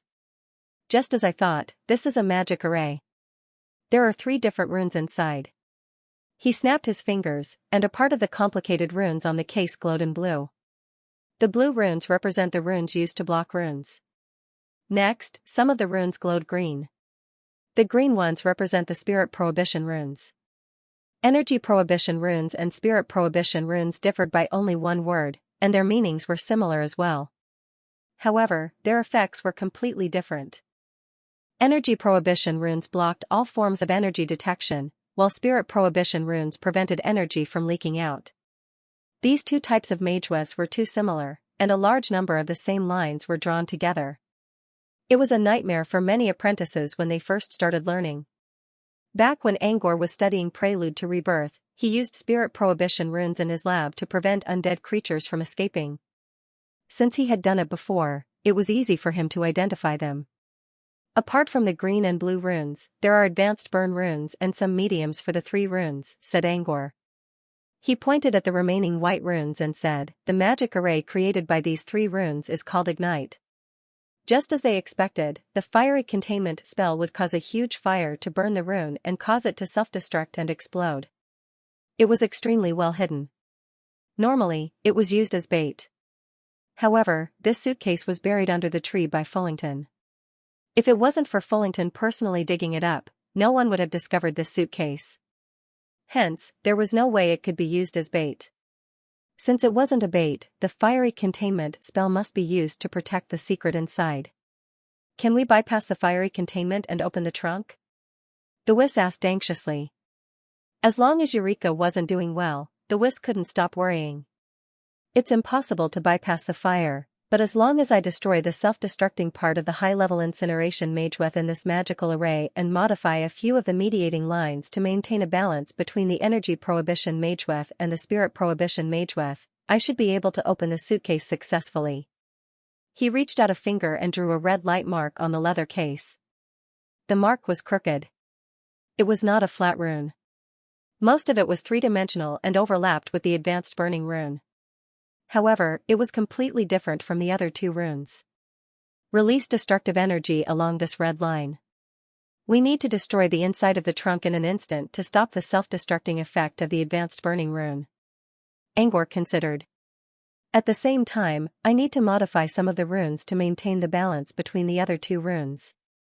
In other words, he needed two people to do it at the same time. It sounded simple, but if one really wanted to do it, it actually required extremely subtle and exquisite operations. The most difficult part, however, was maintaining the balance between the two runes. Angor was responsible for that. Destroying the advanced burning rune also required a lot of precision. However, as long as one was a wizard, he or she could do it easily. Of course, Angor could do it on his own if he had the energy filtration device from Floating Mech City. However, he couldn't afford to go there right now. Let me do the job of destroying the high-level burning mageweth, the Wisp volunteered. Angor nodded. Only Sunders and the Wisp were qualified to do the job. Besides, Sunders had nothing to do with it. Besides, the Wisp would be responsible if he failed to destroy the advanced burning rune. Angor began to teach the Wisp how to do it while the Wisp tested it several times. After confirming that there were no mistakes, they both looked at the trunk on the table. Let's begin. Angor rubbed his fingertip and released a constant stream of energy. The Wisp nodded with a serious look. There was no need for commands. They didn't need to work together. When Thua's energy stream reached out to the red runes on the trunk, Angor quickly reached out his finger and began to connect the damaged runes through the thin layer of the trunk. As soon as the runes were damaged, the damaged ones would be connected to the other runes. His fingers were so fast that they looked like shadows. They could not see his movements at all. In 1 second. The Wisp retracted his energy while Angor took a step back.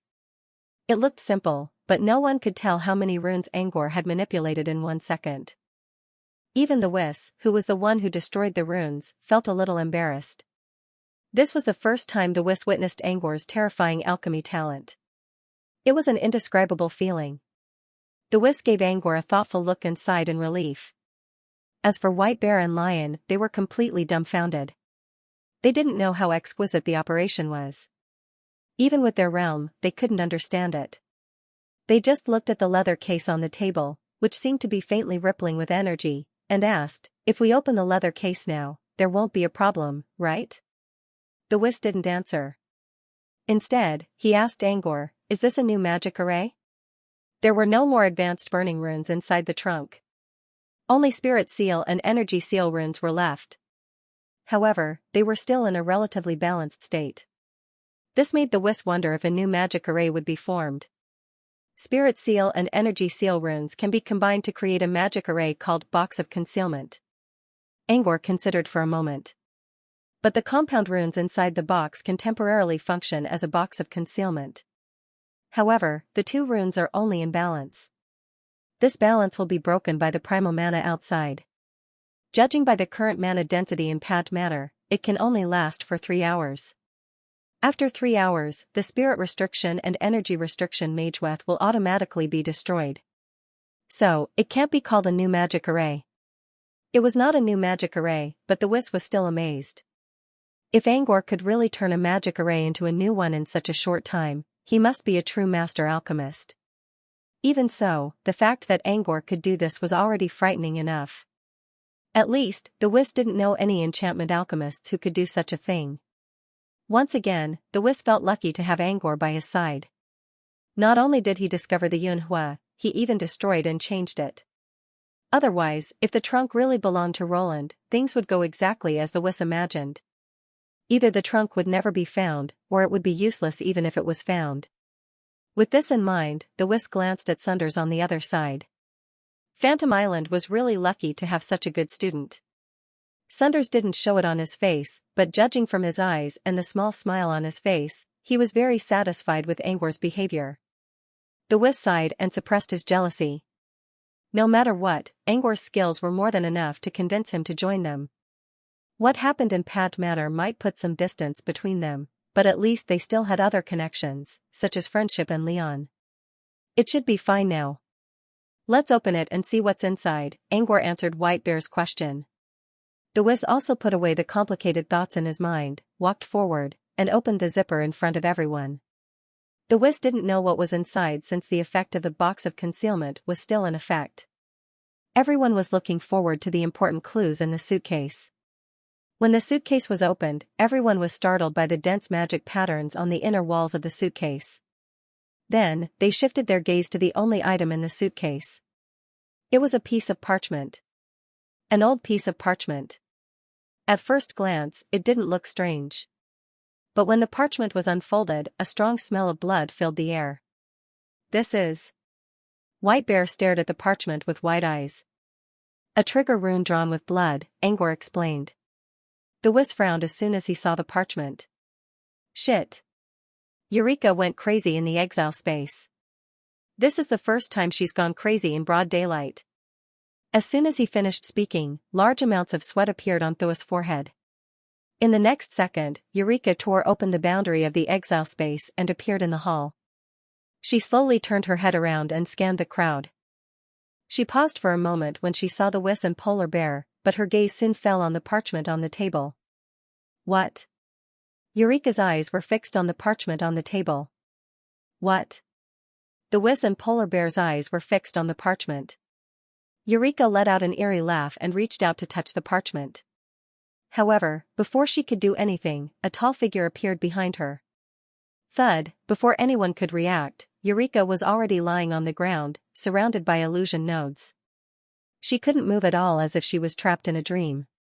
Sunders grabbed Eureka by her collar and tossed her to Thua's side. The Wiz was stunned when he saw Eureka's face. The Wiz quickly put Eureka back into the exile space. Eureka's insanity was only a small episode, but it was enough to raise suspicions. Normally, Eureka's insanity would occur periodically, and she would go crazy at night. It was probably because Eureka's consciousness was fighting against her insanity. However, it was still daytime, yet such a situation had occurred. Clearly, a new variable had appeared in this periodic cycle. Everyone turned to look at the parchment at the same time because of this change. So this parchment is what caused Eureka to go crazy, said White Bear.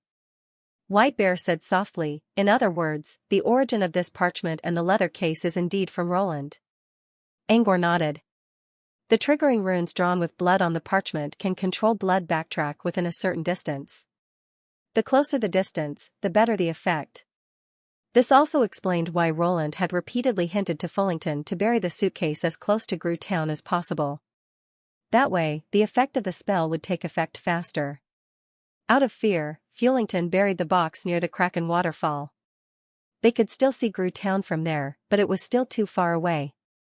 That was why the trigger rune wasn't as effective as it used to be. At first, Eureka would only go crazy once in a while. But recently, she had been going crazy for a long time. If it weren't for Fullington, Eureka would have lost her temper a long time ago. You mean? Thua's eyes widened as he realized something. You're saying, Angwar nodded. Yes. The blood on the parchment came from the owner of the Crimson Crown. So far, Roland was only a character mentioned by Gold. Angwar did not know whether the name was real or not. Regardless of whether Roland was the real owner of the Crimson Crown, the fresh blood on the parchment would definitely help them find the owner of the crown. Fresh blood was completely different from the information he obtained from the Crimson Crown. He could even use the blood to cast a curse on the owner of the blood and use the curse power to find the person hiding in the crown. Therefore, the parchment in the suitcase could definitely be considered as a key clue. The Wiz couldn't wait to get to the box, and his body flashed with energy. His handsome face suddenly rippled, and his tall nose underwent a qualitative change. In a second, Thua's nose turned into a pig's nose. Two black, vertical nostrils appeared on his nose, and his slightly wet, pink skin. Just like that, on his handsome face, at first glance, it didn't seem out of place. Instead, it gave off a rather cute feeling. Pig's nose. It was an organ modification spell that enhanced one's sense of smell. Similar to polymorph, it could be acquired through self-cultivation or by transplanting one's nose. Judging from the energy ripples on Thua's body, Angor could tell that he never transplanted a pig's nose. Self-cultivation was slow, but not by much. At least, it was faster than learning polymorph. This was why most wizards who did not want to work on their noses would choose to do it on their own. The Wish used his pig's nose to smell the blood on the parchment. After confirming the smell, he took a deep breath above his head. It was like a whale swallowing the sea. A gust of wind came, and the windows in the hall began to crack. In an instant, all the windows were blown open. Countless gusts of wind rushed into the hall, causing everyone's clothes and hair to flutter. Several minutes later, the wind finally stopped. The Wish used Pig's nose to absorb the remaining 2 wisps of white mist into his body. A moment later, the Wish opened his bright eyes. I found his scent. He's still in the old earth. After the Wish finished speaking, his legs seemed to have turned into smoke. He was so excited that he wanted to rush out of the window to find the source of the smell. However, just as the Wish was about to fly out of the hall, the surrounding windows were all shut, and a tall figure blocked his path. It was Sunders. It's good that we found him, but he still has Goman King behind him. Aren't you afraid that the other party might have some tricks up their sleeves? You'll also get your apprentice and everyone in Pad Manor into trouble. No one in the southern region dared to talk about the Goman's secret treasure because they did not want to offend the cruel and eccentric Goman King. This was why Sunders repeatedly warned him not to get involved in Goman's treasure. We've already found the source of this disaster. As long as we can capture him, everything will be over. Thua's eyes were slightly bloodshot as he spoke in an excited manner. I've never stopped you from going. But if you're going to capture someone, you better come up with a proper plan. What Sunders meant was simple. The Wish had to consider all possibilities before doing something. Goman King must have something to rely on if he dared to let the Wish go out alone. First of all, if the Wish had Goman King's blood essence, Goman King would be able to sense Thua's presence. What if Goman King traveled through time and space? What if the Wish and Crimson Crown were in a state of mutual benefit, which would trigger the Wish and cause Crimson Crown to go out of control? Also, could the Wish be sure that the Wish was alone? Would there be any traps in Goman King's location? The Wish had to consider all possibilities and come up with the best solution to achieve victory in one move. All of the above seemed difficult to solve, but as long as the Wish was prepared in advance, it would not be hard to solve them. For example, what if Goman King traveled through time and space? First, he could prevent all information from leaking out. Second, he could seal time and space. As long as the Wish considered all possibilities, he would have a much higher chance of success. The Wish fell into deep thought after hearing Sunders' words. Acting on impulse might not bring him the best result. Since Eureka was involved, he had to be careful. I understand. The Wish sat back down in the hall and pondered for a moment, running through all the possibilities in his mind. However, it would take him a long time to do everything alone, and time waits for no man. Maybe Roland already sensed the Wish opening the suitcase. The Wish looked at Sunders and spoke in a low voice, I hope you can help me, Mr. Phantom. Sunders wasn't surprised at all. It involves Goman King and Goman's treasure. You should know how dangerous and difficult it is. The Wish nodded. Then you should know that my help will come at a high price. Sunders paused and moved his lips, but his voice did not reach the hall. Instead, it reached Thua's ears. It seemed the Wish was having a hard time accepting Sunders' request. The Wish hesitated for a while before he finally made up his mind. His reply was also transmitted to Sunders through a special channel. Other than themselves, no one else knew what they talked about. Angor did not know either. He asked Sunders about it, but Sunders did not answer him. The less you know about Goman King, the better. Judging from the results, they had indeed reached an agreement. In the following days, Sunders helped the Wish formulate and perfect the capture plan. Angor did not participate in the rest of the plan. He was not strong enough, and there was no need for him to capture someone whose location was already known. Angor finally relaxed. He believed that with Sunders' help, the outcome would not be too bad. He returned to his room and decided to focus on his training since he no longer had to worry about Roland. Door model, knowledge accumulation, illusion training, softworm breeding, and so on, all of them occupied his attention. During his breaks, he would also go to his brother Leon's place to guide him in his new meditation technique. On the third day since the hall was sealed, Sunders and the Wiss finally came out. They did not go to Roland immediately.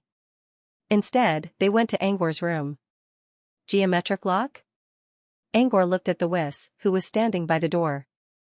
The Wiss wanted to borrow Angor's geometric lock. Sealing time and space to prevent Goman King from coming here is easy as long as you plan ahead. However, I don't have a good way to prevent information from leaking out, especially when the mystery energy will leak out.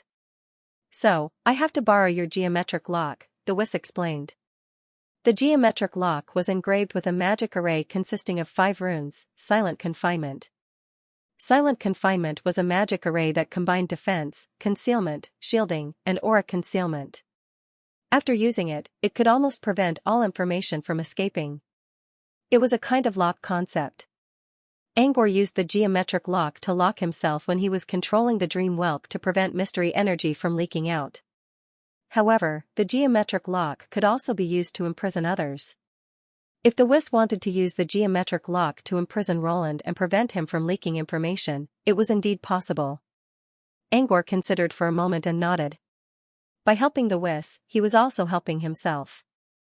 As long as the Wiss could capture the owner of the Crimson Crown, he would be able to remove the special energy inside his servants and send them to the Dream Wasteland. After lending the geometric lock to the Wiss, Sunders and the Wiss left Pat Manor. After they left, the manor finally enjoyed a peaceful night. Light snowflakes began to fall from the sky. Angor sat on a cloud in the sky and looked at the dark manor. In the past, at this time, the lights in the manor would be on. But now, the manor was quiet. Only a few rooms in the manor were still lit. Compared to the scattered lights of Gru Town in the distance, this place was completely different. Angor. A voice came from the side. He turned around and saw that it was the White Bear and Leon who had come to Cloud Earth. The one who spoke was Leon. Lion wasn't wearing any armor. Instead, he wore a thin robe. Eureka's gone. We don't have to be so tense at night, so let's take off our armor. Angor was surprised. He could not imagine how Leon spent his nights these days. Was he scared? Or was he anxious? Even though he knew the armor couldn't protect him from Eureka's attacks, he still chose to put it on. You don't mind the weight of such a thick armor. I'm free now. I'll make you a new one later. Angor tried to hide the complicated look in his eyes. Can I choose the style? Leon's eyes lit up. No. Without a doubt, if Lion had to choose the style, he would definitely choose the bulky iron scale armor.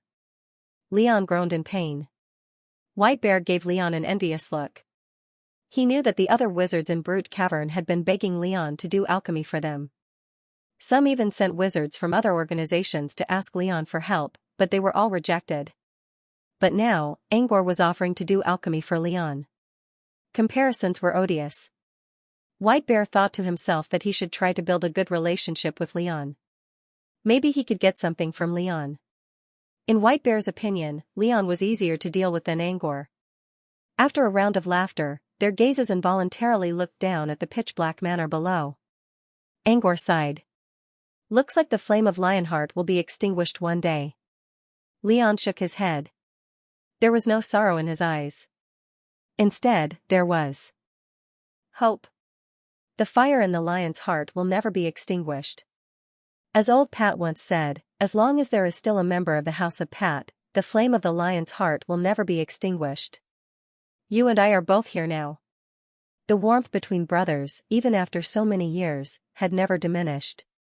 It was like a long river that ignored the distance between time and space. On this snowy night, it flowed silently but slowly. Eureka should be able to rebuild the manor when she wakes up. Leon looked down at the creepy castle covered in moss. It's going to look like a haunted house if we leave it here for a while. It's good that it hasn't been renovated for a long time. When the time comes, I'll let Mana redesign it. Leon suddenly paused, and his eyes dimmed. I almost forgot, Headmaid Mana is all ready. It's okay, there will always be a way. Leon smiled at Angor, as if he was trying to cover up the other emotions he accidentally revealed. Angor thought Leon had already learned how to be optimistic when he heard Leon's Lionheart fire. But the truth was, Leon was still traumatized. He just didn't want to show it in front of Angor. We'll find a way to deal with Head-Maid Mana and the others who were affected by the Crimson Crown. Leon didn't believe it.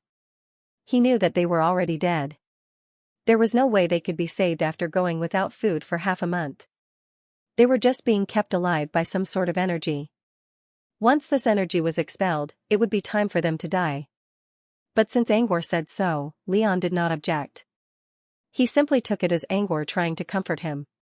Since White Bear was here, Angor decided to change the topic. So, what brought you here? I just finished my meditation and came out for a walk. I saw White Bear by the stairs. He said that he saw you in a daze on the cloud soil, so I followed him to see you. Leon said. Oh? Angor frowned. Leon lived in the master bedroom on the 3rd floor. White Bear lived on the other side of the 2nd floor. He didn't need to go to Leon's room because there was a staircase right next to it. If that was the case, then Lion's encounter with White Bear must have been White Bear deliberately waiting there. The cloud soil was high in the sky, and even with Leon's ability, he couldn't fly up. It must have been brought up by White Bear. But why would White Bear do that? Angor looked at White Bear. What about you? Did you go for a walk in the middle of the night as well? White Bear chuckled awkwardly. I am just here to see you. He waited for White Bear's explanation without saying anything. Sir Phantom and Sir Red Hair are going to capture Roland together. I think it will be easy. It won't be long before my sister wakes up. White Bear paused. I just hope you can forgive her. He already knew what White Bear was going to say when he talked about Eureka. White Bear called Lion over, probably because he was worried that Lion would go into a cold confrontation like the last time they went back to Xianxia. He felt that Leon's presence could ease the atmosphere. Do you think you'll forgive Goman King? He killed your aunt's family. Will you forgive him? But... White Bear hesitated for a moment before realizing what Angor meant. But, I know where you stand, and I know that Eureka wasn't the one who caused the tragedy in Pat Manor. But for me... Angor thought about the smiling Head-Maid Mana, the timid maid Ollie, and many other servants who grew up with him. I can't forgive her. At least, I can't right now. Just like what I told you last time, hate and not hate are relative. I don't hate her, but I can't forgive her for what she did. To a certain extent, he understood Eureka's decision. It was all part of fate's plan. But he couldn't forgive Eureka for what she did. I see. White Bear nodded. For White Bear, Angor's attitude was the best he could do. He knew Angor's position. He thought Angor would be more radical. Angor's answer was already surprising. White Bear wasn't wrong. Angor did have some radical thoughts when he saw those servants, but he wasn't someone who would let his emotions get the better of him. Eureka once saved John's life, and because of her, his elder brother, Leon, became a wizard before him. Also, Leon's teacher was Eureka's lover. Angor had to consider all of these factors before making this decision. White Bear lowered his head and apologized to both Angor and Leon before leaving the cloud. He could tell that Angor wanted to talk to Leon alone, but he didn't because White Bear was there. Leon was still a little confused. Why did he apologize to me? Is it because of Eureka? But it has nothing to do with him. Do you really think someone who lives near the west staircase would walk to the east staircase at night? Moreover, in an empty castle? Leon frowned. You mean, he's deliberately waiting for me? But how did he know I was going to leave? Don't forget that he's a divination apprentice. Leon grumbled. Even if that's the case, he doesn't need to apologize. What a strange guy. Speaking of which, I don't get it. What's the point of wearing a White Bear costume all the time? When you step foot into the wizarding world one day, you'll see that White Bear is actually a normal person. He's just obsessed with his costume. Many of them, from their inner and outer appearance to their pronunciation and tone of voice, have a strong personal style. Calling them perverts is an understatement. For example? Lion asked curiously. In his eyes, the most perverted thing was the messy private relationships within some noble families that he had seen when he went to attend a noble gathering in Waterford. For example, there is a sorcerer who has a strong obsession with people with blonde hair and blue eyes. Once he meets someone with blonde hair and blue eyes, regardless of whether you are a man or a woman, he will want to kill you and make you into his puppet. Leon looked at Angwar's shiny blonde hair and blue eyes. Did you run into a lunatic like that? Leon asked worriedly. No, I've only heard about it. What I'm trying to say is, in the wizarding world, you might not even know what you've done wrong. Or you might not have done anything wrong at all. Just because you have blonde hair and blue eyes, you'll get into trouble. Angwar considered for a moment. Wizards like that are everywhere in the wizarding world. White Bear isn't a big deal. Are all the people in the Magus world so strange? You're not going to be obsessed with something like that, are you? Leon gave Angwar a doubtful look. What do you think? Angwar grumbled. He thought his words would scare Leon, but Leon's reaction was rather strange. I remember that you're obsessed with milk. Lion was halfway through his sentence when he suddenly realized that he couldn't speak. Angwar was still releasing mana ripples. He smiled. That's enough. I'm not obsessed with milk. Don't make wild guesses. Lion, who was silenced, nodded obediently. Angwar removed the spell. Once Pat Manor is rebuilt, you can go out and explore. There's a new star competition coming up in Floating Mech City. You can try it out. Angwar didn't think Leon could make it through the preliminaries. But since Leon already stepped into the wizarding world, he needed to gain some experience. As for leaving, we'll see when the time comes. Leon hesitated for a moment before replying. Leon's answer was within Angwar's expectations. Leon would have rejected him outright if it was in the past. As the heir of the Pad clan, Leon had been shouldering a lot of responsibilities. However, this incident had taught Leon a lot of things. It wasn't a big deal to stay in one's own territory, but strength and knowledge were also important. If he was as strong as Angwar, he might be able to fight Eureka to a standstill. Perhaps the people in Pad Manor would be saved. Beginning City, in front of the Ocean Theater. When they arrived at the Dream Wasteland, Leon was still in a daze. However, he had already used his pocket watch to enter the Dream Wasteland, so he was able to stay calm about the sudden change in time. Is this the dream world that the guy named Freud mentioned last time? Leon looked around curiously. This building looks a lot like the Ocean Theater in Waterford. This is the Dream Wasteland. You can think of it as a dream world. As for this building, it's the Ocean Theater. It was built by some means in the Dream Wasteland. You didn't tell anyone about this, did you? Leon shook his head. Freud told me not to tell anyone. My professor was always in the exiled space, so he didn't ask me. Good. The Dream Wasteland is a special place. Only a handful of people in the wizarding world know about it. This place isn't complete yet, so don't tell anyone about it for now. Next, he briefly explained the concept of the Dream Wasteland to Leon. Freud already told Leon about it the last time he came here, so Leon had a general idea. However, there was one thing he didn't understand. This place didn't seem to be any different from the real world. What was the point of creating a dream world? It's hard to explain. But like I said, there's a way to save head servant mana, right? You can turn them into another entity and let them live here. Angwar pointed at the Dream Wasteland. Most of the residents here are dead. Leon looked around in surprise. You mean, they are all undead? Angwar shook his head. No. They're residents of the Dream Realm. Angwar explained to Leon what a Dream Dweller meant. Leon still didn't understand, but he now understood why Angwar told him not to tell anyone about the Dream Wasteland. If Head made mana and the others could live here, it would be a relatively good ending. Leon sighed. Angwar? Leon? Leon suddenly heard someone calling him from behind. Leon looked back in confusion. Old Chown? Half a month ago, when Leon used the pocket watch to log into the Dream Wilderness, he had already met John. However, due to the changes in the manor at that time, Leon's mind was focused on the outside world. He was too anxious and did not talk much with John. Now, he was caught by John.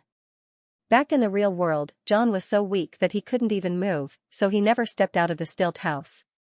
However, Leon still remembered that when John was still healthy, he liked to catch the two brothers and lecture them, and this lecture would last for a few hours. Back then, old Pat didn't stop John from lecturing them. Instead, he enjoyed it. It could be said that for Leon, just thinking about that period of time made him shudder with fear. Now, John wasn't weak or sick in the dream wasteland. He could even move freely. Leon's heart skipped a beat when he saw John walking toward him. In the next hour, Leon recalled the fear of being dominated by John again. Leon couldn't fight back when John used a spell called Whisper Whisper on him. Angor was also listening to Leon's lecture. More importantly, Angor seemed to enjoy it very much. Leon couldn't find words to express his agony. He tried to stop John several times, but he failed. Later, John heard Sunny practicing her poetry outside, but he didn't hear Alda practicing his piano. He muttered to himself, "That bastard is slacking off again." Then he quickly ran out of the theater. Only then was Leon able to escape from the sea of bitterness. This isn't the dream wasteland. It's Nightmare Hill. Leon didn't want to stay here any longer. He quickly left Ocean Theater. Leon was planning to leave the nightmare world, which he never wanted to enter again. However, when he was about to return to the real world, a terrifying gust of wind blew at his face. Leon covered his eyes out of instinct. When he regained his senses, he saw that the gust of wind wasn't there at all. It was a tall, sweaty man who landed in front of him. "Mr. Pat. You came just in time. We don't have enough time. Come with me." The man looked at Angor anxiously as soon as he landed. Leon looked at this person in a daze. He was wearing a very exaggerated horned helmet, and his eyes were bright and full of spirit. His upper body was covered in a half-leather armor that was neither fish nor fowl. The armor's coverage was extremely low, and only his shoulders were protected. The rest of his body was exposed. What surprised Leon the most was that this person had a broken leg. His left leg was a sickle shaped like a crescent moon. The hook and sickle were flickering with a cold light. "I'm sure Freud will come for you in less than 2 minutes, Torres." Torres was taken aback. "Huh? Why?" He pointed at the ground. Torres must have jumped from a building in the sky again because he didn't try to slow down his fall at all. His sharp scythe left a small hole in the ground, which was covered with complicated carvings. More cracks could be seen on the ground around the hole. Freud often complained to Angor that Torres liked to walk on unconventional roads, which caused the city planning team to have a hard time dealing with them. Torres looked at the hole on the ground and chuckled. "I forgot." He rubbed the horn on his helmet. "Don't worry about the details." Torres quickly changed the topic. "Mr. Pad, I'm going to have a duel with that liar who claims to be a legendary Grand Knight. Since you're here, I hope you can be my witness and see how I expose that liar's true colors." The duel was supposed to take place several months ago. However, Torres was forced to leave the dream wasteland when Angor went to the Abyss Plane. Back then, Torres complained that Angor didn't show up for the duel. The liar must have been so arrogant that everyone in Foundation City would think that Torres was a coward. Angor thought that Torres would have forgotten about the duel after such a long time, but Torres didn't forget about it at all. As soon as he entered the dream wasteland, Torres immediately started preparing for the duel. Angor wasn't interested in the duel at all. He was sure that Torres was going to win the duel, and he was sure that Torres was going to get cocky. Angor didn't want to see that smug look on Torres' face, but he also didn't want to reject Torres. "I have something else to do, so I won't be going. How about this? I'll ask my brother Leon to be the witness. He used to be a knight, and now he's a bloodline apprentice. He's more suitable than me." "That's right." Angor nodded his head. "You're right." Angor pointed a finger at Leon. Torres finally noticed Leon's presence.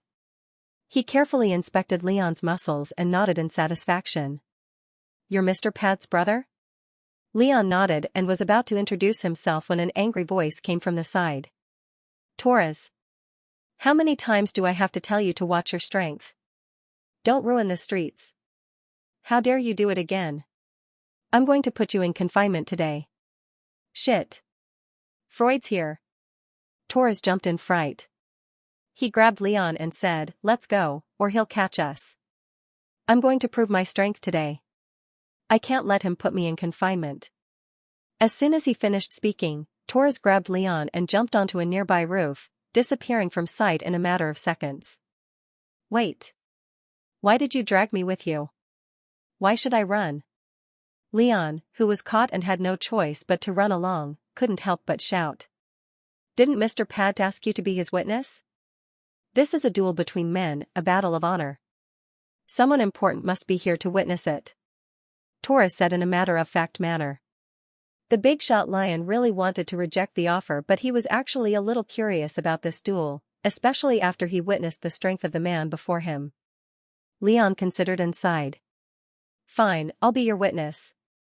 But let me go first. I'll run on my own. Torres let go of Leon's hand and smiled. I'm Torres, a great man who defeated Redbeard in one hit. I checked your muscles just now, and they're pretty good. That's what a man should do. My name is Lion. Lion introduced himself as he observed Torres' movements. When he was running through the buildings in the sky, he realized that there was something wrong with the strength in his body. A lot of his strength was hidden and difficult to release. Yet Torres seemed to be doing it with ease, which made Angor very curious about how Torres did it. As time went by, Leon became more and more familiar with Torres' technique. At first, Angor felt a little embarrassed since he was trying to learn Torres' technique in secret. But when Torres noticed it, he didn't stop Angor from teaching him one-on-one. As time went by, Leon and Torres became more familiar with each other. He returned to the real world and began his daily training. Meanwhile, in Brood Cavern on the fake continent, a witch from Xianxia was being sent away. Inside a red stone tower behind Seagull Law Academy. Dim lights flickered on and off in the gentle breeze outside the window. The room was filled with different shades of light. Wallace stood in the middle of the boundary between light and darkness, allowing the light and darkness to illuminate his white robe. He smiled as he looked at the bulging space capsule on the cracked table and muttered, as expected, witches are rich. As he spoke, Wallace reached out and crushed the space capsule. Instantly, a large pile of strange magical plants appeared on the table. Green desolation wood, witch's flower, flower spirit's honey. Oh, there's also garlic cage eagle catcher. That's a rare magical plant. Impressive. Xianxia is indeed the gathering place of flower spirits. They even have magical plants that are hard to find in the outside world. Wallace was overjoyed.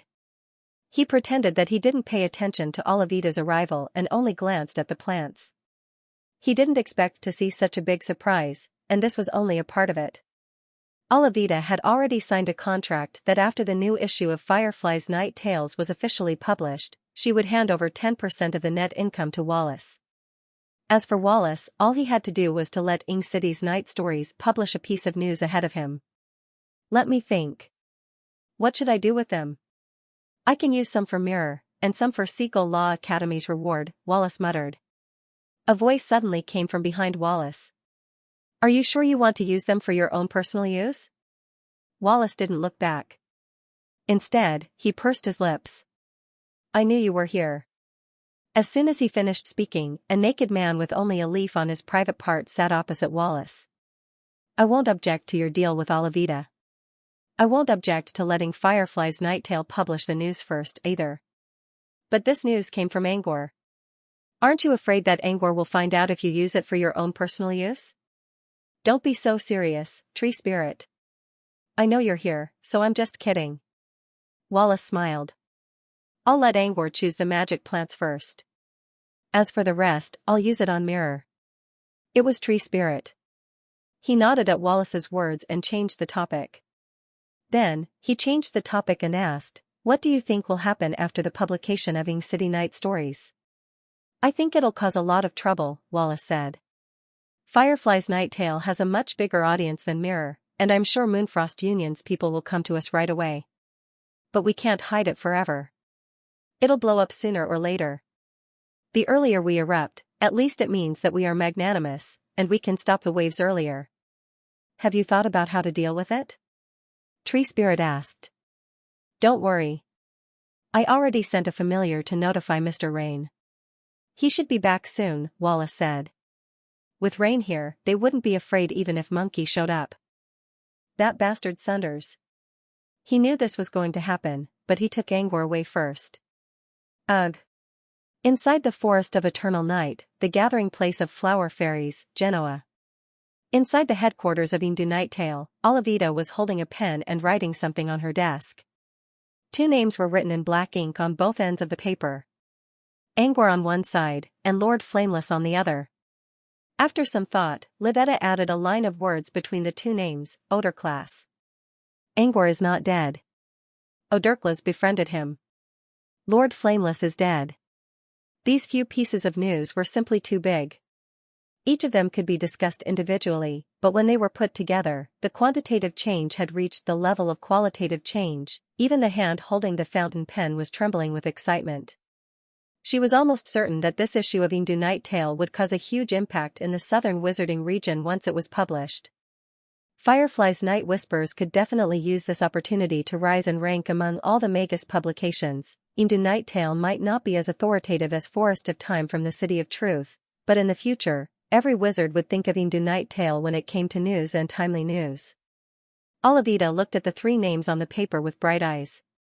For her, this was hope. Knock knock knock, someone knocked on her window. Olivia pulled open the rose-trimmed curtains and saw a waist-sized wintergrass spirit with golden wings outside the window. It was bowing politely to Olivia. Olivia opened the window and sensed a refreshing fragrance. It wasn't too strong, but it warmed her heart like the gentle sun in the middle of winter. It was the unique scent of wintergrass. Esteemed Lady Olivia, the first edition has been printed.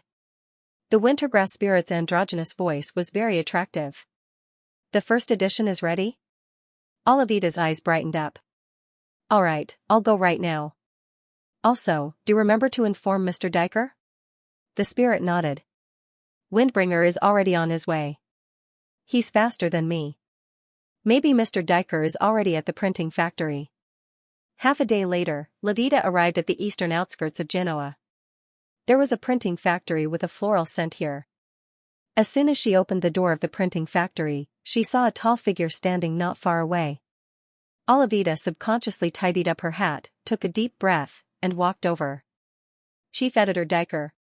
The tall figure turned his face to the side, revealing a rather handsome face. However, his eyes seemed to be a little tired, and the dark circles under his eyes were very thick. Oh, Olivia is here. Dicer said lazily, I've seen the sample issue. This time, you found a big piece of news. Levita's lips curled into a smile. Then Chief Editor, do you think that the sky-high contract I signed with Wallace is worth that price? Yes, of course it's worth it. Michelle smiled. I'll get someone to compensate you for the deposit you gave Wallace. Levetta's smile grew even brighter. Dicer held the sample issue in his hand, which did not have a cover yet. However, the basic layout of the issue was fixed. The more he read, the more surprised he became. No one knew whether it was because of the content of the issue or because of the response he received after the issue was released. Angor, Odorclass, Lord of Flameless. Dicer muttered in a soft voice while his eyes shone brightly. As the chief editor of Indu Nighttail and a truthfinder wizard, Dicer was very sensitive when it came to news from the wizarding world. He had a basic understanding of people with great potential, even if they were not well known at all. For example, if someone asked him to name someone who was likely to make it to the Rising Star contest, he could name dozens of names in one go. Of course, he knew Angor. Not only did Olivia bring back news about Angor, but Dicer also already knew about Angor before this. Back then, Dicer already considered Angor as one of the top 10 young wizards. But after this incident, Dicer had to admit that he underestimated this young man. How big of an impact would Angor, Odorclass, and Lord of Flameless cause in the near future? Dicer knew this very well. However, he did not expect Angor to be mentioned in the same breath as the other two in such a short time. In terms of glory, Angor did not lose to the other two at all. As expected, we can't compare to the resources of large organizations. Dicer sighed. He turned to Livetta and said, the sample issue is already good enough. You didn't choose to exaggerate this time. Instead, you chose to tell the truth, which will move people's hearts even more. You also arranged the order in which the readers will absorb the information. It's almost ready to be used in the final issue. For the glory of Hindu Night Tale, I won't use exaggeration at this time. Livetta chuckled. Very good. Let's do this. Once we decide on the cover and choose the ink for the fragrance, we can start printing. Dicer made his decision. Just as the printing factory was about to take action, a spatial rift suddenly tore open above Xianxia. The chaotic spatial energy startled all the flower fairies flying around, and they quickly flew away. Dicer frowned and exchanged a glance with Livetta. Let's go out and have a look. When the two of them arrived outside, before they could even fly into the air, they felt a gaze filled with aggression sweep over them. Found it. Both of them heard a low voice at the same time. Livetta frowned and looked at Dicer. That's, Dicer replied, Isak. Just as he finished speaking, a dark-skinned man with faint dragon patterns on his body descended from the sky. It was Black Dragon Isak, a level 2 Truthfinder wizard from Moonfrost Union. Isak was not the only one who came. When he landed, another man followed him. If Esako represented violence and aggression, then the other person represented contradiction and mystery. His face was young, and his skin was as transparent as a baby's. However, his eyes were filled with the vicissitudes of old age, and his white hair, which was as dry as weeds, seemed to prove his age. This was a person that time had shown to be very contradictory. His robe was also inlaid with 12 round clocks. Each clock was of a different style, and even the hands on the clocks were different. Although this man was not as strong as Isak, Dicer valued him more. The wandering clock, Lucci. Dicer whispered his name. Lucci walked past Ezekiel and slowly approached Dikiel. He bowed slightly and said, Mr. Dikiel, I've met you once in the short graveyard plain 100 years ago.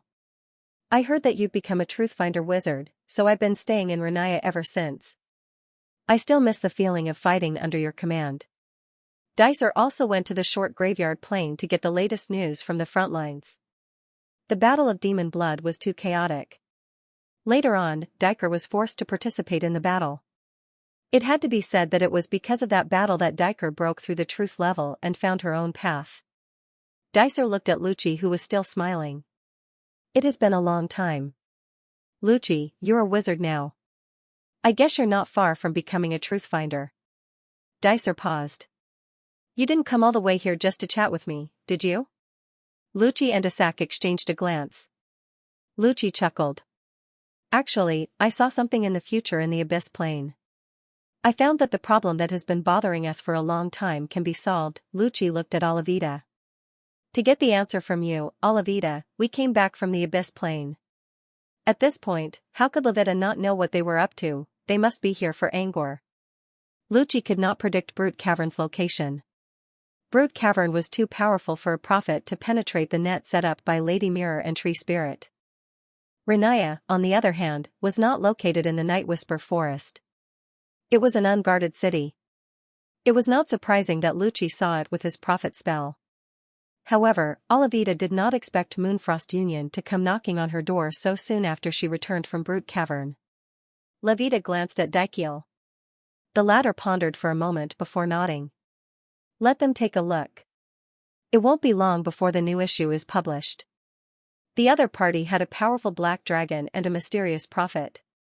Under such threats, Dikiel decided to take a step back after weighing the pros and cons. Olivita was a little frustrated, but there was nothing she could do against a giant organization like Moonfrost Union.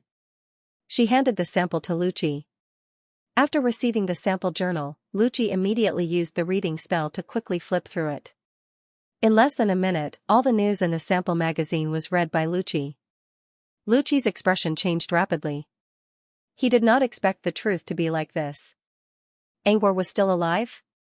Instead, it was Lord Flameless True Spirit that had perished. Lucci's reaction puzzled Isak. What's wrong? Is this fake news? Lucci slowly moved the clock on his body, which began to move in a strange rhythm. Everyone felt as if they were looking at a giant clock. The strange phenomenon only lasted for a moment before it slowly disappeared. No, it's all real. Lucci returned to a sack and asked Olivita, "You're going to publish this as the new issue of Night Whisper?"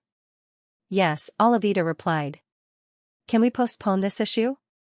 Lucci knew how important this news was, and he did not think Night Whisper would let it go so easily. "We can provide you with other information. You just need to postpone it for a few issues." Olivita's expression darkened. She already had no choice but to show it to them. She could not bear to be asked to postpone it. However, she was not an unreasonable person. The current situation did not allow her to argue. "We can postpone it. But Brute Cavern's Mirror will publish it in 2 weeks at most. I heard about it from Wallace and paid a great price for the right to publish it earlier. You can stop me, but can you stop Wallace? The Nocturnal Forest might stop publishing because of the pressure, but Brute Cavern was just as powerful as the Moonfrost Union. How could they be threatened by Lucci? Lucci did not need to read the prophecy to know that Olivita was not lying. If Mirror really wanted to publish it, they could not stop it. Lucci suddenly felt a little hesitant. Brute Cavern did not try to hide Angwar's existence. Instead, they openly released the information. What was the meaning of this? The information that Lucci brought back from Renaya quickly caused a series of subsequent waves. Almost every wizard in Moonfrost Union was on the move.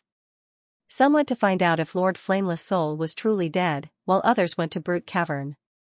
Even Monkey returned from the Abyss Plain and went to Parmajai Highlands. Rhine, who had rushed back from the ruins ahead, welcomed Meng-Chi. Rhine brought Meng-Chi to the Cloud Tower. No one knew what they talked about in the Cloud Tower. The only thing they knew was that Monkey didn't stay in Cloud Tower for too long. He left Brute Cavern with the other Moonfrost Union members. Meanwhile, Mirror, which was under Wallace's control, wasn't affected by the Moonfrost Union either. Since Mirror had not been stopped, the printing of Ing City's night stories in the Night Forest was also proceeding in an orderly manner. They were just waiting for the moment when the information would explode. Monkey wore a grim expression after leaving Brute Cavern. He didn't tell anyone else what happened. He only told Lucci to keep looking for Angwar's location. Angwar did tell them a lot of secrets, but it seemed that he did not hide anything from them in the grand scheme of things. They were also sending people to verify the information. However, Monkey still wanted to see Angwar in person because Angwar's words contained many vague details. When Lucci tried to use the Wheel of Time to find Angwar's location, the spell didn't work, just like what happened in the Abyss Plain. Angwar, on the other hand, was meditating in Pad Manor. Since Sunders and the Whis hadn't returned yet, Angwar's daily activities were mostly routine training. He spent the rest of his time either constructing his door model or observing the soft larva. After the hardened larva incident, he found a new variable in Insecot's notes and used it on the soft larva queen. On the 4th day, the soft larva finally gave birth to a new batch of eggs. There were 5 eggs in total. One of them was dead, while the other 3 were normal soft larvae. Only one of them was special.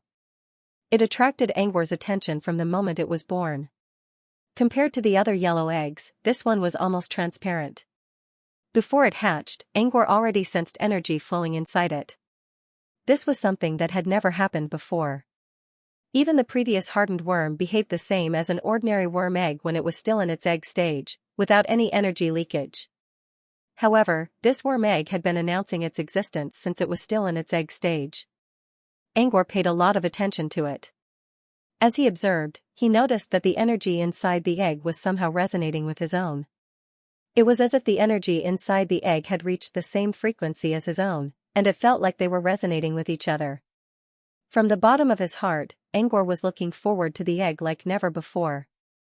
In order to speed up the hatching process, Angwar carefully studied Inscort's notes and selected a rune from Enchantment Cyclopedia that could adjust temperature, humidity, and even air cleanliness. He then engraved the rune on the table. That way, the eggs would receive the best care in the most suitable environment.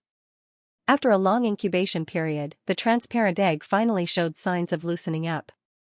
Today, after completing the model of his door, Angwar focused all of his attention on the insect nest on the table. The Dreamweaver ant was still fighting against the soft larva at the front line. It was a necessary tool to help the broodmother sense danger, and Angwar couldn't give it up.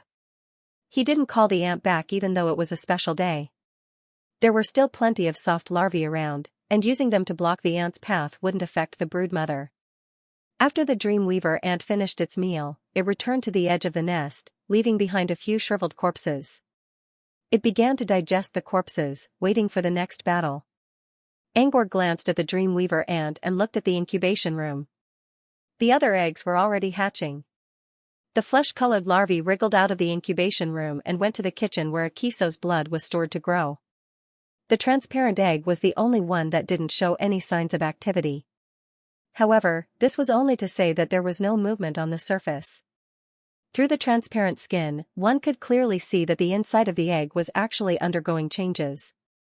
The egg wasn't fully hatched yet, but its body had already taken shape.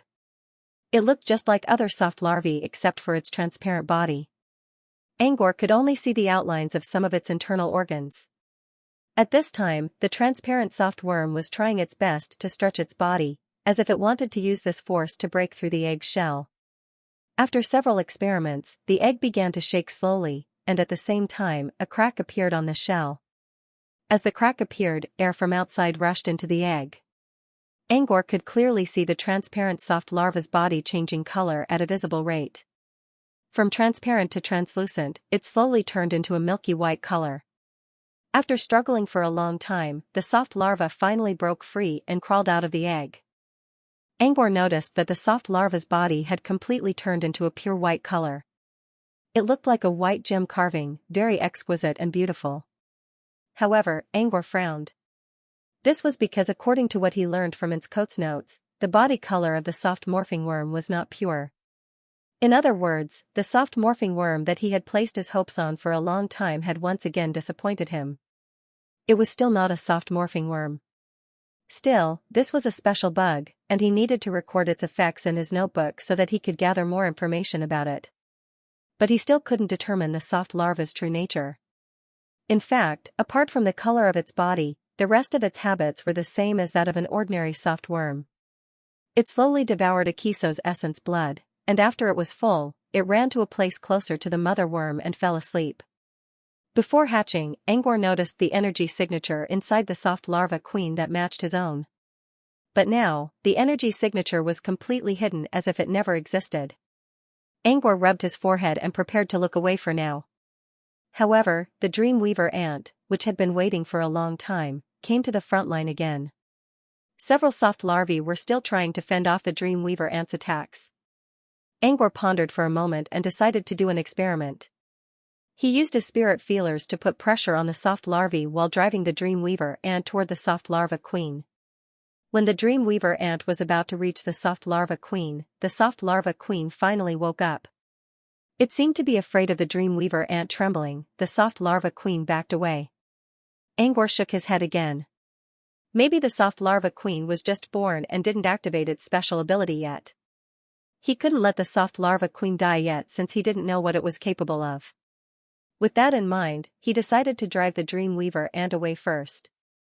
However, at this moment, the pure-colored worm that looked scared suddenly moved. This was beyond Angor's understanding of soft larva queen's movements. The soft larva queen didn't move by wriggling. Instead, it used some kind of strange energy to levitate and charge at the dreamweaver ant at an incredible speed. Before Angor could even see what happened, one of the dreamweaver ant's legs was broken. Angor didn't even know how the soft larva queen broke the ant's leg. When the soft larva queen touched the wall of the soft larva queen's nest, the soft larva queen rebounded and charged at the dreamweaver ant again. The dreamweaver ant lost another leg in a flash of white light. Angor couldn't believe what he was seeing. The invincible dreamweaver ant had actually been defeated by this pure-colored soft worm? What kind of special ability did it have? Seeing that the soft larva queen was about to attack again, Angor quickly used his spirit feelers to suppress the dreamweaver ant. He couldn't let it die here. After sending the dreamweaver ant back to the edge of the nest, Angor cast a cantrip to replenish its energy and speed up its recovery. Considering the dreamweaver ant's recovery ability, it wouldn't take long for it to fully recover. All of his attention was focused on the pure-colored soft worm. Without the threat of the dreamweaver ant, the soft larva queen regained its harmless appearance. The strange energy around it was gone, and it looked no different from a normal soft larva. If Angor didn't see how strong the soft larva queen was, he would have been fooled. Angor took the soft larva queen out of the nest and carefully analyzed its data. After a series of analysis, he found that the physical strength of this soft worm was actually not much different from that of an ordinary soft worm. The only difference was probably the special energy that had appeared for a brief moment before. What was that special energy anyway? He carefully recalled the battle between the Dreamweaver and the soft larva. Why did he feel something familiar when he saw the energy coming from the Dreamweaver? Is it some kind of illusion? Angor muttered to himself. Angor knew exactly what kind of energy he had inside his body. As for the part that resonated with the soft worms, Angor felt something similar to an illusion spell, but there was something different about it. Was his guess correct? What was the special energy of this pure-colored soft worm? Angor considered for a moment and decided to do a little experiment. Angor took out a special energy detector from his bracelet and placed the soft worm under a light-gathering stone on the lab table. He picked up a pen and began to write down the steps of the experiment. When everything was done, he began to observe the soft worm's reaction under the light-gathering stone. The soft worm, which was in a peaceful state, reacted the same as the normal worms in the control group.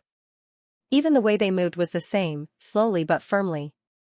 Next, Angor began to stimulate the soft worm's body. Under mild stimulation and excessive stimulation, the pure-colored soft worm would remain motionless. However, under moderate stimulation, or when other organisms that could endanger its life appeared, its body would gradually gather energy, causing it to slowly float up. A striped spider was killed by the soft worm in a lab container. All of its limbs were broken, and the soft worm devoured the remaining parts of its body. While doing this, Angor also compared his own energy with the soft worm. By now, he was sure that the soft worm's energy was an illusion, but there was something different about it. It felt like the soft worm's illusion energy was real. Angor thought for a moment and put on the energy observation lens. Then he activated the soft worm again. Angor raised an eyebrow when the soft worm's energy rose again. This time, he finally saw what was wrong with the soft worm's body. In the world that the naked eye could not see, there was something strange growing on the body of the pure-colored soft worm. Limbs, what Angor thought to be illusions, were actually countless tentacles on the soft worm's body, which formed a large number of illusory limbs. Some of them were used for sprinting, some for exerting force, and some for cushioning. There were also two sharp limbs on the soft worm's head that looked like two scythes. These scythes were what helped the soft worm break the striped spider and Dreamweaver ant's legs so easily. They were just illusory limbs, but they had real bodies. They even strengthened the soft worm's weak body. Angor's eyes glowed as he read through the experiment process, the results, and the pictures of the soft worm's limbs he drew. He felt as if a seed had been planted in his mind, and the countless illusionary limbs were the nourishment for the seed to blossom and bear fruit. He never thought of using illusions to reflect the real body and unleash unimaginable power. Angor found it hard to believe that the soft-colored worm could unleash such power despite its weak body. What if the worm's main body was already strong enough? If he could also learn this kind of strength similar to the phantom limb, would it increase his combat strength even more? He wasn't a bloodline master, so he couldn't fully utilize his physical strength. However, the phantom limb gave him a new idea. He quickly recorded this idea in his handbook. At the same time, he conducted a comprehensive analysis of this phantom limb. After reading some of Sunder's notes on illusions, he came to the conclusion that the phantom limb belonged to the category of illusions. However, reality and illusion belonged to the category of half-truth and half-falsehood. It was both true and false. Phantom limbs, on the other hand, were completely reflected in the real world, so there were still some differences. Currently, it was basically impossible for him to create a phantom limb right away. He still needed a deeper understanding of the school of reality and illusion. However, he had already set the research of phantom limb as a short-term goal. He would study it as soon as he completed the model of his door. After putting away the handbook, Angor looked at the soft-colored worm on the lab table again. This new type of soft worm, which he had temporarily named phantom limb soft worm, was definitely a positive mutation. Angor didn't see anything like this in Encercote's notes. Angor looked at the worm with less regret now. Instead, he felt lucky. Even if the phantom limb worm wasn't a shapeshifting worm, and its phantom limbs weren't strong enough, it could still help him a lot with his illusions. All in all, he didn't lose anything. Next, he had to think about how to store the worm. With the phantom limb softworm's strength, it wouldn't take long for the Dreamweaver ant to be reduced to a crippled corpse. Dreamweaver ants were rare in the first place, and they were one of the main contributors to Angwar's discovery of the Dream Wasteland. Angwar didn't want to let them die. He considered for a moment and decided to store the worm inside the demon cave for now. The demon cave worm pouch was something he got from killing symbiotic insect swarm Yethu back in the purification garden. The demon cave worm pouch had some space properties, but it could only store insects. He put the phantom limb larva inside the demon cave and added several drops of Akiso's blood as food for the larva. On the other hand, he used a dead soft worm to simulate the corpse of a phantom limb soft worm in the nest. He infected it with the unique pheromone of the phantom limb soft worm and placed it outside the room of the mother worm. According to Insercote's notes, the broodmother's behavior was something that could be figured out. If the broodmother believed that hatching a particular egg was useful, it would try its best to hatch more eggs. The broodmother's goal was to kill the Dreamweaver ant phantom limb larvae could do that, but he didn't want the broodmother to fall into the trap of producing more phantom limb larvae, so that the broodmother would know what he was doing. Once the broodmother realized that the phantom limb soft worm was dead, it would probably think something like phantom limb soft worms can't resist the Dreamweaver ant. Then, the broodmother's chances of producing more phantom limb soft worms would be greatly reduced. After making sure that the broodmother sensed the phantom limb soft larva, he removed the carcass from the nest and added a new variable to stimulate the broodmother to lay more eggs. By the time he was done, the sky outside was getting brighter. Angwar checked the time. It took him an entire day to observe and record the phantom limb soft worms. It was already the next morning. He planned to meditate first before starting the construction of the door model. However, during this period, Leon knocked on the door. A moment later, Angwar, White Bear, and Angwar sat down at the dining table. Several servants served the breakfast dishes in an orderly manner. "You brought your servant back to the manor?" Angwar asked curiously. Leon shook his head.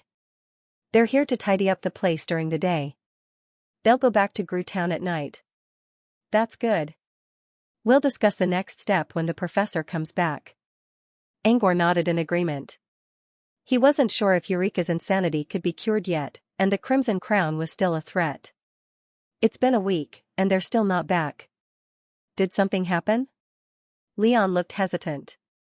It did take a long time to capture an apprentice, but he did not think that something bad would happen to the apprentice. Roland was only an apprentice. Even if Goman King himself came, he would not be able to defeat Sunders. At best, they would end up in a draw. Perhaps, it was delayed by some matters. After all, Roland was a very cunning person. He didn't even come out personally to manipulate the Crimson Crown. Instead, he sent a mortal to do it. This showed how cautious he was. Still, it was only a guess. He would have to wait until they came back to find out the real situation. "Where's White Bear? Did you see anything with your prophecy?" Leon looked at White Bear. White Bear looked tired, which meant he hadn't rested for days. After a moment of silence, he said, "Be it Sir Red Hair or His Excellency Phantom Demon, their levels are too high for me to investigate. But I've been thinking about other ways, such as checking their luck." "What's the result?" Leon asked. "The probability of a good outcome is higher." White Bear's words made Leon heave a sigh of relief. Perhaps because of White Bear's auspicious words, a demon falcon flew in from outside the manor when the sunset arrived. At the same time, he was studying his right eye, trying to record the effects and changes of the two forms of his eye under the stimulation of mana and nightmare illusions. The chirping of birds interrupted his study. When he arrived at the entrance of the manor, he saw Bruley fighting against the demon falcon. Bruley was Eureka's familiar. It was an owl with a monocle on its head.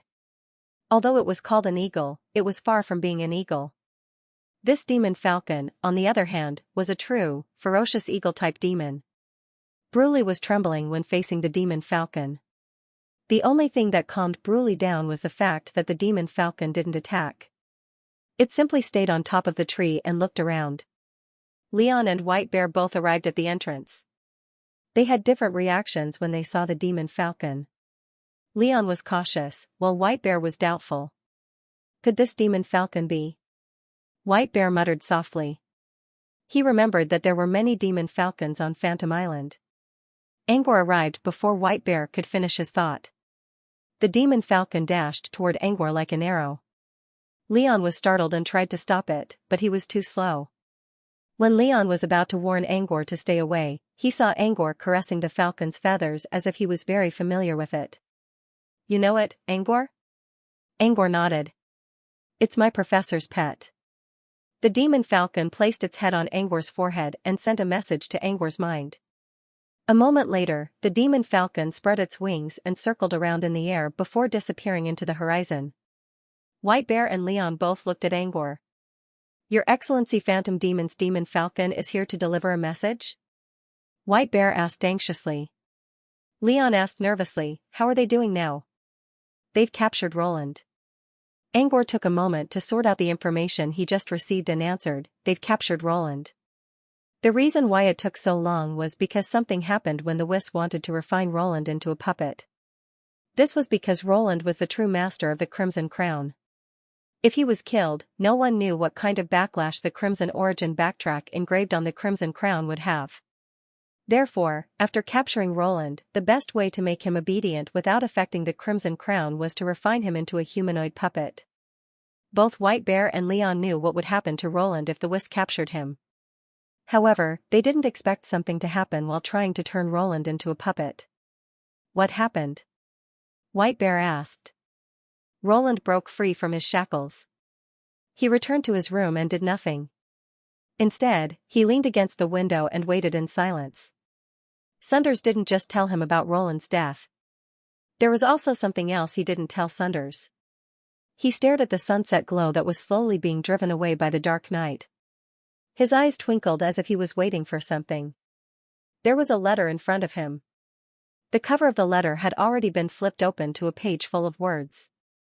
Looking carefully, one could see the title of the letter with two large words, The Door of Dreams. After an unknown amount of time, Angor suddenly felt something strange in his mind.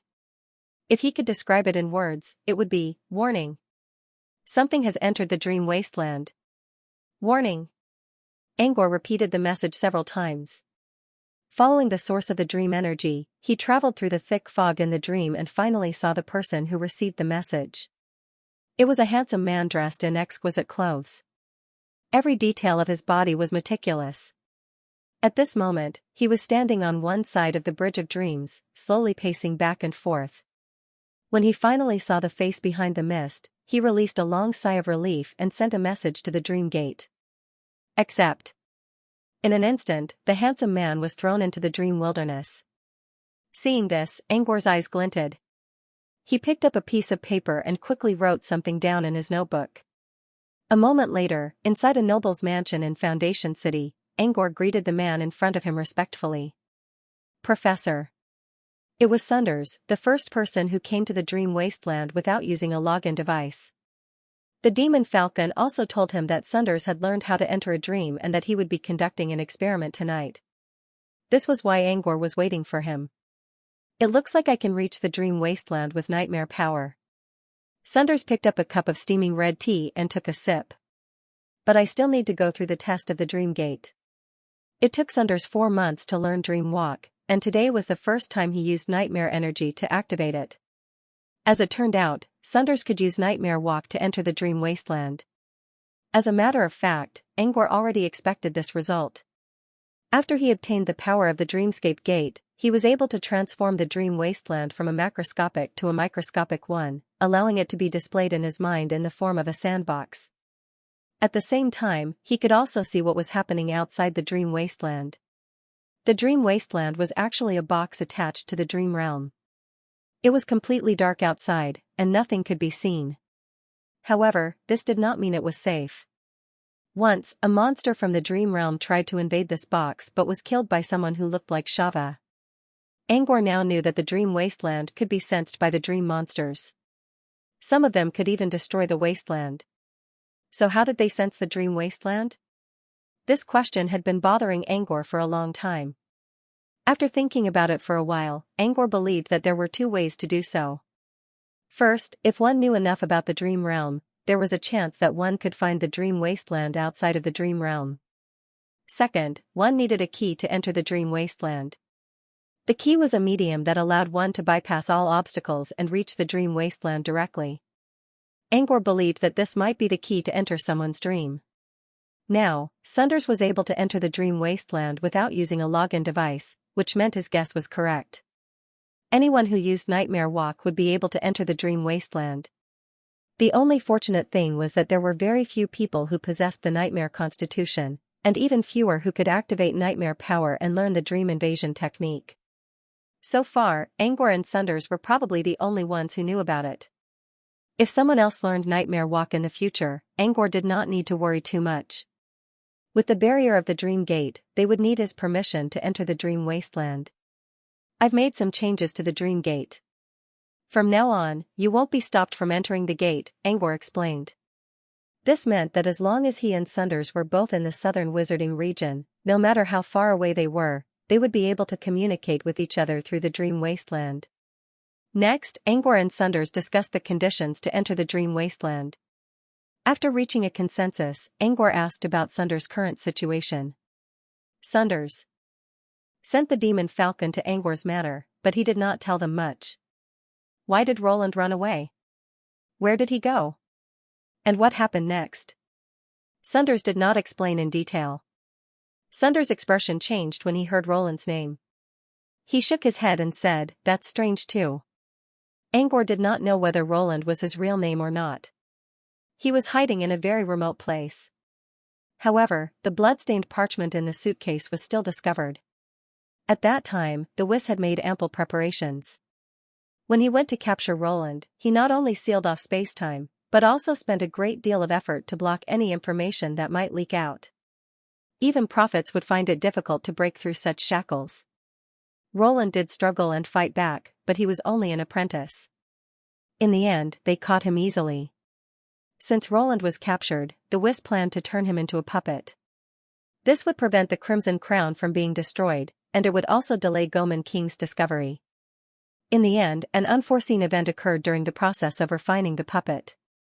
Just as I told the demon falcon to tell you, Roland broke free and almost ran away, said Sunders.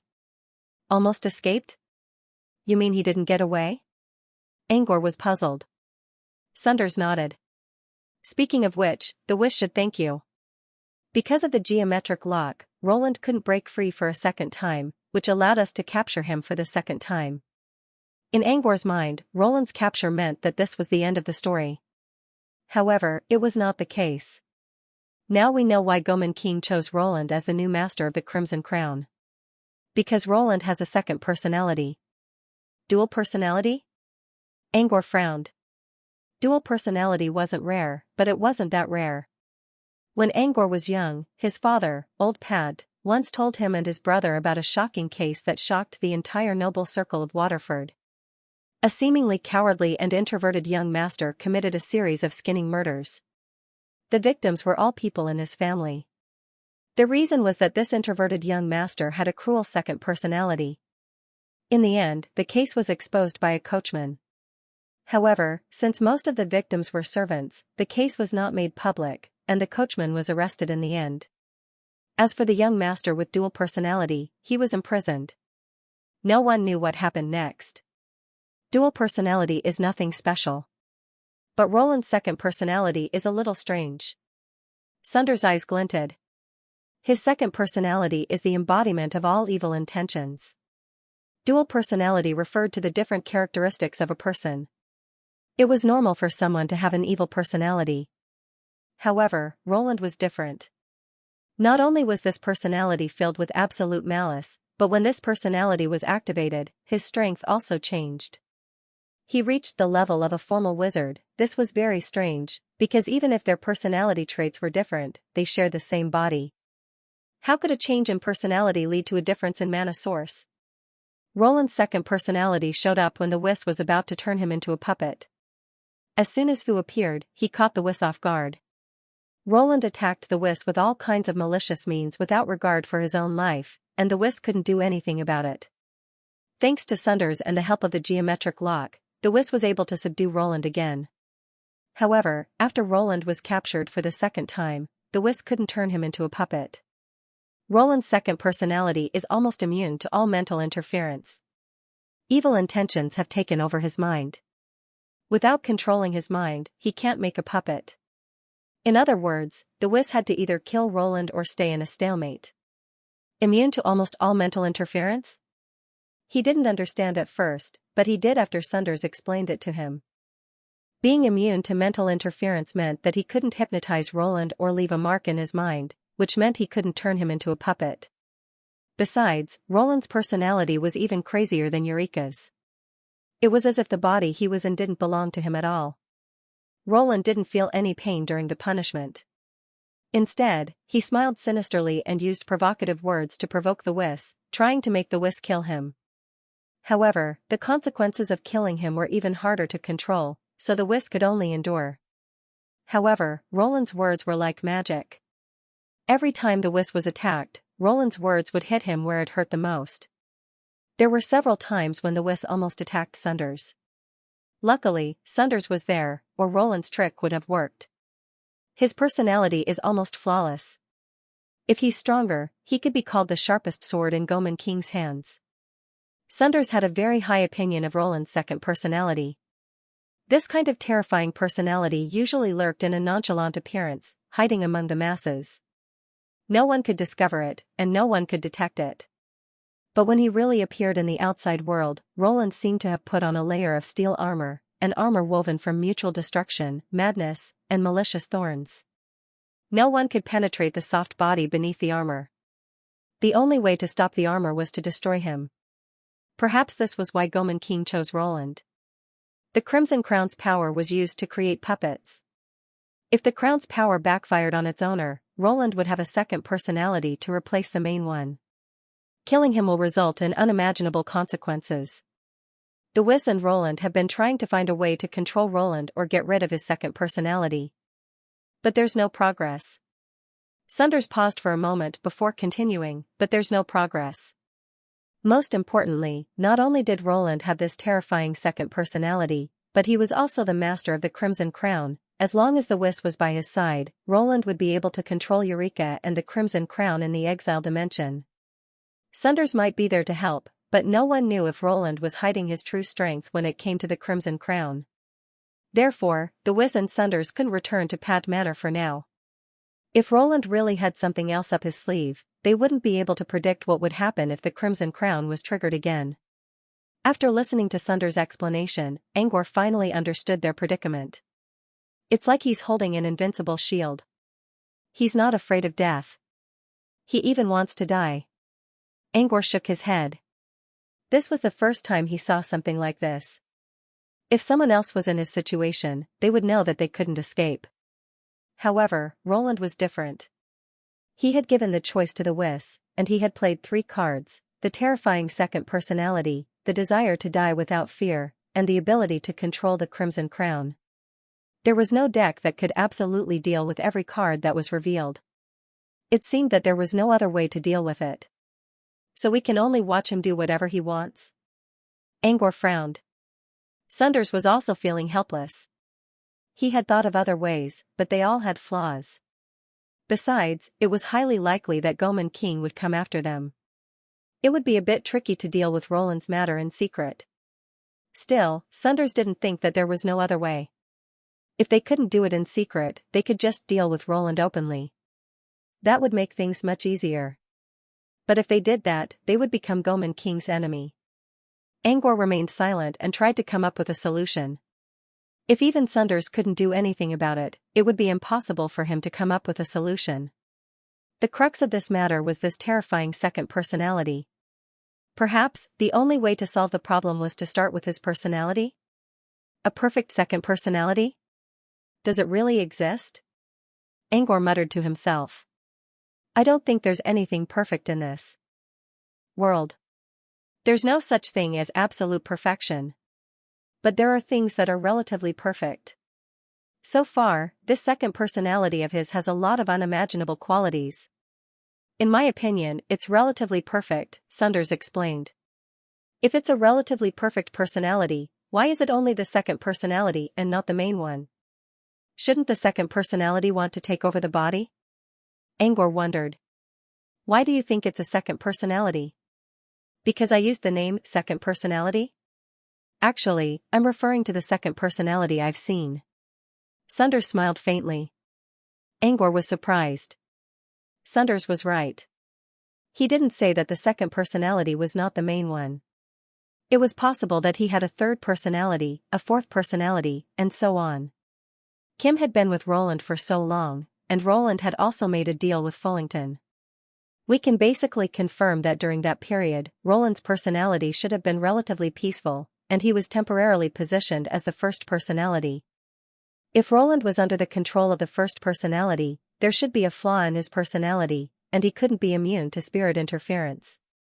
Otherwise, the second personality wouldn't have chosen to reveal itself at that time. In other words, Roland's first personality was the key to solving the problem. But here came the problem. The first personality had already gone into hiding, and it would be very difficult for it to come out again.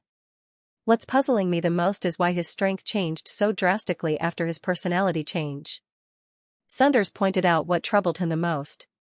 Maybe he's like Greya, and the second personality is just two souls in the same body? Angor wondered. Sundars shook his head. He could still tell if it was two souls in one body. Roland did have multiple personalities. But it was even more strange that his strength increased greatly during the second personality change. Did his mana pool really change along with his personality? How is that even possible? There can't be two mana pools in his mind space, right? Angor mumbled. Sundars heard Angor's mumbling and thought of something. That's reasonable. But what if there's an unknown force involved? Angor looked at Sundars again. He didn't know what unknown force meant. Have you ever thought that a piece of sand, a table, or a house can enter a dream? Sundars suddenly asked. Of course, Angor would never think of such a thing before. It was impossible for something so illogical to exist. But the dream whelk did it. You mean, it's the interference of mystery? Sundars did not answer the question directly. Instead, he tried to recall, speaking of which, I also tried to interfere with Roland's mind. When I tried to hypnotize him with a nightmare illusion, I sensed a very small power coming from him. Mystery power? Sundars nodded. Yes. But Roland is the owner of the Crimson Crown. I thought it made sense that he had mystery power. Sundars nodded. That's right. But now that I think about it, the mystery power I sensed seems to exist somewhere else, and it's deeply intertwined with Angor's spirit sea. It's very different from the mystery power I sensed from the servants who were affected by the Crimson Crown. I'm starting to wonder if this personality came from the mystery power. Sundars tapped the table with a strange glint in his eyes. Only a mystery item and a logical and illogical creation could create something so strange. The Crimson Crown's ability is to create puppets. Don't tell me Goman King has another mystery item? Sundars shook his head. That's highly possible. But we can't rule out the possibility of the Crimson Crown. After all, the real master of the crown is Roland, and he knows more about it than we do. Sundars thought for a moment and put down his tea. I need to go and check it out. With that, Sundars' body blurred and slowly disappeared from the dream wasteland. Inside an enclosed space made of geometric shapes in a dark valley, Theon was facing a pair of sunglasses. The Whis was facing a cage that was filled with magic. Inside the cage was a man sitting on an iron chair. His head was lowered, and his face was very ordinary. It was an appearance that had an extremely weak sense of existence. However, when he looked up, his presence immediately became obvious. The man raised an eyebrow and grinned. His eyes were filled with madness and evil. Although Theon had already set up a silencing barrier around the cage, he still heard the man's evil laughter echoing in his ears. The man's eyes seemed to be able to see through people's hearts and arouse their most evil desires. The Whis suppressed the urge to kill and lowered his head, no longer looking directly at the man. He was counting down the time in his mind. Eureka would break free in 37 minutes. The man who was trapped in the cage was none other than Rolando. Since Roland could control the Crimson Crown, Sundars had to deal with Eureka's illusion every time. However, Eureka's speed was getting faster and faster. A few days ago, Eureka could at least hold on for 3 hours. But now, she only had about half an hour left. At this rate, Eureka's madness and the crimson crown in her hands would only make things more difficult for them. Do I really have to kill Roland? Just as Thoas' expression was becoming more and more unsightly, he suddenly heard a commotion behind him.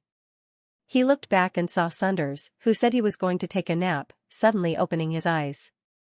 The Whis watched as Sunders walked straight to the cage. Sunders looked down at Roland with a thoughtful expression. Roland grinned. Even though he was facing Sunders, he was still using the same creepy grin, as well as his strange, venomous eyes. The Whis walked to the cage and removed the silencing barrier. Did you find something, Mr. Phantom? When I was taking a nap, I thought of a possibility. I need to test my theory. A possibility? The Whis didn't know what Sunders was referring to, but he didn't ask. He simply watched Sunders in silence. Sunders pointed a finger at Roland and released countless illusion nodes from his fingertip, which quickly surrounded Roland like rainbows. The Whis frowned when he sensed the familiar ripples. Is this illusion hypnosis? They had tried many times to use illusions to interfere with Roland's mind, but nothing worked. The Whis was confused. Why would Sunders want to try again? Several minutes later, as the Whis expected, illusion hypnosis didn't work. Roland looked up with a mocking smile. You think you can find a flaw by using the same illusion over and over again? It's useless. You're a truth-finder wizard. His mocking laughter echoed in Thoas' ears. Sunders didn't seem angry at all. Instead, he grinned as if he had just confirmed something. He stepped out of the cage and returned to the edge of the geometric lock. Mr. Phantom? The Whis wanted to ask why Sunders was doing this, but he held back his words. Just as Roland said, they tried to interfere with Roland's spirit many times in an attempt to find a flaw. But they never found anything. Maybe Sunders just wanted to test it out on a whim? I found something. Let me think about it, Sunders spoke in a plain tone. Without waiting for Thoas' reply, Sunders sat down and set up an isolation barrier around him. It looked like he was going to take a nap. The Whis didn't think Sunders was serious. He thought the man was just joking. However, Sunders made a do not disturb gesture as if he was really thinking about something. The Whis turned around and looked at Roland's cold and gloomy face. He sighed deeply. Let's hope Sunders can find something. Dream Wilderness, Beginning City. Sunders' figure appeared out of thin air as if he just came out of a mirror. Without being stopped by the dream gate, he crossed the bridge and returned to where he came from. In the same aristocratic mansion, an exquisite tea set was placed in front of him. The black tea in the teacup was still emitting white smoke. Angor sat on the other side of the table and looked at him curiously. Did you find anything, sir? I tried it again, and when I interfered with Roland's mind, I did feel that something was wrong. Sunders' eyes glinted. He tried to recall the strange power he felt earlier and tried to explain it in words. It's mystery power. It's entangled with Roland's spirit consciousness, and it contains a large amount of negative energy. It's like an amalgamation of negative energy, but it's located in Roland's spirit sea. I think that's the reason why Roland's second personality is made up of negative energy. Sunders' explanation was similar to what Angor thought. Roland's second personality was most likely made up of mystery power. But even if Roland's second personality was created by mystery power, Angor still didn't understand what Sunders meant. What was the point of confirming this? What's the point? Sunders chuckled. Since we think Roland's second personality was created by mystery power, we can assume that Roland's first personality is the main one. Sunders paused for a moment. Do you think his first personality was affected by mystery power? Angor was a little surprised. If the second personality was created by a mysterious power, then it should be perfect, just as Sunders had told him. As for Roland's first personality, even if Angor didn't get to know it personally, he could tell that there was something wrong with it. Of course, it wasn't something unique to Roland. As a human being, it was difficult to avoid certain weaknesses in human nature. Otherwise, Roland's second personality wouldn't have been in such a hurry to replace his first personality. Angor knew that Roland's first personality would reveal something when he was faced with spirit interference and mind probing.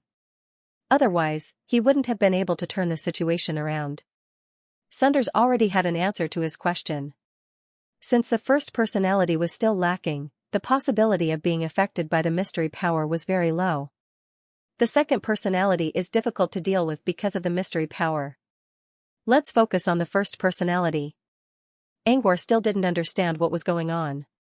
They were back to square one. How were they going to find Roland's first personality? The things I told you before are the prerequisites. Sunders suddenly stood up and walked to the edge of the room, where a dim oil lamp with luxurious carvings was placed. Sunders extinguished the lamp and poured out the oil inside. It was a bottle of oil in liquid form. Angor watched as Sunders poured the oil into a glass filled with water. The clear oil and water naturally formed two different layers. Just like water and oil. Even if they coexist in the same body, they are still distinct. Roland's first and second personalities are also distinct entities. If we can find out why they are different, we might be able to find his first personality. Didn't I already point out a difference with the things I said earlier? Angor was enlightened by Sunders' words. Roland's second personality had mystery power, while his first personality wasn't affected by mystery power. This was the difference. Now, what he needed to consider was how to find the first personality from this point of difference. One is affected by mystery power, while the other is an ordinary personality without mystery power, Angor muttered. The dream wasteland? It was indeed difficult to separate Roland's two personalities in the real world. But what if it was the dream wasteland? Angor tried to drag the servants from the wine cellar into the dream wasteland. However, due to the mystery power created by the Crimson Crown in their minds, they couldn't enter the dream wasteland. This was similar to Roland's second personality.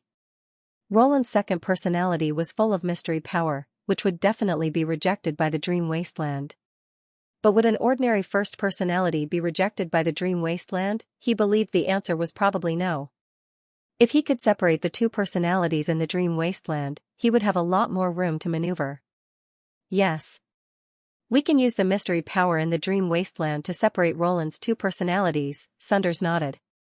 But there's another question. Can the dream wasteland really accommodate them? From a certain point of view, personality was a combination of one's consciousness. The dream wasteland, on the other hand, contained the consciousness of the individual. It sounded like the dream wasteland could accommodate them, but no one knew the specifics. It doesn't matter. Let's test it out. If it's not what we want, I'll use the dream gate and the gatekeeper's power to kick it out. Angor considered for a moment. Let's see if you can pull people into the dream wasteland as well. Since Sunders could use nightmare illusion to enter the dream wasteland, Angor was sure that Sunders could pull others into the dream wasteland as well. However, he didn't have any data yet. He needed to test it out first. Sunders nodded. His body blurred and soon disappeared from the room. Sunders opened his eyes when he returned to the real world. The Whist didn't ask Sunders if he found anything. He didn't want to embarrass Sunders by saying no. However, to his surprise, Sunders approached him. I have an idea, but I need to test it first. The Whist was about to ask if Sunders needed his help, but he quickly understood what Sunders meant. I'll wait outside the geometric lock. The Whist knew Sunders wanted some privacy, so he nodded and left. In Thua's opinion, Sunders must have something up his sleeve. The Whist was curious, but he didn't want to pry into other people's secrets. If Sunders really used a trump card that he did not want to reveal to others, it might actually work. Now, only Sunders and Rolando were left inside the geometric lock. Rolando heard Sunders' words as well, but he didn't believe Sunders' idea at all. He looked at Sunders with a mocking expression as if he was watching a clown's performance. You're a personality created by a mystery item, aren't you? Rolando's expression didn't change, but a strange light flashed in his eyes. Sunders noticed this and grinned. Without saying anything else, he reached out a hand toward Rolando. A strange energy instantly enveloped Rolando. A dream cantrip? Rolando chuckled. So that's your idea. But it doesn't work on me, does it? Sunders looked at Roland calmly. Is it really useless? Roland froze for a moment, as if realizing something. His expression suddenly changed. Rolando frowned and glared at Sunders in disbelief. You did this? Rolando asked in a cold voice. Roland could feel that his other personality seemed to have fallen into a deep sleep, but such a simple dream entry spell should be able to break free easily. Why did he keep calling out in his heart, but it did not wake him up? A simple dream entry spell shouldn't have this kind of effect. Moreover, what surprised Roland the most was that he had already resisted the dream, so why was the other personality hidden in the depths of his spirit affected instead? This was strange. Didn't you see me do it with your own eyes? Sunders looked down at Rolando and left the cage. I can't wait to see what your main personality will say in the dream. Rolando scowled. You can't bring his thoughts and memories into the dream. Even if you trap him inside, it's just a chaos dream. You won't get anything. A chaos dream or a lucid dream. Who knows? Sunders stopped and looked at Rolando. You're losing your cool. It's useless. It's useless. Rolando yelled and clenched his fists so hard that his veins bulged. But he still couldn't move. He could only watch as Sunders walked to the edge of the geometric lock, closed his eyes, and entered the dream. At the same time, Angor also received a mysterious message from the dream gate. Warning. External object has entered the dream wasteland. Warning. Angor quickly realized that Sunders must have sent Rolando into the dream wasteland.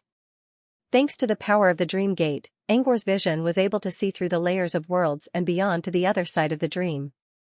He cleared the thick fog and saw the person who entered the dream. Just as Sunders described, the newcomer was wearing a gray-black cloak. The hood of the cloak hung over his shoulders, revealing his face. The man's face was so plain that it would easily disappear in a crowd. The only thing that made him stand out was his eyes, which were sharp and cunning. However, at this moment, there was a hint of confusion in his eyes. It was obvious that he was still unable to adapt to the change in environment. Without a doubt, this man was none other than Rolando, the one who had tricked Eureka. Attention! A foreign object has entered the dream wilderness. The notifications kept ringing in his ears. Angor agreed without hesitation. He was ready to send Roland to a faraway, unexplored wilderness. At the same time, the dream gate received a new alert. Warning! Foreign object has entered the dream wasteland. As he wondered, another person emerged from Roland's shadow. This person's appearance, height, and dress were exactly the same as Roland's. The only difference was the aura that could not be ignored.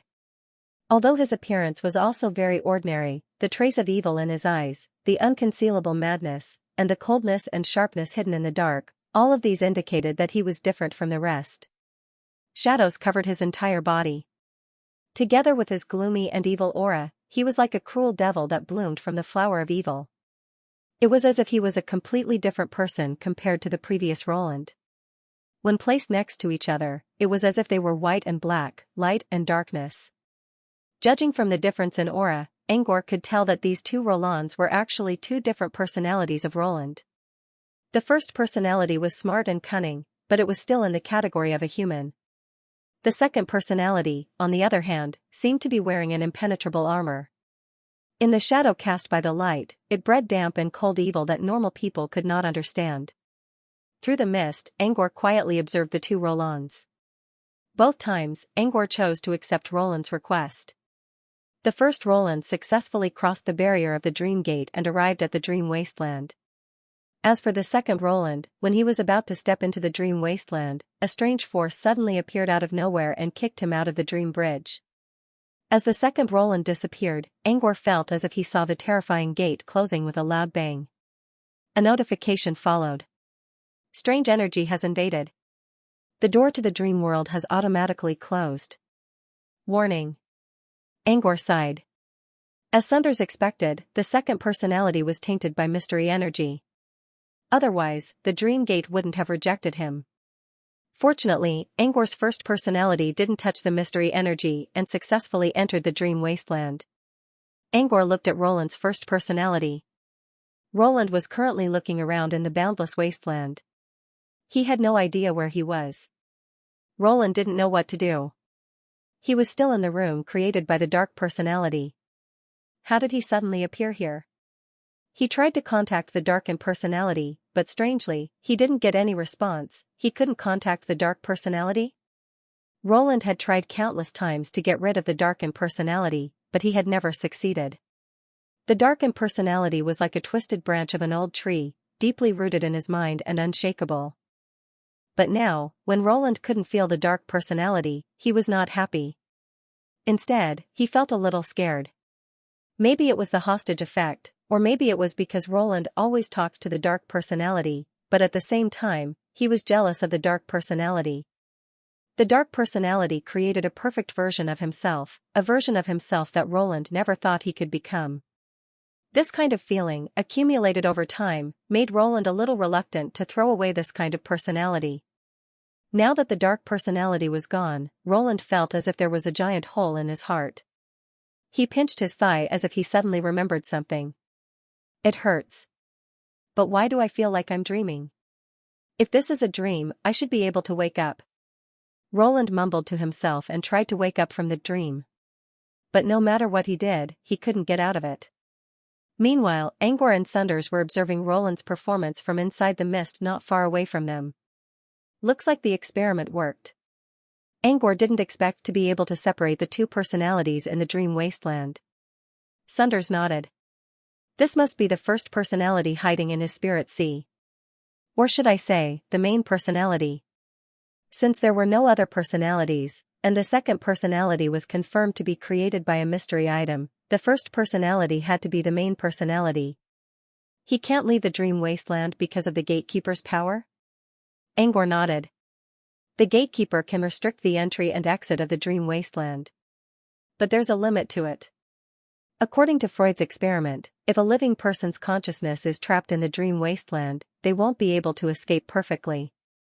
If there's too much stimulation from the outside world, or if there's a wizard who knows dream spells, they can summon the consciousness out of the dream wasteland. Outside, Roland is still trapped in the geometric lock. We don't need to worry about him leaving for now. Now, let's go and meet him. Sunders stepped forward while Angor remained hidden in the mist. He didn't want to expose himself. Roland was still confused at this time. Where was he? Was it a dream or reality? Just as he was feeling confused, he saw a nightmarish figure pass through the fog and slowly walk towards him. Roland's eyes widened in an instant. "CC Your Excellency Phantom." Even though Roland was now the primary personality, he had been influenced by the dark personality's behavior over the years, and his actions had gradually begun to trend toward the dark personality. After a moment of confusion and panic, he slowly calmed down. He didn't know why Sunders, the famous god of war in the southern wizarding region, was in cahoots with the Whis, but he knew why Sunders came to him. While pretending to be polite with Sunders, Angor also began to observe the world around him. While doing so, he noticed that this place did have some characteristics of a dream, but he couldn't tell if it was a dream or not.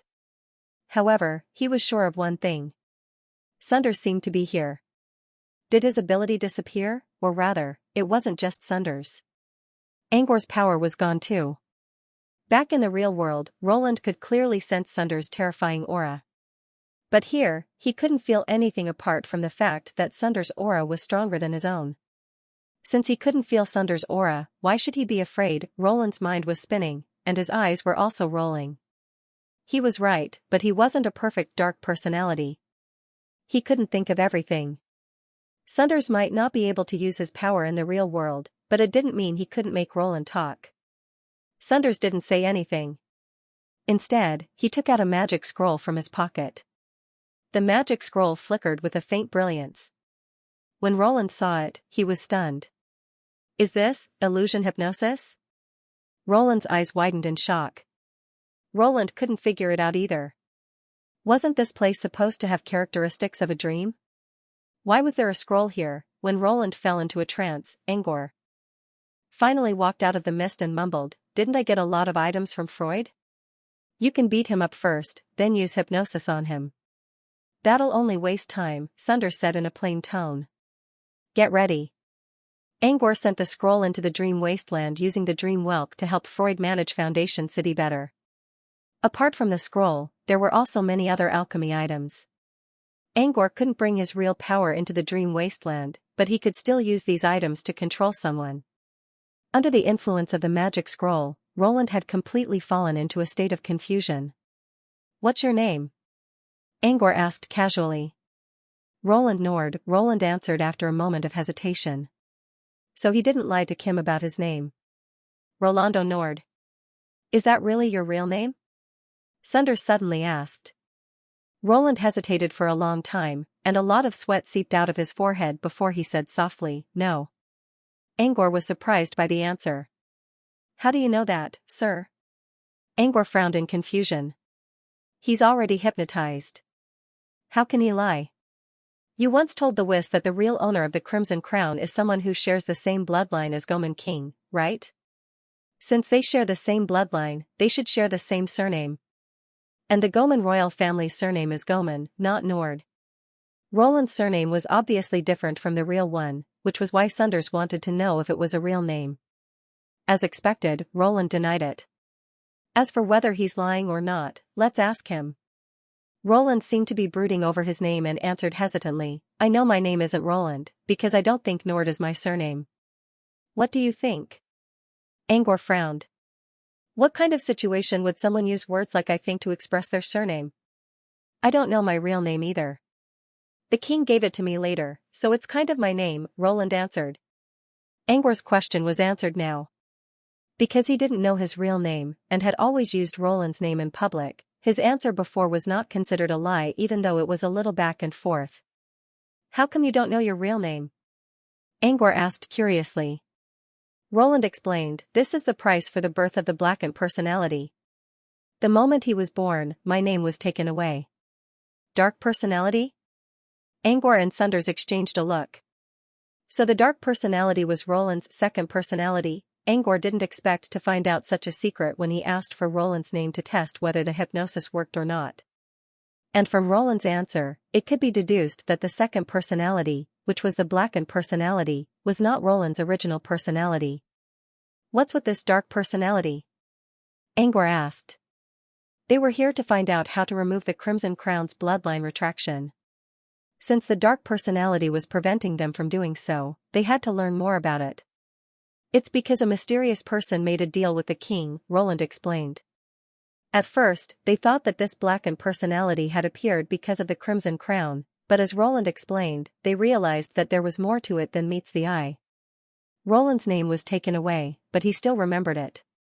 It happened 20 years ago, when a mysterious person suddenly found Goman King. He showed up out of nowhere without warning, which alerted the entire Goman royal family. Goman King seemed to have fought with the mysterious person and lost in the end. Roland didn't know what happened after that, but Goman King and the mysterious person seemed to have reached an agreement. Several days later, Goman King brought the mysterious person to Roland. Roland had already become the owner of the Crimson Crown and was grounded for 3 years. That was the first time he saw someone other than Goman King. Goman King had brought the mysterious man to Roland because he had made a deal with the mysterious man. Goman King didn't hide the deal from Roland. Instead, he made the deal in front of Roland. The mysterious person came to Goman Kingdom to take a look at the Crimson Crown. And the price he paid was that Roland was born with a blackened personality. Roland finished talking about the birth of the darkened personality, but there were still many things that were puzzling. Especially the part about the mysterious person. He came to Goman Kingdom just to take a look at the Crimson Crown? This seemed to be a little too strange. And how did this person give Roland the dark personality? They asked Roland to tell them more about the mysterious person, but Roland didn't know much about him. This mysterious person was very secretive from the beginning to the end. Even his appearance seemed to be covered in a layer of mist, making it impossible to see him clearly. According to the mysterious person, he didn't come from the southern region. He came from the source continent. From the source continent? Ever since the southern region lost the path to the source continent, there hasn't been a wizard from there for a long time, Sunders said softly. But he didn't think the mysterious person would lie about such details. It was very likely that the mysterious person came from the source continent. However, what was his motive for traveling from the distant origin continent to the southern region without a teleportation array? Just to take a look at the Crimson Crown, Roland said, I think he told King that he was looking for a mystery item that was about to go out of control. And he said the Crimson Crown might go out of control. A mystery item that went out of control? Angor never heard of such a thing before. He glanced at Sunders, who shook his head. Clearly, Sunders didn't know what a mystery item was either. But the mysterious person looked disappointed when he saw the Crimson Crown. Clearly, the crown wasn't the item he was looking for. The mysterious person's real goal was revealed, but it also brought more questions. What did he mean by a mystery item that went out of control? Why would he want something like that? Are there deeper distinctions among the mysterious objects? When I was in Dark Castle, I talked to Lady Isabel, the Lord of Twilight. She told me that the Source Continent has a more detailed ranking system for mystery items. But Lady Isabel didn't know about it. So it's something of a higher level. Sunders didn't feel regretful at all. Instead, he looked excited. Many wizards who stayed in the southern region for too long were completely limited to this world. After being shackled for too long, they would lose their sense of self and become complacent. But Sunders wasn't such a person. He longed to improve himself, to learn more knowledge, and to seek the truth. The southern region was definitely not his final destination. The news from the Source Continent was difficult to decipher, but it still made Sunders excited. That place represented the unknown, a higher-level existence. We can't reach the mysterious person's goal for now, and there's no need to investigate it now. Sunders suppressed his excitement and turned to Roland. But you haven't answered my question yet. How did he give birth to the dark personality? Roland said, he took out a flute that he could play on his own. According to him, it was a mysterious item called the Dark Movement. The effect of Dark Symphony was to gather all negative energy in one's body and forcefully give birth to the most evil personality. However, when the new personality was born, his name would be taken away. It was a forceful process. Even if someone told Roland his real name, he would forget it in the next second. Therefore, Roland had to use the second name given to him by Goman King, Roland Nord. This evil personality was both a good and bad thing for wizards. By abandoning all unnecessary emotions and focusing on selfishness, self-interest, and plunder, one's personal training would progress faster than one could imagine. However, while the evil personality was inseparable from the main body, he had an independent training system. In other words, his training was his own and could not be combined with the main body. There was one more thing that was important. The evil personality would only obey the orders of the owner of Dark Symphony. When the mysterious person gave birth to the evil personality in Roland's body, the order he gave was, obey Goman King's orders and protect the Crimson Crown. When the story reached this point, many unsolved mysteries were gradually solved. It turned out that the reason why Roland's blackened personality was so much weaker than his main body was because he had an independent cultivation system and could not merge with his main body. As it turned out, the evil personality obeyed Goman King's orders because of the mysterious person. Where's the mysterious person now? 20 years ago, he made a deal with Goman King and left. He never came back. If the mysterious person was gone, the evil personality would have to obey Goman King's orders.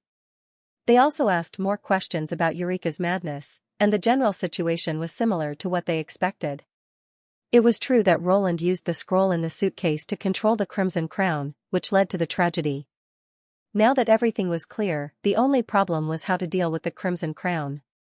And to deal with the Crimson Crown, they had to deal with the evil personality.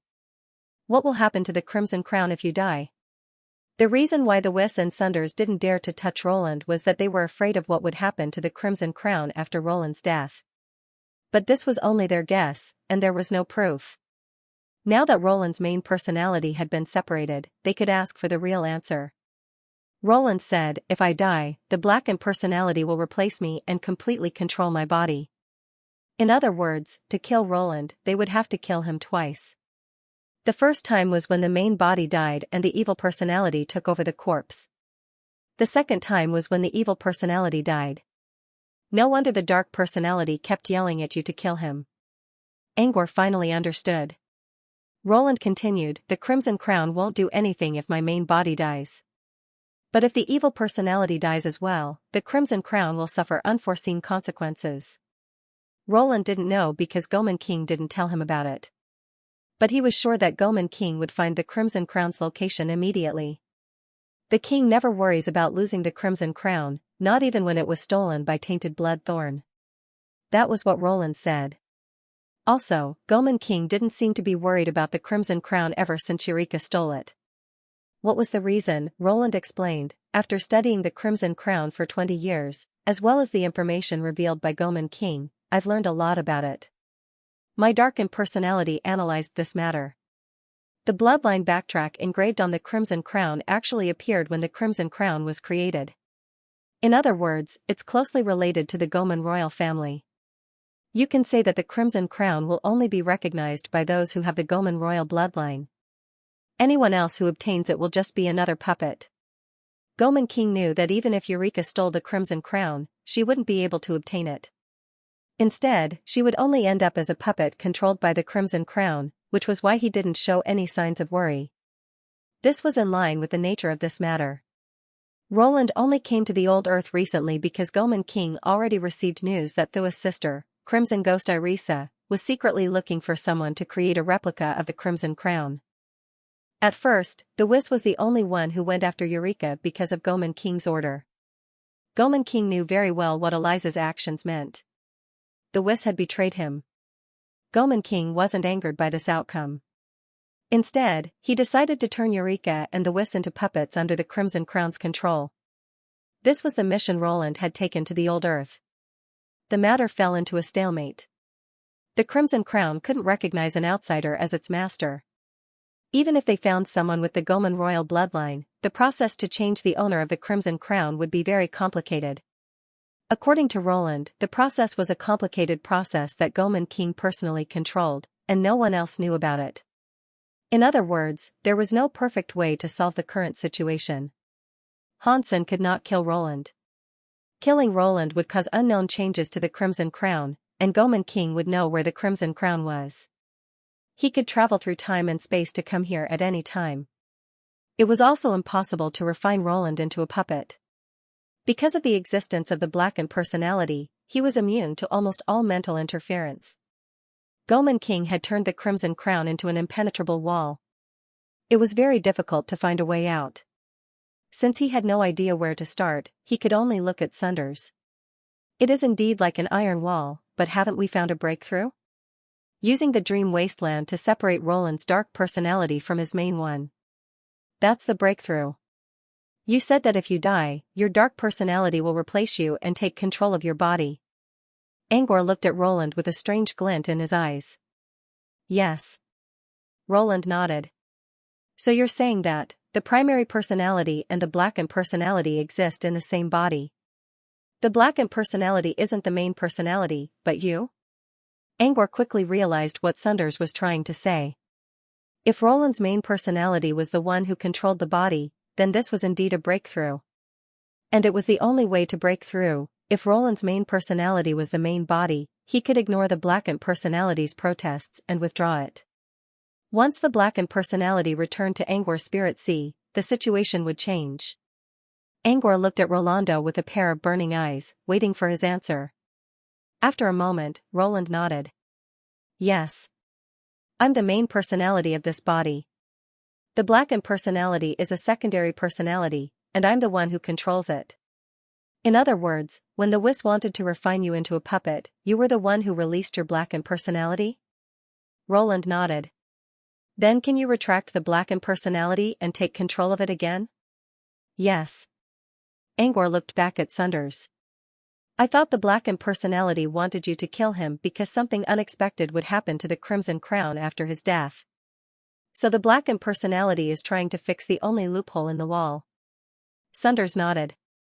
Only when the main personality is dead can this plan be considered flawless. Now that he knew the loophole, there was more room for maneuvering. I wonder if the hypnosis effect can be maintained in the real world. If possible, can I make the blackened personality retreat to Angor's spirit sea and turn him into a puppet? Sunders shook his head. I don't think that's possible. The main personality is communicating with the blackened personality through their minds. They can do a lot of things in a split second. Even if the blackened personality is hypnotized, he can still wake up the main personality at any time. Unless you have a thought stamp that can be directly imprinted on the main personality's soul, it'll be very difficult to control the main personality. So what should I do now? Like I said, it's best if you don't go too deep into Goemon's treasure. You don't have to worry about that. Leave it to the Whis and Eureka. But... Angor frowned. I know you're worried about the servants affected by the Crimson Crown. But we don't need the Crimson Crown to remove the mystery energy from them. Sunders paused for a moment before continuing. The most important thing right now is to restore Eureka and the others to normal. Actually, it's not difficult to do this. Just ask Roland, the real master, to help. Under Angor's doubtful gaze, Sunders pointed at the hypnotized Roland and said, since Mystery Man used his dark personality to make a deal with Goemon King, why don't we make a deal with this main personality as well? They had a lot of bargaining chips, and they didn't need the Crimson Crown at all. You can leave now. I'm going to cancel the hypnosis. Since they were going to make a deal, there was no need to use the hypnosis effect. Angor didn't want to expose himself in front of Roland, so he nodded and disappeared into the wilderness. Although Angor wasn't there, he was still keeping an eye on them. When Roland woke up, he forgot everything that happened while he was under hypnosis. However, Roland already knew that he had told Sunders everything he shouldn't have. Roland panicked and tried to think of a way to deal with the situation. However, he could tell that Sunders wasn't going to kill him just yet, so he decided to act tough. Sunders spoke in a plain tone. You noticed it too, didn't you? This is a strange dream world. If I want to imprison you, you won't be able to leave this place. In fact, I can easily kill you if I want to. Are you threatening me, Mr. Phantom? You can think of it as a threat, but you can also be my bargaining chip. Bargaining chip? Roland frowned. What do you mean? You want to threaten me with this? No. I just want to make a deal with you. Sunders already laid out his conditions. He didn't have to do anything to Roland. He could let Roland leave this strange dream world, but Roland had to stop those affected by the Crimson Crown, including Eureka and the servants of Pad Matter. Roland wanted freedom, and the Whis couldn't do anything to him. I can only promise you that the Whis won't do anything to you for the time being. As for freedom, even if I let you go this time, do you really think you're free? Roland remained silent. He knew that as long as he was the owner of the Crimson Crown and Eureka didn't want to give it back, he would never be free. Once he became the owner of the Crimson Crown, he would lose the right to talk about freedom in the first place. In this world, it's not that simple for anything to have a predetermined outcome. Variables can appear at any time. At the very least, I can guarantee that you won't die anytime soon. As long as you're still alive, something unexpected might happen. You might even gain true freedom. Saunders' words made Rolando raise his head abruptly. There was only one way to achieve true freedom. Goemon King had to disappear from this world. Roland didn't know if Sunders was trying to trick him, or if he really meant it. Roland remained silent. He felt like there was a scale in his mind, trying to decide which was more important. He thought for a long time and still did not agree to Sunders' request. Sunders didn't seem to be in a hurry. He simply waited for Roland to make a decision. He knew that Roland's main personality had a flaw in his mind, and he wasn't a perfect, blackened personality. Now that he was imprisoned, Roland didn't have many options left. However, things didn't go as smoothly as Sunders expected. While Roland's thoughts were still swaying left and right, suddenly, his originally solid body became faintly discernible. Angor's voice suddenly reached his ears. Something's wrong. Roland is waking up in the real world. Sunders was puzzled. Roland had the authority of gatekeeper, and his body was trapped in the geometric lock. How could Roland suddenly wake up? But this wasn't the most important thing. Angor's voice came again. Not only is Roland waking up, but his consciousness is also turning into a dream dweller. He read Freud's observation record in the dream wasteland, which contained a large amount of experimental data indicating that the consciousness of a living person was turning into a dream wasteland resident. This meant that the person might have encountered a fatal accident in reality. Without any hesitation, Sunders returned to reality from the dream wasteland. At this time, Roland's figure gradually became blurry. His eyes were still blank, and he had no idea what was going on. As Roland's stimulation grew stronger, he finally broke free from the dream gate. Roland disappeared as well. Angor slowly walked out of the mist and looked at the place where Roland and Eureka disappeared with a grim expression. According to Sunders, Roland was imprisoned in the geometric lock. Sunders also set up a cage to seal Roland's mana. Roland should be safe. How could anything happen to him? Moreover, it was a fatal accident. While Angor was still wondering, Sunders already opened his eyes.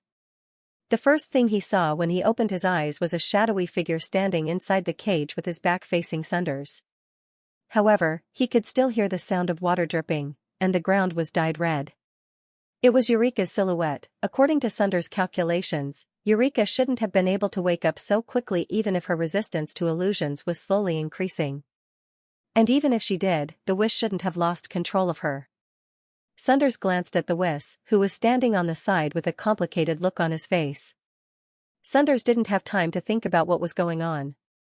Without hesitation, he appeared inside the cage. Before Eureka could react, Sunders unleashed a wave of nightmare energy at her forehead.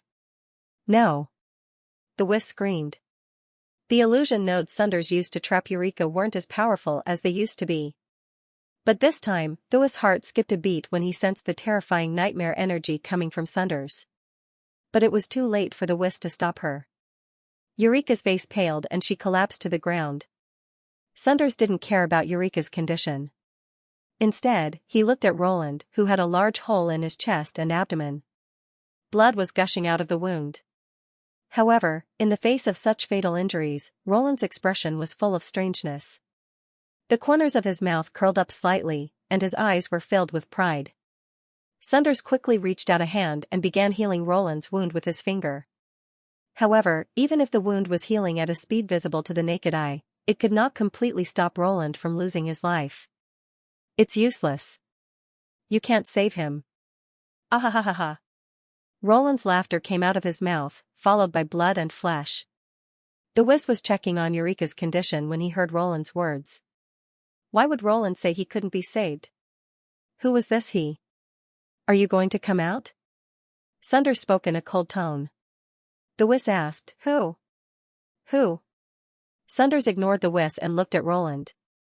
Your dark personality doesn't want to live because he can replace you.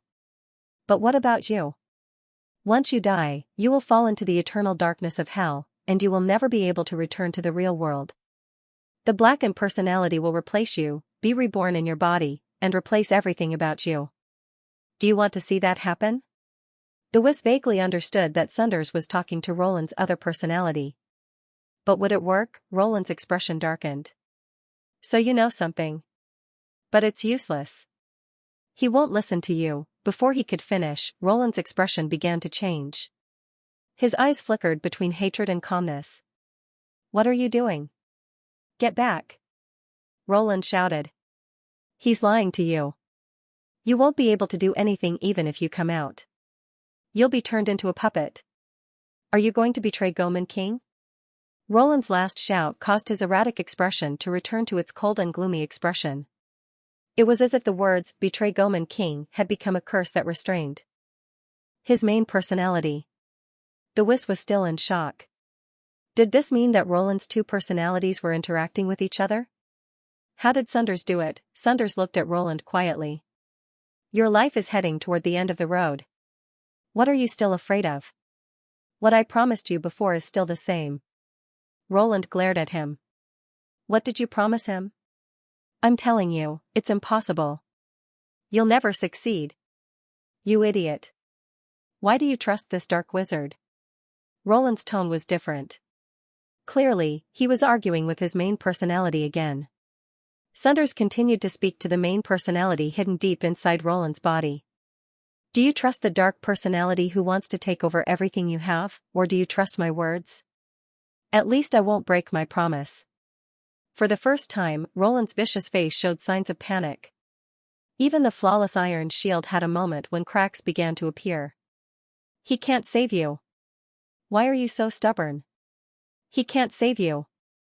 Roland shouted. Sunders spoke calmly, your injuries are too severe. I can't save you alone. Only if you are willing to live on and adjust yourself, there will be hope. He paused and said, "Do you choose to disappear without a trace?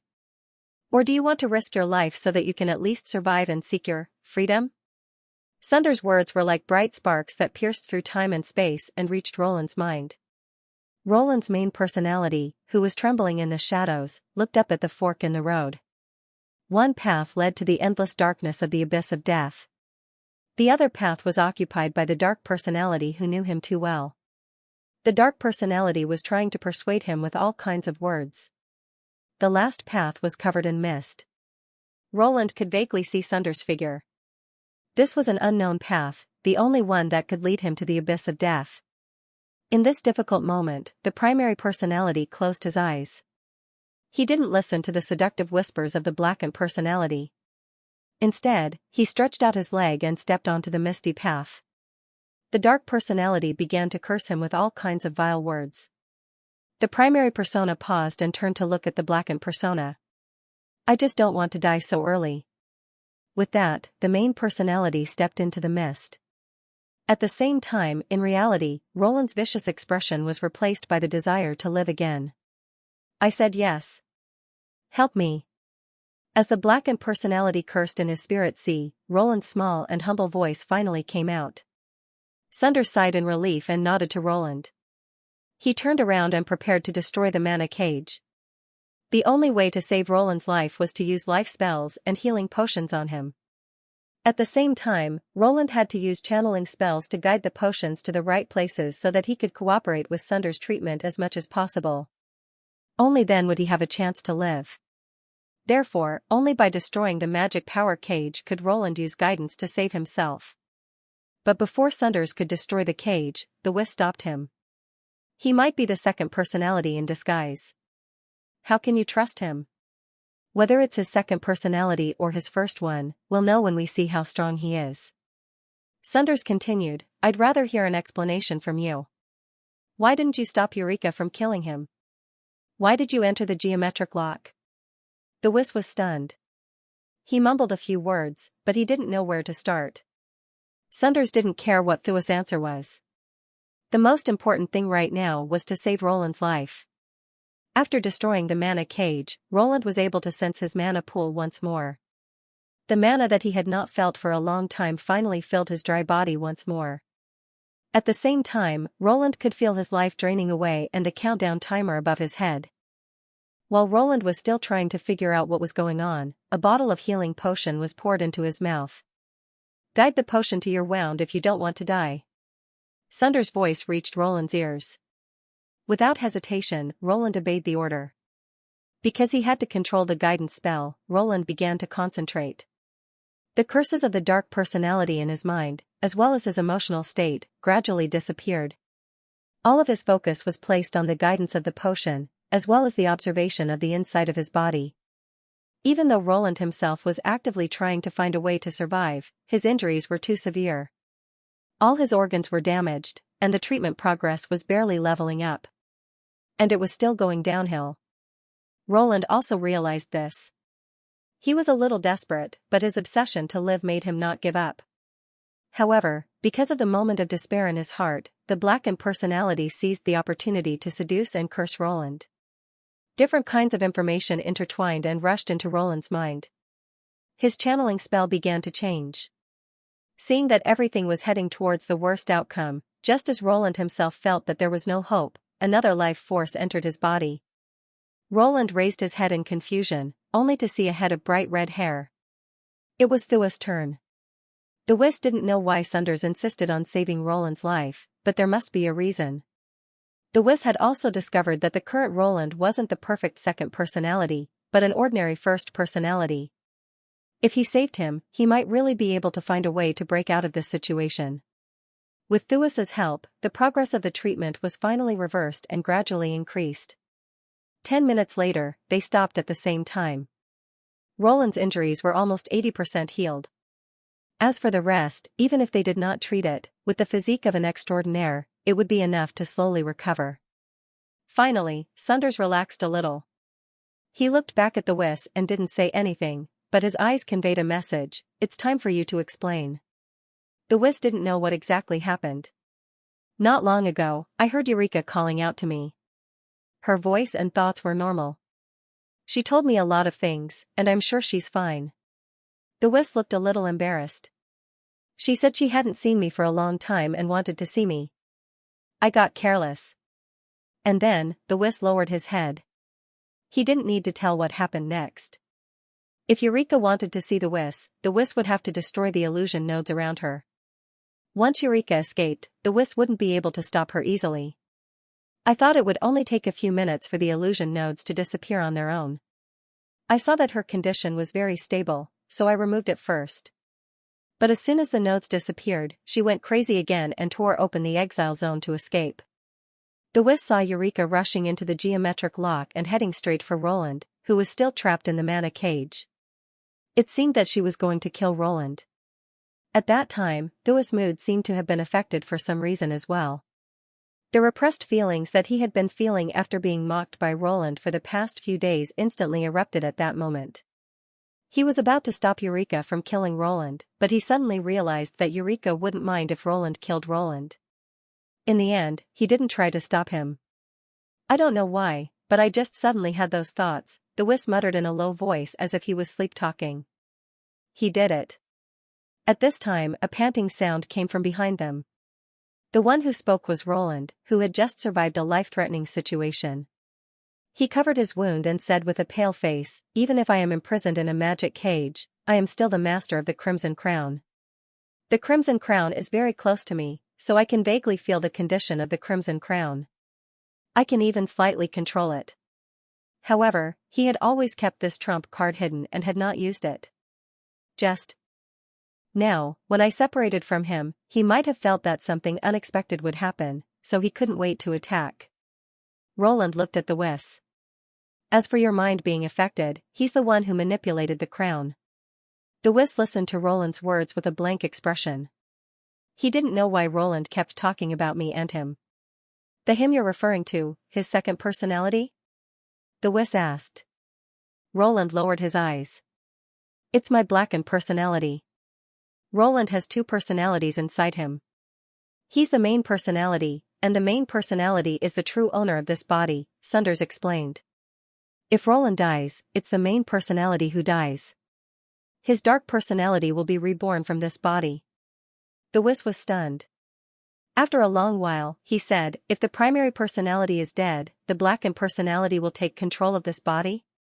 So that's why he kept provoking us to kill him?" Sunders nodded.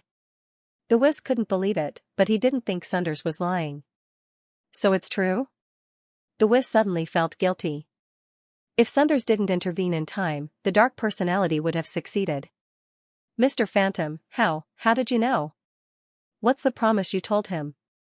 "You'll find out soon enough. Now, it's your turn to fulfill your promise," Sunders said as he looked at Roland. Roland looked up at Sunders with a tired expression. "When will you fulfill your promise?" "I trust Mr. Phantom's integrity. I can remove the puppets from the others first. As for Eureka, I need Mr. Red Hair to give me the same promise." Roland thought Sunders would reject his request since it didn't go according to their agreement. However, Sunders didn't say anything. He simply nodded and let Roland talk with the Wiss. Sunders was only concerned about Angor, and Angor was only concerned about the servants who were affected by the crown. As for Eureka, the Wiss should make the decision. Angor opened his eyes in the darkness. Not long ago, Sunders returned to the Dream Wasteland and told him that the chaos outside had been resolved. Roland agreed to help Sunders remove the puppets from Eureka and the others who were affected by the Crimson Crown. They were already on their way back. Angor didn't expect Roland to agree to Sunders' request so easily. Since Sunders knew that the Crimson Crown couldn't be changed, and that Roland's death would lead to all kinds of unpredictable consequences, Sunders knew that Roland wouldn't die. Besides, Roland could switch between his dark personalities to avoid being turned into a puppet by the Wiss. Angor didn't need Sunders or the Wiss to guarantee his own safety. The Dream Wasteland was the only thing that could threaten Roland's safety. Roland himself did not know much about the Dream Wilderness. In this case, Roland actually had many conditions to rely on, so there was no need for him to agree immediately. At first, Angor thought he would have to imprison Roland a few more times so that the man could understand the power of the Dream Wasteland. then, he would have to find an item that could allow him to tame Roland's mind completely. However, Angor didn't expect Roland to agree so quickly. Angor did not know what happened to Roland. Maybe it was because the dark personality wanted him dead, or maybe Roland was attracted by the freedom Sunders talked about. But it did not matter now. At least the result was good. Knock knock knock. Someone knocked on the window. Angor opened the curtains and saw the Moon Lily fairy pacing around outside with a cup that was bigger than its body. The fairy flew into the room along with a chilly wind. The Moon Lily fairy was holding a cup filled with milkberry tree sap. She slowly placed the cup on the table and said, "The Viscount asked me to deliver this to you." Angor could clearly see that the fairy was looking at the small bed on top of the cupboard. Toby was still sleeping on the bed. Angor tapped on the table with his knuckles, which brought the fairy back to her senses. "I'll leave right now." She spoke in a timid tone. "Wait." Angor pointed at Toby. "You don't need to go back to town.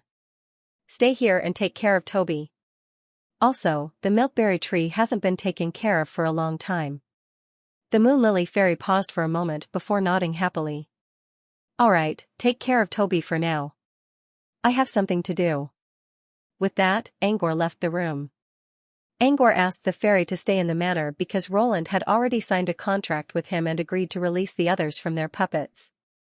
Once everything was settled, it would be time for the servants in town to return to Sunders. By then, Angor would have enough time to deal with Toby and John. Angor walked through the long hallway and saw Leon standing on the balcony on the second floor. "What's up?" Angor walked to the balcony and leaned against the railing. "I should be the one asking the question, shouldn't I?" Leon asked in a serious tone. "You were worried that you might disturb me while I was meditating. So you asked the Moon Lily fairy to come to me and give me some water," Angor said calmly. "Even if I'm interrupted because of my training, the Moon Lily fairy should be the one to take the blame, right?" Leon avoided Angor's gaze and smiled awkwardly. "I'm not an irresponsible man. I'm just worried about you." "Then I'll be going." Angor turned around without hesitation. "Wait." Leon quickly stopped him. Leon pouted. "I thought the Moon Lily fairy wouldn't disturb you if you were in the middle of your training." Angor frowned when he saw Leon's mocking look. "That's why I thought the fairy wouldn't disturb you if you were training. That's why I'm here. I want to go to, the Dream Wasteland." "Why is that? Didn't you say you wouldn't go because Professor John was there?" Leon scratched his cheek awkwardly. "Well, today is Tora's final battle. I have to go and see who will win between him and that legendary knight." Angor was a little surprised when he recalled what Freud told him not long ago. Torres and the legendary knight he called a liar fought 3 times. He thought Torres was strong enough to win the first 2 matches, but he didn't expect the final match to be held today. According to Freud, the duel had become the focus of First Heart's citizens. Some of them had even set up bets. However, the mayor was still in discussion with her staff about the currency, so the so-called bets were just for fun. Angor didn't pay much attention to the duel, but he was curious why Leon was so interested in it. "You went to watch the second duel a few days ago, right?" Angor looked at Leon curiously.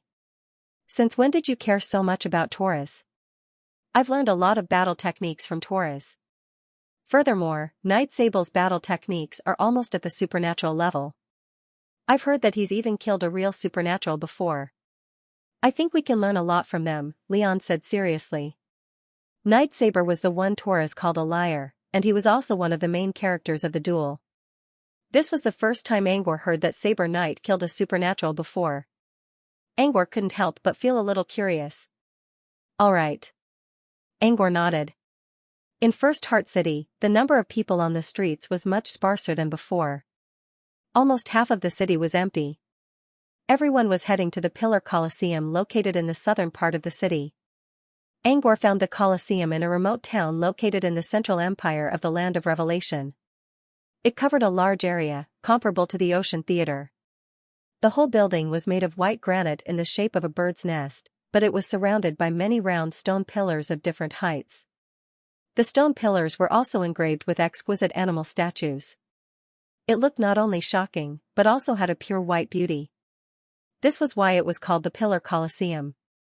The Colosseum was originally used for watching animal fights.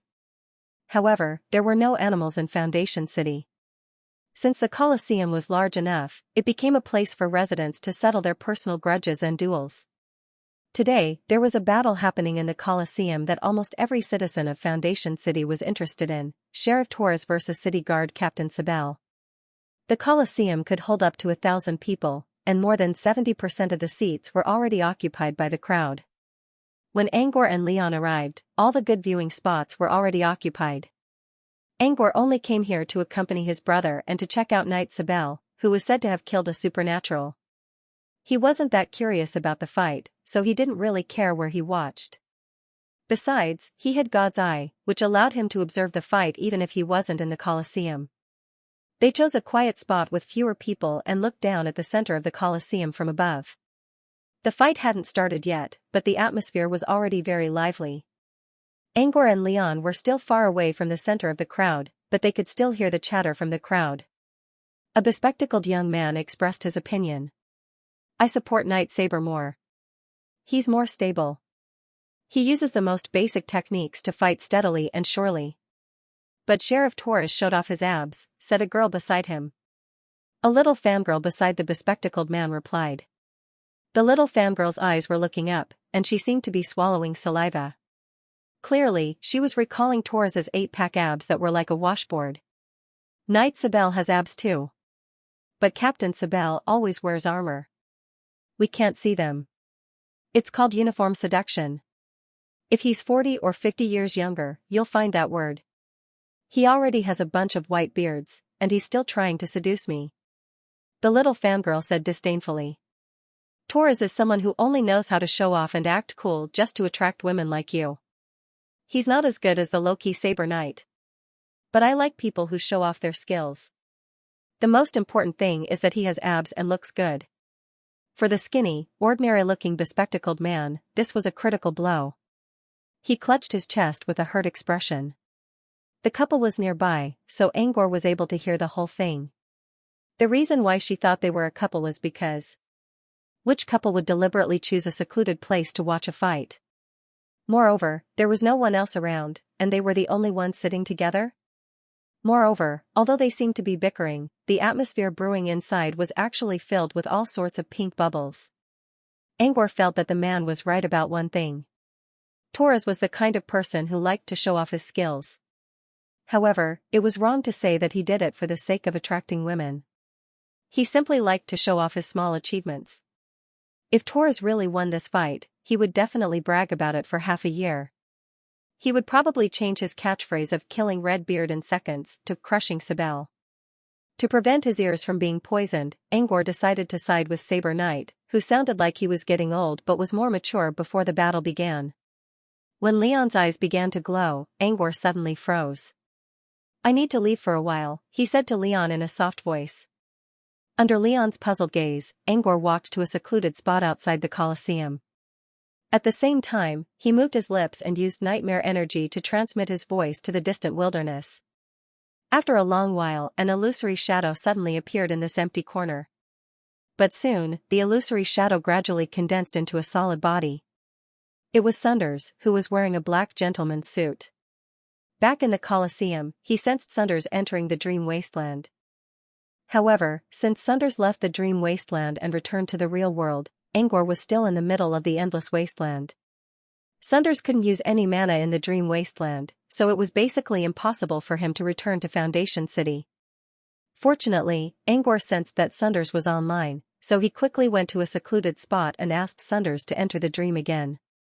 When Sunders entered the dream again, Angor used the dream gate to summon Sunders to Foundation City.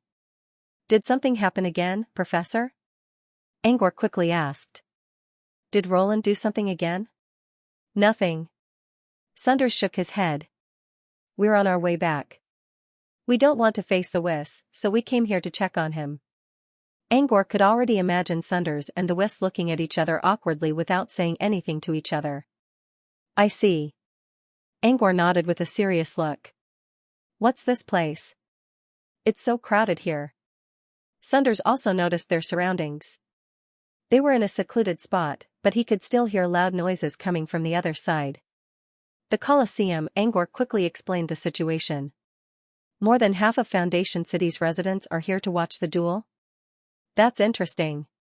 Do you want to check it out, Professor? Sunders nodded nonchalantly. I don't have anything to do anyway.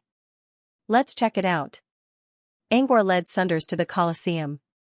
When they reached the entrance, they could still see a large number of people rushing toward the Colosseum. It was obvious that the residents of Foundation City didn't have much time for entertainment these days. On their way to the audience seats, Angor whispered to Sunders, I think I can only log into the Dream Wasteland from where I left it last time. That's a bit troublesome. If I can share the authority of the Dream Gate with you, Professor, I won't have to worry about not being able to return to the city. However, if he wanted to share the authority with someone else, he could only do so when he fused with his own authority. Other than that, he couldn't do it easily. Foundation City is the only city we have right now, so it's fine. If you can use your mana pool in the Dream Wasteland in the future, you won't have to worry about the distance. You can even set up teleportation portals in different places. You can use the Dream Welk to send you teleportation runes and materials. But you'll need the help of a space wizard to locate your destination. Angor nodded. I guess that's the only way. Still, Angor planned to go back and see if there was another way to share the authority with Sunders. Even if he couldn't do it now, there should be something similar inside his nightmare domain. Soon, they returned to the audience seats. When Angor was about to go find Leon, he noticed that the place he thought was quiet was now filled with people. Torres, one of the participants of the duel and the current sheriff of Foundation City, was talking to Leon. Leon also noticed Angor's presence.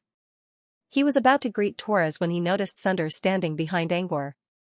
Didn't Mr. Phantom go with Sunders to capture Roland? Why is he here? Did Sunders go back to his manor? Torres turned to look at the newcomer as his thoughts churned in his head. His eyes lit up as he approached Angor with a grin. Sir, are you here to see how I defeat Night Swindler?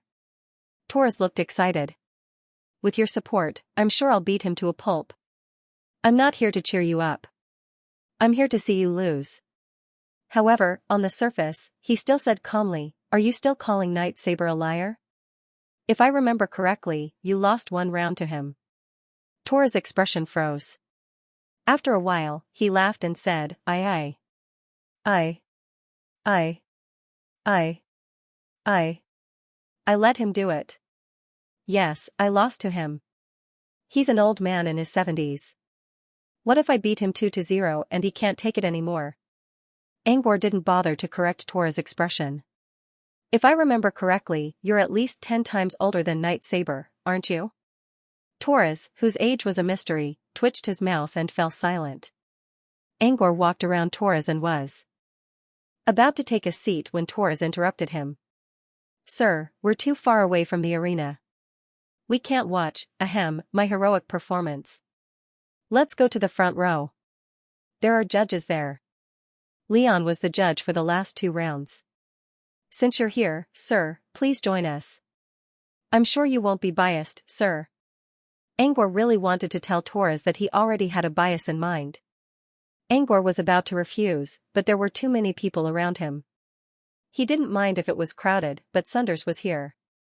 With that in mind, he looked at Sunders.